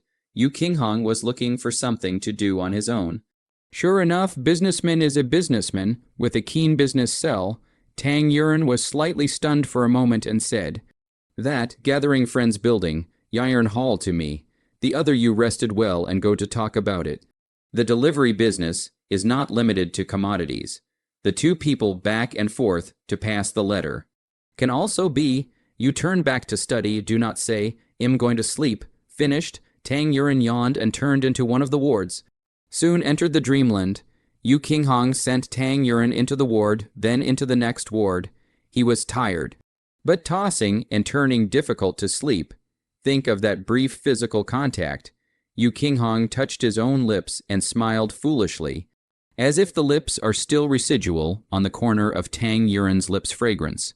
The touch of this finger cannot compare to the lips of the half, minute soft and sticky. Yu Qinghong's mind kept flashing the details of getting along with Tang Yuren. Suddenly he thought of Tang Yuren's words. He will hate me. He was worried about Lingyan at that time. He thought that this he naturally refers to Lingyan. But itself is not Tang Yuren's fault. Lingyan can never put the fault on Tang Yuren. Then this he does not mean Lingyan. This he probably refers to someone else. Yu Qinghong remembered Tang Yuren's previous words. Yuren. Call me Tang Yuren when love is strong. It's impossible to lie. So these words were definitely true. That meant her name was Tang Yuren, not Tang Yilan. These two words combined together. Yu Qinghong instantly bounced up from the bed. Was this Tang Yilan a fake? Is her real name Tang Yuren? The more you think, the more Yu Qinghong feels that the last unreasonable place becomes reasonable. Once cowardly, Tang Yilan suddenly strong up, resolutely, and when she broke off the relationship also want to marry Chen Junkai and divorce. And even the last direct repudiation of her husband, once disliked by the business, Tang Yilan, even took the initiative to do business, once only know how to play kin. Chess, calligraphy, and painting, Tang Yilan, and now on the medicine proficiency, and even such as doctor. Lai apricot masters would like to learn from her here some. What? 3.5 years was indeed enough time to change a person. But it was never possible for a person to undergo a complete change other than their appearance. But Yu Qinghong, again a little puzzled. This Tang Yuren's love for the children is true, and also comparable to Tang Yilan's level of kin. Chess, calligraphy, and painting, in the mist, the truth is hidden in it, he could not see. What if this isn't Tang Yilan? What about the real Tang Yilan? Has she been killed, or has she gone far away? Yu Qinghong felt that his brain was going to be confused. But he immediately thought that everything that happened with him was Tang Yuan, not that Tang Yilan, and that his feelings for Tang Yilan were nothing more than the affection of a childhood friend, which he used to think was love, but now, Yu Qinghong back on the bed, he is now really feel in front of this Tang Yuan confident. Bright, smart in a bit of cunning, her knitted brows smile, every move for him have a fatal attraction. Appearance is only the most worthless advantages. If he had to choose between the two, he would prefer to choose the Tang Yuan in front of him. Rather than the childhood friend he once had, how about just pretending that nothing happened?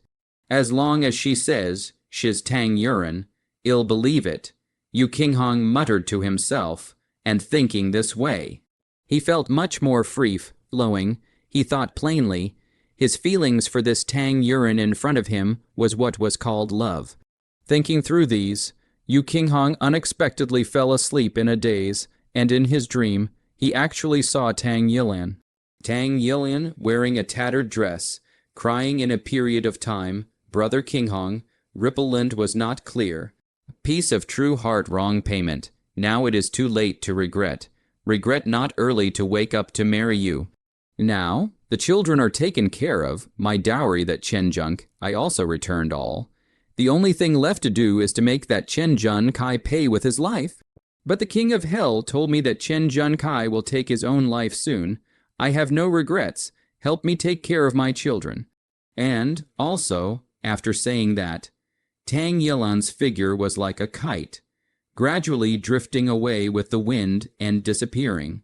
Yu Qinghong reached out to grab Tang Yilan, but only grabbed a piece of emptiness. He reached out again, but woke up. Opened his eyes. In front of him was the ward of Concordia Hall. There was no Tang Yilan's figure around. So it was a dream. Yu Qinghong touched the forehead, seeping cold sweat, lamented, and then looked out the window. Yu Qinghong realized that at this time has been near dusk. Yu Qinghong pushed the door out. You second young master. Wake up. Come over for dinner first. The proprietor has something to do and has already left first. She explained me to wait for you to wake up and tell you that you should go ahead and talk about business matters. She has more important things to do. Also, she told you to inform Tan Carpenter in the south of the city that she's ready for the surgery, and that she'll do it when she comes back, and that it might be delayed for a few days. Yang King's old lady happened to be ready to tell Yu Qinghong to get up for dinner. And before she could knock on the door, she saw him push it out. Got it. Thank you, Auntie. I'll be right over to eat. Yu Qinghong smiled and expressed his gratitude to Yang Qingying. His mind was still recalling the dream he had just had, which had become fragmented.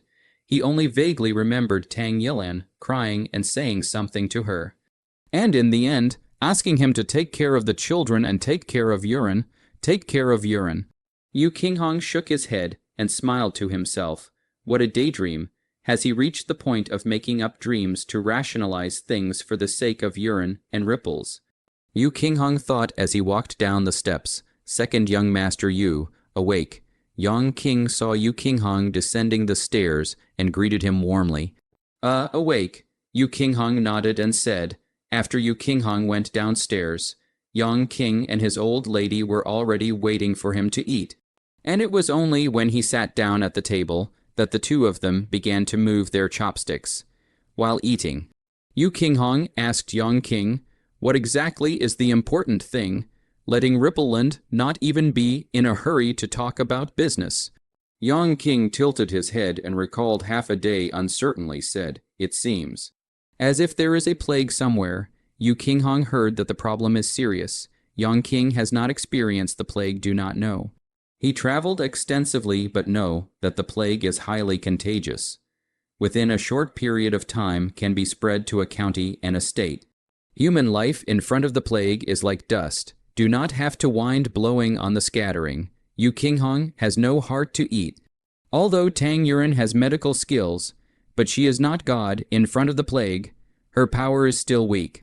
He ate 2 mouthfuls haphazardly, then immediately got up and prepared to go home.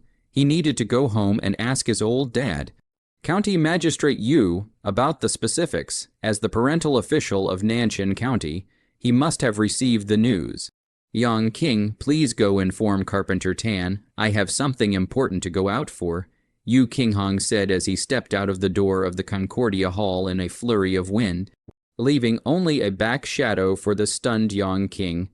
Yu Qinghong had just stepped into his home when he smelled an unusual atmosphere of tension. He hurriedly walked towards the front hall and found his mother Fu Yui arguing with his father Yu Zhendong. Fu Yui's eyes were red, and her voice was slightly weepy. Her eyes held anxiety and worry. Yu Zhendong. You can't go to the plague site. I heard that it is very dangerous there.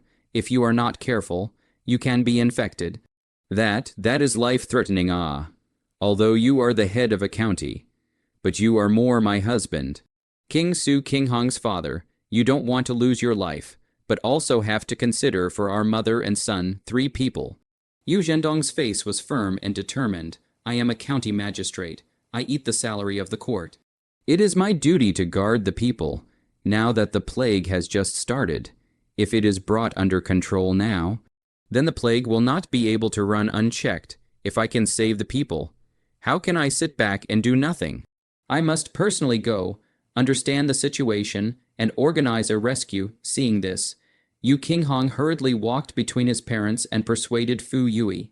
Mother, father is a parent official of one party and should indeed focus on the greater good. Therefore, it is not too much for father to go to the plague site. Yu Zhendong saw Yu Qinghong reasoning on his behalf and immediately straightened his back and pointed at Yu Qinghong. Listen. Your son is more aware than you. Simply a woman's opinion. Just as Yu Zhendong was pleased. Yu Qinghong turned to Yu Zhendong and said, Father, mother has a point. You are the backbone of Nanshan County.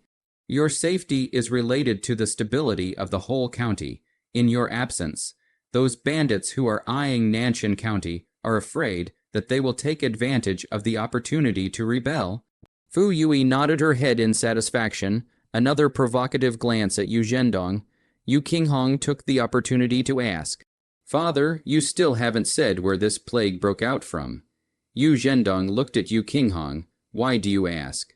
Coincidentally, the plague started in the Chen village, the village of Ripple's ex-husband, currently. The entire Megu town has been affected. Yu Qinghong heard. Suddenly something flashed in his mind. But when he thought about it, he couldn't remember. He shook his head and simply didn't think about it. He looked at Yu Zhendong and cleared his throat. Therefore, Father, how about letting me go instead of you? Im Young, resist building. Yu Zhendong and Fu Yui couple's second faces were shocked and looked at each other. This guy dared to fight this kind of idea. The two finally stood on the same front. The two glared angrily at Yu Qinghong. Fu Yui's voice raised 8 degrees. Want to go, dream on. Your brother went to war every day before to keep me on my toes. It was not easy to come back. The marriage was contracted. Both of us thought that we could finally live our lives in peace. But then he backed out of the marriage and went to the northern border, and now he has not even reported that he is safe. And now you're going to risk your life. What do you want us to do? Not allowed. Yu Zhendong also chimed in. Resolutely forbidden. Yu Qinghong looked at the two men's attitude and knew that they absolutely could not agree to him going. So he said, But Rippleland has gone. I'm a manly man. Am I not as good as a little woman with a conscious mind? Yu Zhendong's eyes flashed with a trace of astonishment. Oh, I didn't know that. It's really out of my expectation that a little girl like Rippleland could have such a bearing. Yu Zhendong was extremely impressed with Tang Yilin at the moment, but he turned his words around and said, However, this plague appeared suddenly. There is something strange going on, so I still can't let you take the risk. I've already decided. I'll bring the medical officer and the doctor from Nanshan County, who voluntarily traveled to the infected area to the site of the plague. And I believe that this plague will soon be under effective control. Butler, send someone to bring the second young master back to his own courtyard. Looking 3 layers inside and 3 layers outside without my order, no one is allowed to let him out. Yu Qinghong sniffed, and knew that he was afraid that he wouldn't be able to go to the plague site openly and honestly. So he simply bowed his head for the time being. So he arched his hand to Yu Zhendong and said, "Father, I will not go. I also implore Father to withdraw his order." Yu Zhendong glanced at Yu Qinghong with sincere eyes and said, acting unbelievable, so Yu Zhendong ignored Yu Qinghong's plea and said, "Butler, don't be soft, lock me up." Yu Qinghong simply gave up resisting and allowed the butler to take him away. After Yu Qinghong left, Yu Zhendong turned to Fu Yui and said solemnly, "Yui, in this matter, I am bound as a parent official. You don't need to persuade me any more." Fu Yui sniffed as tears flowed uncontrollably, "But, Master, I'm worried about your safety." Yu Zhendong gently held Fu Yui's hand to comfort her. "Don't worry. I will be careful and will definitely not act recklessly. I have yet to drink my son's wedding wine. The heavens will definitely give me this opportunity. This is my responsibility as a magistrate. I must face it." Fu Yui looked at Yu Zhendong's resolute expression, both frightened and full of admiration and pride. She jumped into Yu Zhendong's arms and cried loudly. Yu Zhendong comforted for half a day before Fu Yui stopped crying. "Wait for me to come back." Yu Zhendong riding in a carriage riding in the night to leave the house of Yu. Fu Yui waved a handkerchief to see Yu Zhendong leave, to be Yu Zhendong far away. Fu Yui again a painful cry. Back to their own courtyard. Yu Qinghong natural not willing to be restricted freedom. He had long had plans in mind. A door, Yu Qinghong will let Zhang Yang with their own clothes.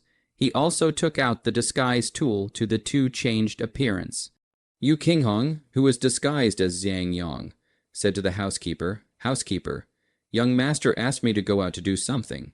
The butler glanced at Zhang Yang and said, "Go ahead, come back early."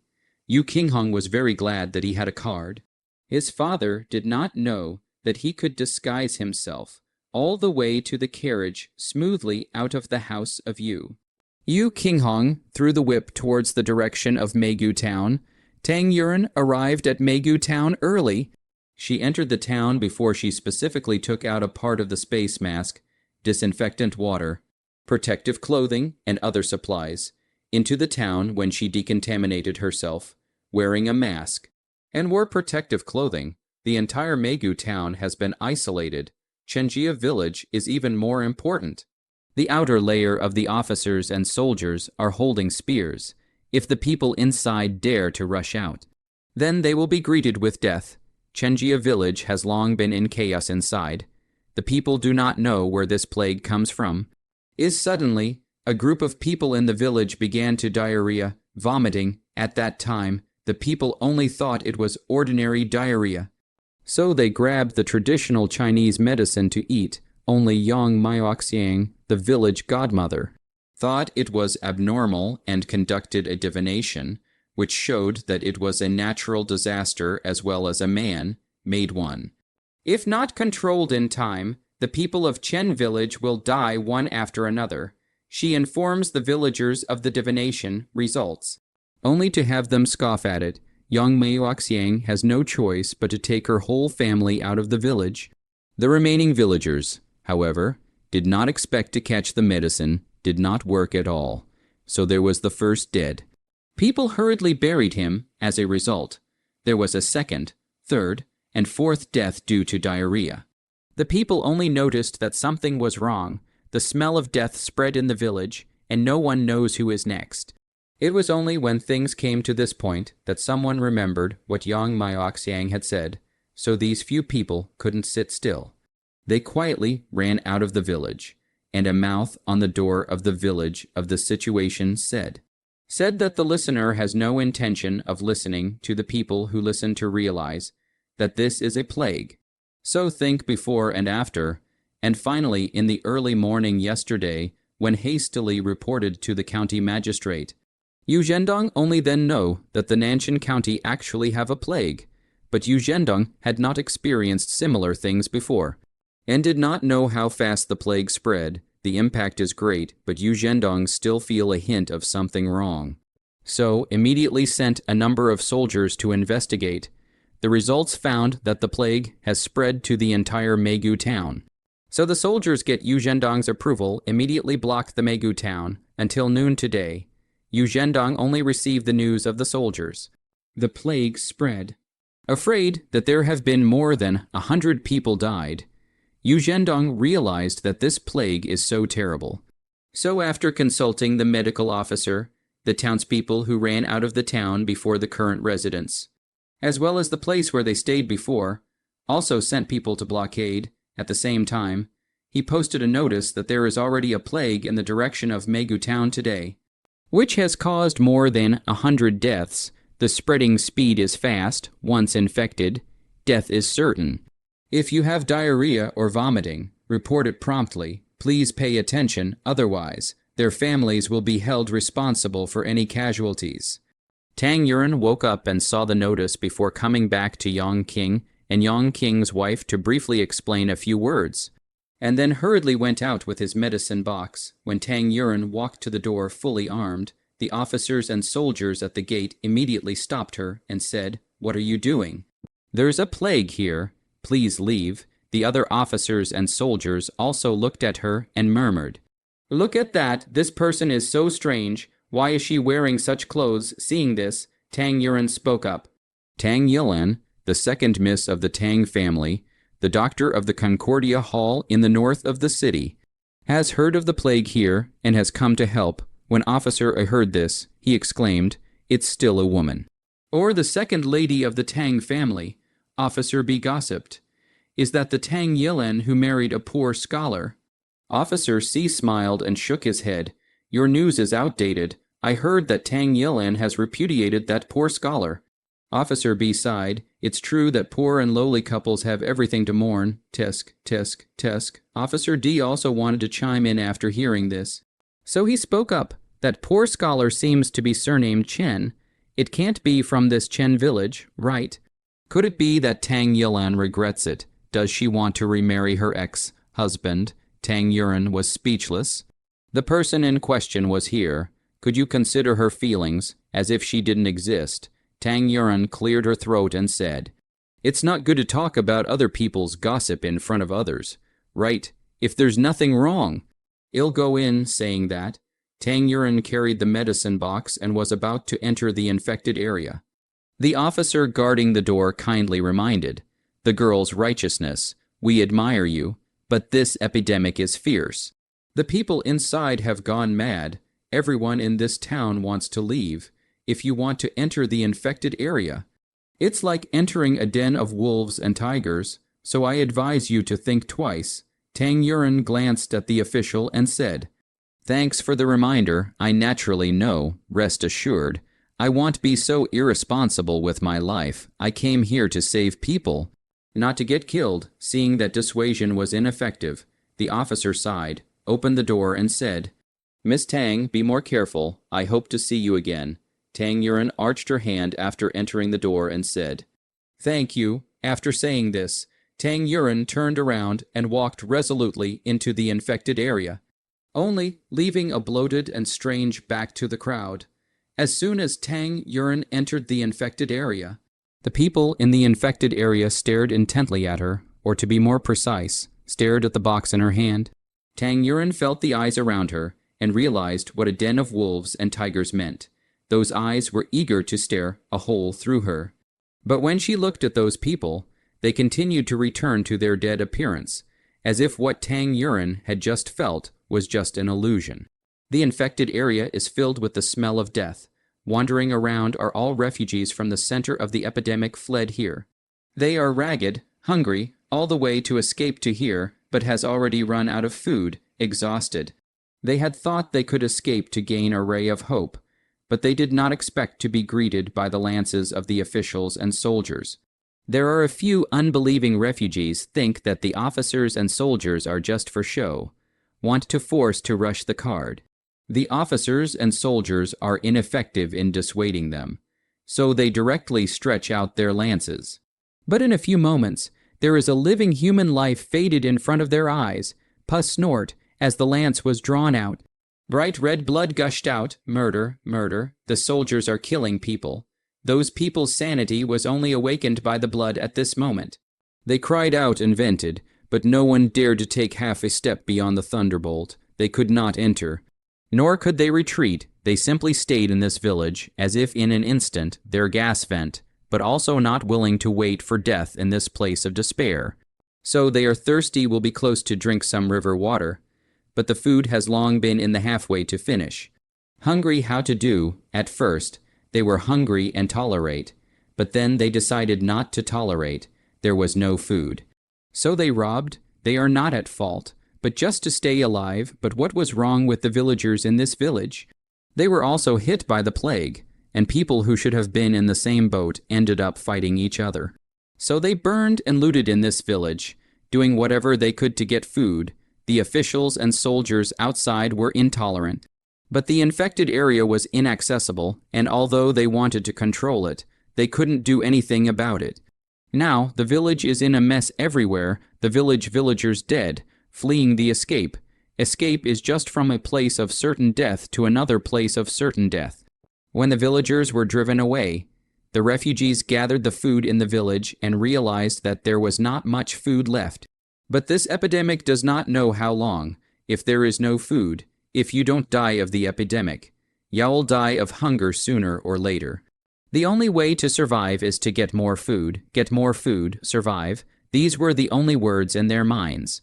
So when they saw Tang Yuan come in with a box, their first reaction was naturally to grab the food inside. If it weren't for the officials and soldiers behind Tang Yuan, they would have snatched the box from Tang Yuan's hands the first time she entered the infected area. They were waiting for Tang Yuan to leave the line of sight of the soldiers, just like a tiger pouncing on a tiger. They were waiting for a chance to strike at once. Tang Yuan figured out that those people are only asking for something to eat. Rather than hiding it, she would rather say it face to face. She simply squatted down and opened the box, saying, "I'm a doctor. This is a medicine chest. I'm here for this epidemic." The crowd's eyes stared at the box. And as Tang Yuan said, there was no food in it.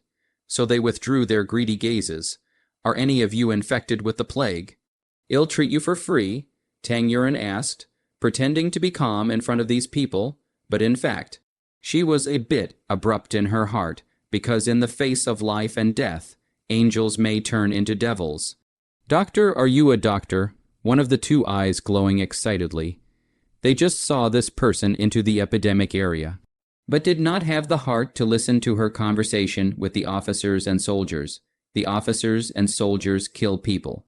That with the officers and soldiers in collusion with what can be a good thing, but now, this came in unexpectedly a doctor, and also said free treatment for the plague. Heavens, we're saved, we are saved, kowtow to the goddess. The old man, who was at the very front, kowtowed to Tang Yuan with a thud. "I won't hide it from you. We fled all the way from our hometown. And along the way, other villages joined in, and at the highest point in time, there were about 500 people. But halfway through the journey, the dead died, and the sick got sick, and now there's only about 100 people alive." The old man picked up the bowl in front of him, casually drank a mouthful of water, and then moistened his thirsty throat, and then said, "The sick ones we assisted, and helped them to walk here with great difficulty. And the few of us who did not contract the disease wanted to take the old and young ones who were still alive to escape from the town." That old man raised his sleeve and wiped his tears, remembering the desperate situation of the crowd. Who knows, but we were blocked by the officials and soldiers, and now, although we are still alive, without food, we will die sooner or later. That old man sighed with a sigh. "I sympathize with what you guys are going through. But you guys must unconditionally cooperate with me now. Otherwise, I clearly tell you, sooner or later you will be infected by this plague." The crowd was stunned, and the old man asked, "What does the girl mean? Let me ask you, the water you all drink. Where does it come from?" Tang Yuan asked with a serious expression. The old man muttered in his heart, "What does this water have to do with this plague?" But he still patiently replied, "This water comes from the Jade Belt River. We are in the upstream, and this small village is in the downstream. Then did you boil this water when you drank it? Tang Yuren followed up with another voice. When you drink tea, you naturally need to boil it, but you don't need to boil it to drink plain water. This Jade Belt River's water is clear and sweet, so it's good to drink without boiling, that old man replied. Tang Yuren shook his head. Wrong, big mistake. No wonder this plague spread so quickly. The old man at first did not understand. A little thought, then suddenly realized, could it be that the girl means that this plague is precisely related to water? Tang Yuren solemnly said, right, there is a virus in the water, and this plague is caused by the water not being boiled before it is quoted. Your lack of symptoms is only temporary. The old man's eyes glared at his words. Bullshit, unheard of. I've never heard of drinking plain water. We are all healthy, we're all healthy. But didn't we drink the water from the river? When Tang Yuren tried to speak again, the old man took out his stick and said, Go away for the sake of you being a girl. I won't bother with you. You're just fooling around here. Tang Yuren saw that these people were not getting in the way.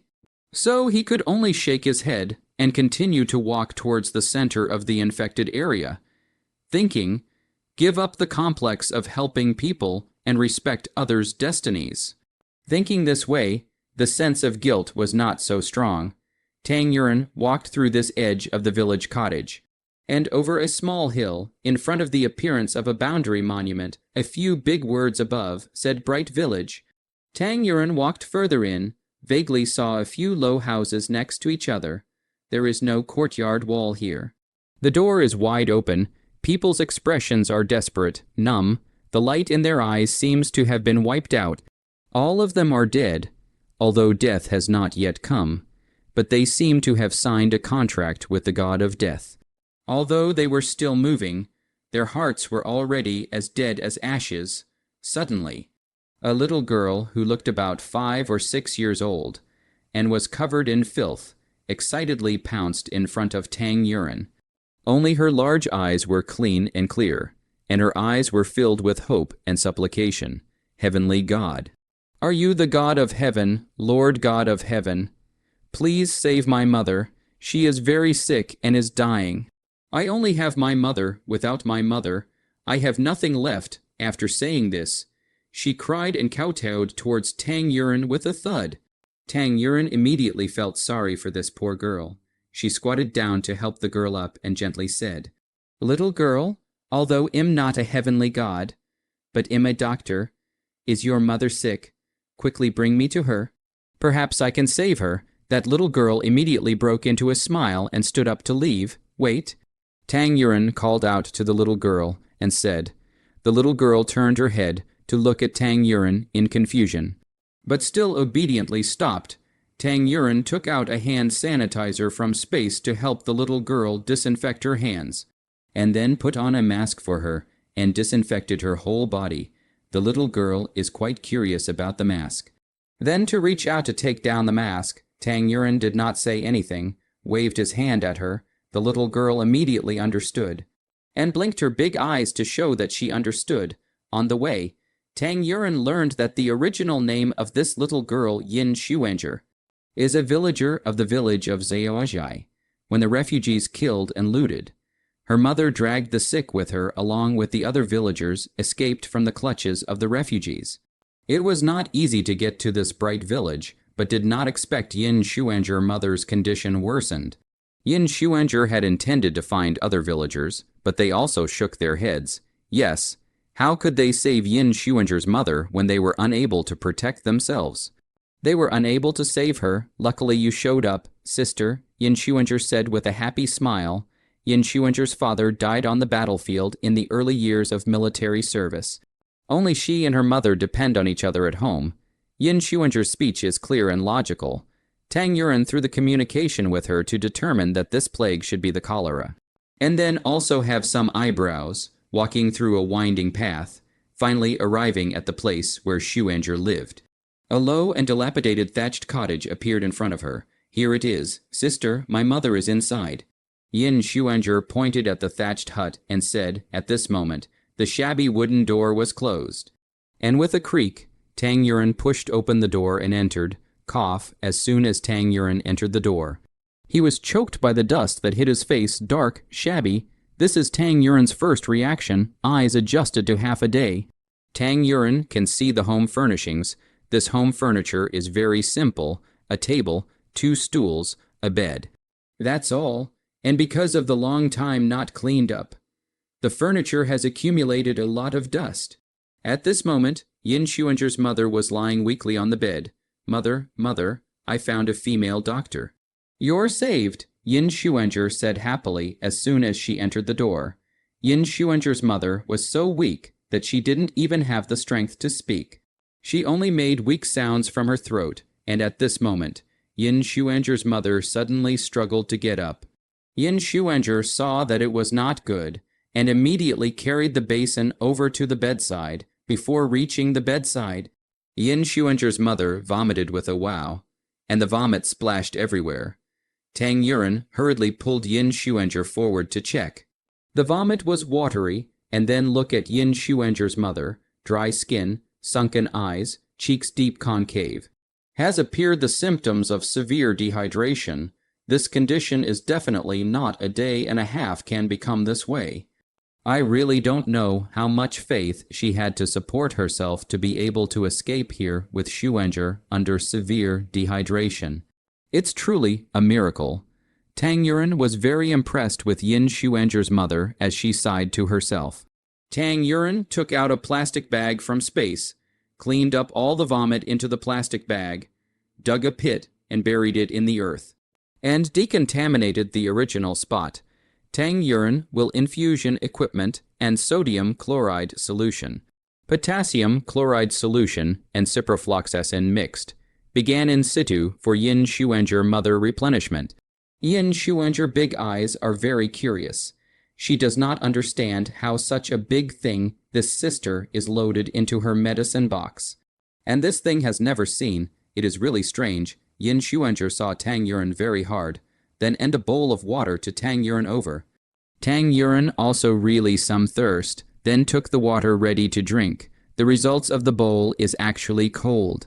Tang Yuren put down the water and asked, "Where did this water come from, next to the Jade Belt River? Our village drinks water from this river. It's so sweet." Yin Xuanzhi blinked her big eyes back. "This water hasn't been boiled." Tang Yuren asked, "It's not boiled. I only boil it for tea, but this is just right for drinking plain water." Yin Xuanzhi replied in a milky voice. Tang Yuren knew why this cholera spread so quickly, as long as the water upstream was contaminated. No one in this place could escape cholera. Tang Yuren said seriously to Yin Xuanzhi, "Xuanzhi, remember. In the future, drink white water and boil it too, or you won't escape this disease either, understand?" Yin Xuanzhi sniffed, "Got it, sister. Ilri, boil water for you to drink." Tang Yuren waved her hand and said, "Forget it. It's still early for this infusion. So sister will go out and look around to see where she needs help," said Tang Yuren, and took out 2 bottles of mineral water from the medicine box. "If you're really thirsty, drink this first, but remember, your mother can't drink it." Yin Xuanzhi hugged these 2 crystal clear bottles of mineral water like they were treasures. She had never seen such a nice-looking bottle before, so she didn't really want to drink it. She thought, this sister must be a heavenly god. Otherwise, how could she have so many strange and weird things for Yin Xuanzhi mother's infusion? Because the infusion time is long. Tang Yuren handed over the details, and then once again for their own decontamination, walked to the hut outside. Tang Yuren feel less depressing. She opened a bottle of mineral water to open the protective clothing to drink some, and then organized the protective clothing, decided to go to another place to look at the other people. At this time it was nearly dusk, but the weather was still hot. Tang Yuren walked along the path for a while, but saw a figure carrying a box in a hurry. The man naturally noticed Tang Yuren as well, and seeing the appearance of a strangely dressed person, the man snapped at Tang Yuren with a defensive face. "Who are you? Why did you enter the village at this time? Are you here to rob the food as well? We already have nothing left. You guys still aren't willing to let me go." It turned out that the one who spoke was a middle-aged man. Tang Yuren looked at the man's mouth and nose still covered with gauze. And his heart muttered, "What kind of person is this? Still know how to make their own masks. Although the effect is certainly not good." But there is this awareness, very rare, so Tang Yuren arched his hand. "I'm a doctor. I learned that there is a plague here. I've come to help." The man was a bit shocked that he wasn't a food snatcher, but also a female doctor. Pressing down the shock in his heart, the man said seriously, "This girl, I respect your boldness, but I still advise you to leave earlier. Otherwise, this plague will take your life sooner or later." Seeing this, Tang Yuren responded in an unperturbed manner. "Thanks for the reminder. It's just that my mind is made up since I've come in. I have no regrets. I vow not to return until the plague is removed." "May I ask who you are?" The village doctor of Little Walled Village, Liang Yu. The middle-aged man arched his hand remotely as a return salute. Tang Yuren almost guessed that he knew where his defensiveness came from.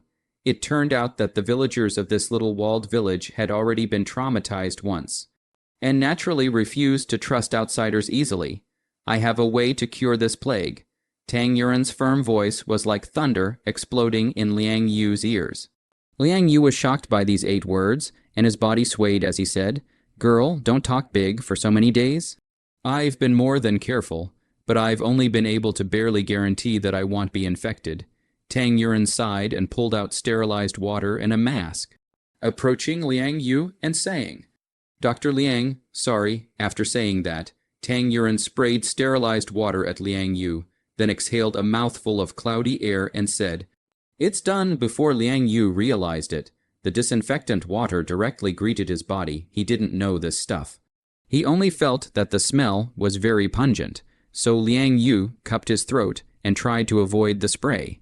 "Are you crazy? We don't know each other. I even kindly reminded you, but you want to poison me in return." Tang Yuren said indifferently, "Does Dr. Liang feel any discomfort?" Liang Yu sensed his entire body and said in surprise, "It seems that apart from the bad smell, there is really no discomfort. That's right. This is sterilized and not poison." "Naturally, there won't be any discomfort. Here, this is the mask. It can effectively isolate the virus. It's much more useful than this thing of yours. Remove this thing of yours and replace it with this one." Tang Yuren shoved a medical mask into Dr. Liang's hands and pointed to his gauze. Dr. Liang will be convinced to look at Tang Yuren. Close to the nose and mouth to smell a little indeed, there is no odor. Before the gauze will be removed. Putting on the mask, Dr. Liang's heart muttered, "So thin and light, can isolate the virus. There is no sense of solidity that gauze brings." Tang Yuren knew he was skeptical just by looking at his expression. So he stretched out 4 fingers and pointed to the sky and said with certainty, "Don't worry. This thing is definitely useful. I swear on my life, if it doesn't work, I'll die in this infected area." Liang Yu, seeing that this poisonous oath had been taken, immediately nodded his head and said, "Girl, I believe you. There's no need to take such a poisonous oath." "Right?" Tang Yuren changed her mind and said, "Dr. Liang, what is the current situation of the villagers in Xiaozhi village? Can you tell me? Very bad. A group of refugees burned and looted us. We've already lost half of our people, and the rest died 5 or 6 more due to the plague while fleeing for their lives. All of them started with vomiting and diarrhea and ended up walking away as thin as a bone." Liang Yu replied with a serious look. Liang Yu sighed as she covered her face in pain. "I can't do anything about the man-made disaster. My hands are powerless. I can only lead everyone to run for their lives. Natural disasters, I am even more limited in my medical skills. I can't do anything in the face of such a situation. I only hate my own medical skills for being so poor." His voice was filled with helplessness and self-blame. Tang Yuren saw that Liang Yu was so eager to save the people. So he decided to tell what he knew. "After my observation, this disease is called cholera. The symptom is vomiting, diarrhea, dehydration. If not treated in time, in the end, there is only one way to die." But Tang Yuren saw Liang Yu had a reaction. So he paused for a moment and continued, but most cholera-infected people die from dehydration, electrolyte disorders, and inflammatory infections. So we can save cholera patients just by replenishing their electrolytes and reducing inflammation. Liang Yu swore. He really perked up his ears and listened. He heard every word clearly, but when combined, he couldn't understand it. What electrolytes, what cholera? Tang Yuan looked at Liang Yu's confused eyes, knowing that he still didn't quite understand. So he simply brought him to Yin Xuanzhi's house. Yan has been staying here for the past 2 days. She's been infected for a few days now. I've been dry and anxious, but haven't been able to come up with any good ways to save her. So I could only help the mother and child escape and place them here. Liang Yu stood still at the door. The door was open. He hesitantly didn't dare to enter. His tone was full of self-blame. Tang Yuan listened to Liang Yu's tone and casually asked, "You guys know each other well? Yes, very familiar. If it wasn't for this plague, I would have decided to marry her. She is a woman for so many years, too bitter." Liang Yu had a crying tone in her voice. "Is that Liang Yu? Come in quickly." A dry, coarse, hoarse voice, like old tree bark rubbing into Liang Yu's ears. "Uncle Liang, come in quickly." Yin Xuanzhi walked out wearing a mask. Liang Yu's eyes flashed with a hint of surprise.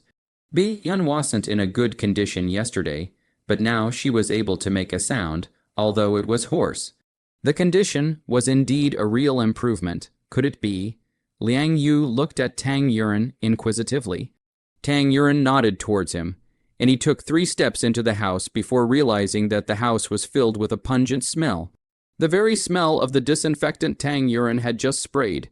"You've been here." Liang Yu turned her head to look at Tang Yuan and said, not a question, but an affirmation. Tang Yuan pointed in Yin Xuanzhi's direction. "This little one brought me here, saying that she wanted me to save her mother. I came here for this, so naturally am duty bound at this time." The light was dim. Liang Yu looked at the glass bottles and infusion tubes vaguely above the bed and asked, "This is..." Tang Yuan lit up the oil lamp on the table, and while adjusting the infusion speed by hand, he faintly said, "Supplemental electrolytes and anti-inflammatory. This way the patient will recover quickly." Liang Yu let out an O sound and withdrew his hand. This was the first time he had seen this kind of equipment. And with the faint light, he saw the transparent crystal bottle, which wasn't cheap at first glance. "This treatment, my master taught it to me. It's one of his unique stunts, not to be outsourced, so it's not surprising that you guys haven't seen it before." Tang Yuan opened his mouth, anyway. Asking is what his master taught him. Who is the master? And no one asked.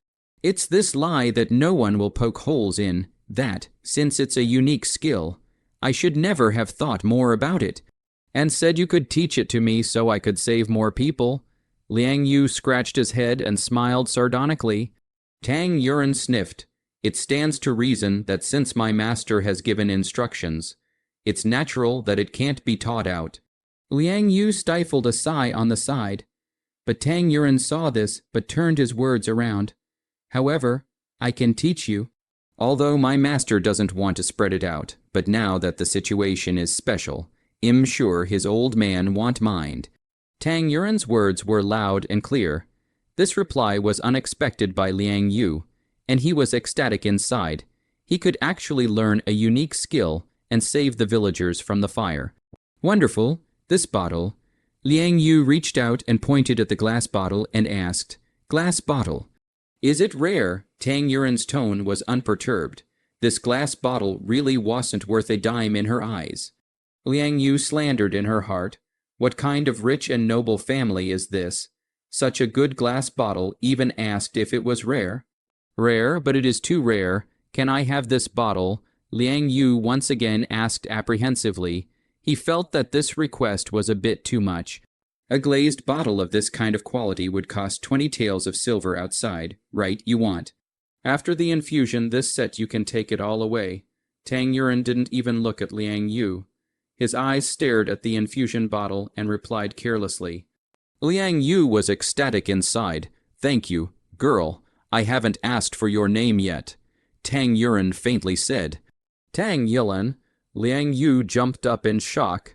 Tang Yilin, you're the young lady of the Tang family in the county town. The one rumored to have married a poor scholar.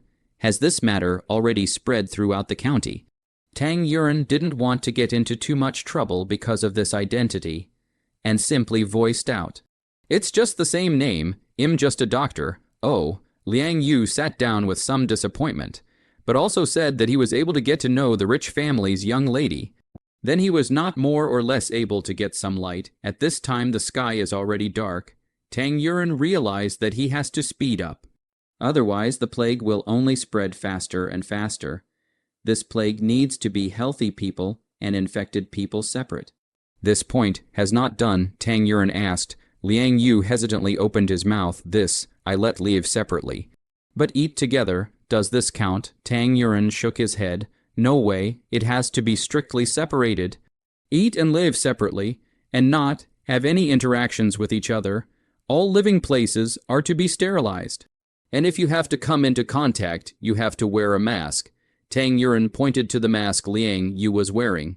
And Liang Yu listened extremely seriously. Seeing Liang Yu's seriousness, Tang Yuren was somewhat pleased, and then said, all drinking water must be boiled before drinking. Otherwise, there is no way to isolate the virus. And the patient's feces and so on must all be sealed up and isolated for treatment. Otherwise, they may all be infected. As for those who are already infected, they have to be given rehydration fluids. Tang Yuren pointed to the infusion equipment and said, serious ones are like this. Infusion, those that aren't serious can be given oral medication. Liang Yu felt a bit fortunate after hearing this. He opened his mouth. Luckily, I only like to drink tea and not white water, so I didn't have to drink raw water. I'm kind of crooked, Tang Yuren faintly said. Sort of. Liang Yu rubbed his fists and leapt to his feet. So he opened his mouth and asked, where is that mask? Where is the infusion equipment? And where is the medicine? Tang Yuren had a bit of a headache. She hadn't considered this question yet. Where does it come from? Of course it came from the space, but she couldn't take out so many equipment and medicines from the medicine chest in front of others. So Tang Yuren opened the medicine chest and took out a few bags of potion, some masks and disinfectant, and said, this is Beyond's potion. These should be enough for him, these masks and disinfectant. Distribute them to everyone tonight first. As for the rest, Tang Yuren hesitated on how to round this lie. Looking at Tang Yuren's appearance, Liang Yu asked suspiciously, it's not possible that the girl forgot to bring medicine? Right, Tang Yuren spoke stiffly. Naturally, I did. Liang Yu was shocked out. So many things girl alone is how to bring. Could it be that the girl drove the carriage when she came? The medicines were all on the carriage and not brought in. Tang Yuren felt that Liang Yu was reasonable, so he said, right, that's it. The carriage is in a nearby cave. I need to make a trip to fetch it. It's dark. Might as well I accompany the girl to fetch it tomorrow. What does the girl think? Tang Yuren waved her hand. Girl, you mean to go fetch it tonight? All the more reason for me to accompany the girl then. It's too dangerous. Liang Yu clenched her fists and solemnly said. Tang Yuren was speechless as she waved her hand again. I mean, I'll go by myself tomorrow. Liang Yu. Oh, Tang Yuren frowned, suddenly thinking of a serious question. At the risk of asking, what happened to the corpses that went due to the plague, Liang Yu sighed, thinking of those folks who passed away. His expression was filled with sadness, merely put together. We thought that if we were subsequently lucky enough to survive, letting these folks go into the ground would be considered. Saying this, Liang Yu choked up, those before still vivid life. Blink of an eye turned into a corpse that will no longer have any reaction. Just like this, they still cannot let them into the ground. Really ashamed, ah. Before Liang Yu could finish his words, Tang Yuren interrupted him with a voice. No way, all the corpses must be cremated as soon as possible. Otherwise, none of the people here will survive. Liang Yu instantly became shocked at his words. He excitedly jumped up and hysterically said, Why do we need to cremate? Can't they be cremated? They are already pitiful. Why can't they have a whole body? Tang Yuren didn't expect that even a village doctor like Liang Yu would have a profound thought of putting them in the ground. She thought that Liang Yu would definitely cooperate with her in all her endeavors, but now Liang Yu's reaction was out of her expectation, which was detrimental to the control of the epidemic. Tang Yuren helplessly shook his head and said in a loud voice, "Doctor, Liang, if I could, I would absolutely respect your opinions, but now that the dead are gone and the living have to continue living, do you want everyone to be buried with you before you're satisfied?" Liang Yu covered her face with both hands, her body shaking, and she crouched on the ground and cried out in pain, "I can't not care. My brother and sister-in-law, my nephews, all lost their lives in this plague, and my only obsession is to bring them home and put them in the ground. But now you're trying to destroy my only obsession." Tang Yuren was infected by Liang Yu's emotions and substituted Liang Yu's perspective for a bit. If it was her parents, she probably couldn't let go of her feelings. She went up and patted Liang Yu's shoulder and sighed.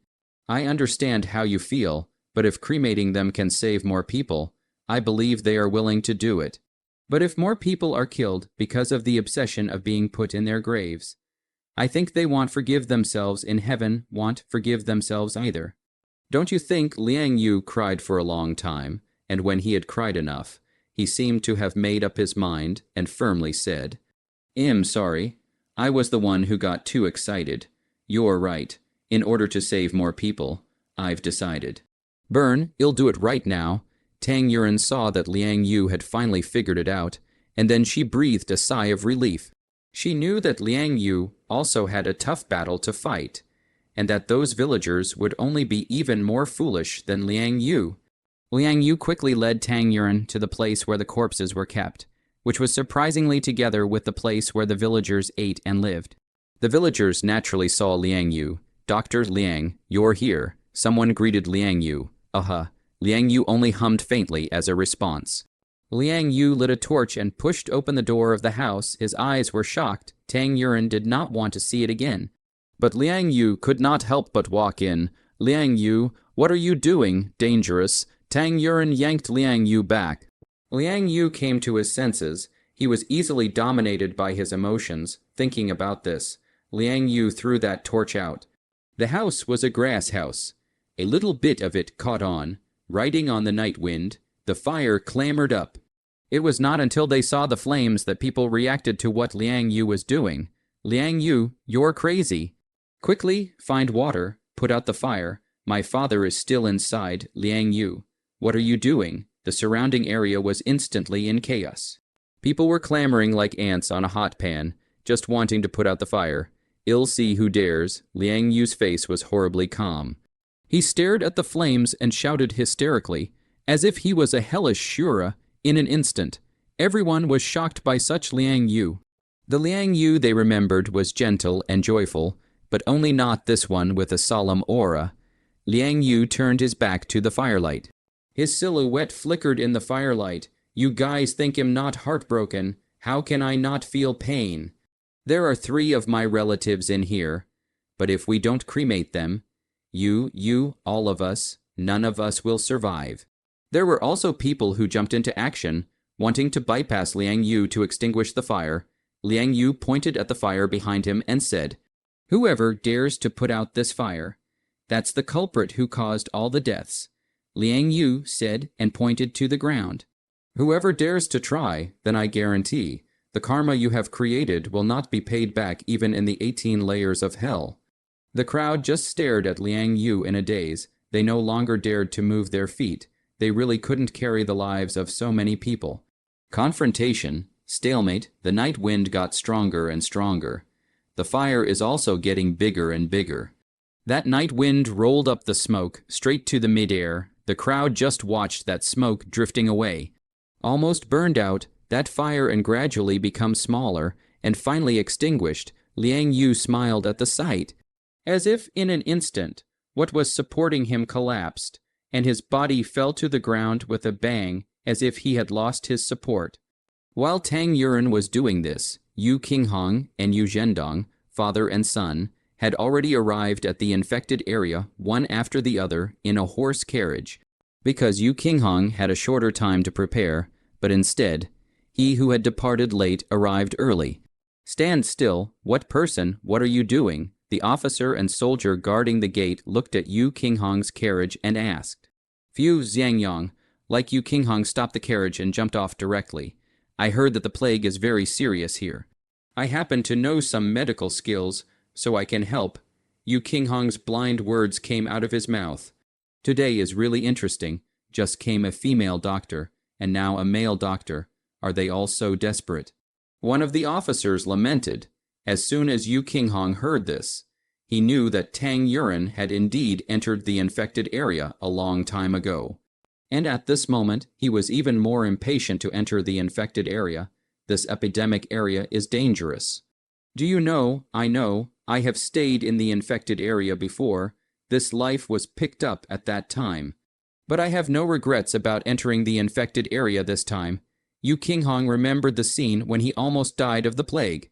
If it wasn't for his life, he was afraid that he would have been left with no bones left, but now, he was willingly going into this mountain of swords and fire. The epidemic area is not only the plague is terrible, more terrible is the human heart. If you go into the infected area, keep your eyes open, let's go. That gatekeeper once again shook his head helplessly. You can never persuade those who are all alone in their courage. Yu Qinghong saw the officials and soldiers agreed, then took out the gauze prepared in advance and used alcohol to eliminate the poison, which drove the carriage into the infected area. When Yu Qinghong entered the village of Small Village, but found a few pairs of eyes in the setting sunshine staring straight at him, as well as the carriage behind him. Yu Qinghong naturally knew what these people were playing, but with his force value, he was not afraid of these few people. "It's best not to come and get involved, otherwise I will definitely show no mercy," Yu Qinghong secretly said in his heart. Those few people waited until Yu Qinghong was covered by the building before they gave each other a wink, ready to strike. Yu Qinghong calmly sat on the rafters of the carriage with his arms wrapped around him and waited for them. "Charge, there must be something good in that carriage, grab it." The old man who was leading the charge shouted out excitedly as his eyes shone through. The others sniffed and rushed forward, ready to do something big. As a result, the old man suddenly clutched his stomach with a painful expression and shouted, "No, I have diarrhea. I can't hold it in." After saying this, he intended to find a place to relieve himself. But the result was that before he could find a place, he heard a poof sound of a fart, and the old man pulled it into his pants. He-Egu rolled to the ground, his face pale, and then wow open mouth and spit up in front of a crowd of juniors vomiting diarrhea, but also diarrhea to the crotch, so that the old man felt particularly disgraceful. See that the old man so wretched. For a moment those few people also stopped in place, stunned for half a day. Another slightly older only then shouted, "Charge ah!" A group of people, and then rushed to the carriage. Yu Qinghong punch will be one of the flying 10 meters, and a foot will sneak attack, another kick flying 10 meters. And then rushed up to Yu Qinghong again fists and feet. A few minions will be easily subdued, lie on the ground in the minions of several, but suddenly all Aya yell up. And then, as that old man generally cover their stomachs, have to find a place to relieve themselves. For a moment, the place will be stinking. The old man only trembling murmured, "Is it possible that the water of the Yudai River really cannot drink?" There was only one person in that group who had not been hit, so Yu Qinghong grabbed him by the collar and asked, "Let me ask you, did a pretty girl come in today?" The man nodded and shook his head in horror. "What do you mean?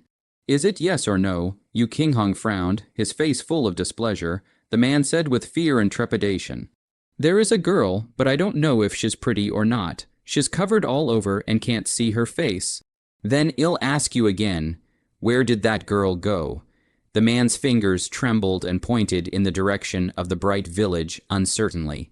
"It should be here." Yu Qinghong loosened his collar and flung him to the ground. "You better not be lying to me." After saying that, Yu Qinghong drove the carriage up the hill. In Bright Village, Tang Yuren saw Liang Yu fall to the ground and went up to check at the first opportunity, and surprisingly found that Liang Yu had fainted. Dr. Liang, Tang Yuren patted Liang Yu's face and called out. Some older people saw this and immediately said in a conspiratorial manner, "What a sin, you cremated someone's body. If you don't treat you, who will?" The surrounding people were already dissatisfied with Liang Yu's behavior of cremating the body. And now that they saw Liang Yu fainted, the crowd even found a reason to vent their emotions recklessly. That's it, just a village doctor. See what he can do, not letting people into the ground. This is karma. Another young man echoed the old man. I think it's because Liang Yu organized the transfer in the past 2 days, and we all hold him in too high a regard, and he took the liberty of making decisions on such a big matter without asking for our opinions. I can only say that he deserved it. Yuck, another woman said in a shrill voice, and spat in Liang Yu's direction. Tang Yuren could no longer watch these people's faces. She didn't understand. Obviously, Liang Yu brought them to move and saved their lives. And now the burning of the corpse was also to save their lives, so why did she not appreciate it, but also want to step on him? She kind of figured out why Mr. Lu Zun gave up medicine and turned to literature in the first place. Human nature is far more terrifying than diseases. Shut up, all of you. Tang Yuren got up and shouted hoarsely. Tang Yuren scanned the surroundings and said in a deep voice, he was only unconscious from overwork. So you all make such a bad point. He saved your lives, and this is how you repay him. This is how you are repaying him for his kindness. The crowd looked at each other in dismay, feeling that the woman in front of them seemed to have some truth in what she said. Could they really be repaying him with kindness? But he should never have cremated the body. The old man who had just started to speak said with a strained neck. Tang Yuren said angrily to the old man, also a doctor, the one who told him to cremate the bodies. If we don't cremate these corpses, then the ones who die tomorrow will be you. The crowd had already heard Liang Yu say similar things, so they naturally scoffed at this. What if they don't cremate them? They are still alive and well after a few days. There were even a few people who exchanged words. She's simply talking nonsense. She's just bluffing. The dead people who come back are also looking for her, not me, so what am I afraid of? Tang Yuren sniffed and felt pathetic for the stupidity of the crowd, and also felt unworthy of Liang Yu's contribution. She swept around again and said, those who are willing to be buried with them. Step forward now. I definitely won't stop you from dying, nor will I heal you. Those who are not willing to die. Shut up. Listen to my arrangements. Tang Yuren thought that everyone would consider for the sake of living. Did not expect. Hula outstood a piece of people.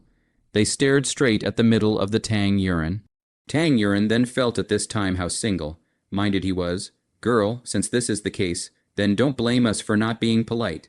A group of people laughed as they gradually approached Tang Yuren. What are you going to do? A doctor?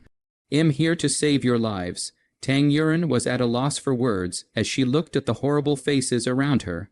She and Tang Yilan didn't have the slightest bit of force value in their own right, and they were really out of their element at the critical moment.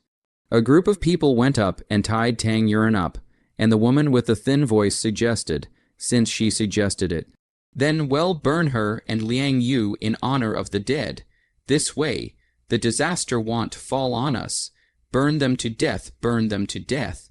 Burn them, a group of people raised their arms and chanted. It was as if they had already forgotten how those refugees had treated them. And now they were going to treat the man who intended to save their lives in the same barbaric manner. Tang Yuren looked around at the faces of these people and thought, I just crossed over not long ago, and I haven't experienced enough, and am going to karma again. How tragic.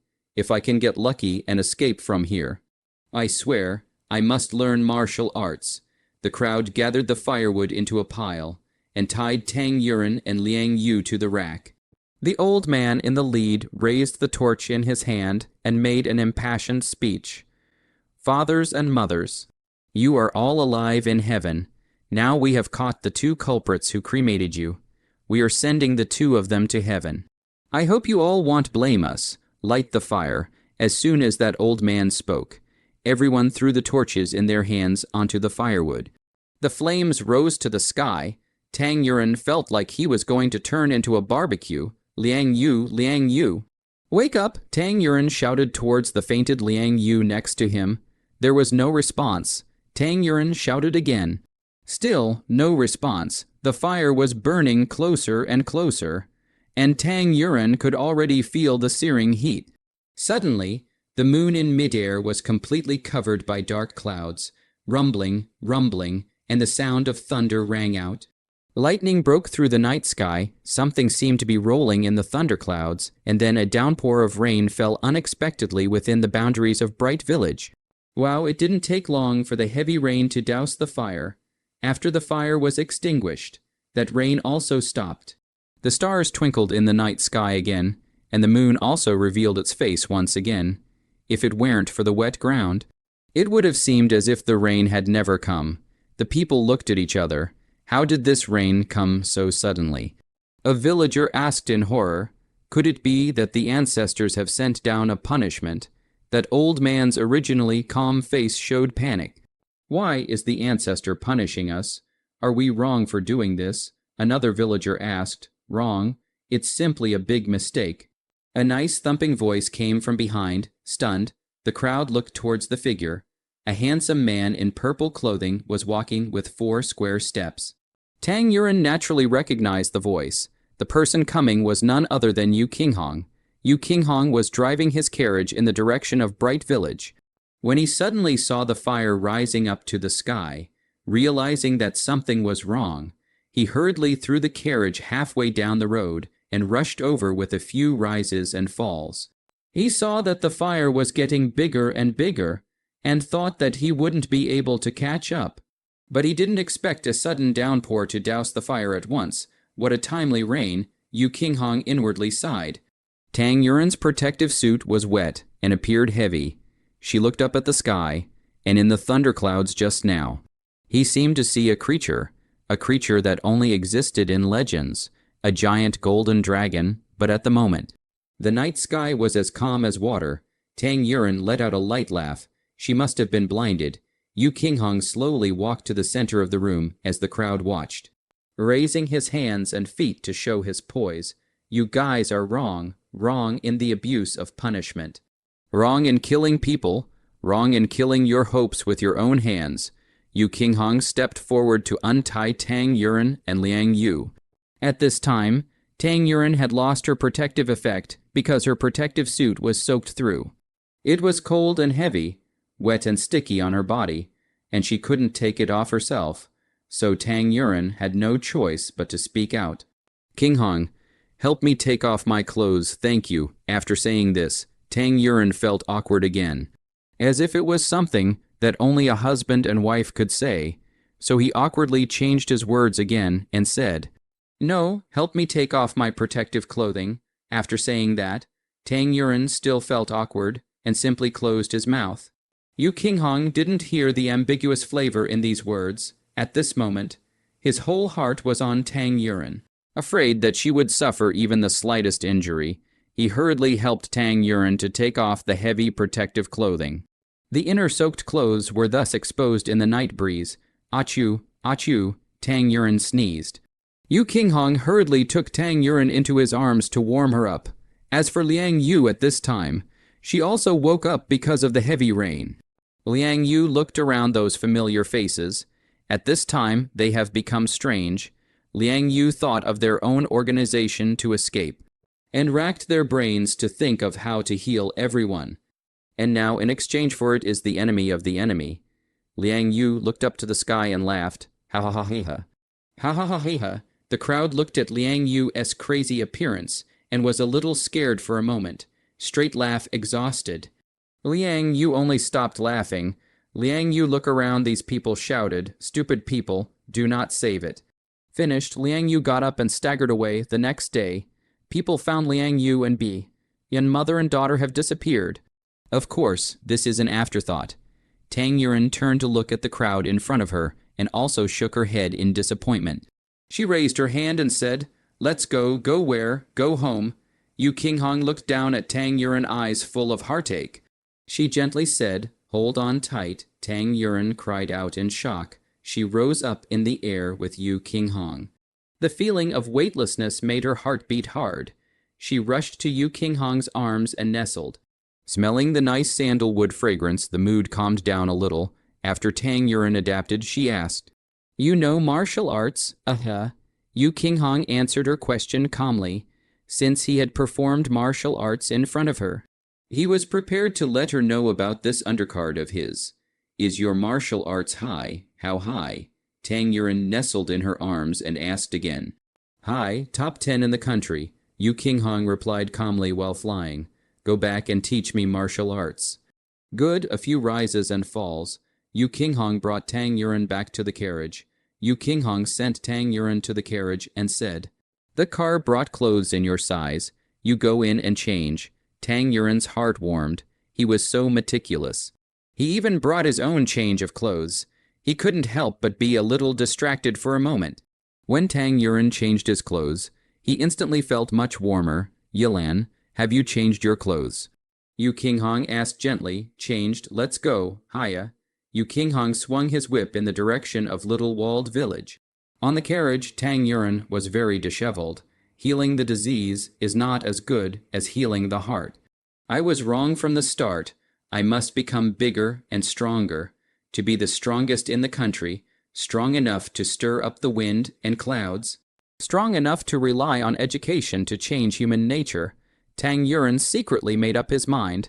No one knew what a big change this determination had led to. A butterfly will eventually stir up a hurricane. Yu Zhendong and his entourage arrived at Meigu town just as it was getting dark. And at this time, dark clouds were pressing down, as if the entire infected area was covered by a layer of shadow. Yu Zhendong dismounted from the carriage and straightened his official uniform, with a serious look and firm eyes. With a face of determination, as if he was going to accomplish a sacred mission, Yu Zhendong brought with him, this time, the medical officer Feng Xiaofeng, Dr. Lai of Concordia Hall, and another Dr. Han who volunteered, in addition to 20 officers and soldiers with strong martial arts skills. Of course, he also brought 2 wagons full of medicines and food. Yu Zhendong was not sure, although he had already reported to the imperial court. But how long this plague would last, he himself did not have a bottom. "Who is the visitor?" The officer and soldier guarding the gate asked loudly towards the visitor. "What's going on today? People want to go in all the time. Those who don't know think this is a treasure bowl." Some officers and soldiers teased. As Yu Zhendong's figure got closer and closer, the officials and soldiers were still able to see the visitor through the moonlight.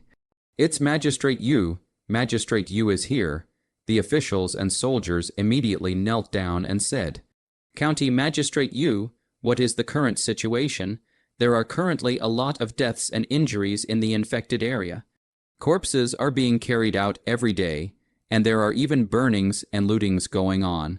The situation is complicated and very dangerous. But the specifics aren't very clear. Currently, no one dares to enter again except for a man and a woman." One of these 2 claimed to be the second young lady of the Tang family, and also said that she was a doctor. The other man was plain looking, and was not recognized, and also said that he could heal. Yu Zhendong sniffed and said, "What King Hong said is surprisingly true. Ripple Land has really come. This little woman has great righteousness." For a moment, Yu Zhendong's emotions were complicated. On one hand, he did admire Tang Yilan for this quality of defying hardships and dangers, but on the other hand, he wished that she had never been to the infected area, because that was the person Yu Qinghong liked. And he didn't really want anything to happen to him. "Everyone, put on masks and sterilize. Our main task today is to take care of checking out the situation. And if there are any accidents, exit in time, understand?" Yu Qinghong said to the people around him. "Understood," Yu Zhendong sterilized and brought the gauze mask made by Dr. Lai to righteously be the first to walk into the infected area. The 20 or so people behind followed and also walked into the infected area by the light of the moon. They saw a miserable situation. There were corpses and dying patients everywhere in this situation. They could not help but feel a burst of heartache and helplessness as the hope of all the refugees. Those few who looted Yu Qinghong had long been sick. The last remaining only strong laborers slowly dragged them back to the house one by one. While dragging the last one, suddenly a voice came from behind.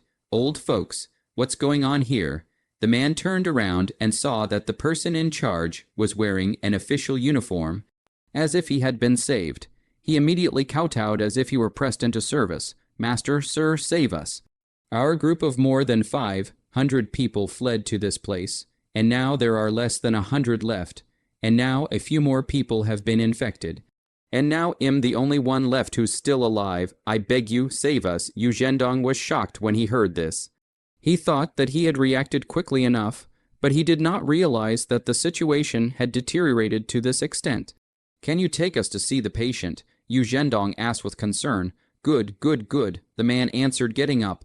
"Officer, this way, please." Yu Zhendong led a group of people to speed up their pace to the place where the patients were concentrated. The place where they entered was full of devastation, except for the people. There were vomit and excrement everywhere. Flies buzzed and rampaged recklessly. Gusts of stench came out of their noses, and it was hard to tolerate through the gauze masks.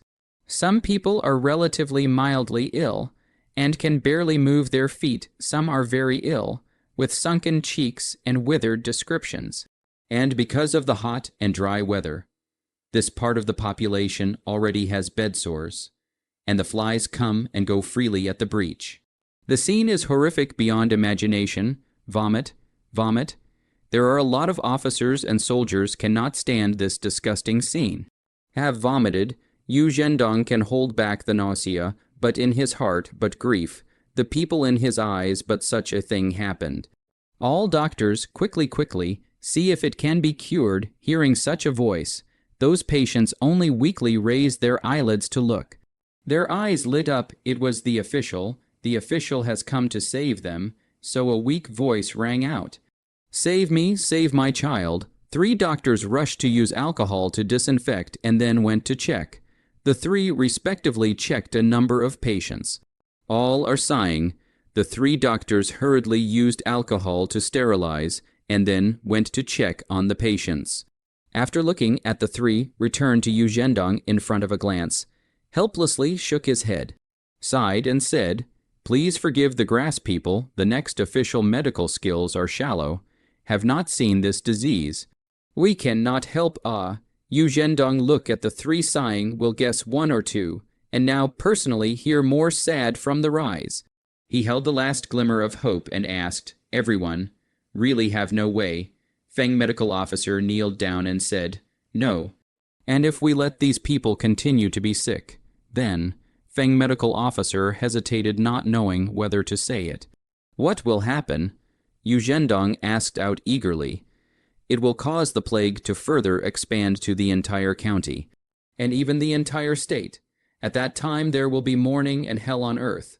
Yu Zhendong was distressed. He had naturally done some investigation into this plague in advance, but when a shocking scene appeared in front of his eyes, he realized that he had still underestimated the horror of the plague and what should be done about it. Yu Zhendong pursued. The 3 doctors looked at each other, not knowing what to say, but there is no harm in saying it. Yu Zhendong anxiously asked again. It was at this moment that the fire glowed in the distance, which was caused by Liang Yu's cremation of the corpse. Yu Zhendong noticed the fire in the distance and stared intently in the direction of Bright Village. After the 3 of them exchanged words, Medical Officer Feng pointed to the fire in the distance and said with his ear, "My lord, everyone here, burn them to stop the future." Yu Zhendong frowned as he listened and immediately spoke out against it. "No, otherwise, the plague spreads all over the county, all over the state, and even then adults will be the culprit. Please think twice. My lord, medical officer Han said again. Yu Zhendong tangled. On the one hand, he is a party of parents. Guarding a party of the people is their own duties on the other hand, if you really let the plague spread. Then he is also sorry for his identity as a parent official, thinking left and right. Yu Zhendong heart has a plan, give up less to protect more. Thinking about this, Yu Zhendong turned his head to look at these patients. His eyes became sharp. Folks, I'm sorry. Yu Zhendong turned around and lifted up his official robe, and knelt down bang bang bang and count out 3 times in a row. Your Honor, this, we can't afford it. The only healthy one said in fear. No, you can afford it. I will carve you on the monument. Yu Zhendong count out 3 more times before getting up and waving his arm to give a signal. Behind him, the officers and soldiers brought firewood, and only then did the man realize that something was wrong. Your Excellency, is this? You want us to die? Yu Zhendong turned around, no longer look at that person. He was afraid that his moment of woman's benevolence will harm more lives. My lord, I don't want to die. My lord, I don't want to die. The man kowtowed on the ground with a thud. Spare us, my lord. The man continued to kowtow on the ground, but saw that Yu Zhendong was no longer indifferent to his cries. My lord, the villain has drug trafficking clues to offer. If the clues are provided, is it possible to spare my life? The man had already thrown his life away. He was going to die anyway, so he might even be able to get his life back. Yu Zhendong's shoulders shrugged. He knew how important drug trafficking clues were. They had been tracking down a drug trafficking gang recently, but there had been no progress. Your name, Junior Jinshin, Jinshin, reasonably speaking, if you are meritorious in providing clues. I should reward you, but nowadays the plague is prevalent. I did not intend to sacrifice you guys, but now that I have come up with this plan, it's really for the sake of preserving the lives of the whole county, the whole state, and even the whole country. So I hope to understand. Jinshin was flustered for a while. He searched hard in his mind. Suddenly, a flash of light remembered someone. My lord, today, a woman passed by and said that she wanted to cure us, but then was pissed off by Uncle Jin Kai. If she came, she must have a way to save us. I implore your excellency to ask that woman to come. Perhaps it will work. Yu Zhendong already had a guess in his heart, knowing medical skills and entering this infected area. It should be Tang Yilin, Yu Zhendong immediately asked. What is the woman's name? What was her costume? Jinshin recalled while saying, I don't know the name, but the woman was wrapped tightly. I didn't see her face. Yu Zhendong smiled and laughed, and this description was right in line with the officer and soldier guarding the door. It's her. It's really her. Good. In that case, I'll look for her first thing in the morning. I'm sure she won't push back. No need, a voice sounded behind him, and Yu Zhendong was more than familiar with it. King Hong, how is it you? Yu King Hong stepped forward and bowed to Yu Zhendong. Father, please forgive my son for leaving home without authorization. However, Yilan is here, and if my child did not come here, I am afraid that it would be difficult for me to sleep and eat peacefully. Fortunately, the child has arrived here. Otherwise, Ripple Ran is afraid to not know how to be treated by these unruly people. Yu Zhendong couldn't be bothered to blame his son at this time. He only wanted to know how Tang Yilin was doing. So he asked with concern, Yilin, how is she? Yilin, are you willing to speak for father? Yu Qinghong spoke out tenderly in the direction of the carriage. Yu Zhendong threw his sleeves in the direction of the carriage and asked joyfully, Rippleland is in the carriage. Yu Qinghong nodded. Tang Yilin at this time, all thoughts were lost, due to the collapse of her faith. She was a bit slowed down, her hands clenched so tightly that her bones began to whiten. She clenched her teeth and did not make a sound. After a long time, Tang Yuren slowly exhaled before responding softly, Uncle. The voice was weak and feeble. But this was already the result after she had tempered herself. Yu Zhendong asked through the curtain, Yilan, are you willing to tell Uncle what happened? Tang Yilan fixed her mind again before slowly speaking. As Yu Zhendong listened, his brows grew tighter and tighter, and his fists pinched. He gritted his teeth and said, "These unruly people, damn them. How could you, King Hong, be any different?" He didn't dare to think if he had arrived later. What heartless things those people could have done. Tang Yuan said breathlessly, "Blame me, studying medical skills." But forgetting to study human nature, although Yu Zhendong's words were painful to hear, he still hesitantly spoke out. "Yuan, do you have a way to deal with this plague? There is, but I didn't, so that I can still believe in humanity." Tang Yilan's voice indistinctly traveled out from the carriage. "Uncle Yu isn't willing to force things. But if the plague isn't eradicated, I'm afraid it'll jeopardize more lives. Uncle Yu has an unkind request. I hope Ripple Land can help Uncle Yu to eradicate this plague." Yu Zhendong hesitantly asked out loud. Yu Qinghong glanced at his old man from the side and said, "Father, don't force yourself on people. After a long time, movement finally came from that carriage. I'll compile all the plague prevention, treatment, and eradication methods into a book tomorrow. And regarding medicines, I have some medicines here for Uncle Yu to use for the time being." Tang Yuan pushed out his medicine box, which was stuffed with medicines, masks, and disinfectant. This mask is used to cover the mouth and nose to prevent infection. This disinfectant is used to sterilize, and can be sprayed to achieve results. This medicine is used to cure the disease. As for the rest of the medicine, Uncle Yu, please also buy it from my Concordia Hall in the name of the government. In business, I hope Uncle Yu understands, this epidemic area, I, for one, will never come back after all. Tang Yuan was unwilling to see Meigu Town transformed into an earthly inferno, so she stepped back. She handed over her experience, and the others came to do the actual maneuvering. "Yilan, I thank you for the people." Yu Zhendong lamented Tang Yilan's great righteousness and thanked her from the bottom of his heart. "Thank you, Miss Tang, for not being overly concerned with us and saving my life." Jinshin knew he was saved when he heard Tang Yilan's words, so he kowtowed several times to Tang Yilan. "Uncle Yu, Rippleland will leave first," Tang Yilan said to Zhendong. "Go," Tang Yuan voiced out to Yu Qinghong outside the carriage. At this time, the moon and stars were sparse. The weather was still hot and dry, and a carriage slowly drove out of Meigu Town, heading straight in the direction of the county town.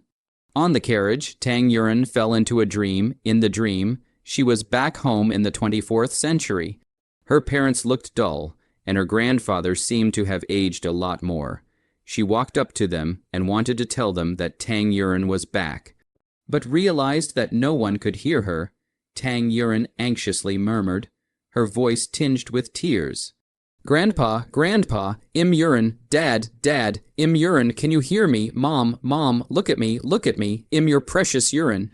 Yu Qinghong heard Tang Yuan's ravings, so he slowed the car down to listen carefully, and his heart clenched together when he heard her with a sobbing voice. "Don't worry, I won't let you get hurt like this again in the future, Yuan." Yu Qinghong secretly made up his mind, and then he gave another hard whip, and the carriage sped up towards the Tang mansion. Yu Zhendong got Tang Yilan's permission to distribute masks for the crowd, and then disinfected Meigu Town once, and rehydrated the mildly ill patients according to the requirements, and then led the crowd to evacuate Meigu Town in the night. Jinshin saw this scene only completely relaxed. He fell to the ground and breathed out a sigh of relief. This little life is temporarily saved. Tang Hinian received the news that Tang Yilan was going to the infected area at noon, and only hated that he couldn't stop it. But now he heard that Tang Yilan was back, and he immediately ran to Yiran Xuan to see Tang Yilan enjoy. And the boy at the back didn't even follow him, even though his shoes were about to be lost. Yilan. Before seeing his person, first heard his voice. Tang Yuan heard his father's voice, and hurriedly struggled to sit up from the bed. "Father is here. Please come in." Tang Yuan feebly blessed herself towards Tang Hinian and said. Tang Hinian took a look at his daughter's bloodless lips. Pale face, breathless, somewhat shocked. Obviously before leaving today, she was still vigorous, but in just 1 day's time. Such a big change had occurred. "Yilan, what's wrong with you? What happened?" As he spoke, Tang He Nian pressed Tang Yuren towards the chair. If you're not feeling well, just nest. What's the point of getting up? Tang He Nian feigned anger. Tang Yuren briefly told Tang He Nian about his encounter in Meigu town. And Tang He Nian was furious, gritting his teeth and stomping his feet. Bastard, bastard. These unruly people deserve to die. Is there any law? Is there any morality? This plague is to punish these animals. Tang Hernian cursed those bastards from beginning to end in his heart. And only then did his heart feel better, at this time, when the four sisters heard that Tang Yilin had returned from the epidemic area, and that the situation didn't seem too good. They all had different mental activities, but coincidentally rushed over from their various courtyards. Tang Liulan had originally heard that Tang Yilan had entered the infected area, and secretly screamed in her heart, "This into the epidemic area, life and death is hard to predict. Tang Yuren, if die in the epidemic area. Then look at Nanshan County. No one will be comparable to her, the result of the night, and receive the news of Tang Yilan home. Tang Liulan and feel happy too early, the result heard that Tang Yuren is not very good." A moment of excitement, Tang Liulan jumped up. "Go, immortal grass, follow me to see the joke." Tang Liulan put down the cricket bat in her hands and got up to go. Tang Liulan took 2 steps and then turned her head and said viciously, "You guys put it away for me. Don't let my father's people see it. If I know which one of you has gotten wind of this, beware I'll skin you all." Since the last time Tang He Nian reprimanded her, she quit the crickets for a few days, and within a few days, her hands were itching, so she secretly played again. If Tang He Nian knew about it, she would not be able to avoid another reprimand. Tang Jilin heard the news of Tang Yuren's return, has other plans. Now her marriage contract with Yu Qingsu has been cancelled. But she is not willing. But that is her lifelong dream. So she calculates from Tang Yilin here to get down. Hitched to her is hitched to Yu Qinghong, and then Yu Qingsu naturally can also be hitched. Thinking this way, Tang Jilin turned her head to her maid King He and said, "Go, bring me that string of southern red beads." "Miss, that's a top, grade southern red bead. The eldest young master got it back for you so easily. You're just going to give it out." King He eagerly reminded, "Shedding the child won't catch the wolf. You don't understand, it seems a bit insufficient. Why don't you take my green jade hairpin again? That one has enough water. It looks sincere. Miss." King He was anxious to stamp his feet. When Miss Yinlin looked at this hairpin begged half a day. Tang Liulan did not agree, but that is her full sister. And now can be good. Gave a string of southern red beads do not count, but also to take this hairpin. The little girl is too shallow, if I tell you to go. You go. King He reluctantly went to pick out these 2 kinds of jewelry and installed a gift box. Go. Tang Jilin was about to hit the curtain and go out when she suddenly glanced at the box in King He's hand. "Why are you taking this box? Is there a problem with this box, miss?" King He asked suspiciously. Tang Jilin thought for a moment and said, "This box is not grand enough. Bring me that rosewood carving. Ah no, bring that glass beauty painting box." King He, and a face difficult to say, "Miss, she is only a commoner. You have given 2 good things. This glass beauty painting box is a real treasure. Nowadays, the entire Shenyu country cannot burn out so or the young master from the Dong, Yu country to bring back. You just give it out. Is not a waste of natural resources. I know myself whether it's worth it or not. I don't need you to preach here. Have I given you guys face lately? Do you all dare to be my master? If there is a next time, don't blame me for being unforgiving." Tang Jilin tensed her face and reprimanded. King He immediately knelt down and slapped herself. "Miss, I was wrong. I won't dare to do it again, miss." "I was wrong. I won't dare again." Tang Jilin glanced at King He and said, "Get up.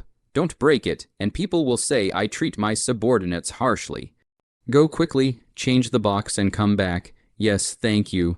Miss." King He got up and went to take the glass beauty box and spread the silk to put the 2 kinds of jewelry up. Tang Jilin looked left and right to make sure there was no problem before she took King He and rushed towards Yirang Xuan. At the Heart's Delight residence, the maid Nan Feng said to Tang Xinlin, who was composing a poem, "I heard that Miss Rippleland doesn't seem to be coming back from the infected area very well. Aren't you going to take a look?" Tang Xinlin's thoughts were interrupted, and she was a bit upset for a moment. But she was a timid person and didn't dare to lose her temper. She just mouthed, "I'm not going to have to deal with people. I'm most annoyed with this, I don't know what to say, and I'm at a loss for words, not as good as staying here at ease." Suddenly someone hit the curtain and came in. "Go, why don't you go, and you that recently quite favored by the master? You go to get close to what's wrong, but also to learn from that one. Your mother and I will also follow the light. The day also live a little more comfortable. The person who came was with Huixiang. She was originally a maid to Rong Yue's wife, because of the wife's favor specially given to Tang He Nian. But Tang He Nian is not very cold to her. After giving birth to Tang Xinlan is not allowed to love. They have been counting on Tang Xinlan to have some success. So Tang He Nian will be able to think highly of her, but it is not possible to do so because Tang Xinlan is a timid, and she cannot count on it. Tang Xinlan played up her temper and vented all the anger she suffered from the maid on her own mother. Mother is so unreasonable, shiz her, me, what am I doing learning from her? Mother wants father's favor, why not fight for it yourself? Why count on me? Tang Xinran's mind turned. Since Tang Yilan is so favored, why don't you just take this opportunity to recognize her as your daughter? She doesn't have a real mother anyway, so you won't have to rush me, and father will be able to think highly of you as well. The gas wants to crack open her daughter's head to see what kind of elm pimples are inside. The hand that is pinching the handkerchief points at her daughter's head and says angrily, you. You can only be cross with your mother. Go outside how to become a sawed-off gourd. Do not squeak. Fu Hexiang took out a box and said, "You quickly and honestly over there. Things I have prepared for you. Do not talk to me poorly." Tang Yinlin took the box and led Nan Feng reluctantly out the door. Once out the door again, a cautious look. Tang Yinlin did not intend to go after hearing the news that Tang Yilan had returned from the infected area. If she goes, she goes, and if she returns, she returns. There's no love between us, so I won't go. The lights in the room were a bit dim. Tang Yinlin pulled off one of the silver hairpins on her head and reached out to pick the wick. Kui Wand was busy coming forward to take the hairpin to pick it. "No need, I'll do it myself." Tang Yinlin concentrated on picking the wick. "But I've heard that all the other young ladies have gone." "Is it a bit inappropriate for you not to go?" "Oh."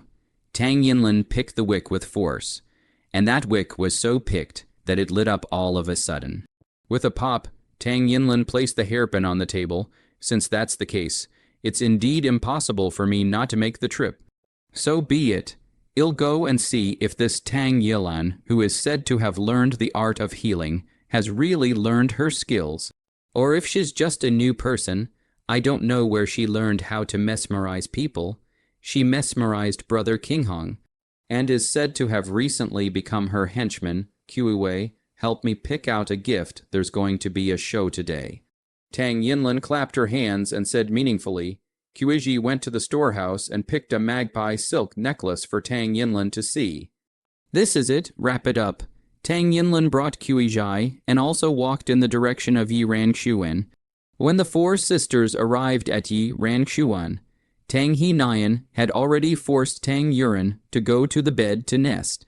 He was worried that his daughter's body couldn't take it. At this moment, Tang Yuran was nestled on the bed, watching the nanny and maid holding Jingshu Jingyan learning to greet each other, while Tang He Nian was holding Tang Lingjun and talking. The scene was very cozy. Tang Liulan was the first to hit the curtain and went in, and immediately looked at this scene and said in a conspiratorial manner, "Yo, I came at a bad time, father. I didn't know you were in. Is my daughter being abrupt in coming here?" Tang He Nian looked at his fourth daughter, still nose to look at her sister, and immediately smiled, not really sudden. "Just your second sister is a little unwell. Since you've come, then sit down and say a few words between the sisters.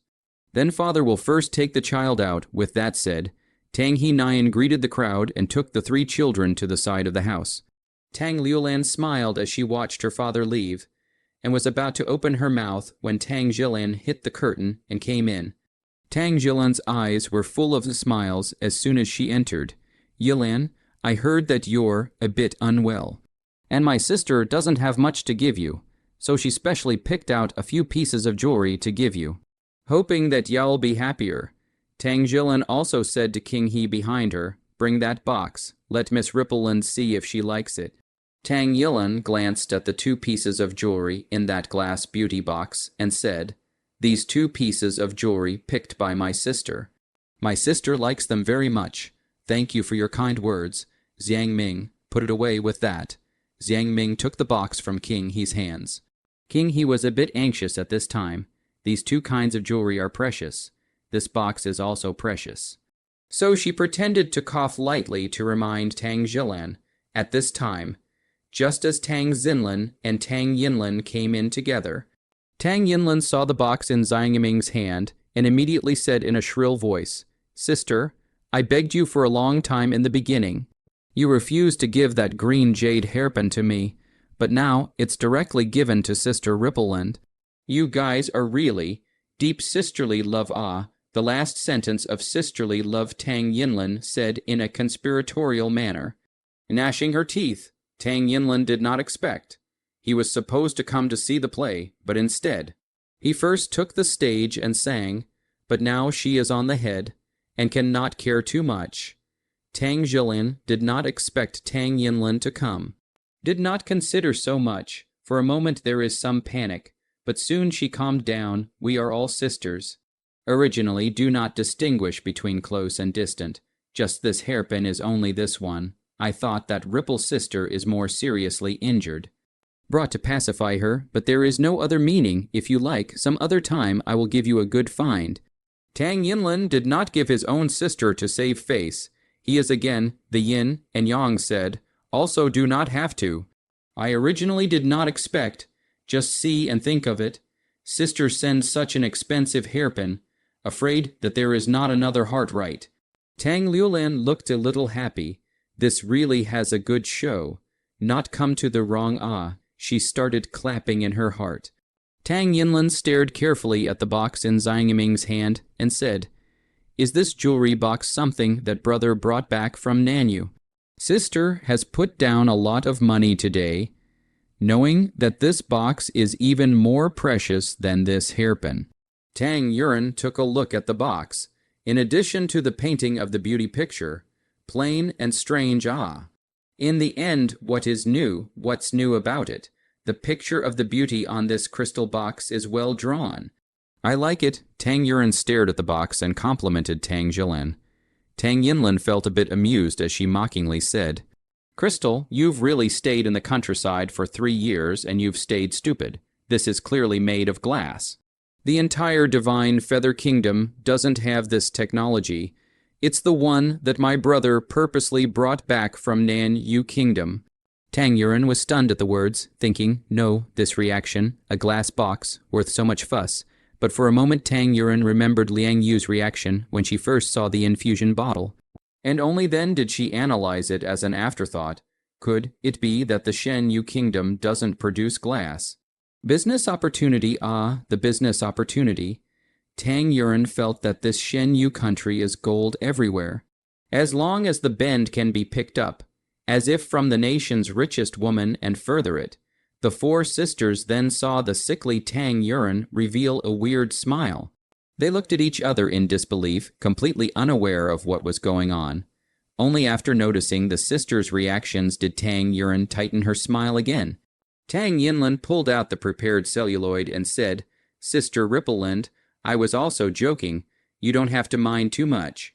I've also brought you a gift. My gift isn't as good as Sister Jilan's, but it's not bad either, and this twining branch celluloid is also a heavy laborer. I don't know if Sister Rippleland likes it or not." Tang Yilin let Xiang Ming take it and look at it and said, "I like it very much, thank you, third sister." Seeing this, Tang Liulan complained in her heart about her own carelessness. She just focused on watching the fun, but didn't take care of the things on the surface. After a moment's thought, Tang Liulan unwillingly pulled down the gold hairpin on her head and said, I blame my sister for not thinking well, and not preparing a gift for my sister in advance. This gold hairpin is a new product from Wan Bolu that I just bought. If your sister doesn't mind, just accept it. Tang Yuren looked at Tang Liulan's expression of flesh pain and smiled extraordinarily brightly. Even her voice clipped up. Thank you, sister. I like it very much. Saying that, she didn't need Xiang Ming to get her hands on it. So, she directly took the hairpin from Tang Liulan's hands. Tang Liulan's hand still maintained the posture of holding the hairpin. She looked at the empty hand in a daze. There was a moment of stagnation. A moment before Tang Liulan smiled sardonically. It's good that sister likes it. That momentary bright smile made everyone wonder if Tang Yilan was well. Tang Xinlan saw that all the sisters had sent out gifts, and it would be a bit hard to say if she didn't send any more. She clutched the gift that Fu Hexiang had prepared for Tang Yuren in her sleeve, looking at the gifts that her sisters had sent out one better than the other, and wondering if she should take it. After all, it was more or less out of hand compared to what they had. Tang Yuren was sharp-eyed and saw Tang Xinlan's dilemma at a glance, as well as what she had hidden in her sleeve. Fifth sister, what have you prepared for me? Quickly bring it and take a look. Only then did Tang Xinlan slowly take that gift out of her sleeve. The packaging was simple, and when she opened the box, it was nothing more than a mountain ginseng. Looking at the vintage, it was only 20 years old. Tang Xinlan summoned up the courage to mouthing the words. My sister has prepared some thin gifts for my sister. Compared to my sisters, I really can't take it. I hope my sister won't mind. Tang Yuren shook her head and smiled at Tang Yinlan. Gifts don't care how expensive they are. They care about the heart. As long as they are sent with sincerity, they are the most valuable. Thank you, Yinlan, for the gift. Tang Yuren took another look at the sisters and deliberately coughed a few times and said, Many thanks to all the sisters for their gifts. And many thanks to everyone for coming to see me on a big night. I'll recuperate and be fine tomorrow. Letting everyone worry, it's just that my sister is indeed a bit uncomfortable right now. Why don't we catch up some other time? How about it? Tang Jilin saw the people in a mess. Several times she opened her mouth to ask Tang Yuren and Yu Qinghong how the progress is. But she has not been able to intervene. And now that she saw Tang Yilan gave the order to expel the guests. She was not able to open her mouth, and so she stepped forward and said, Then sister take an early rest. Sister won't bother. The crowd saw that Tang Yilan was leaving, so they also knew that it was inappropriate to stay any longer.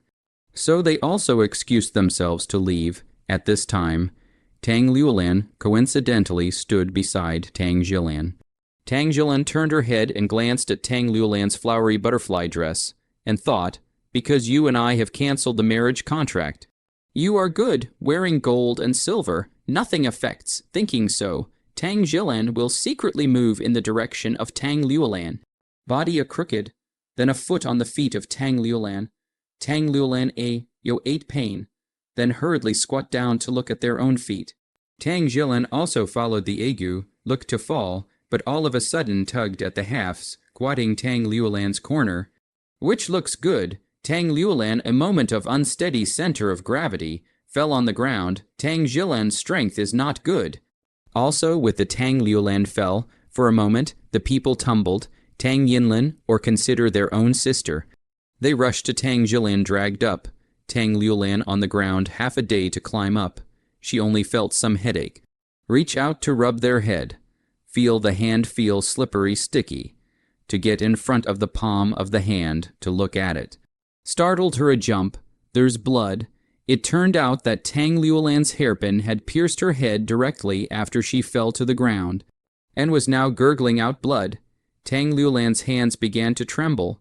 Her voice became shrill, and the pain that had been suppressed by Tang Yilan for so long erupted all at once. Tang Yilan, you've gone too far. Tang Yilan just wanted to punish Tang Liulan in a small way. She didn't want to hurt her. Now that she saw Tang Liulan bleeding, she was a bit flustered for a moment, but in a moment Tang Yilan regained her composure. Tang Jilan's nose reddened in an instant, and tears flowed from her eyes. The tears were like pearls, hanging one by one on her face. Truly, I feel sorry for her. She pinched her handkerchief and wiped her tears. Fourth younger sister. My sister didn't mean to do it. It's hard for me to feel bad about you getting hurt. What good does it do me? How can you question me right off the bat? Tang Yuren was watching coldly from the sidelines, secretly feeling funny in her heart. Sister Jilin is really a good actress. These tears come when she says so. It's a pity to be born in this era. Tang Liulan looked at Tang Jil, and this look directly angry. She is a nature that does not suffer, immediately covered her head with one hand, the other hand to stand up and point at Tang Jilan, said, What good is it to you? Are you not complaining that I stirred up your engagement? Last time father punished me as well, and you weren't satisfied. So you secretly made efforts to get back at me. It must be so. I'm going to tell father, so that father can judge. Tang Liulan said as she got up dazedly and was about to go and complain. Tang Jilin didn't want her father to punish himself for this. So she hurriedly went to tug Tang Liulan. Tang Liulan was completely unsteady for some reason, so she was tugged by an external force, and fell backward with a snap. Tang Liulan fell to the ground directly with her head facing backward and didn't move. Instantly, several people panicked, especially Tang Jilan. She was at a loss for words. This time she was really panicked. Her mouth could not stop saying, What to do, what to do. I didn't do it on purpose. I just wanted to stop her. Tang Yuren originally felt disturbed by these few people's clamor. At this moment, it's always bad if Tang Liulan has a problem in her house. But thinking of the old incident, Tang Yuren had other plans in an instant. Xiang Ming, help me up. Bring out the medicine chest, Tang Yuren said to Xiang Ming. Tang Yuren went to the front of the nose. There is still air, and check Tang Liulan's bleeding condition, indeed a little more, but not to the point of fainting. Tang Yuren first to Tang Liulan sprinkled the hemostatic powder, but this hemostatic powder, Tang Yuren added a little bit of material. She still remembers the shocking encounter at the lotus flower banquet, and now that she has got the opportunity, she naturally wants to add some material to her. It is not to the point of killing, but to make the pain imperceptible to people. It is the most fatal in the eyes of the sisters. Tang Yuren dragged her sick body to patiently apply medicine and bandage for Tang Liulan. Just like a good sister, for a moment, several people were holding their breaths and paying attention to the movements inside. Tang Yuren was a bit strange. Why did Tang Liulan faint for no reason when there was nothing wrong with her? Then he tried to use a silver needle to stimulate on a few acupoints, but a moment later, Tang Liulan really shook her head and stood up. Tang Yuren knew at a glance that he had guessed correctly. There was something in Tang Liulan's brain that was pressing on the nerves. And this was the culprit that caused Tang Liulan to faint. This disease, Tang Yuren can cure, but to ask her if she is willing to cure. Then the answer is naturally certain, no, if she didn't happen to have the space. That reputation ruined completely, she can only be committed to that beggar. For Tang Yuren, this should be a thing more terrible than death. She has not yet come out of Chen Jun Kai's grotto, but immediately have to fall into a worse situation. Thinking about this, Tang Yuren even decided to shut up. Tang Liulan cried and ran to the side house to look for Tang Hinayan. Tang Jilan followed, while Tang Yinlin went to notify the boy. Quickly call the first lady to come over to Yi Rangshuan. Tell her that there's an emergency. Make sure it's quick. After ordering the boy, Tang Yinlin hurriedly followed her. Although she complained that Tang Jilan didn't give her the green jade hairpin, but after all, she is her own sister. So it's a lie to say that she's not worried. Seeing this, Tang Xinlin didn't know what to do, so she pinched the corner of her coat and looked at Tang Yuren with a plea for help. Tang Yuren could see Tang Yinlin's hesitation and spoke out, Since you don't want to go, don't go and follow your heart.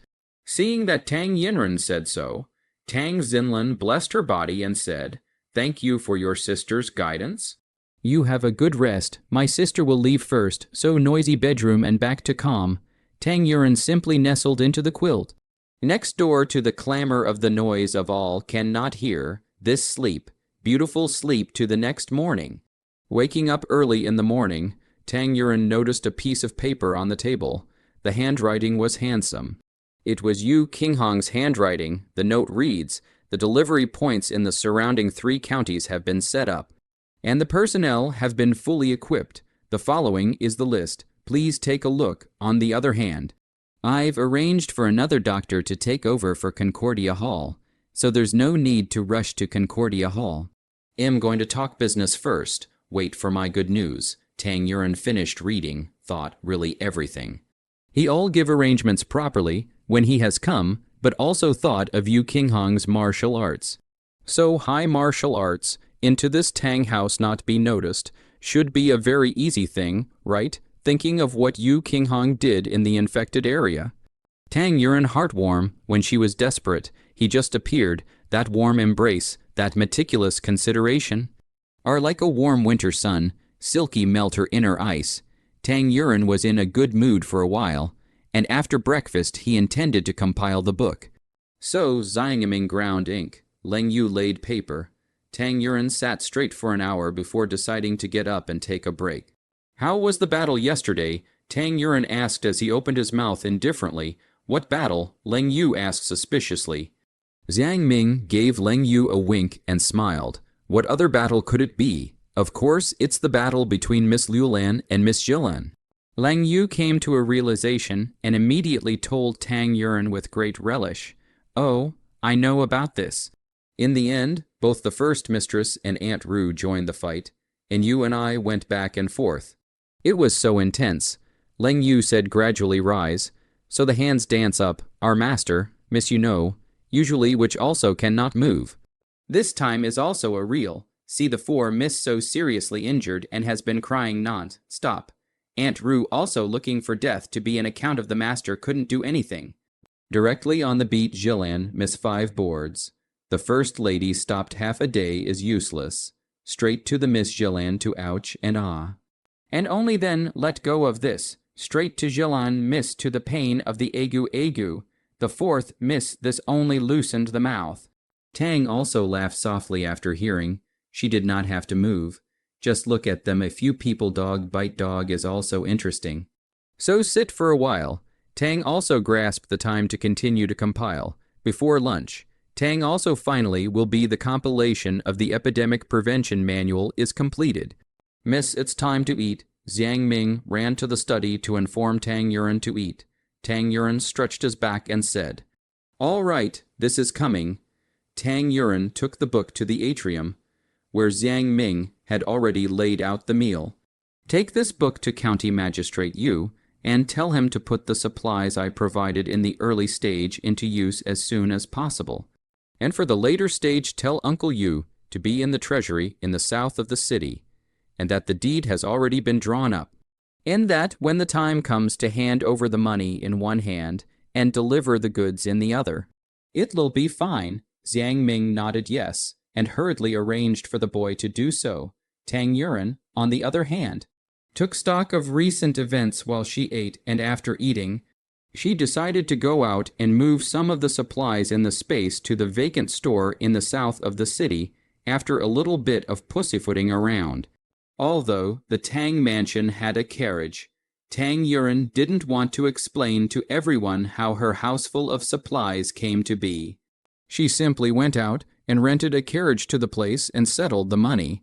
Tang also got off the car into the house will be the supplies moved out of the space in the supplies moved out and not much effort. So in a short while Tang also will be the anti-epidemic supplies needed to be ready, equal to the county magistrate to send people to settle the bill. Thinking that the Chamber of Commerce was also not far away, Tang Yuren made another run to the Chamber of Commerce. This time Lin Xingyu wasn't there. Tang Yuren was still a bit unaccustomed to it. She walked straight towards the door, when she suddenly heard a voice coming from behind her. "Sister, you're here." Turning his head, he saw Lin Xingyu smiling and looking at himself.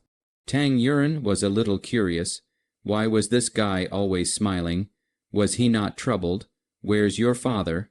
Tang Yuren asked out loud. "My father went to pick up the saltpeter. It is said that the amount of saltpeter this time is very large. He felt that the people under his hand were not secure enough, so he brought a special dartboard to pick it up. Lin Xingyu returned just in time. Xingyu, if your father comes back, tell him that I have a store here in the south of the city, and you will directly ask him to send me that store when he comes back. I will write you the address, and I will wait at the store tomorrow afternoon. Tang Yuren said and went to the window to ask for a pen and paper to write the address and gave it to Lin Xingyu. Okay, sister, I'll definitely talk to father. Lin Xingyu responded with a smile. Tang Yuren said as she walked in the direction of the Gathering of Peers building again.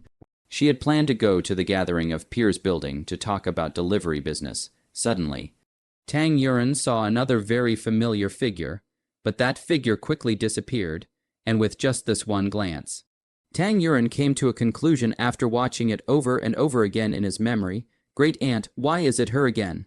Tang Yuren had seen Yuan Xuan Yang sneaking around from afar the last time she was at the Yiren Pavilion, and seeing her again this time, she decided to follow her up and take a look into the alley, looking left and right but no Yuan Xuan Yang figure. Tang Yuren thought, forget it, then decided to go out of the alley back to the Gathering of Friends building.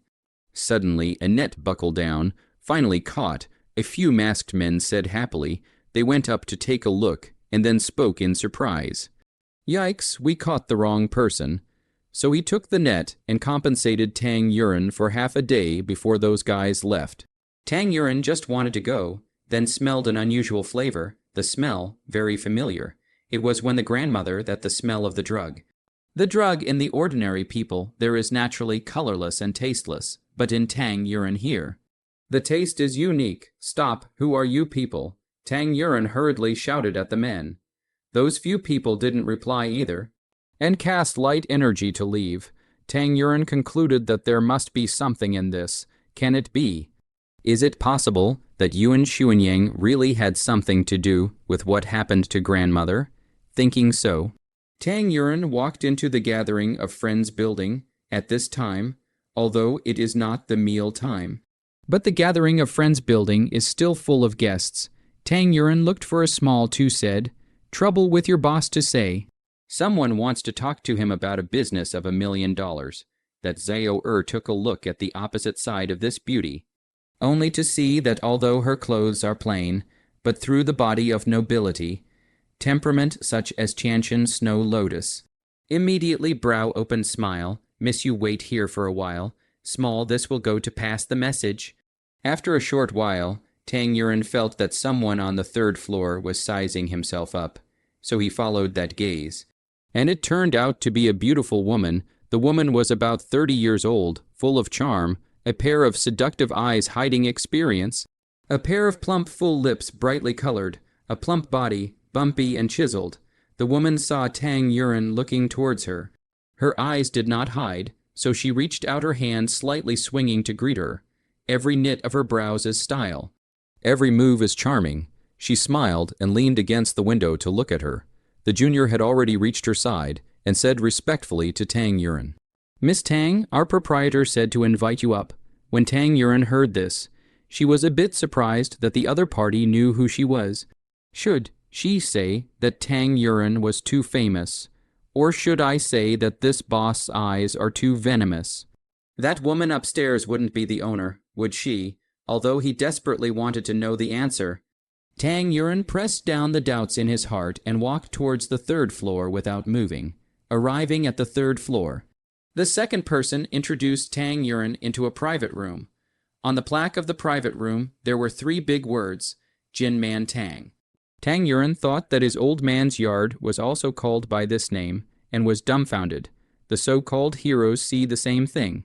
It seems that businessmen have the same taste, according to the location analysis. This Jinmantang is exactly where the woman was just now. Tang Yuren slightly sorted out the clothes, then heard the door hula open. The style of the woman smiled up to take her arm. As if many years of old friends have not seen, Miss Tang, since you're here, why don't you come in quickly? Quickly, sit down, said the boss wife brought Tang Yuren to the table. Tang Yuren secretly surveyed the private room, only to see this room furnishings luxury. The floor is covered with a luxurious carpet. dark red carpet decorations are all woven with gold and silver. The walls are hung with exquisite landscape paintings, all in relief design, painting landscape colorful. Green for green, yellow for fey, green for lapis lazuli to create, gold for gold to create, silver for silver to create. Which can be used in the place of gemstones, should be for the original gemstones into the painting. Look at the furniture, should be built for the mahogany, furniture arranged in a staggered manner. The details of the carving process is exquisite. Tableware is all gold and silver tableware. Tableware top also inlaid with jewelry. Now this tableware full of fruit snacks. The ceiling also has a variety of colored treasures to create a blue sky and white clouds. The center of the ceiling is a rare crystal chandelier at this time. Dozens of candles never go out all year round.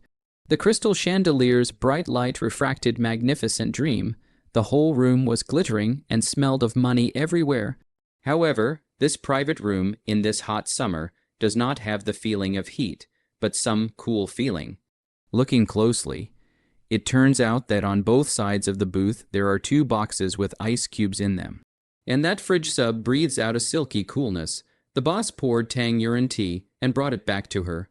Well, this private room of mine isn't bad, right? The boss looked at Tang Yuren expectantly with a smile on the corner of his mouth and said, Good, good, exquisite luxury, Tang Yuren quipped, although the luxury of some of the rustic sense, but at the critical moment. Which cannot be keyed down as money to make, who would be averse to money. Oh, there were also, like Tang Yilan. The boss was naturally satisfied to see Tang Yuren's reaction, so he cheerfully said, Ms. Tang, I forgot to introduce myself. The boss of this gathering pond. My name is Jin Xuangji. Tang Yuren also nodded and bowed back. My name is Tang Yuren. The owner of the Concordia Hall in the north of the city. That Jin Xuangji immediately laughed and fluttered. I know. I've long been interested in Miss Tang. That is, if you don't come today, I'm going to ask you to come and sit here at the gathering of Piers building.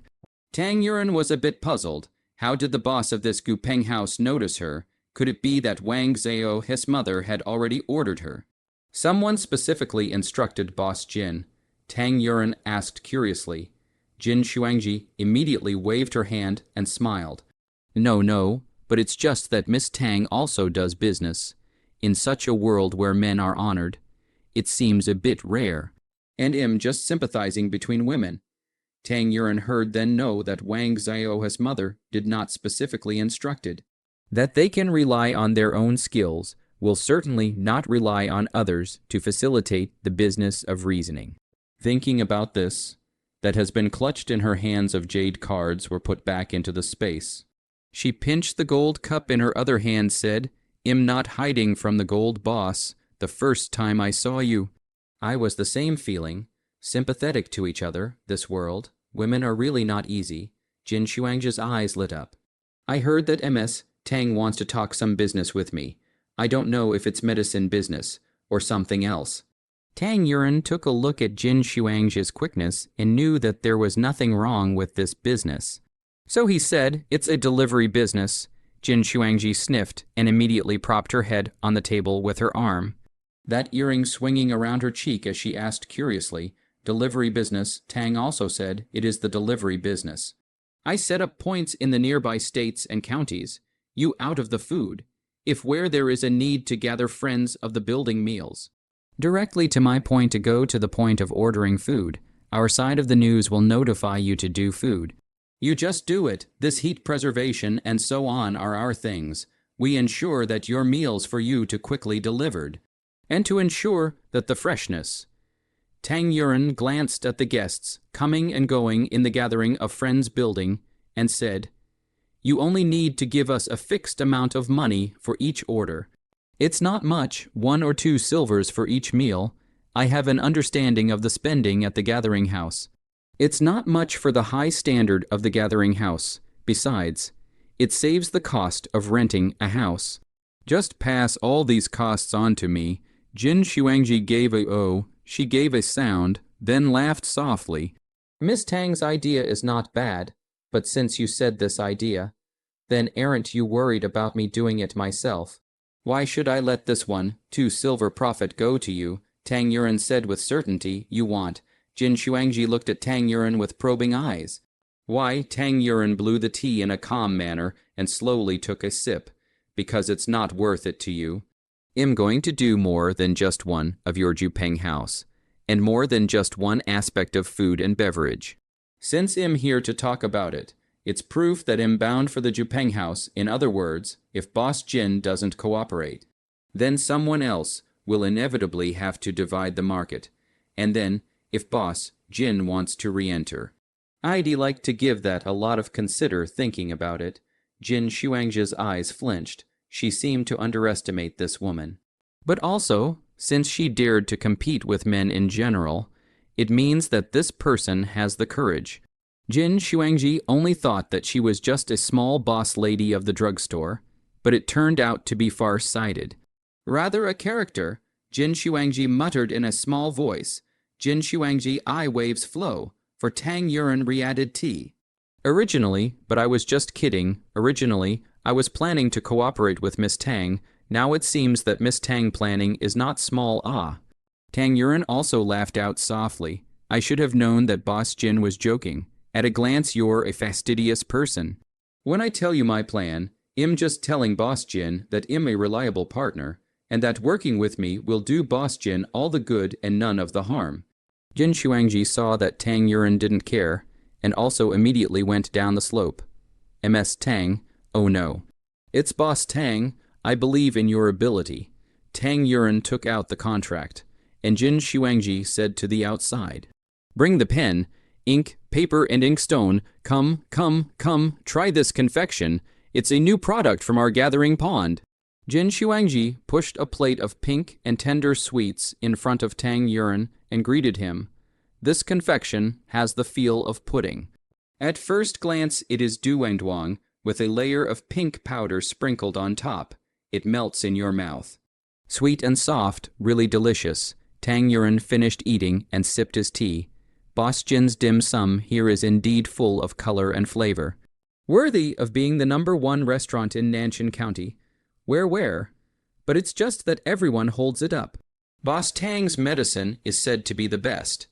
These 2 days the outside world are saying that Concordia Hall's medicine has the effect of bringing the dead back to life. And it's said that many difficult and miscellaneous illnesses are easily solved by Concordia Hall. Miss Tang, you're the top of the medicine world. Jin Shuangji's words were half true and half false, and Tang Yuren could also hear them. So Tang Yuren said, exaggerated. But it's just some adult medicines that just happened to catch the right timing. Which is so magical, it's really blown over. But Tang Yuren's words changed as she thought of another business deal beforehand. Jin Shuangji's curiosity was piqued, and she asked out loud, But what? Tang Yuren sold a secret and refused to say it outright.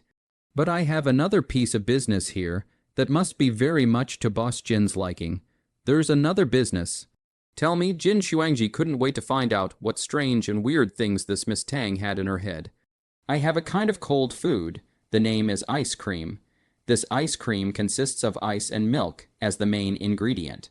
It is a perfect match with this hot summer. It is called a tool to eliminate the summer heat one bite down. The icy feeling explodes in your mouth. The delicate texture and the rich milk flavor makes people savor the taste. But there's no stock right now, or else I'll be sure to let Boss Kim have a taste of it in advance, describing it in this way.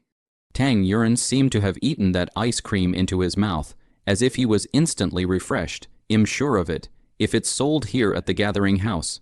It will definitely add color to the Gathering House. Jin Shuangji was even more surprised, so she asked out loud, This ice cream has not been seen, but this ice in the hot summer is very valuable, not to mention other things. Alone, this 2 boxes of ice in this room of mine, a day will have to be 10 taels of silver, which a month down, 300 taels of silver so out. Jin Shuangji stretched out 3 fingers. Obviously, this 300 taels in her, although it does not count for nothing, but also let her more or less some meat pain. At this time, the boy had already brought pen, ink, paper and ink stone, and began to study ink on the side. Tang Yuren smiled and said, I naturally have my way. I can press down the cost of this ice. This Boss Jin does not need to worry since. If Boss Tang has the need, this ice give me 100 taels of silver per month. I will give you a full package. How do you think?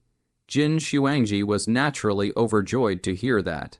She counted the accounts and said, I have a total of 4 luxury rooms here. I wonder if Mr. Tang can supply them. Tang Yuren smiled at his words and said, Naturally, there's no problem. Boss Jin, don't worry about it. My ice source here is more than enough to supply Boss Jin plus the amount of ice cream. Jin Xuangji, a calculation, 4 luxury rooms, this month down to save 800 taels. This a summer down is 2,400 taels.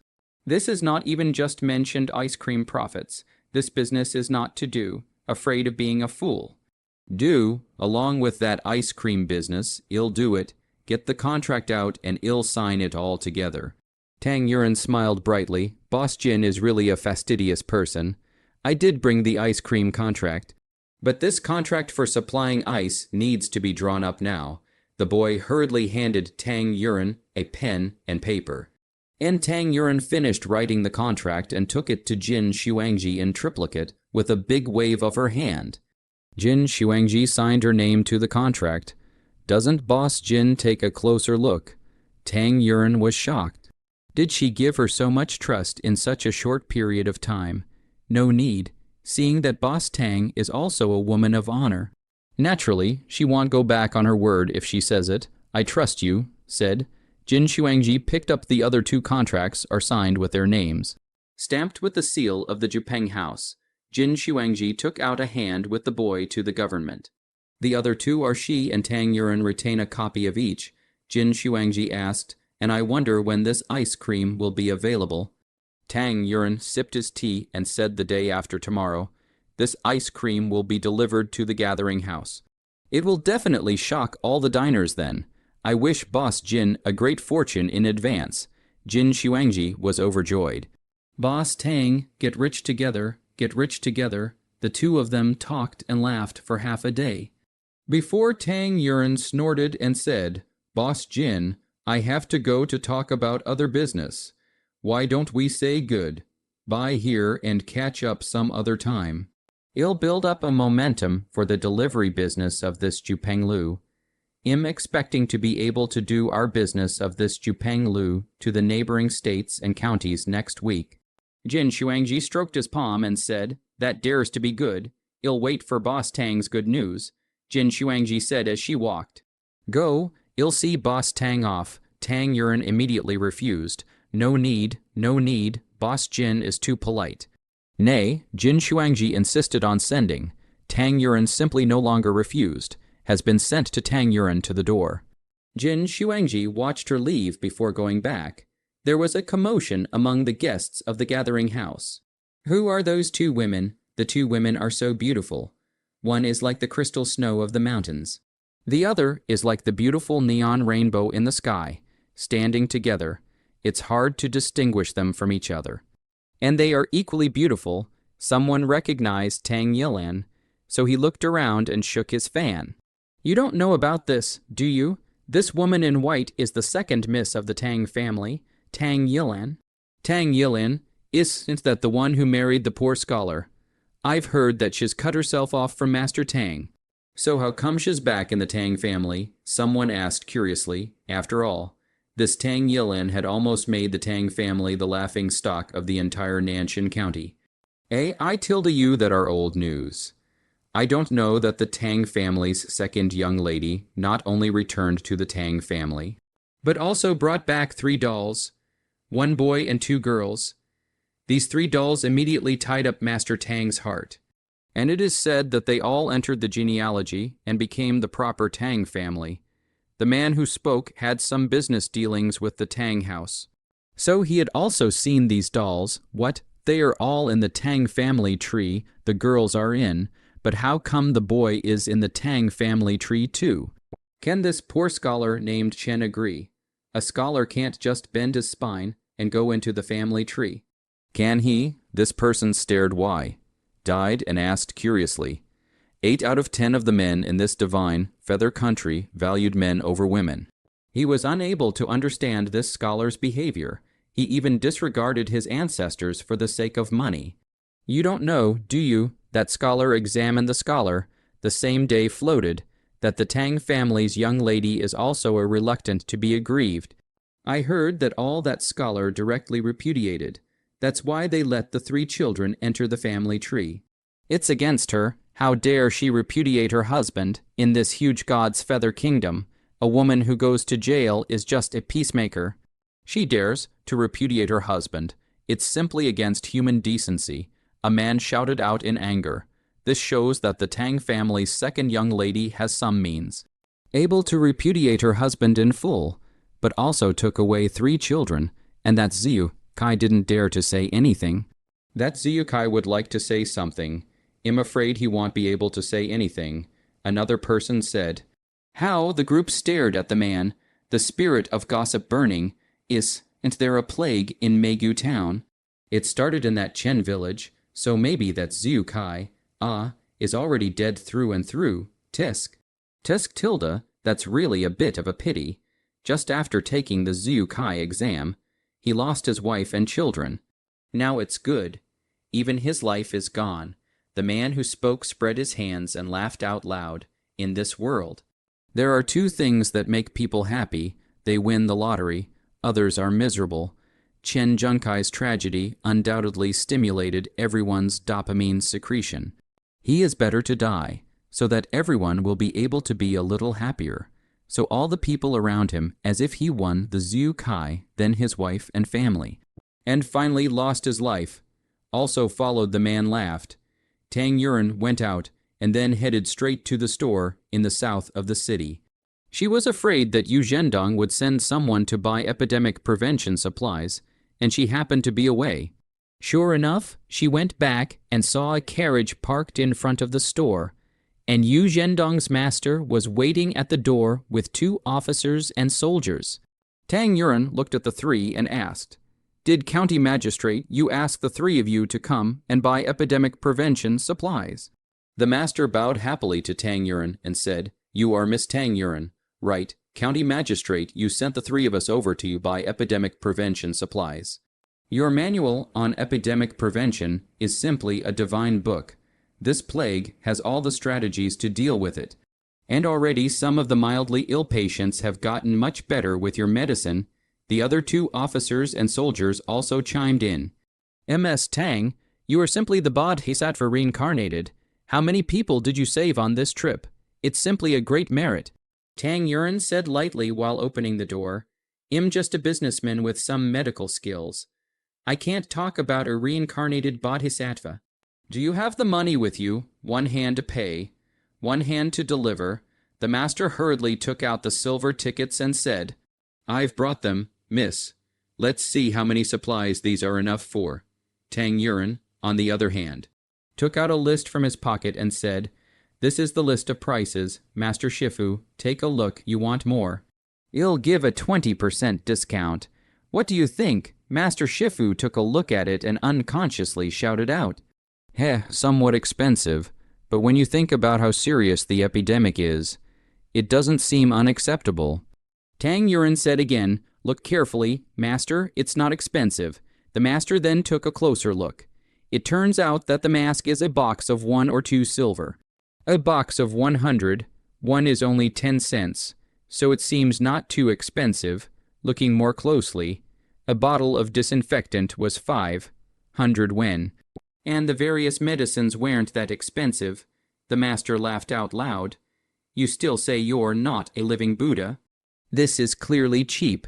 The 5,000 taels of silver bills brought by the master were filled with a wagon full of supplies. And the 3 thanked Tang Yi then left. Tang Yuren thought about it. If it wasn't for the fact that these supplies were a no-budget deal for her, it would really be a loss. Just as if she was helping Uncle Yu punch his performance.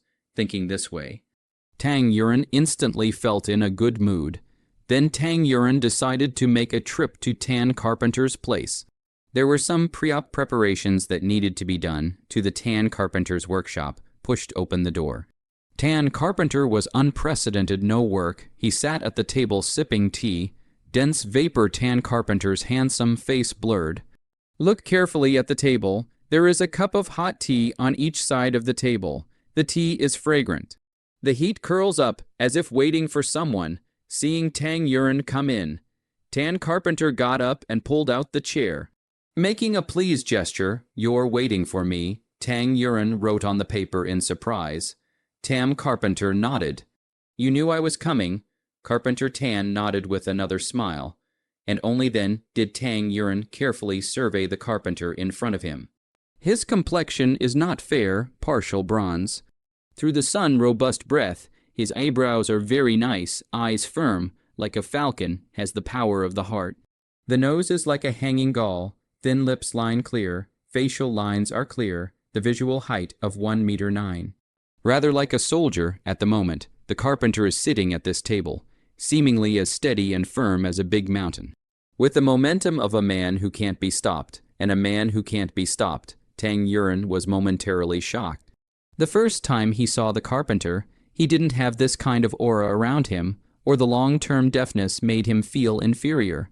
And this inferiority masked the aura around him. If he was an able-bodied man, he would definitely be a warrior or a general. Tang Yuren felt as if he could see Tan Carpenter going into battle, a man with a horse and a gun, invincible and formidable. Tam Carpenter took the pen and paper and wrote, "Any problems with tomorrow's surgery?" Tang Yuren smiled after reading it and wrote, "No matter. Naturally everything is ready. Tonight need to stay at the Concordia Hall. Everything is at my disposal." The carpenter watched Tang Yuren write, while raising his eyes to look at her quietly. His eyes showed adoration. He was a young man. How could he be indifferent to such a beautiful woman? When Tang Yuren finished writing, the carpenter hurriedly withdrew his look and wrote on the paper, "But at your command," the handwriting. "Dragon and Phoenix is as powerful as a rainbow." Tang Yuren took a look at the carpenter's words, and then another look at the carpenter, and she felt like she wasn't just going to perform a surgery, but to save a person's obscure life. Tang Yuren waved a hand at the carpenter and said, "Go." The carpenter read it and got up to follow Tang Yuren to go, and sure enough, the carpenter no longer hunched over, looked much stouter, and his every move was valiant. Suddenly, the carpenter stopped and folded back into the storehouse. Tang Yuren turned his head to look in the direction the carpenter had returned to, somewhat curious. Few moments later, the carpenter ran out holding a box, and bam, the box hit the ground, stirring up a lot of wood shavings. The carpenter smiled in embarrassment, and only when the wood chips fell did the carpenter lift that lid to signal Tang Yuren to look over. It turned out that the box was neatly yards a lot of wooden characters. Handwriting clear, strong, wooden warm, polished smooth, each living word is only 1 centimeter square, is exactly the effect that Tang Yuren wanted. Done, Tang Yuren asked out in surprise. Immediately Tang Yuren felt that there was something wrong. The carpenter could not hear. His own this more or less somewhat hurt his self-esteem. The carpenter, however, looked as if he didn't mind at all, smiling at Tang Yuren, the sunlight through the window beer. Hitting that resolute face, Tang Yuren had a moment of disorientation. This face, she also like, but ask yourself. That's just a horny mentality at work. She still like you Kinghong. Like you Kinghong. Tang Yuren was a little surprised at the words that his heart subconsciously organized. She really liked Yu Kinghong, right? Otherwise, why could she think of this sentence without thinking? I wonder how the talks are going over at Brother Kinghong's side, Tang Yuren muttered. The carpenter watched Tang Yuren get lost in place. So he quietly watched her until Tang Yuren came back to her senses. When Tang Yuren's eyes were about to collide with the carpenter's, the carpenter hurriedly turned his face away, scratched his head, and pointed to the box on the ground. He pointed to the door and picked up the box, so he went out with Tang Yuren. It was only at this time that Tang Yuren noticed that a side door was open next to him, and in that door was a beautiful white horse, its stature tall and graceful, its body as white as snow, without a trace of stray hairs, its mane soft and smooth, shining with a holy light. Its eyes were bright and sharp, revealing determination and bravery. The carpenter made a wait-a-minute gesture, then went to the side door to bring out the white horse, and then put the horse into the carriage, locked the door, and then invited Tang Yuan into the carriage. Carpenter's whip sounded, the carriage ran forward like lightning, caught off guard. Tang Yuan was knocked. Ouch! Carpenter naturally could not hear, so all the way to the gallop, the wind and lightning. Concord Hall soon arrived. The carpenter strangled the reins. The carriage stopped. He smiled and lifted the carriage curtain to invite Tang Yuan to get off, only to see the pale Tang Yuan in the carriage looking at him with resentful eyes. The carpenter's big head was filled with question marks. He scratched his head thinking, what's wrong with Miss Tang? Tang Yuan looked outside, realizing that Concordia Hall had arrived, and shook her head off, ready to head down the road. She felt a wave of nausea, but still staggered out of the carriage. Carpenter see something wrong, then immediately decided to go up to help Tang Yuan. Tang Yuan, at this time, even pay attention to men and women. They pushed the carpenter, did not push. The carpenter's figure is as solid as a rock, steady as a mountain. Tang Yuan felt that his nausea could no longer be endured, as if there was a bellows in his stomach, huffing and puffing to fill his stomach with wind, the contents of that stomach crying out. Wow! With a sound, Tang Yuan finally threw up, which finally felt slightly more comfortable. Only then did Tang Yuan raise his head to look at the carpenter. It's better not to look. The carpenter had already been vomited all over. That originally neat clothes instantly stuck to the filth, exuding a sour smell. Tang Yuan was a bit depressed, thinking, very good, push him, he does not move. Now, he spit all over him, but cannot rely on me, Tang Yuan. The carpenter naturally didn't blame him, and he hurriedly greeted people to lead Tang Yuan into the house. Not long after, the two women went out and set up Tang Yuan on the left and right to walk towards the Concordia Hall. Master Dong, you're back. An unfamiliar voice greeted Tang Yuan enthusiastically. Although Tang Yuan was dizzy, she still turned toward the voice and said, excuse me, which one of you? I'm the female doctor recruited by Prince Kinghong. My name is Sun Yuihong, Prince Kinghong explained. Make sure I keep the family door of the Concordia Hall. Can't smash this signboard. These 2 days I also saw a lot of patients. Asking myself, medical skills are still good. The patient response is also good. The woman's eyes lit up at the sight of Tang Yuan's beauty, and she was astonished. She confidently patted her chest in assurance.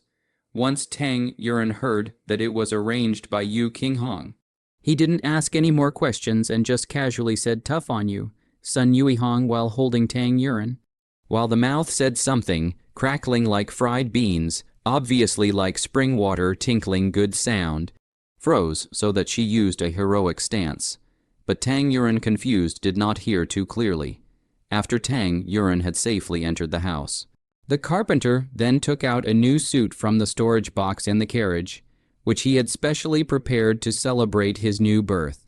But now he could only change into it first. The carpenter shook his head somewhat helplessly. He still couldn't figure out how Tang Yuan could be like this after just one carriage ride. The carpenter went into the carriage to change his clothes and got out to clean up Tang Yuan's vomit before patting the white horse and leaning on its head as he softly spoke out. Lightning, what do you think happened to a mess, Tang, if Tang Yuan was there? She was bound to be surprised that this deaf-mute could speak. It was unbelievable. The white horse was silent against the carpenter's head, not reacting. The carpenter hitched up the wagon and walked into Concord Hall. Tang Yuan stabbed herself with 2 needles and drank the hot water handed over by Sun Yuihong. The nausea finally passed, and by now she was already flushed. She looked at the Sun Yuihong in front of her, but it was a lowly-looking woman, and then asked about her age, but it was the same age as her. Somehow, Tang Yuan inexplicably tasted a little bit. Thinking that Yu Kinghong would not have anything with this lowly-looking woman, right? But a moment later, she figured it out. Yu Kinghong is free with what other people have something. It is not their turn to control. Somewhat gamely, she grabbed a pen and paper and rested on her arms after writing a few large words. Sun Yuihong, on the other hand, looked sideways at Tang Yuan's side face, with a strange expression in her eyes. It seemed to be admiration and fascination. Feeling a gaze on the side watching himself, Tang Yuan turned his head to look, and then met Sun Yuihong's hot gaze. Sun Yuihong, however, did not blush and did not jump to stretch out a few fingers, wiggling slightly while smiling while saying, Miss Tang Yuan felt that he saw lewdness from a female, or a lowly molded lewd monster. This frame. How to see how to look like. Molestation. Tang Yuan turned his head and shivered so as not to look at Sun Yuihong. Seeing the carpenter walk through the door, Tang Yuan picked up the piece of paper on the table and unfolded it at the carpenter. The carpenter stared in disbelief. The answer to what he had been wondering about was there. The paper clearly had a few big words written on it. The car was going too fast. The words were extremely resentful, but this resentment was for King Hong. It was only then that the carpenter realized in hindsight why Tang Yuan gave him a resentful look. She got carsick. This lightning was a good horse. Naturally, his speed was much faster than an ordinary horse, and he couldn't hear the movement in the carriage. That was even more reason for lightning to maximize his speed.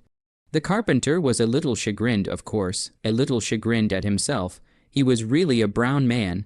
He only cared about getting to his destination quickly, but forgot that this ride was a weak woman. Carpenter, from the hands of the shopkeeper, grabbed a pen and paper, wrote a number of sorry to Tang Yuan look. His eyes full of apologies, with a supplicating look at Tang Yuan feel a little funny. A brown man apologized inexplicably have a kind of contrast Meng. Tang Yuan snorted and laughed, and also temporarily forgot about the suspicion for King Hong. The carpenter took a look at the sudden happy hands and feet. Tang also took Zhang Shanshan Yongqing and Sun Yuihong, 3 people up to the 2nd floor to personally arrange the sandalwood carpenter. This is the first hospitalized patient here, but also need to let the 3 people familiar with the hospitalization process.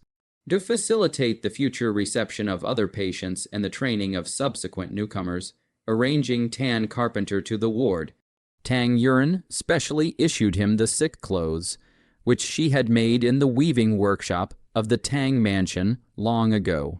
But nay, they had not been functioning. Once Tam Carpenter was lying down on the bed, Tang Yuan began her routine questioning, where she wrote the questions down on a piece of paper, and Tam Carpenter answered them.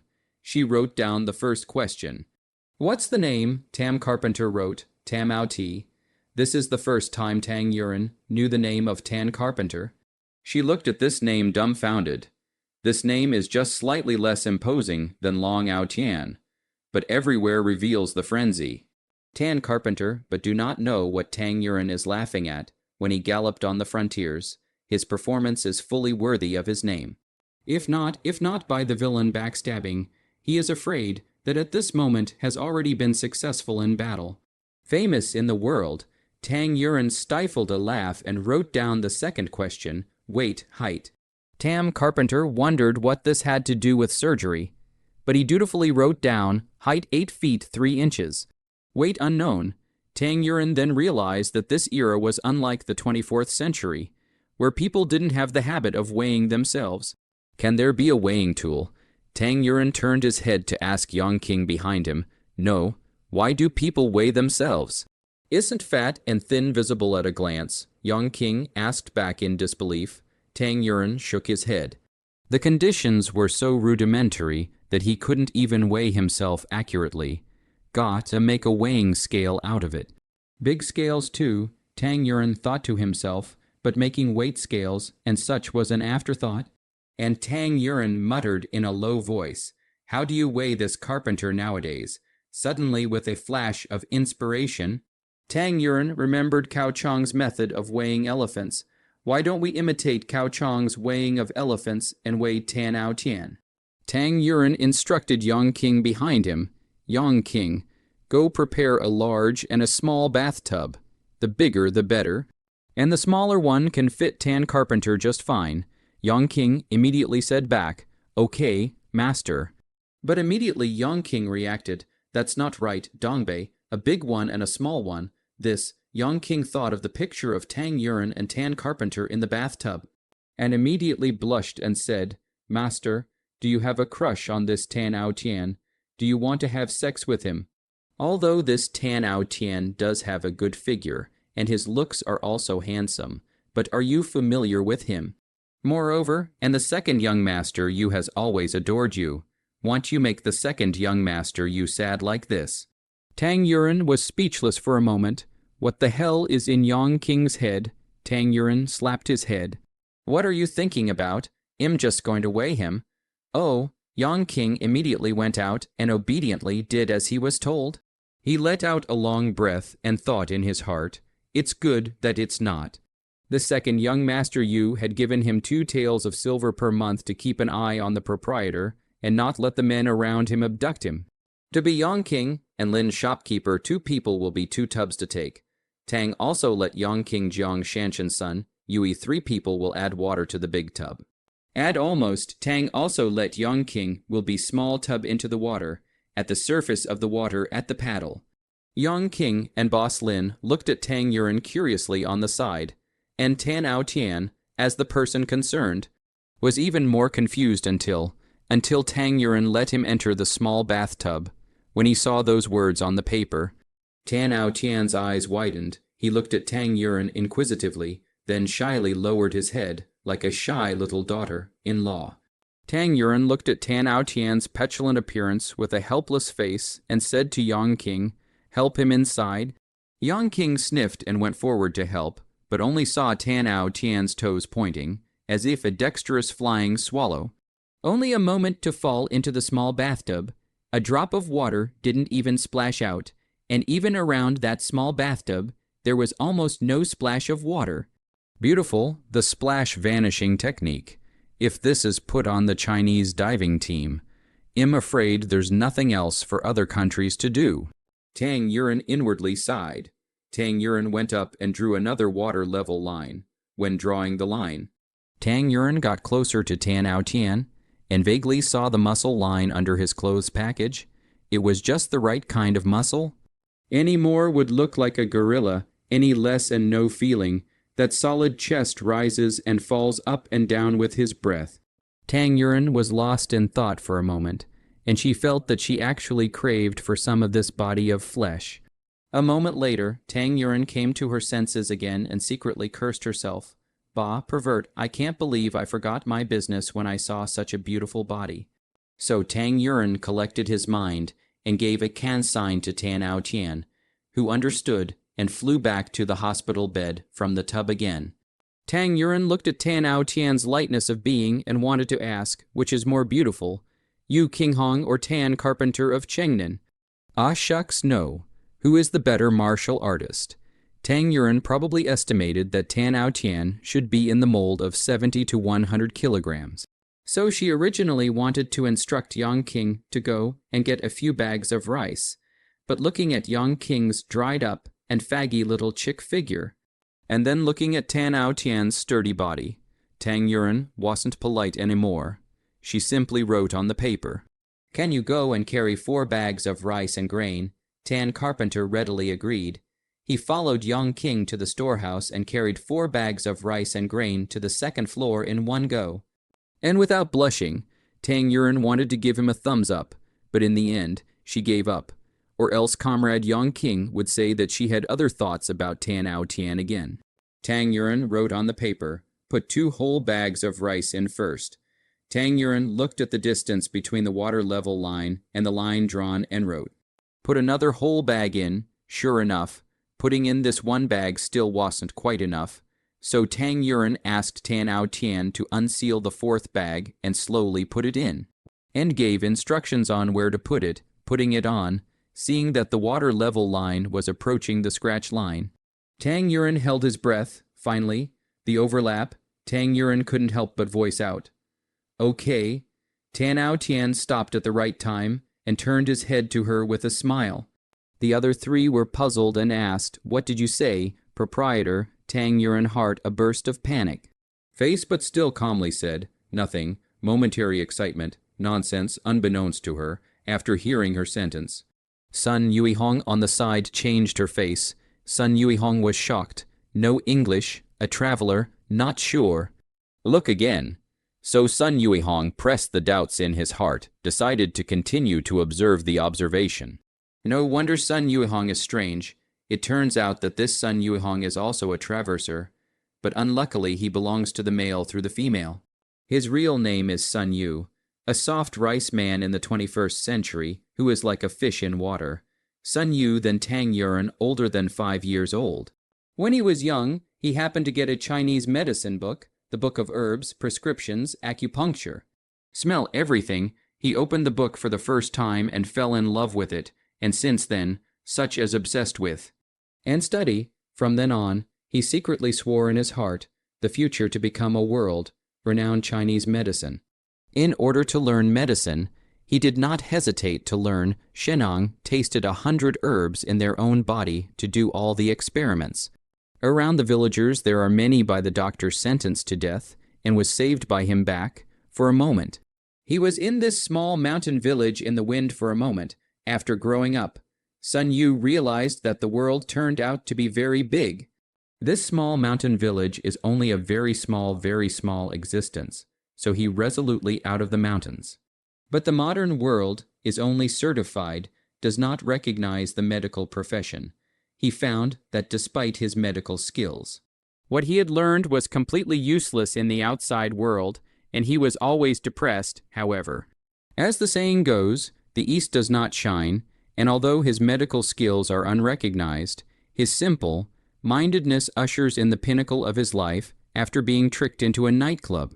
His handsome appearance, gentle and charming temperament, can be said to be the perfect body so that a group of rich women for the fascination. So crazy point him, and every time because of the fight for him, a person to fight, and finally have to do justice to him. The beginning of him also for the bitter. Did not expect that soon after the nightclub he will learn the world of human affairs, after a long time. He used a good sister to let this group of rich women sink. This group of rich women were fascinated by the 5 fans. The fight is not fighting. The heart is only concerned about the good brother to rush performance. Rich woman, bag of red bills like snowflakes, generally scattered. He gradually sunk in this snowflake of bills, kissing and touching, but is a normal operation. Today hosted in this good sister's villa. Tomorrow hosted in that good sister's luxury cruise ship. Wake up all around the body are band notes. This day, drunkenness, good not happy these days. He forgot his original intention of being a famous doctor, and always felt that this flowery world had opened its doors to him, and he himself had jumped to become a person of high society. Sun Yu, you deserve a leap, he said complacently as he woke up every day and looked in the mirror with his bath towel around him, looking at his handsome face and perfect body in the mirror. Until that day, a good sister asked him to bring something from city A to city B. The pay was generous. So, naturally, he agreed without hesitation. What was in that suitcase was of no concern to him at all. All he could think about was where he was going to splurge next, whether he was going to buy a villa or bag a starlet or buy a new watch. Alas, this watch on my wrist that I bought last week is no longer worthy of the person I am today. Sun Yu sighed as he looked at the green water ghost on his wrist and shook his head. As a result, the plane was smoothly on, but off the plane saw a group of loaded SWAT officers, which unlucky thing is worth the SWAT team making such a big fuss over. Sun Yu said to himself with a mocking face. He was eager to meet this unlucky thing, but who cares who he is? He laughed out softly and shrugged his shoulders indifferently. At this moment, a pretty girl saw his handsome appearance and threw starry eyes at him. And he sent a flying kiss to that girl at the right time, fascinating the little girl to squeal. In the next second, he was flung to the ground by 2 SWAT officers. He fell in a heap, and one of the SWAT officers quickly stepped forward to hold his head, his face already pressed firmly to the ground, but Sun Yu's first worry is his face. This face is the guy who eats. Don't be spoiled. Take it easy, gently. Don't disfigure me, Sun Yu muttered in dissatisfaction. Only then did Sun Yu realize that the unlucky thing he had muttered for half a day couldn't be himself. Could it? Sun Yu hurriedly voiced out. What's the situation? Police uncle, are you guys mistaken? Am a good citizen? The other SWAT officer, however, opened the case he was carrying and said seriously, "The report is true. There really is white powder in here, and the amount is not small. It's enough to kill this kid several times." The SWAT officer who was holding Sun Yu down sniffed and pressed even harder as he looked at Sun Yu mockingly. "Fine, you brat, you're still a good citizen. Which good citizen dares to carry so much white powder with him?" Sun Yu immediately cried out at his words, saying that someone had entrusted him to bring it, and that he had no idea what was in the box. And sophistry, the SWAT officer snapped, "Kaida." Sun Yu was delighted with a pair of silver bracelets. At this time, Sun Yu was surprised to see the good sister who had entrusted him with the goods walk past him with a flourish. Sun Yu immediately pointed at the good sister and said, "It's her, it's her, it's her. She's the one who told me to bring this from a city to B city. If I knew it was white powder, I couldn't have brought it even with a knife at my neck." Another SWAT officer came over and directly poured a pot of cold water on his heart. "You mean that woman? That's our chief's wife. She gave you white powder. Is that possible? I think you're too high on drugs." "You're not even thinking straight." What? Sun Yu felt that his brain was indeed not enough at the moment. How come he was treated as a drug dealer for a good reason? Only after half a day did Sun Yu react. So he desperately struggled and said, "It's your leader. It's your chief. It must be. He hates me for stealing his wife's love. So he threatened her wife to deliberately plant evidence to frame me. Son of a bitch. Son of a bitch." "You despicable." Sun Yu cursed with his mouth, but was suddenly stuffed with a piece of cloth by the SWAT team behind him, and could only whimper and dry scream. "It's noisy," the SWAT officer said, clapping his hands in disgust. The head of that SWAT team glanced at Sun Yu with a complicated expression, and he glanced at his daughter-in-law in the distance, who was trembling with fear in her eyes. Sun Yu knew that he was planted, passing through all the flowers. He was actually stuck by a leaf, and he was expected to stick to his life, after Sun Yu was gagged. The more he thought about it, the more horrible he felt. This SWAT leader, surprisingly, is a drug dealer himself. What a good one. The most dangerous place is the safest. Sun Yu wanted to tell those SWAT officers. But he was suffering from a lack of opportunity. At this moment, that SWAT leader came close to Sun Yu, pressed against his head, and said with perverted emphasis in words that only the two of them could hear, "Doesn't she like you? Then I'm going to personally destroy you in front of her. What can you do, huh? You still can't do anything." Sun Yu was already overwhelmed by anger at this time, so he looked at the face of the head of the SWAT team and directly headbutted it. Not knowing whether it was accidental or intentional, the head of the SWAT team even planted himself on the ground. After getting up from the ground, the SWAT leader pointed at Sun Yu and yelled frantically. He attacked the police. He assaulted the police. He said he was going to kill me. Shoot him down. Shoot him. I don't know which SWAT officer had quick hands, but a bullet flew from the front of Sun Yu to his eyebrow the moment he watched the bullet fly toward him.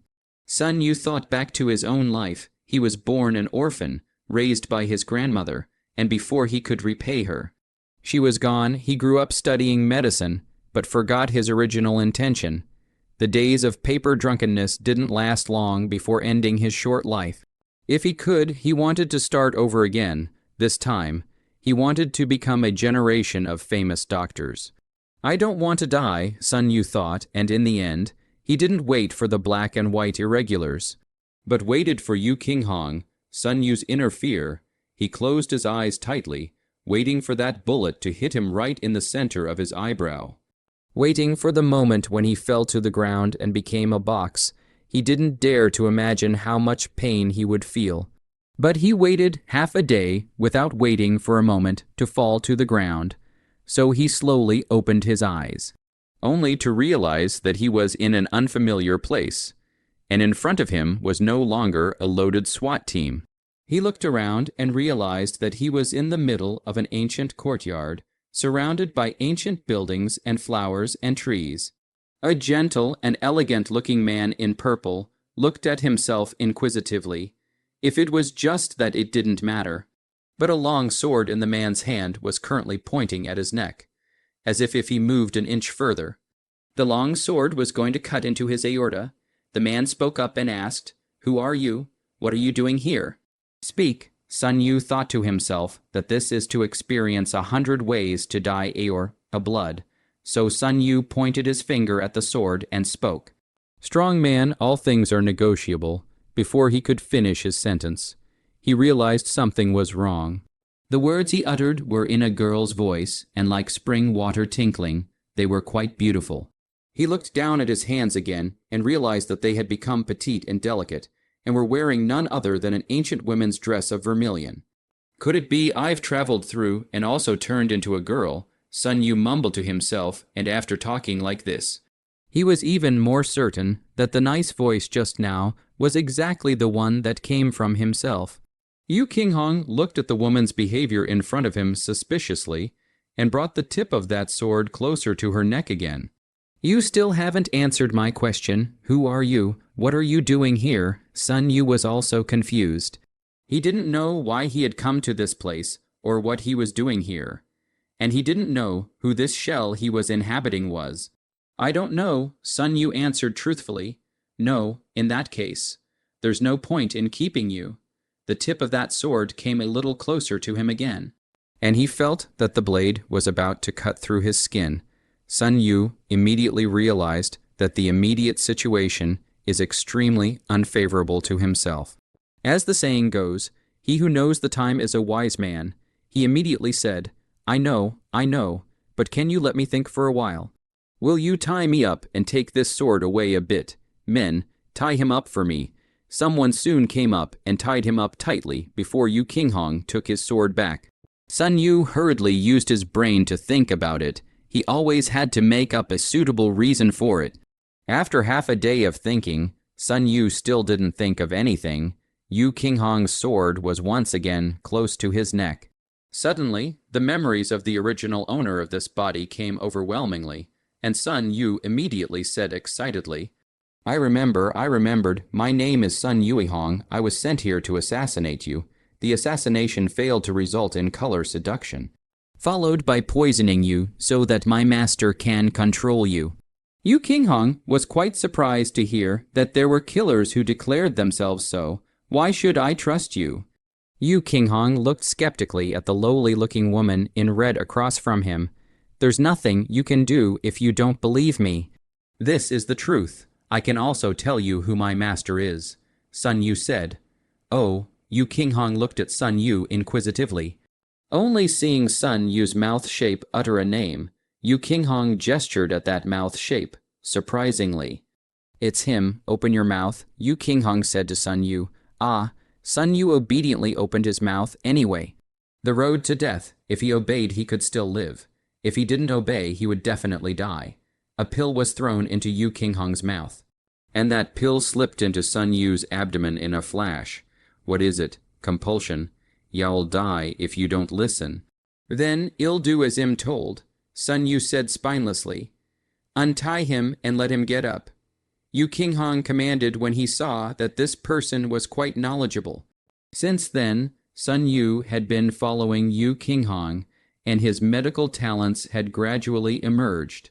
So this time, he was sent to Concordia Hall to substitute for Tang Yuren. Of course, if Yu Qinghong had known that he was sending a big man in lowly skin, he would have killed himself not to make such a decision. That said, Tang Yuren looked at the rice and grain put, and then let Tan Ao Tian will be unwrapped rice and grain on the scale. This whole bag of rice and grain are specially weighed. A bag of 50 pounds, no more, no less. 3 bags is 150 pounds. Plus this unwrapped 10 pounds of rice and grain, 160 pounds. Tang Yuren wrote with a ballpoint pen on a pre-made bedside card made of cardboard. Name, Tan Ao Tian, height 190 cm, weight 80 kg, looking at the age and allergy history still empty. Tang also wrote on the paper again, what is the age? Has there ever been an allergy? Tan Ao Tian put pen to paper again and wrote, age 25, never been allergic. Sun Yu glanced at it and thought, a year older than I was when I was karma. It's a shame I'm in my prime. Tang Yuren filled in all this information on the bedside card, then asked the 3 people behind him, Who will care for this one? Money is given monthly according to the number of patients cared for and their rank. Now both Yang King and Jiang Shanshan were anxious and raised their hands. Me, Tang Yuren's watchful gaze swept across the two's faces, saying, "Whoever learns fast and well, this patient will be given to." Tang Yuren turned to Sun Yu again and asked, "Why don't you learn?" Sun Yu said, "I don't aspire to this. I only want to be a Chinese medicine practitioner." To be a world-famous Chinese medicine practitioner. Tang Yuren sniffed for a while in a trance. This goal is really ambitious. "Then I wish you success." Sun Yu immediately jumped up and grasped Tang Yuren's with a smile. "Thank you." Ms. Tang, and Sun Yu holding Tang Yuren's hand, has no intention of letting go. Tang Yuren looked at her appearance, afraid that she cannot wait for her to take the initiative to let go. So forcefully broke Sun Yu's hand. Sun Yu, on the other hand, reminisced about Tang Yuren's hand. Miss Tang's hand is so soft and tender. And she smells so good, love it. Tang Yuren looked very puzzled at her appearance, and simply frowned as he drove Sun Yu down the stairs. Wow, even anger looks so good. Sun Yu couldn't help but voice out. Tang Yuren gritted his teeth behind him. Unable to do anything about it, on the contrary, Yang King and Jiang Shanshan studied hard, such as how to tie the needle, how to break the ampoule, how to inject, how to sterilize, how to measure the body temperature, everything. Tang Yuren trained the two. In the end, it was Jiang Shanshan who was the faster learner, so Tang Yuren left Tan Ao Tian's nursing care entirely in Jiang Shanshan's hands.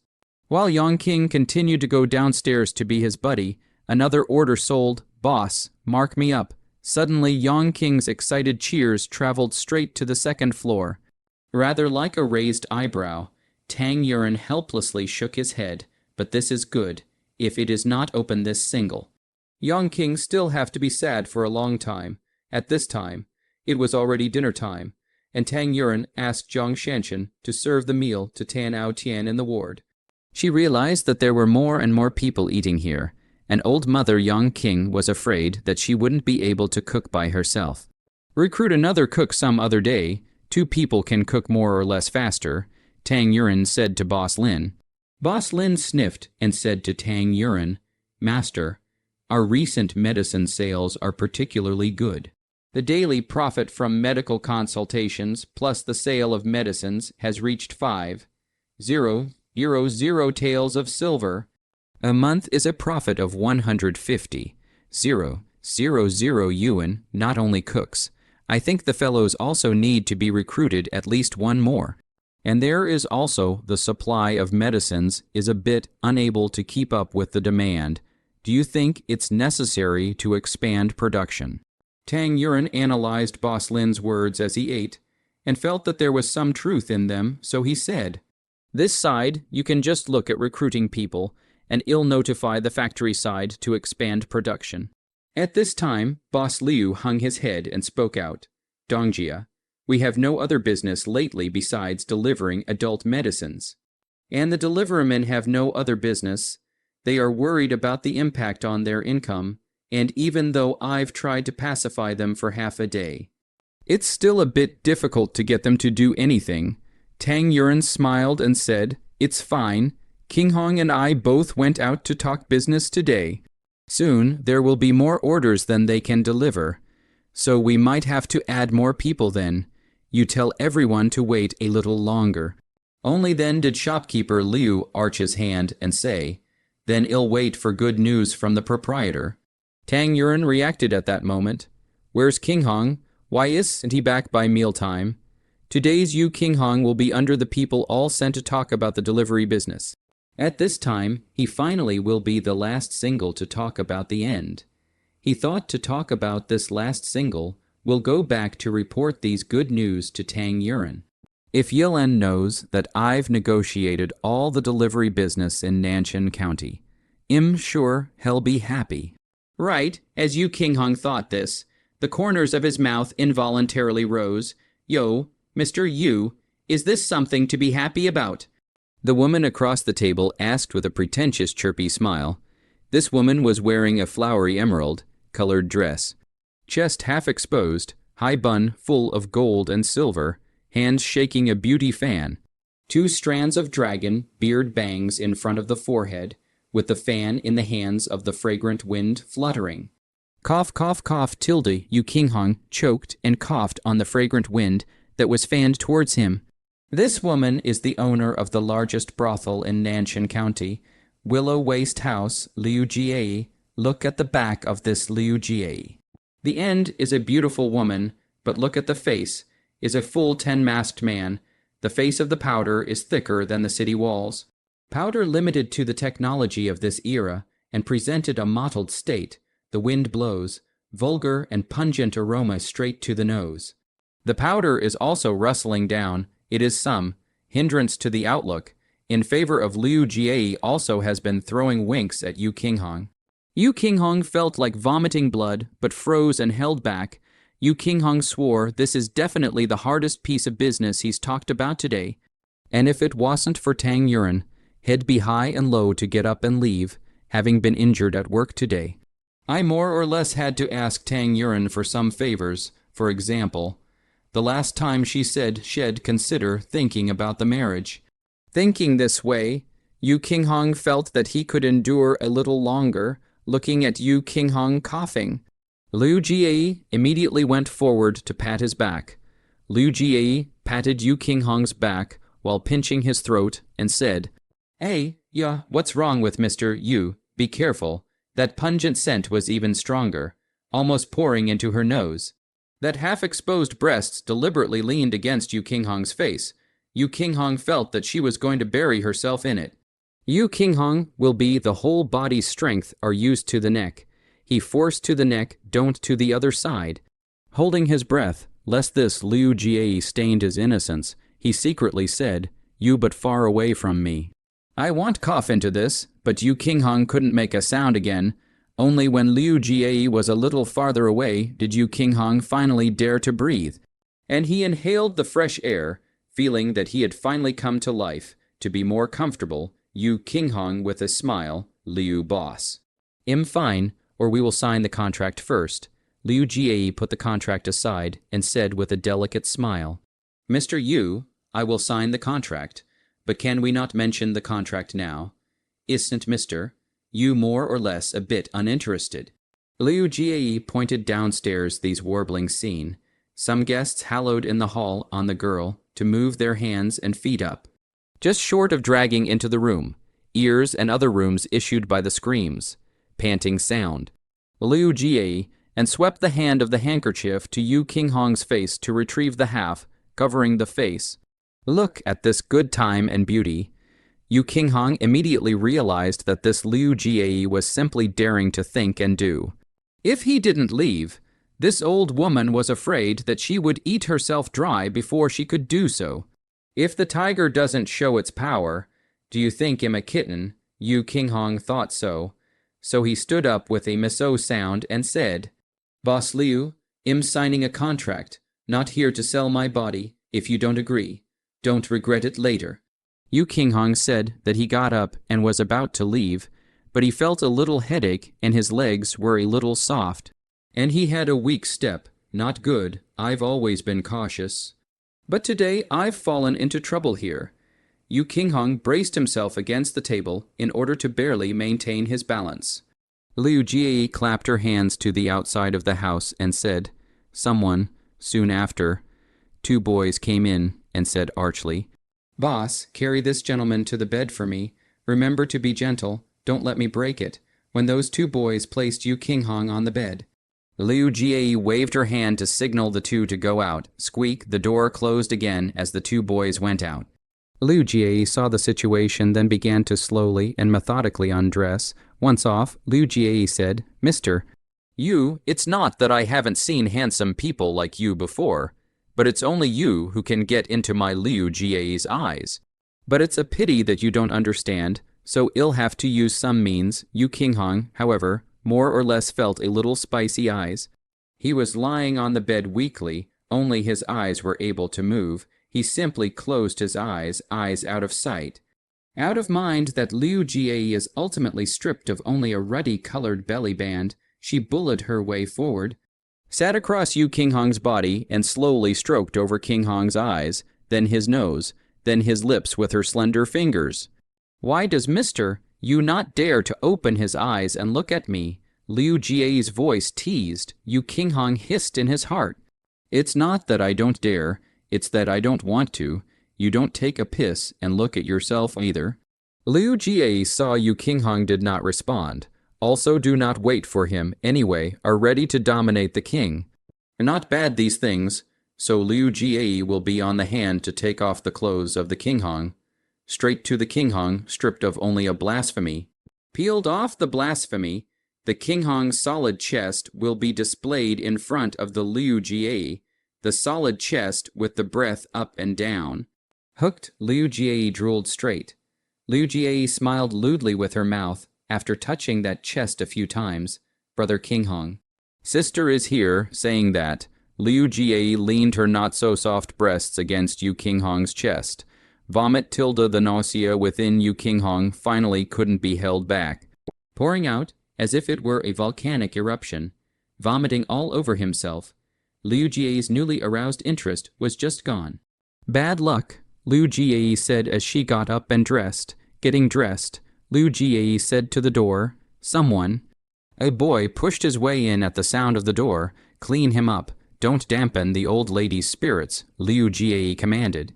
The boy went out and brought water in to scrub for Yu Qinghong carefully. Yu Qinghong was quite resistant and full of reluctance. He wanted to push the hands away, but he had no strength. "Get your filthy hands off me. Don't touch me." Yu Qinghong murmured breathlessly. He thought to himself that the voice was full of majesty, but in reality it was just a small wail. Suddenly, a seemingly ghostly fragrance drilled into Yu Qinghong's nose, and he felt very familiar. PFFD. Another dainty giggle came to his ears. Yu Qinghong opened his eyes all of a sudden. A familiar face came into his eyes. That face was brilliant like a cloudy haze, bright and colorful, at this time wearing the clothes of a boy. Wearing a boy's hat, was holding a shallow smile and looking at him. "Yuren," Yu Qinghong shouted out in surprise all of a sudden. "Hush!" Tang Yuren immediately covered Yu Qinghong's mouth, pointing to the door. Yu Qinghong looked at Tang Yuren, understanding. Then eyes such as the stars flashing, smiling and gazing at Tang Yuren. Tang Yuren, a smell will know that the strong smell of the house is a rare incense. Called wild lily, raw materials produced in South Africa, if not the 24th century transportation convenience. She was afraid that there is no opportunity to see this kind of incense. This kind of ecstasy can make a person's limbs weak in an instant. But the brain can stay awake because it was previously used to sodomize young girls, so she specially configured the antidote for this purpose. "I didn't expect that the divine feather kingdom would come across this kind of mesmerizing incense," Tang Yuren lamented. She took out the antidote from her space and brought it up to Yu Qinghong's nose for him to finish inhaling it before she began to wipe his filth. "Don't be in a hurry. After about a tea, the toxicity of this mesmerizing incense will be gone," Tang Yuren whispered to Yu Qinghong. At this moment, Tang Yuren's hand is using a handkerchief dipped in water to wipe the filth for Yu Qinghong. Carefully, she rubbed every time. Yu Qinghong feel like electrocution, not long. Yu Qinghong will feel that he has some changes in a certain place. And he is very depressed. How to start the reaction at this time? Yu Qinghong simply closed his eyes not to look at Tang Yuren. This should be better, right? Yu Qinghong thought to himself, but it turned out that Yu Qinghong thought wrong. This don't look away. But instead, it gave him more space to imagine, and with every scrub of Tang Yuren, he floated, and he thought of that wonderful night. And he felt like he was burning hot to spit out fire. "Yuren," Yu Qinghong suppressed his voice somewhere hoarse. Tang Yuren raised her head to look at him. Only then did she realize with hindsight that the posture of the two of them at this moment was somewhat ambiguous. No, not somewhat, it was very ambiguous at that exact moment. Another indescribable sound came from the next room. Yu Qinghong's reaction in a certain place was more obvious. Tang Yuren had already noticed the visual change. She instantly reddened her face, and the movements under her hand then accelerated. She hurriedly scrubbed Yu Qinghong with a view to hurrying away from this ambiguous vortex. Yu Qinghong could feel the antidote taking effect little by little, and he felt his body slowly easing back. Finally, Tang Yuren finished scrubbing Yu Qinghong. She got up and said, "Wait a little while longer. This toxicity will be removed. Y'all get dressed and get up to go then. I'll withdraw first." Yu Qinghong immediately tugged on Tang Yuren's coat corner and pouted. "Yuren, don't leave me alone."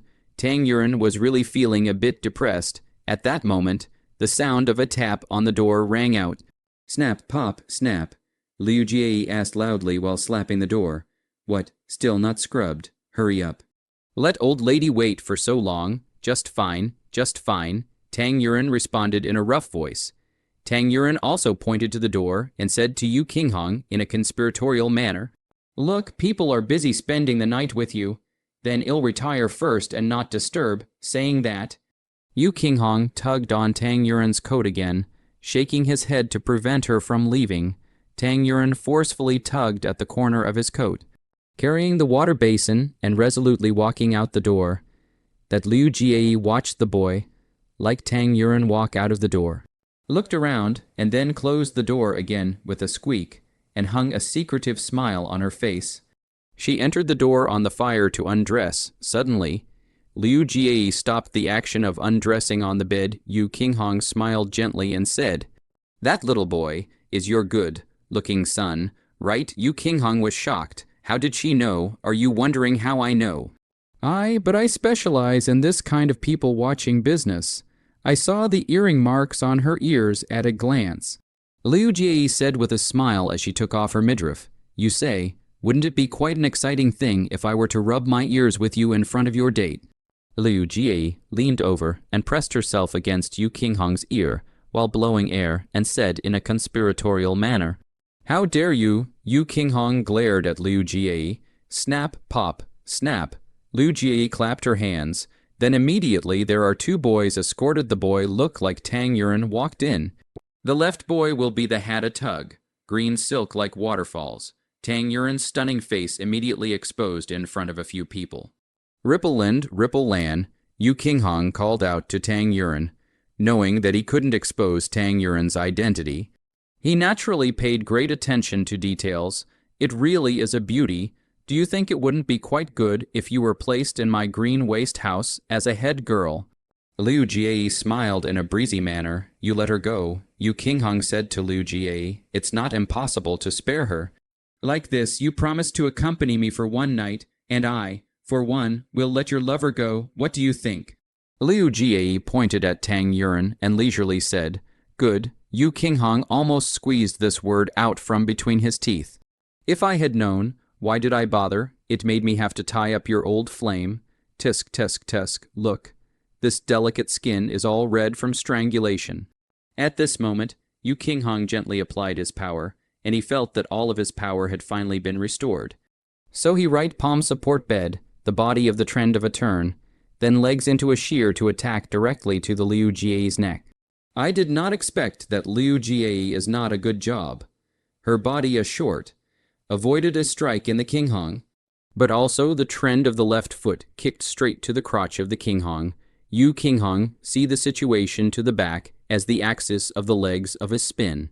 Avoid Liu Jie attack at the same time from the bed, jumped up, and flew up a kick straight to Liu Jie back heart.